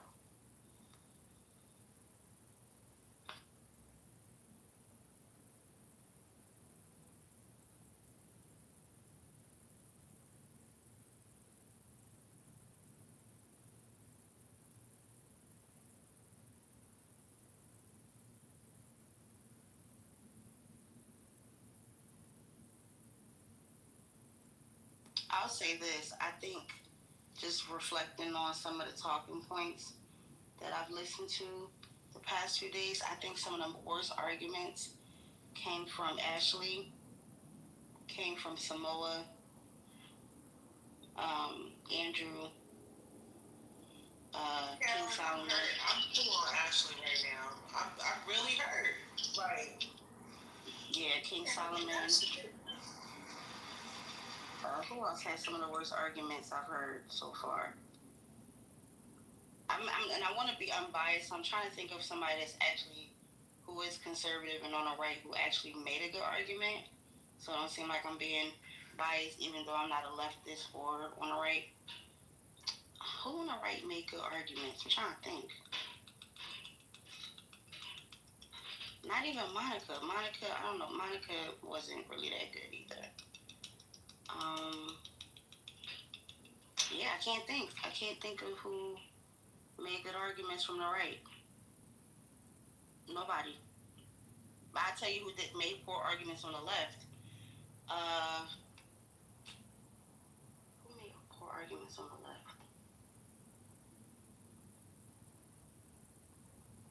Luca. I think Luca made poor arguments.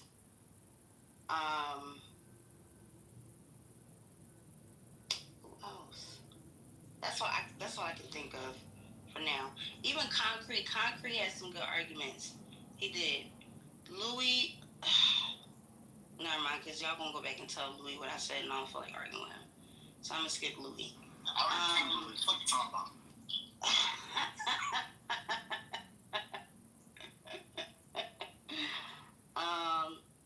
Who made strong arguments? ML, I think so far, ML has made the most strongest arguments so far that I've heard in the past couple of days. ML been cooking niggas. I think Matt does a great job at highlighting the irony. I'm not gonna lie, Carolyn. Dr. Articulate been cooking niggas. Yeah, I haven't been around to hear him talk.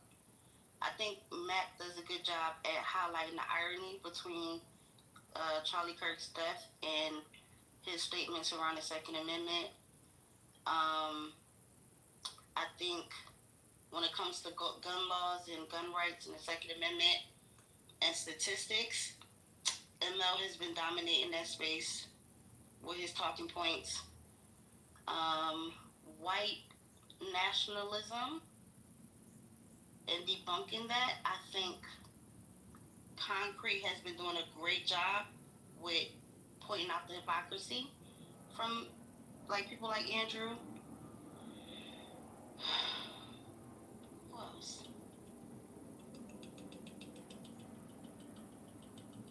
Yeah, it's because here's the thing, people just come on stage to noise troll and rage bait. I'm talking about people who've actually contributed to the conversation. Gold Poppy, I think Gold Poppy just wants his 10 seconds of fame. I don't think he even cares. No, I think Gold Poppy is trying to find his position. I think he liked the room.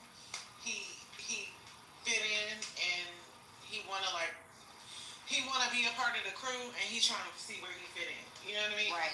You know who he is? He's straight. He's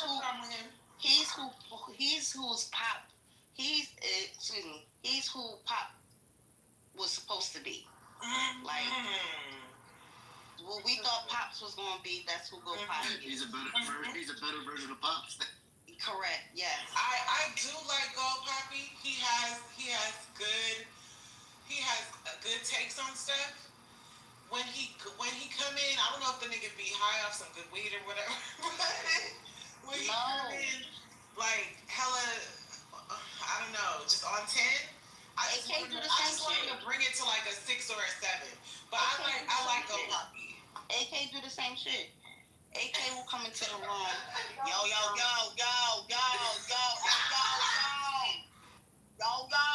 What we talking about, yo? Yeah, but when I get in the room, you know AK should step up. Then he get mad when we like, yo, can you just read the room for a second? Man, so I can't get in the conversation. I get in the conversation. It's like, yo, bro, we like relax. was trying to turn up on fucking Sugar Belly yesterday over a conversation over dick. I'm like, AK, you do know we talking about dicks right now, right? You sure you want to swivel your way into this conversation?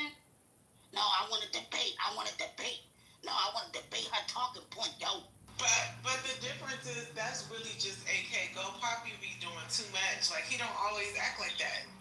But maybe we don't know him that well, yet. We don't know him yet, so. I just think he's just trying to fit in. And he does. You know what I'm saying? He does. The thing is that he does, and he don't have to try that hard. Right. Like, you fit in here, bro. A little bit. Just be quiet for a little bit. Yeah, it's called, what we call it, let the mic breathe. Just let the mic breathe. Let's hear from other voices. Even if, and I know Nathan is anti this, but like, even if you think a nigga is retarded, stupid, or doesn't make good talking points, they shouldn't be exempt from being able to share their voice or their opinion. Even if you think it's stupid, even if you think what they saying is cringy and off. I mean, we give niggas like Mark space in his room all the time. And I don't even think a lot of the shit that Mark says is coherent. But we give space for it. So it's like, let's not pick and choose who get to like, get to say something. Anyway, speaking of bad talking points, you know who's been making a lot of them, like back to back to back? Bro, my man CEO. That was a good get back from yesterday. No, it was good job. Good job. No CEO. You gotta get your get back from Louis. That's what you need. CEO does a lot too. He'll make a point, you'll refute his point, and then he'll double back and say, well, that's not what I really mean. Well, I wasn't really saying it like that. I mean, I don't think you understood what I was actually trying to say. It's like, no, we did, and you were wrong. Yeah, that doesn't sound right. You know what, Carol? If I do that, call me out the next time I do it. Catch me in it, all right? That's what I do. And you know I will.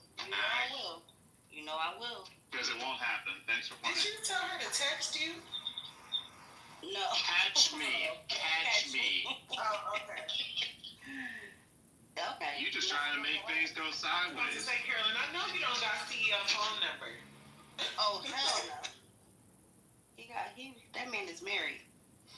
But, yeah, I caught CEO doing that a couple times.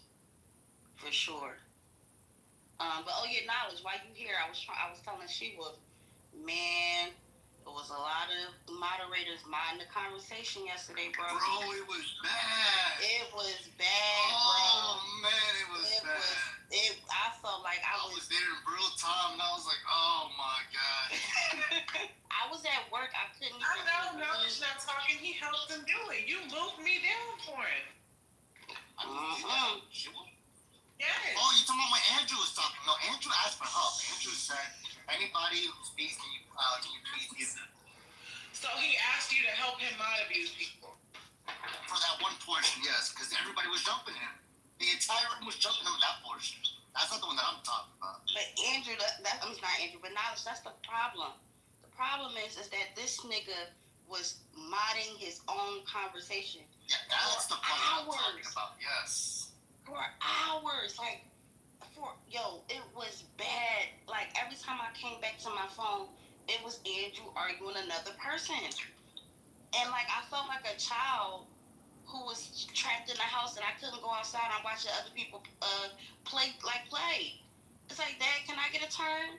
Like, what the hell? I don't know. He is really, really bad at, like, just playing the background. Especially when it's, ideologies that he doesn't agree with. Like, he always got to get in there. And it was bad. Andrew I think he just might be used to that style of modding from God Talks. That's what I was assuming. Mm-hmm. Because he was the main one. You notice him more because you mod or because I'm like Whitewater, like we've been under Andrew as a mod for a minute.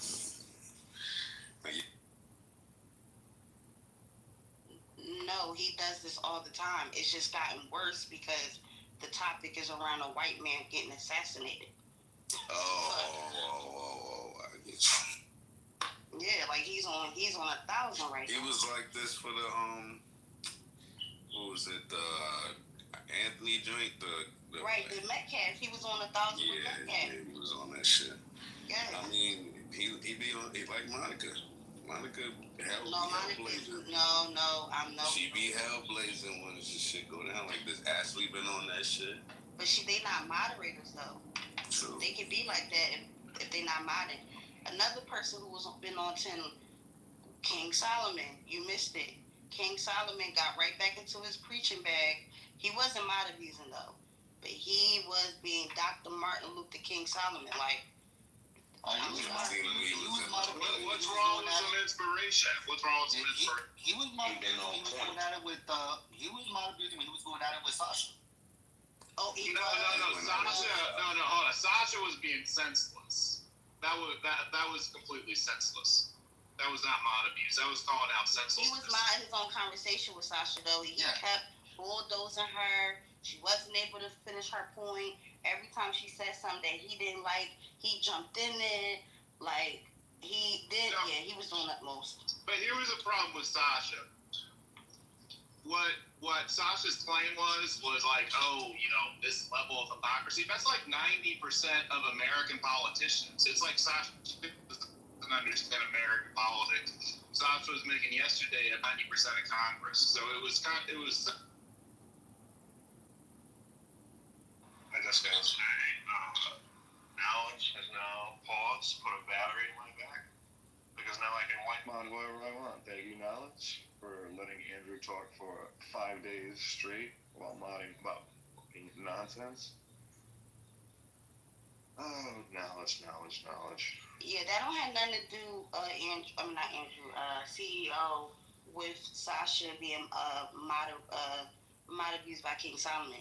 Who cares if she doesn't understand U.S. politics? Who cares? Doesn't have nothing to do with King interrupting her and trying to corner her into a fucking position without her fully fleshing out her position. The point was fully fleshed out at nausea. Like, I was getting sick, I heard the point so many times. King held it down, and I was surprised. I went into the room and saw King moderate. I saw him put Tom Rabbit in his fucking place. Tom Rabbit came to the room talking that rah-rah shit. The room was jumping. Bro, King Solomon was on point. Like, the time I seen him moderations, the nigga been on point. And it's about that time, we've been in the dirty bath water for 2 days. Can we change it? Now that the room is small? Yeah, we need to do that, but let me snitch real quick. Yesterday, Nathan, they had relationship conversation up in here. It was like the dog side. They was talking about vaginas and penises and relationship, men and women. I am snitching. That's the kind of room they have, and Knowledge let them do it. I wasn't here for that. What? Yes, you were. You went down in the audience. There too, man. And let them do it. I didn't go in the audience. I could have sworn you was right there too, man. He went to go get a ruler out of his truck. Yeah, I was not here for that gumbo. He went to get a ruler out of his truck. Before y'all create a new room, I just want to say this. Don't do it. Don't do it. Just you were doing it. Listen, Cameron was on point with the Q and everything. It was like, yo, real talk, man. That's some good shit. Yeah, that's true. And I don't want to be no hater. Paula she was on point. Paula did a very good job. The 2 days she modded. Yeah. And you know what I realized? That's a fact. A bunch of people, who of them are mod badge, and they are different people. Totally different people. That's a fact. Different people. Man, the crazy thing about what Caroline did the past 2 days, it wasn't a regular 2 days. It was 2 days of like between 60 to 100. Right. Throughout the day, throughout the night. Exactly. Yeah, she held it down. Top notch. Thank y'all. I was gonna say before we go to a new room, thank y'all for allowing me to be a guest mod for these past few days. And she still did it. Well, that was because you got rid of that pink ticket. I didn't witness it, so I don't believe. Motherfuckers should have said thank you for the places they belong. Like, No. Here's the thing. I do kind of like this engaging more into the conversation. And I also realized I forgot, right, in chillism, how hard it is to mod people because they feel like when you mod them, they think that you're isolating them out, and I get to see it from my perspective how bad people really are when it comes to certain things, like people over talking people jumping people taking up space in the room, not allowing people to talk. Like you get to see it from a different perspective, and when you have to like mod that and not interfere, you can't. You can't. Neutral. You gotta be neutral. You can't be nobody's friend. Put a name on it. Put a name on it. I fucks with Louis, but I had to like be like, yo, Louis, I'm about to calm down. Calm down. Louis got and I say that with love. Yeah, no, Louis was hostile. He was unnecessary. I know. Look, as soon as King left, I asked Louis to help me moderate the room. So he's like, yeah, sure. And yeah, as soon as he got modded, he started screaming. Because he had to do like 3 cues. On the third one, he got pissed off. Like, why the fuck do I have to keep putting cues? Why can't you fucking be normal? Why can't you don't speak with each other normally? I'm the youngest one here. You guys should be teaching me the way. I'm the kid here. And here's the thing. I never yelled at nobody. I ain't cussed nobody out as when I was a mod. As a matter of fact, I gave thousands of chances. I'm like, please, y'all, I don't want to move nobody. I don't want to mute the room. I feel like I was being too nice. Because I didn't want people like, oh, Carolyn, she mod abusing now because she got her mod badge. Like, I ain't modded here before. But, no, I really appreciate it. It was fun. I enjoyed helping you guys mod the space. It was a big room these past 2 days. And when I came you about to die or something? No. No, I'm being okay, so what the fuck? I'm being genuine. I can't be genuine without it being taken out of context. Do you see Beyonce walking out on the stage and being like, yo, thank y'all for making me thank y'all for making me pretty. Thank y'all for making me be able to sing. No, she said thank y'all for buying my records, nigga. Yeah, okay, so you could thank us, right? For sitting under you as a mod, right? Thank y'all for sticking around. That's it. Get out the way. Because now you're making me feel like I'm not supposed to be there. Why you mansplaining her, Doc? Why you doing that? Yo, you particularly, right, have been shining through, has been shining through as polished shit on this stage. And I want you to know that I've been noticing. Right? You have some great ways. But when you wake up in the morning and you're feeling cruddy, you come on this fucking app and you fucking pick and you jab and you snitch. And I don't like it. Let Carolyn I feel Let man. You tripping. I feel great. You tripping. No, I'm proud. I'm happy for you, bro. I'm just trouble. No, this is, I'm just being respectful. Because again, I don't like being bonquisha with y'all niggas. I don't. But I have to do it. But you just said that you miss. Like you want. There's a new room open right now, and that's you waiting for you. But you got a bunch of people in there already, and it's Feedback Podcast. I can't really hear them. The Feedback Fridays, there's a new room.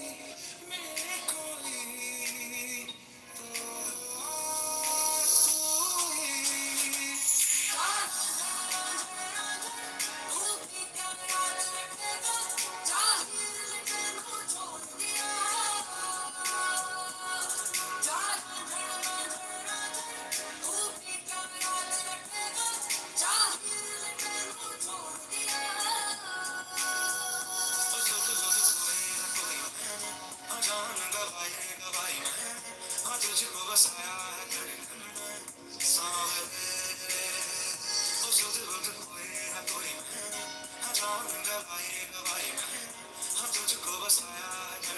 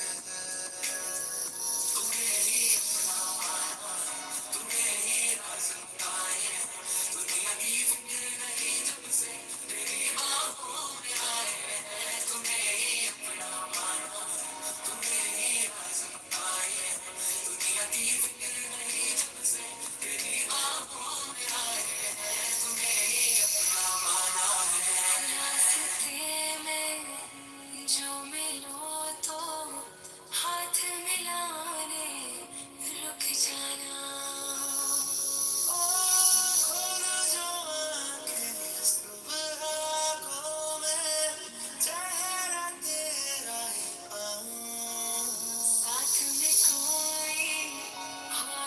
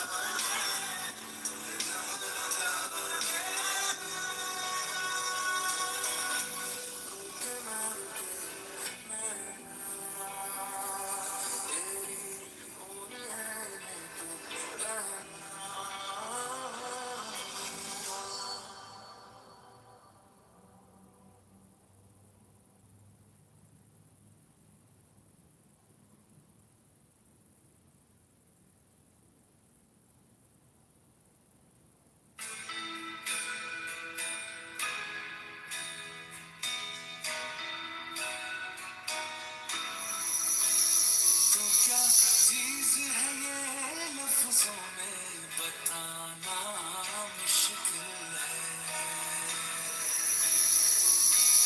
करती है जो तो आँख से इशारे आंखों आंखों में जो प्यार से पुकारे मुझे कहने दे साथ तेरे रहने दे मेरी सूरत देख के नजरें हटाना मुश्किल है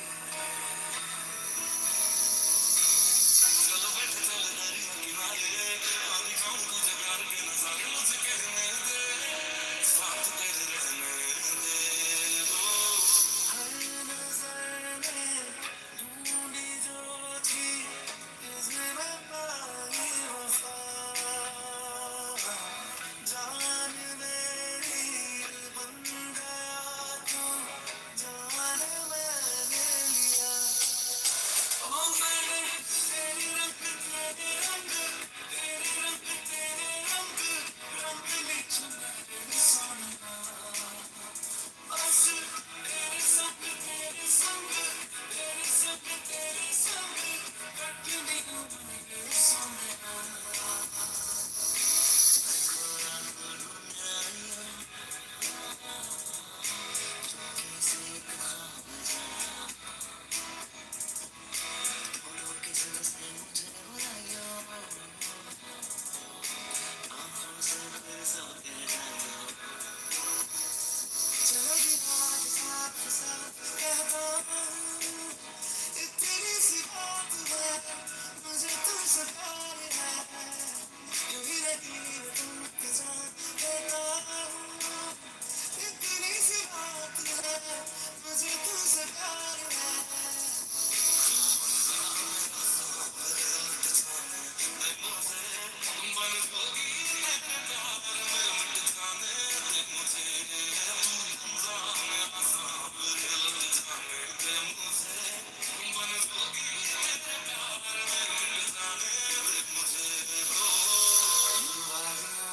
टकरा चुके हैं हमसे मुसाफिर यूं तो कहीं दूर हो के भी पास मेरे हो सपनों से आगे अब तुम हकीकत बन चुके हो दिल ना लगाया हमने किसी से किससे सुने हैं यूं तो कहीं दूर हो के भी पास मेरे हो सपनों से आगे अब तुम हकीकत बन चुके हो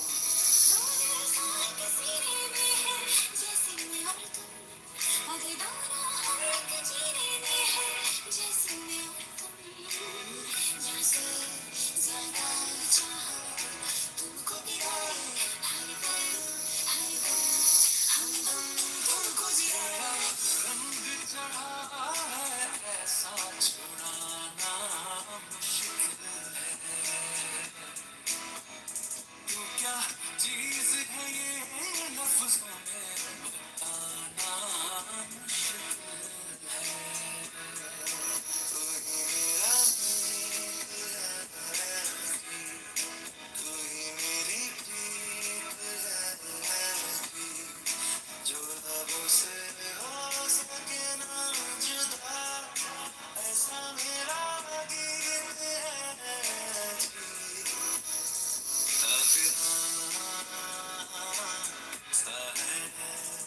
इश्क है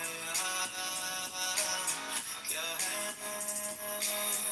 ऐसे तुम मिले हो ऐसे तुम मिले हो जैसे मिल रही हो इतनी से हवा मैंने तेरे रंग तेरे रंग तेरे रंग तेरे रंग कटनी हूँ मेरे सोना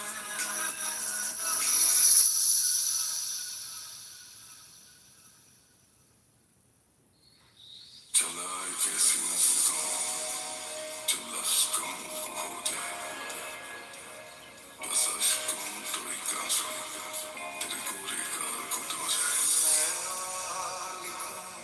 तू आ जाए मैं बैठ लिखूं तू आ बैठे मेरे शान पर सदा के तू मैं नींद कहूं तू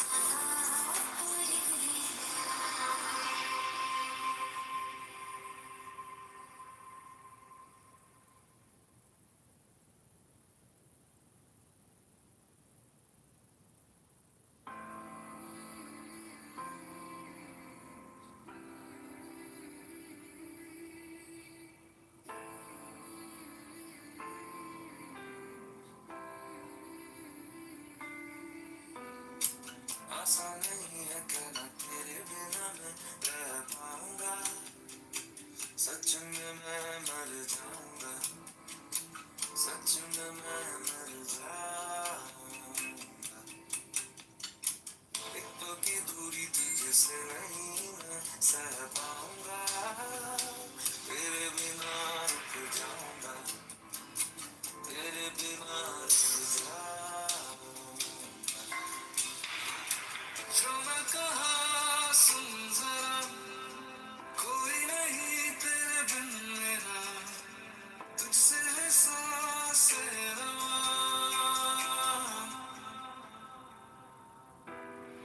तू है तो दिन बन गया तेरे बिना छिन गया तुझसे सलामत है जहां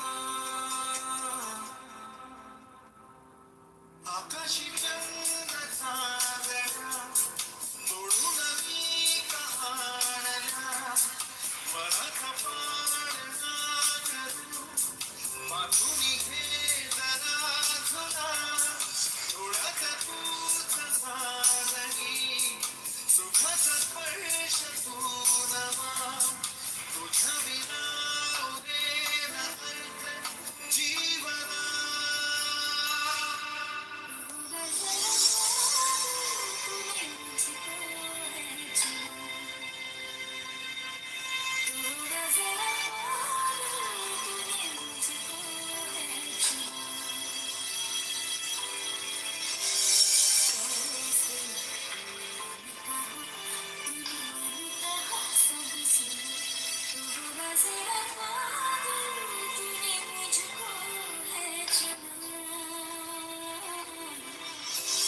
तुझ्या हसूने कण मन चंद्र हे हातीचे कान ले जावे जिंदगी से रातें सफर ते ऊंचियां पहाड़ों ते सुफने दा तरवे हंसदियां शामां खिलदी सहर में नाल नाल तेरा होवे बाहां ते सर मेरी बदते करूं तेरी हानिए संग तेरे होवे दूर मेरी हानिए मैं अगर नहीं फिरूं मेरी हानिए तो आगे आगे चले तेरे पीछे पीछे आऊं मैं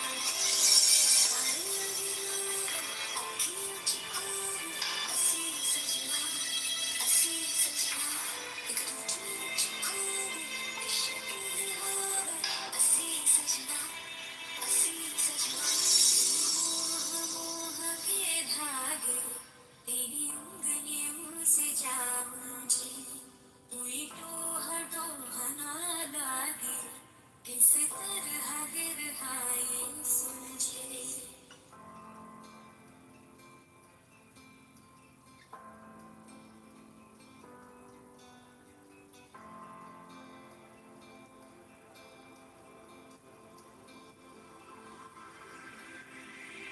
आसान नहीं है कहना तेरे बिना मैं रह पाऊंगा सच में मैं मर जाऊंगा सच में मैं मर जाऊंगा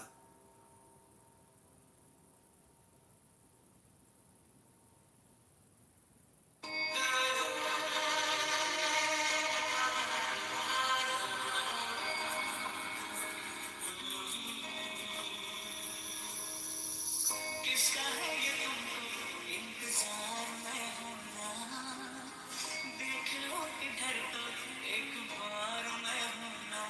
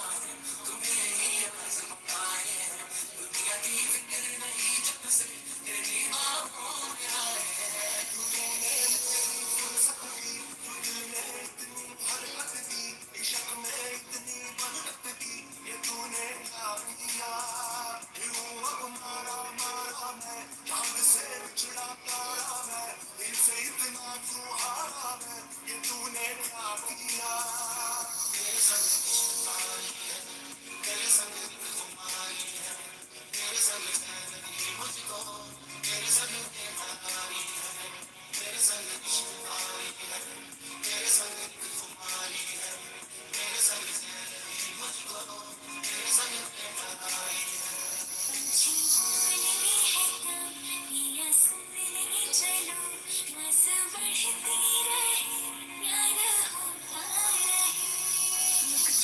जाओ जी मुझे बरस दिखाओ जी आज क्यों बरसाते हो जरा शक्ल दिखाओ आज जैसे सनम आ रही है सनम इश्क जगता रहे वक्त सदा रहे तेरी शरारत सब जानूं मैं चौधरी दिल का खेल है पंगा सीधा कह रही ओ साथी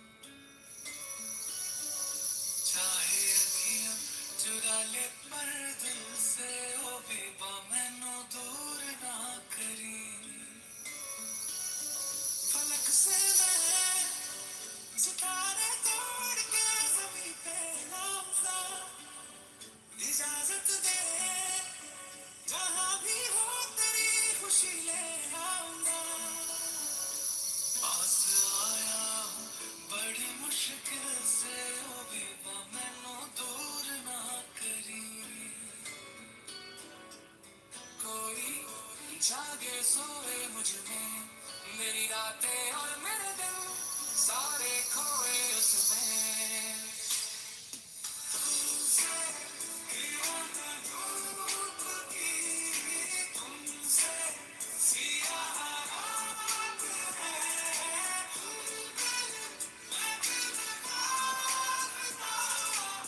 तुम हो तभी कुछ बात है तेरे नाम से नाम चुरा के तेरी राह में शाम सजा के रब तुझको मान लिया जो तेरे संग इश्क हुआ वो तेरे नाम से नाम चुरा के तेरी राह में शाम सजा के रब तुझको मान लिया जो तेरे संग इश्क हुआ बादल बादल पे चलते पैदल पैदल हैं मुझे पड़ते ज़मीन पे कदम क्यों नहीं हम नशे में हम नशे में हम नशे में तो नहीं हम नशे में हम नशे में हम नशे में तो नहीं इश्क धड़का है ओ इश्क धड़का है इश्क धड़का है तुझसे मिलके ओ बेबा मैनू दूर ना करी बस आया हूँ बड़ी मुश्किल से ओ बेबा मैनू दूर ना करी अखियों से हाय मेरी दूर न जाना दिल से हाय मेरे दूर न जाना के इतना पता लगे मेरा वादा है दिल जैसे धड़के उसमें तू ही तू हर जगह आजकल क्यों है तू ही तू हर जगह आजकल क्यों है रास्ते हर दफा सिर्फ तेरा पता मुझसे पूछे भला क्यों है तुमसे दीवाना धूप की तुमसे सिया रात है मैं बेनकाब तुम हो तभी कुछ बात इस राधे में लिखवाई है रब से ऐसी तकदीर ये सांस चले तब ही जब मेरे साथ चले ये ही लख बार तू उठे लख बार मना ओ मर के भी मैं ये प्यार निभाऊं तेरी आहटों में जी लूंगा तेरी चाहतों में जी लूंगा जो पाके भी ना पा सकूं तेरी धड़कनों में जी लूंगा साथिया साथिया पगले से दिल ने क्या किया चुन लिया तुझको दीवाने ने चुन लिया पागल पागल दिल में हलचल सी लेके मुश्किल यहाँ आती हम क्यों नहीं हम नशे में हम नशे में हम नशे में तो नहीं हम नशे में हम नशे में हम नशे में तो नहीं मुझे जो कोई तो तेरा नाम मुझे जो कोई तो तेरा नाम मैं कह दूं सभी को कि तेरा ही है ये असर मुझे जो कोई तो तेरा नाम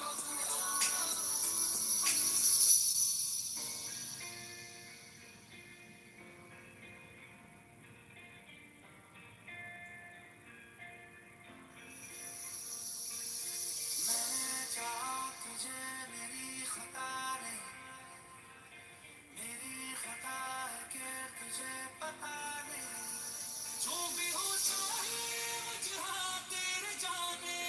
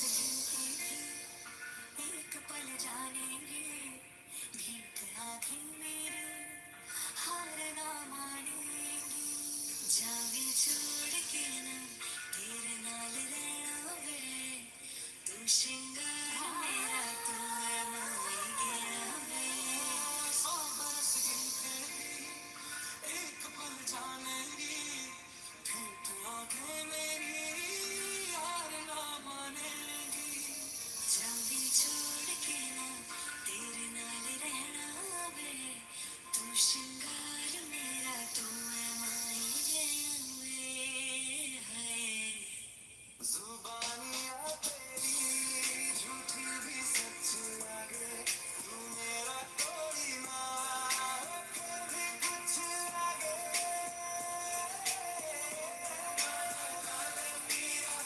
अपना बना ले पिया अपना बना ले मुझे अपना बना ले पिया अपना है कैसी तू सरा तेरे इश्क में जागे होना मैं जोगी होना मैं जोगी होना मैं जोगी होना मैं जोगी होना मैं जोगी होना ना मैं अपना ना किसी और का ऐसा मेरे खुदा क्यों है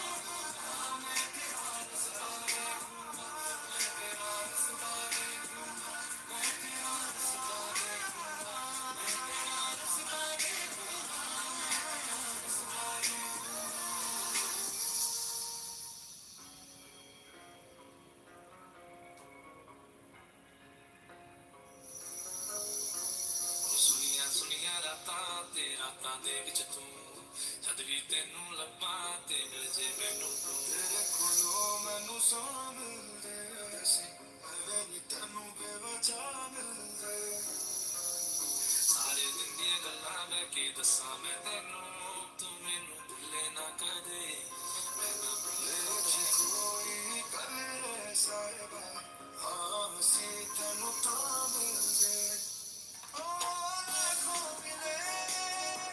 कोई भी न तुमसा मिला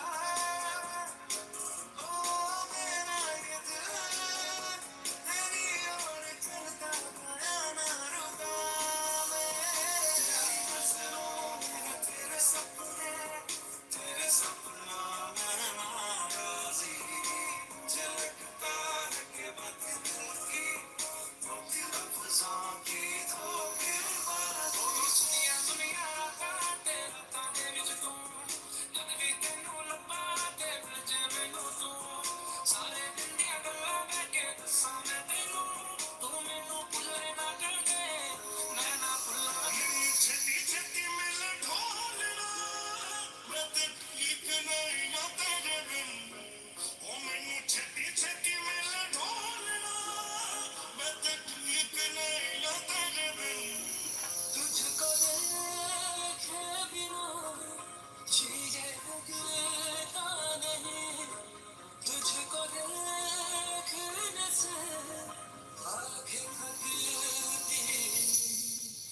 ये मोह के बादे तेरी नजरों से जाऊंगी कोई टोह टोह ना लगे किस तरह दिल है समझा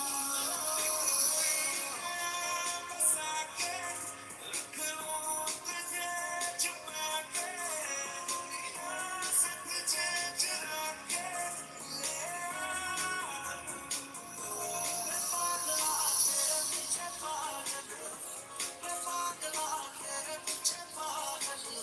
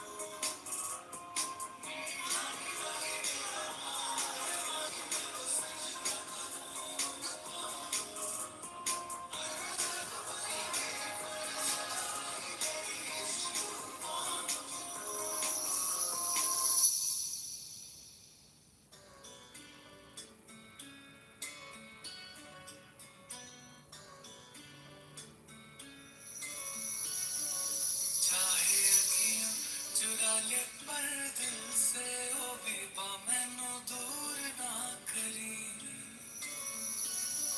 फलक से मैं सितारे तोड़ के जमीन पे लाऊंगा इजाजत दे जहां भी हो तेरी खुशी ले आऊंगा पास आया हूँ बड़ी मुश्किल से ओ बीबा मैनू दूर ना करी कोई जागे सोए मुझ में मेरी रातें और मेरे दिन सारे खोए उसमें तुमसे किरण में धूप की तुमसे सिया रात है मैं दिल पागल तुम हो तभी कुछ बात है नाम से नाम चुरा के तेरी राह में शाम सजा के रब तुझको मान लिया जो तेरे संग इश्क हुआ वो तेरे नाम से नाम चुरा के तेरी राह में शाम सजा के रब तुझको मान लिया जो तेरे संग इश्क हुआ बादल बादल पे चलते पैदल पैदल है मुझे पड़ते जमीन पे कदम क्यों नहीं हम नशे में हम नशे में हम नशे में तो नहीं हम नशे में हम नशे में हम नशे में तो नहीं इश्क धड़का है ओ इश्क धड़का है इश्क धड़का है तुझसे मिलके ओ बीबा मैनू दूर ना करी पास आया हूँ बड़ी मुश्किल से ओ बीबा मैनू दूर ना करी अखियों से हाय मेरी दूर न जाना दिल से हाय मेरे दूर न जाना के इतना पता लगे मेरा वादा ये दिल जैसे धड़के उसमें कोई तू हर जगह आजकल क्यों है तू ही तू हर जगह आजकल क्यों है रास्ते हर दफा सिर्फ तेरा पता मुझसे पूछे भला क्यों है तुमसे किरण में धूप की तुमसे सिया रात है मैं दिल पागल तुम हो तभी कुछ रांझे में लिखवाई है लब से ऐसी तकदीर ये सांस चले तब ही जब मेरे साथ चले यही लख बार तू उठे लख बार मनाऊं ओ मर के भी मैं ये प्यार निभाऊं तेरी आहटों में जी लूंगा तेरी चाहतों में जी लूंगा जो पाके भी ना पा सकूं तेरी धड़कनों में जी लूंगा साथिया साथिया पगले से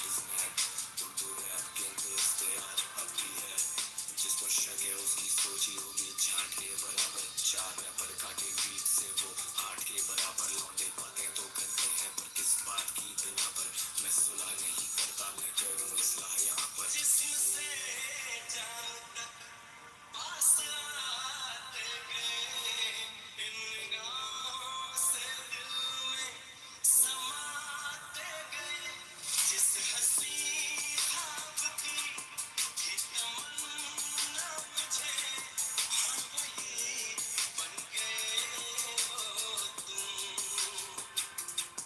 जिंदगी बन गए हो तुम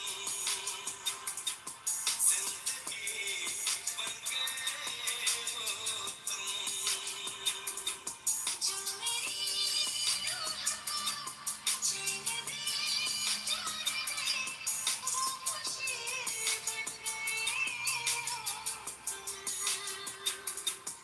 जिंदगी बन गए हो तुम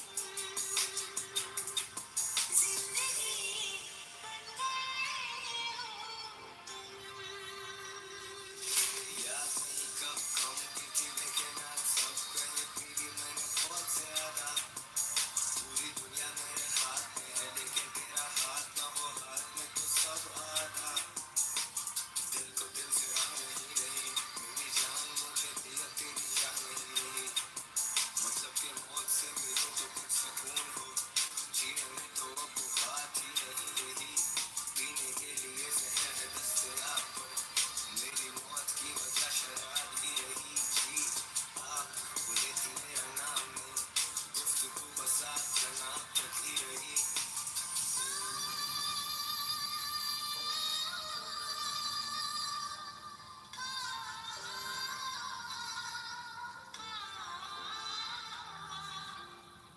ओ मेरे साजना मेरे डोला मेरे आँखों में देखो मेरी दिल की खबरों मैंने कभी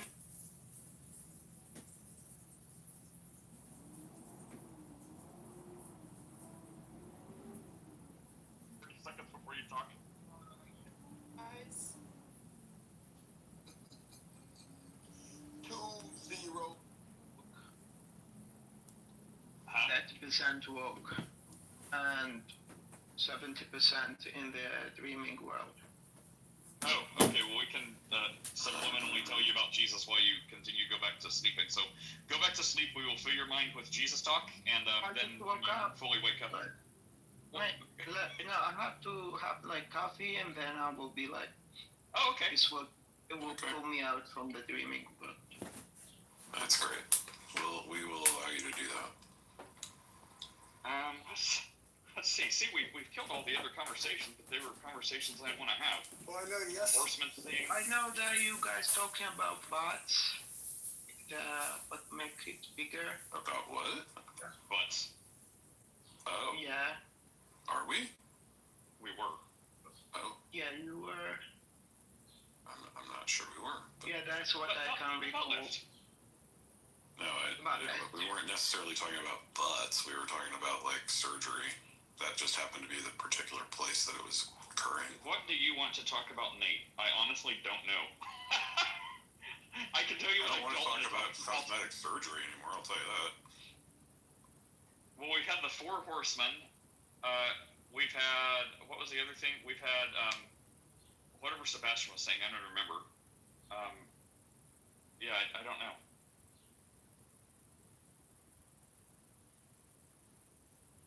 You're having discussions wrong, guys. all right here's a question for you guys so Isaiah 53 is one of the great chapters really maybe the greatest chapter in the Bible about the substitutionary atonement but Yes. if you're familiar with Psalm 53 one of the things that was kind of new to me is that passage really does begin at the end of chapter 52 and they call it one of the servant songs of Isaiah and it has stanzas in this Hebrew poetry where the first stanza is actually the last 3 verses of chapter 52 And then you've got 4 more stanzas of 3 verses. Of course, the verses were added later, but the stanzas in the chapter 53. And so, that, surely he hath borne our griefs, carried our sorrows, he was wounded for our transgressions. So I was just going to ask, in that familiar chapter, what are some of your favorite points that maybe have hit home to you in the past from Isaiah 53? Anybody got By his stripes we are healed. There's no immediately on that one. Yeah. See, now that's interesting because, some of the NAR people will take that to mean, you should be physically healed of everything. So yeah, that's crazy. You have to address that when you talk. Well, it gets right back into like what Machi was talking about, like, oh, well, it's definitely like literal, and I'm like, okay, well, show me, dude can't, of course not, it's when it says like there's not going to be any more luminaries, that's not talking about physical, like the sun physically goes out. That's literally talking about like there will be no more kings on the earth because the only king left is Jesus. Like that's the point of that, is that luminaries are another part of like Hebrew language for kings. So like it's just, if you don't know the Old Testament and you don't know the actual like language of the Old Testament, then you get thoroughly confused about these things and how the figurative language is used in the New Testament. And so we use literal historical grammatical, but we have to know something about how the author would have been writing figurative language. It's the whole point of the grammatical part. And so that's where these guys get tripped up. And I think that's where, like, so relating it back to what you were saying, Pastor Mark, it's like that's where the NAR gets tripped up, is they're taking this as a physical, literal healing. And look, there is physical, literal healing in the atonement. That is part of it, but it is far more that we are spiritually healed. So. Right, and then you have to look at context too. So he was wounded for our transgressions, and then it goes on and says, by his stripes we are healed. So it's healing us from our transgressions, healing us from our sins is the idea there.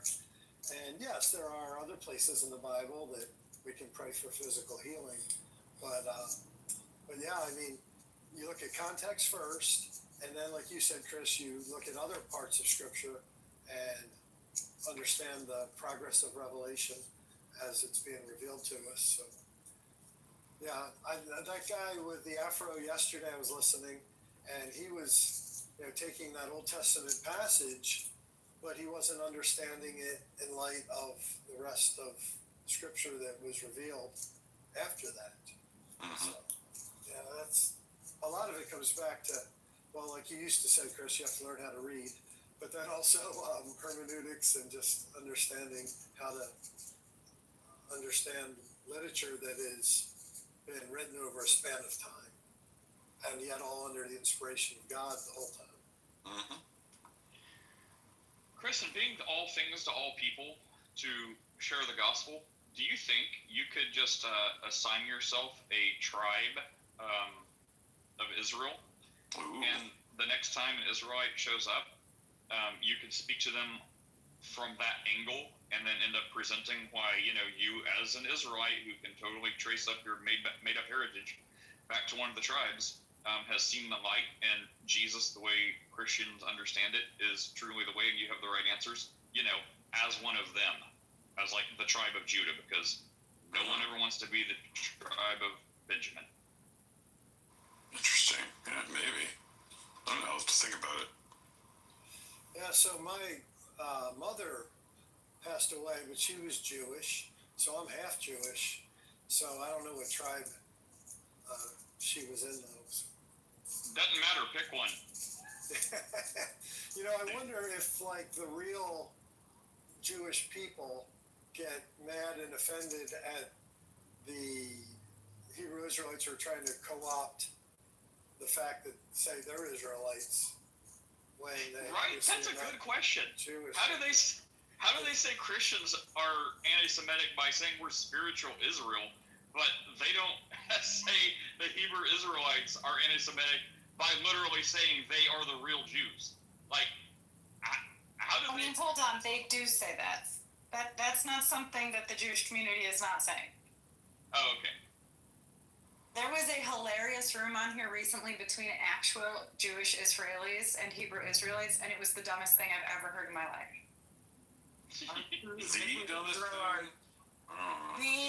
The dumbest. Hebrew Israelites are trolling the Jews. That's it. Like flat earthers are trolling the scientists. Hebrew Israelites are trolling the Jews. Probably not false. I don't know if they're trolling though. I think they actually believe that crap. I think they do a lot. I think they believe it for like they believe it as part of like their cultish clan. Like they believe that. I think spiritually they don't believe it. Like they would say they do, but I think they're like self-deceiving. I think they really believe the part that gets them in with their like clan and their cult. They believe that. But then the like spiritual stuff they say, I think they don't believe that as much as they think they do. It's like identity, like because like in the past they faced like discrimination and devaluing from like racism, especially the African Americans, that they faced like slavery and discrimination, in a way that they want to reclaim dignity, and they pick the best civilizations to associate themselves with, just to, unfortunately, like, what happened to them is that it was dehumanizing, and then they want now to, like, reclaim that kind of dignity, and then they will pick the best civilization, so they are the real ancient Egyptians, they are the real Hebrew Israelite, the real Christians, the Rastafarian, like, this is how it's, like, unfortunately, it's just because of this.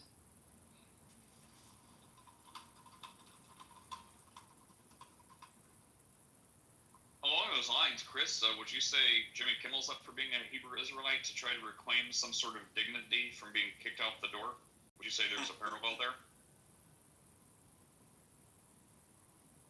Yeah, probably. I mean, I figured it. I saw that on the news that he was kicked out, and I was like so surprised. I thought, I mean, not surprised in a bad way, but surprised that the media would go against the less conservative side like that. I was just shocked by that. I think they're reading the tea leaves. I think they're, because the other media is going after ABC and Disney now for doing it, because they're not in the spotlight. Wait till they're in the spotlight, and like that guy was threatening with like FCC like investigations and stuff like that. So I mean, Disney didn't do this because they're like noble and moral. They could, I believe, care less about that. Couldn't care less about that. They did it because they're like, spotlight's on us, and public opinion seems to be shifting really quick. So right thing, wrong reasons. Yes, Lou, I did this. I started the politics. All right, Tribe of Gad. Who wants that one? Don't know anything about it. Tribe of Dan, going once. Oh, Tribe of Dan. I thought you said Tribe of Gad. I did. Is that not a tribe? What am I thinking of? What am I thinking of? Is it Gad something? Something starts, a tribe that starts with a G? Am I thinking of Gab? Did you ever sign up for that, Chris? No. I signed up for Gab, but then I never really got into it. Yeah, I'm just going to stay away from the Grippers. Yeah, I don't like that. That's a weird thing. Yeah. So, anyway, Tribe of Dan is an analog for the most evil of the idolatrous tribes of Israel. Yep, they were in the north, and that's where Jeroboam put one of his golden calves and said, we're going to worship the Lord, but we're going to do it with the golden calf. We're going to worship the Lord, but we're going to worship him in the way that the world worships. I mean, we need a little more information about the question. I mean, like, Tribe of Dan was evil. Yeah, Gad, Chris, I was right. Like, how did that confuse you? Like, yeah, Tribe of Gad, right? GAD, that is a thing. I'm not crazy. No, I knew you were right. That's one of the 12 tribes. It's just one But of how the was ones. But how was Chris confused? He was thinking of Egad. I just don't. Yeah, there's confusion as to what the actual different tribes are. Yeah. Okay, so I'm not crazy, at least for this reason. Okay, great. So yeah, I know my 12 tribes, or at least 3 or 4 of them. Yeah, that is an interesting study of the tribes because you have the 12 sons of Jacob. One of those is Joseph, but then Joseph has 2 kids, and both of those are tribes, Ephraim and Manasseh. So when you think about all that, it gets kind of interesting. I have a question. Does anyone know this? Why do they translate some names, like I guess Yeshua to Jesus? Why do they translate some names in the Bible to things that I guess make it easier or correlate to different languages like English or Spanish, Jesus or whatever? But then other names, they're like, nah. And then some people say, well, because it's easier so you can pronounce it. But then they'll leave some of the most complicated names seemingly untranslated. And it's like, well, why are you translating some to kind of make it blend in the language of the people reading it more? But then other names, it's like, nah, we're not translating that. Be confused. Or after they translate it, it's still very long and confusing, like Zerubbabel or something. Yeah, Nate, what? Yeah, so it is a question. Maybe it will derail it all. But it's like what the Bible say about the soul.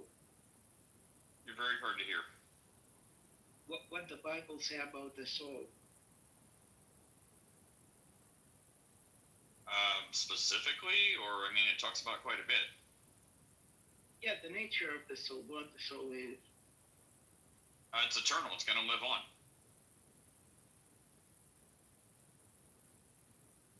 Okay, this is like the time of it, the nature of it. And so what can be said that this is the soul and this is not the soul?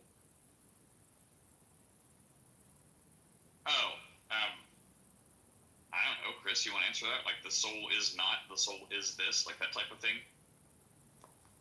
I mean, I don't really understand the question. I mean, like, what do you want to know about the soul? Like, is there something specific you want to know about the soul?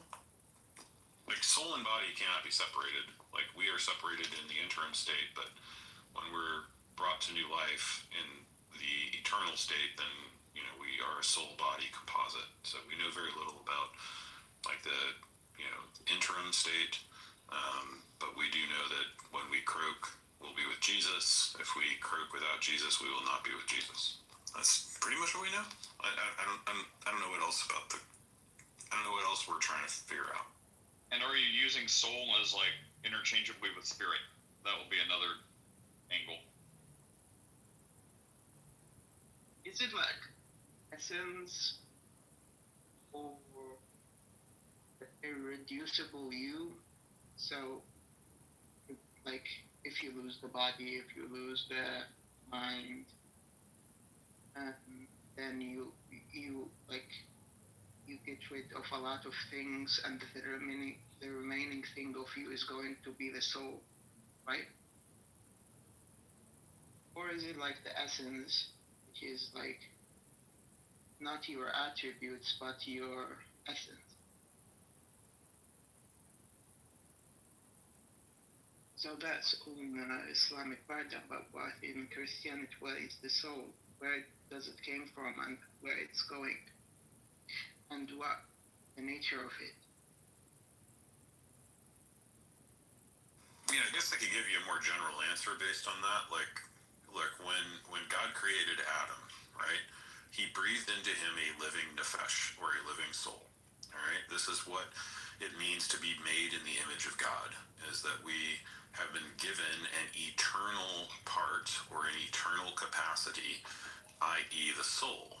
Now, Christians believe in what's called dualism, right? So we are a body-soul composite, okay? And this is what enables us to know the immanent God. Okay, so immanent is just a big theological word that means like us. And so God gave us the ability to know him through giving us that soul. And just by nature of what a soul is and the ability to know God, it is by nature eternal. Does that make sense? Let's start there. That makes sense. Well, the part is that it is the combination of the body and the soul, but if you lose part of your body, may God forbid, may God protect you, but if you lose like your hand, does that mean that you are losing part of yourself? Right, no, because again, the soul is non-local, right? So the soul is going to be, just who we are, and our body is, we are a soul who has taken on a body, not the other way around. We are not a body who takes on a soul. Does that make sense? So I think what you're asking is like the old philosophical problem, right? The ship of Theseus. Have you heard of this? No. Okay, so really quick, before Nate wants to stab himself in the eye, the ship of Theseus is an old Greek philosophical problem with a ship that is owned by this guy Theseus, right? And over time, the ship gets really old and it's well used, and they replace every single plank in the ship, right? So like a piece of wood rots out, they replace it with a new one. And over time, all of the boards of the ship have been replaced by new boards. The question that is posed to the student is the ship of Theseus still the ship of Theseus? Because none of the original materials are there. Okay? So when you posit a question, do you understand that? That's really interesting. Yeah, it's an ancient philosophical problem, right? And so yes, when right. we look at, say what? The answer is yes, right? From a Christian's perspective, yes. From a Greek perspective, no. Well, they're just wrong. The answer is clearly yes. But again, okay, so I challenge all the Greeks. You're assuming the Christian perspective, whereas like if you're a Greek that is taking something like being a Thomatist, or a Greek who's taking something like being a Nomitist, you're gonna have different answers to that question depending on your philosophical bent. But like the Christian answer to that question is yes. The pagan answer to that question is it depends. The obvious answer is yes. Yeah, so I die on this hill. Everyone else is wrong. You can, because that is the Christian perspective, but yes. So like, so Ocean, just think about that a little bit and look up the ship of Theseus and the discussion surrounding it, because I think that you'll find it. Can you give me the spelling of it? Sorry? The spelling. Oh, spell it. Theseus. There you go. But isn't this solved by, okay, so we know in the human body, right? The longest life that a cell has, I think, like the longest living cells in our body are 7 years. So every 7 years, we have completely new cells than we did the year prior, everywhere. Brain, hair, eyelashes, eyeballs, hands, tendons, bones, like all of it. So don't we also have a ship of Theseus problem? Like, clearly we're still us, right? Yeah, so now Steph, here's where we're gonna pivot, and now you're going to want to stab your eyeball out with an ice pick. Are you ready? No. Okay. Well, I'm gonna tell you anyway. So the way that Christians solve this problem, right, with the ship of Theseus, is an extended problem of the one and the many. So the problem of the one and the many in philosophy is a pre-Socratic problem. How do we get universals from particulars? Okay, and when I say universal, Ocean, what I mean is, what a duck is, right? So like when you look at a duck, just by the nature of it being a duck, you have a category in your head of duckness, right? Like what makes up a duck. And so the ancients were kind of puzzled as to, well, how can we have these universal categories from just individual particulars?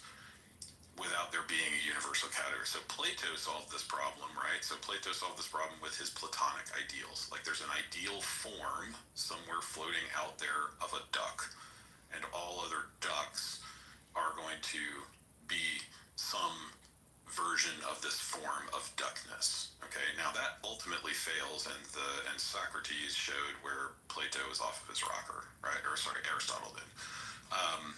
So Aristotle would take a different view, and so this is just the evolution of Greek philosophy. Okay, these are just questions that human beings had. Now, the way that a Christian solves this is that the nature of reality itself is founded and grounded in the triune nature of God. So God is both a universal in his essence, right? So he is one God, but he is three particular persons. And so the grounding of reality for the Christian comes from the nature of the Trinity. I don't know. So ultimately it all goes back to that.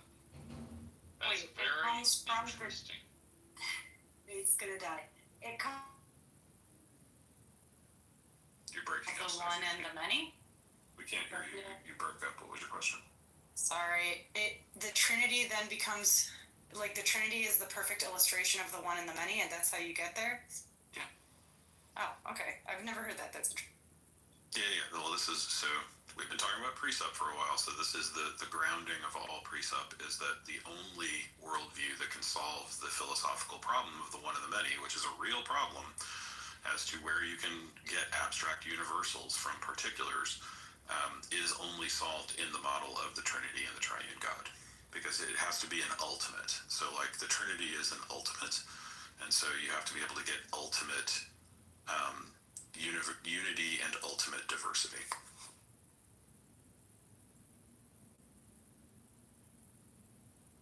And this is what I've been going after the oneness with, and they don't have any answers because they don't have the grounding. Well, that's interesting. I didn't know where you were getting that from, and now I understand. It is kind of,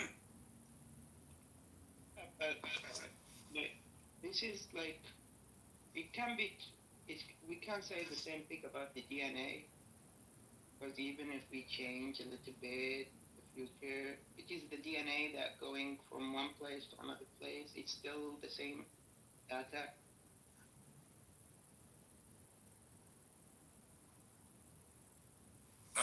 Explain your question a little more.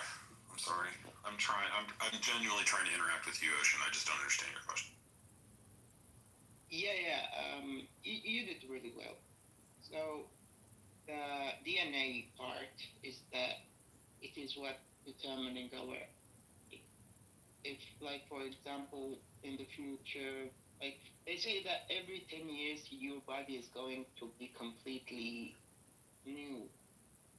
But the thing is that your DNA is still like, the one cell is going to pass the DNA from one cell to the new cell. So the DNA is going to still be there, or the data of the DNA is going to still be there. I suppose you could set that as an illustration, yeah.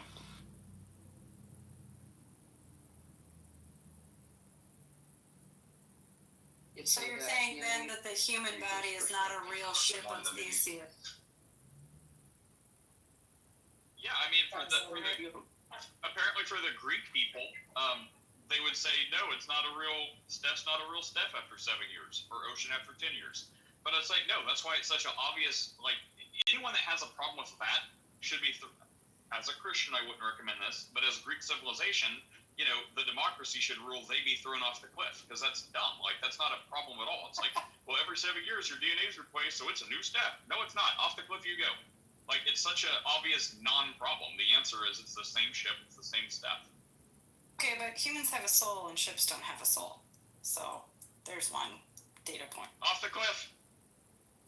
I'm not saying which stance I'm taking here. I'm saying that, Hold on a second. For some reason, this app wants to delay me getting on here. We're going to start talking. But yeah, I think that's part of the problem with any materialist too. How do you maintain identity through changeover? And got many molecules making a single individual, but it's, you know, and I always think that's a materialist problem too, because there's multiple, but how do you unify?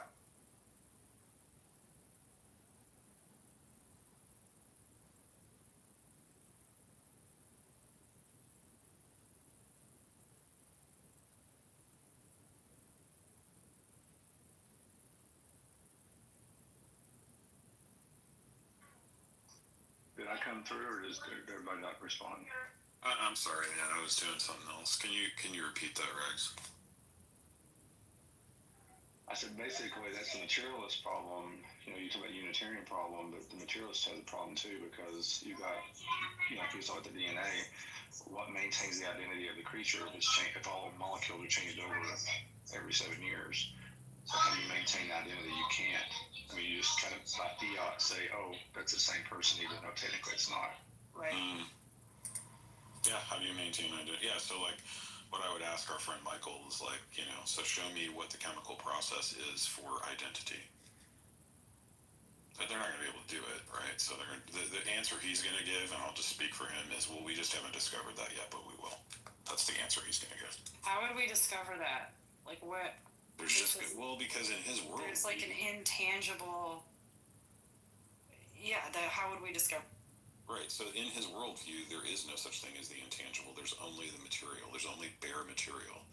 And so there must be, in his faith position, a way in which science will discover at some point, you know, the chemical process of identity.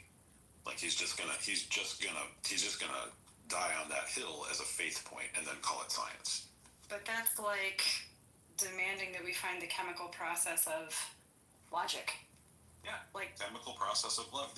He genuinely, faithfully believes as a religion that eventually science will show that all of the things that we think of as love or logic or identity or any of these other abstract universal entities, they're all going to be found in some type of chemical composition. That is the faith of materialism. Well, they'll already say that love is measured by dopamine. So yeah, you hug your dog and you get a dopamine hit, and there's your measurement of loveness or whatever. But it's sort of missing that. Yeah. Well, but they're missing the abstract quality of love, right? You know, you can have a certain feeling, but is love a feeling? Like, no, they can't even define what love is. They can't define what anger is. You know, and you know, the other thing too is like this whole nonsense about the functional MRIs. They hook you up to a functional MRI. Well, they're still asking you subjectively what you're feeling or thinking. Yeah, you know, like it's totally subjective.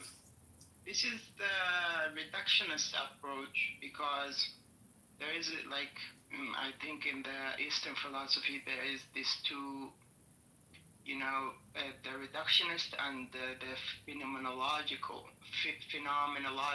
way of understanding things. So there is a phenomena, then there is the reductionist approach. Like, for example, the phenomena of you having a first-person experience of love, and the reductionist approach is going to reduce it to parts, like there are neurons that are going together, that it's basically explaining the processes of how it happened, but it doesn't explain the first person point of view. So if you, for example, watch, like if I made a movie and I asked Steph and Chris, like, what do you think about this movie, and I show it, then Steph is going to say, oh, it's nice, like it is a romantic movie, it's about love, there's deep, like kind of, you know, it's a really fun movie. And then Chris is going to say, okay, the movie is something that you shot like using cameras, and you hired actors, and then the cameras, they took the, you know, reflection of them and then sent it to the, you know, memory, and then the memory sent it to the satellite, and the satellite sent it to your TV, and your TV started doing these pixel things in the screen.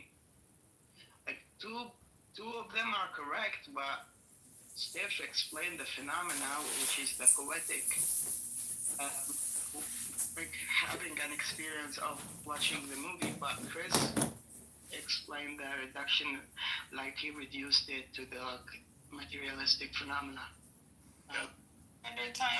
So essentially, we're hoping to like live as nomads for about 12 months. When you get to Toronto, you get to chill with the chatties out here. Yo, that's a fuck, fam. That house, you could catch the that house. Yo,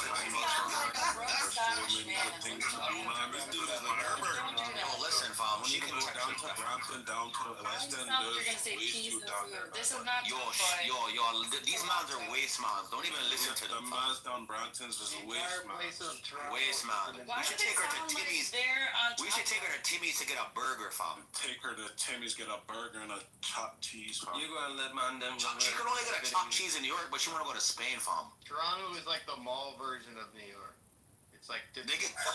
Oh, okay. Nigga set them off. I was thinking about going next week. Wait, I was gonna say, have you visited? I mean, Toronto's high. Opposite might go depending on how the country You don't goes. hear her talking? Damn. He does That's right, this all kid. the Talk to time. that nigga. He does it all the time. That was a way of flirting? Damn. No, it's impulse. But I've been to Barcelona. I loved it. I've been to Madrid. I've been all over the coast of Spain, and I really enjoyed it. I haven't been to Toronto though. Thinking about going next weekend. No, just don't to go, kind of like see, see if this gives me the same feeling. You don't need to even go to Toronto to go alone in this when you come up here.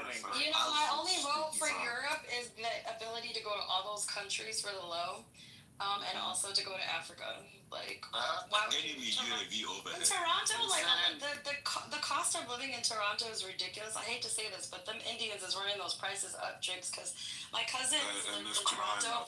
My cousin is an engineer, and the other one's a doctor, and they have to drive an hour into the city because they can't. I mean, and these girls make money, and they still can't. No. Yo, are y'all canceling? No, but stay safe out there, cause they sound silly. But them Somalian niggas be hitting shit out there. They be Not too much on Somalia. Yeah, but with the heads, they can't miss. So if they have small heads, the body count would be like down to like a quarter of a Not with the heads, they can't. Yeah, it's impossible to miss. That's why they're killing each other out there. They just very easy targets. Shut up. Are you guys canceling Disney, Hulu, and all that? Because I am. We all know that. Yeah, I canceled it immediately. Yeah, I gotta cancel. What were you watching on Disney? For me, Andor, the greatest series that's come out in the past 5 to 10 years. I think it took too long to answer that. Is that Andor? Andor is incredible. Yeah, Andor. Wait, articulate. What was that other show that's on Disney too? The Shogun. Oh yeah, Shogun. Wait, Shogun is on there too? Yeah, they own FX, they own Hulu, they own ESPN. Why do niggas support Disney? Okay, nobody's snitching on me. You know what I did? Articulate is articulate. I bought a NVIDIA Shield, and then I just downloaded like all of the illegal apps. Yeah, so I watched Shogun on there. Wow, and I'm gonna tell on you, and I'm telling you. And you niggas are supporting Disney. And I'm telling you. Why are you supporting pedophilia town? Louis, I got Red Zone for free, okay? You got what? Yeah, I would put Shogun at number 1 and Andor at number 2. Shogun literally means military. If y'all a NVIDIA Shield, so you know, then I can tell you what to download. You can get like crack software. Or y'all can just go get a $50 fire stick from Walmart. No, get an NVIDIA Shield. It's only $200. Or y'all can just admit Samurai is better than Shogun. King, what is that? A fire stick is $50. A fire stick is $50. I would send you the code, and you will get everything to where you can watch all the scam. No, nobody wants to do fire stick. He scammed me last time. What is that? IPTV. I'll put it in the chat for you. Yeah, like every streaming.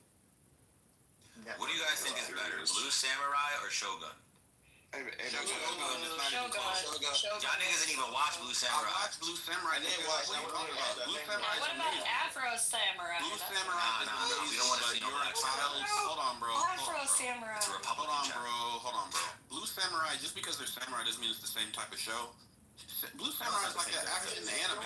If you like action anime, the storyline is better. The story not good on Blue. Okay, no. First of all, they both take place in the Edo period. Yeah, but it's not better because one is actually not telling an accurate story about how the Edo period worked because it includes far too many European influences and it has a mixed race girl being a samurai, and the other is actually a story about how colonizers weren't able to colonize Japan because Japan has very distinct practices and cultures that make it very hard to subjugate them. Actually, that's not true because that's actually also not true because during the Edo period, there were actually real racial issues at that time. I didn't say there weren't racial issues. Is Japan? Well, you were talking about some blue-eyed chick. Yo, are you just trying to troll? Or are you trying to have a real conversation about movies?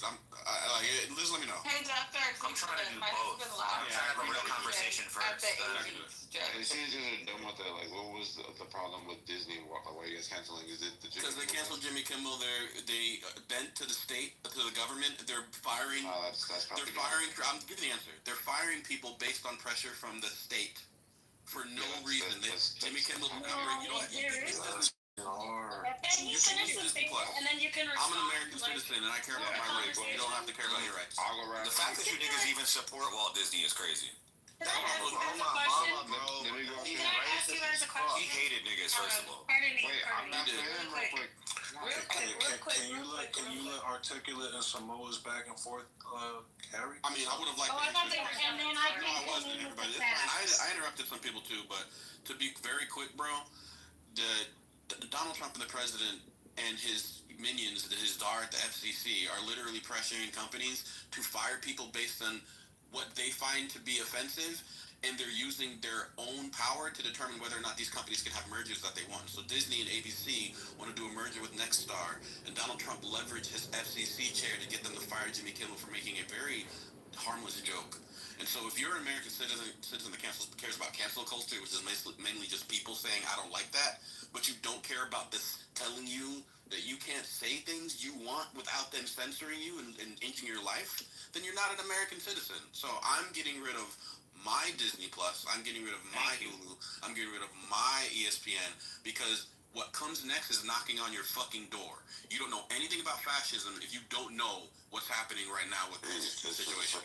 Let's also get to the fact that Disney is very racist. Wait. No, bro, that's a pseudo-intellectual argument.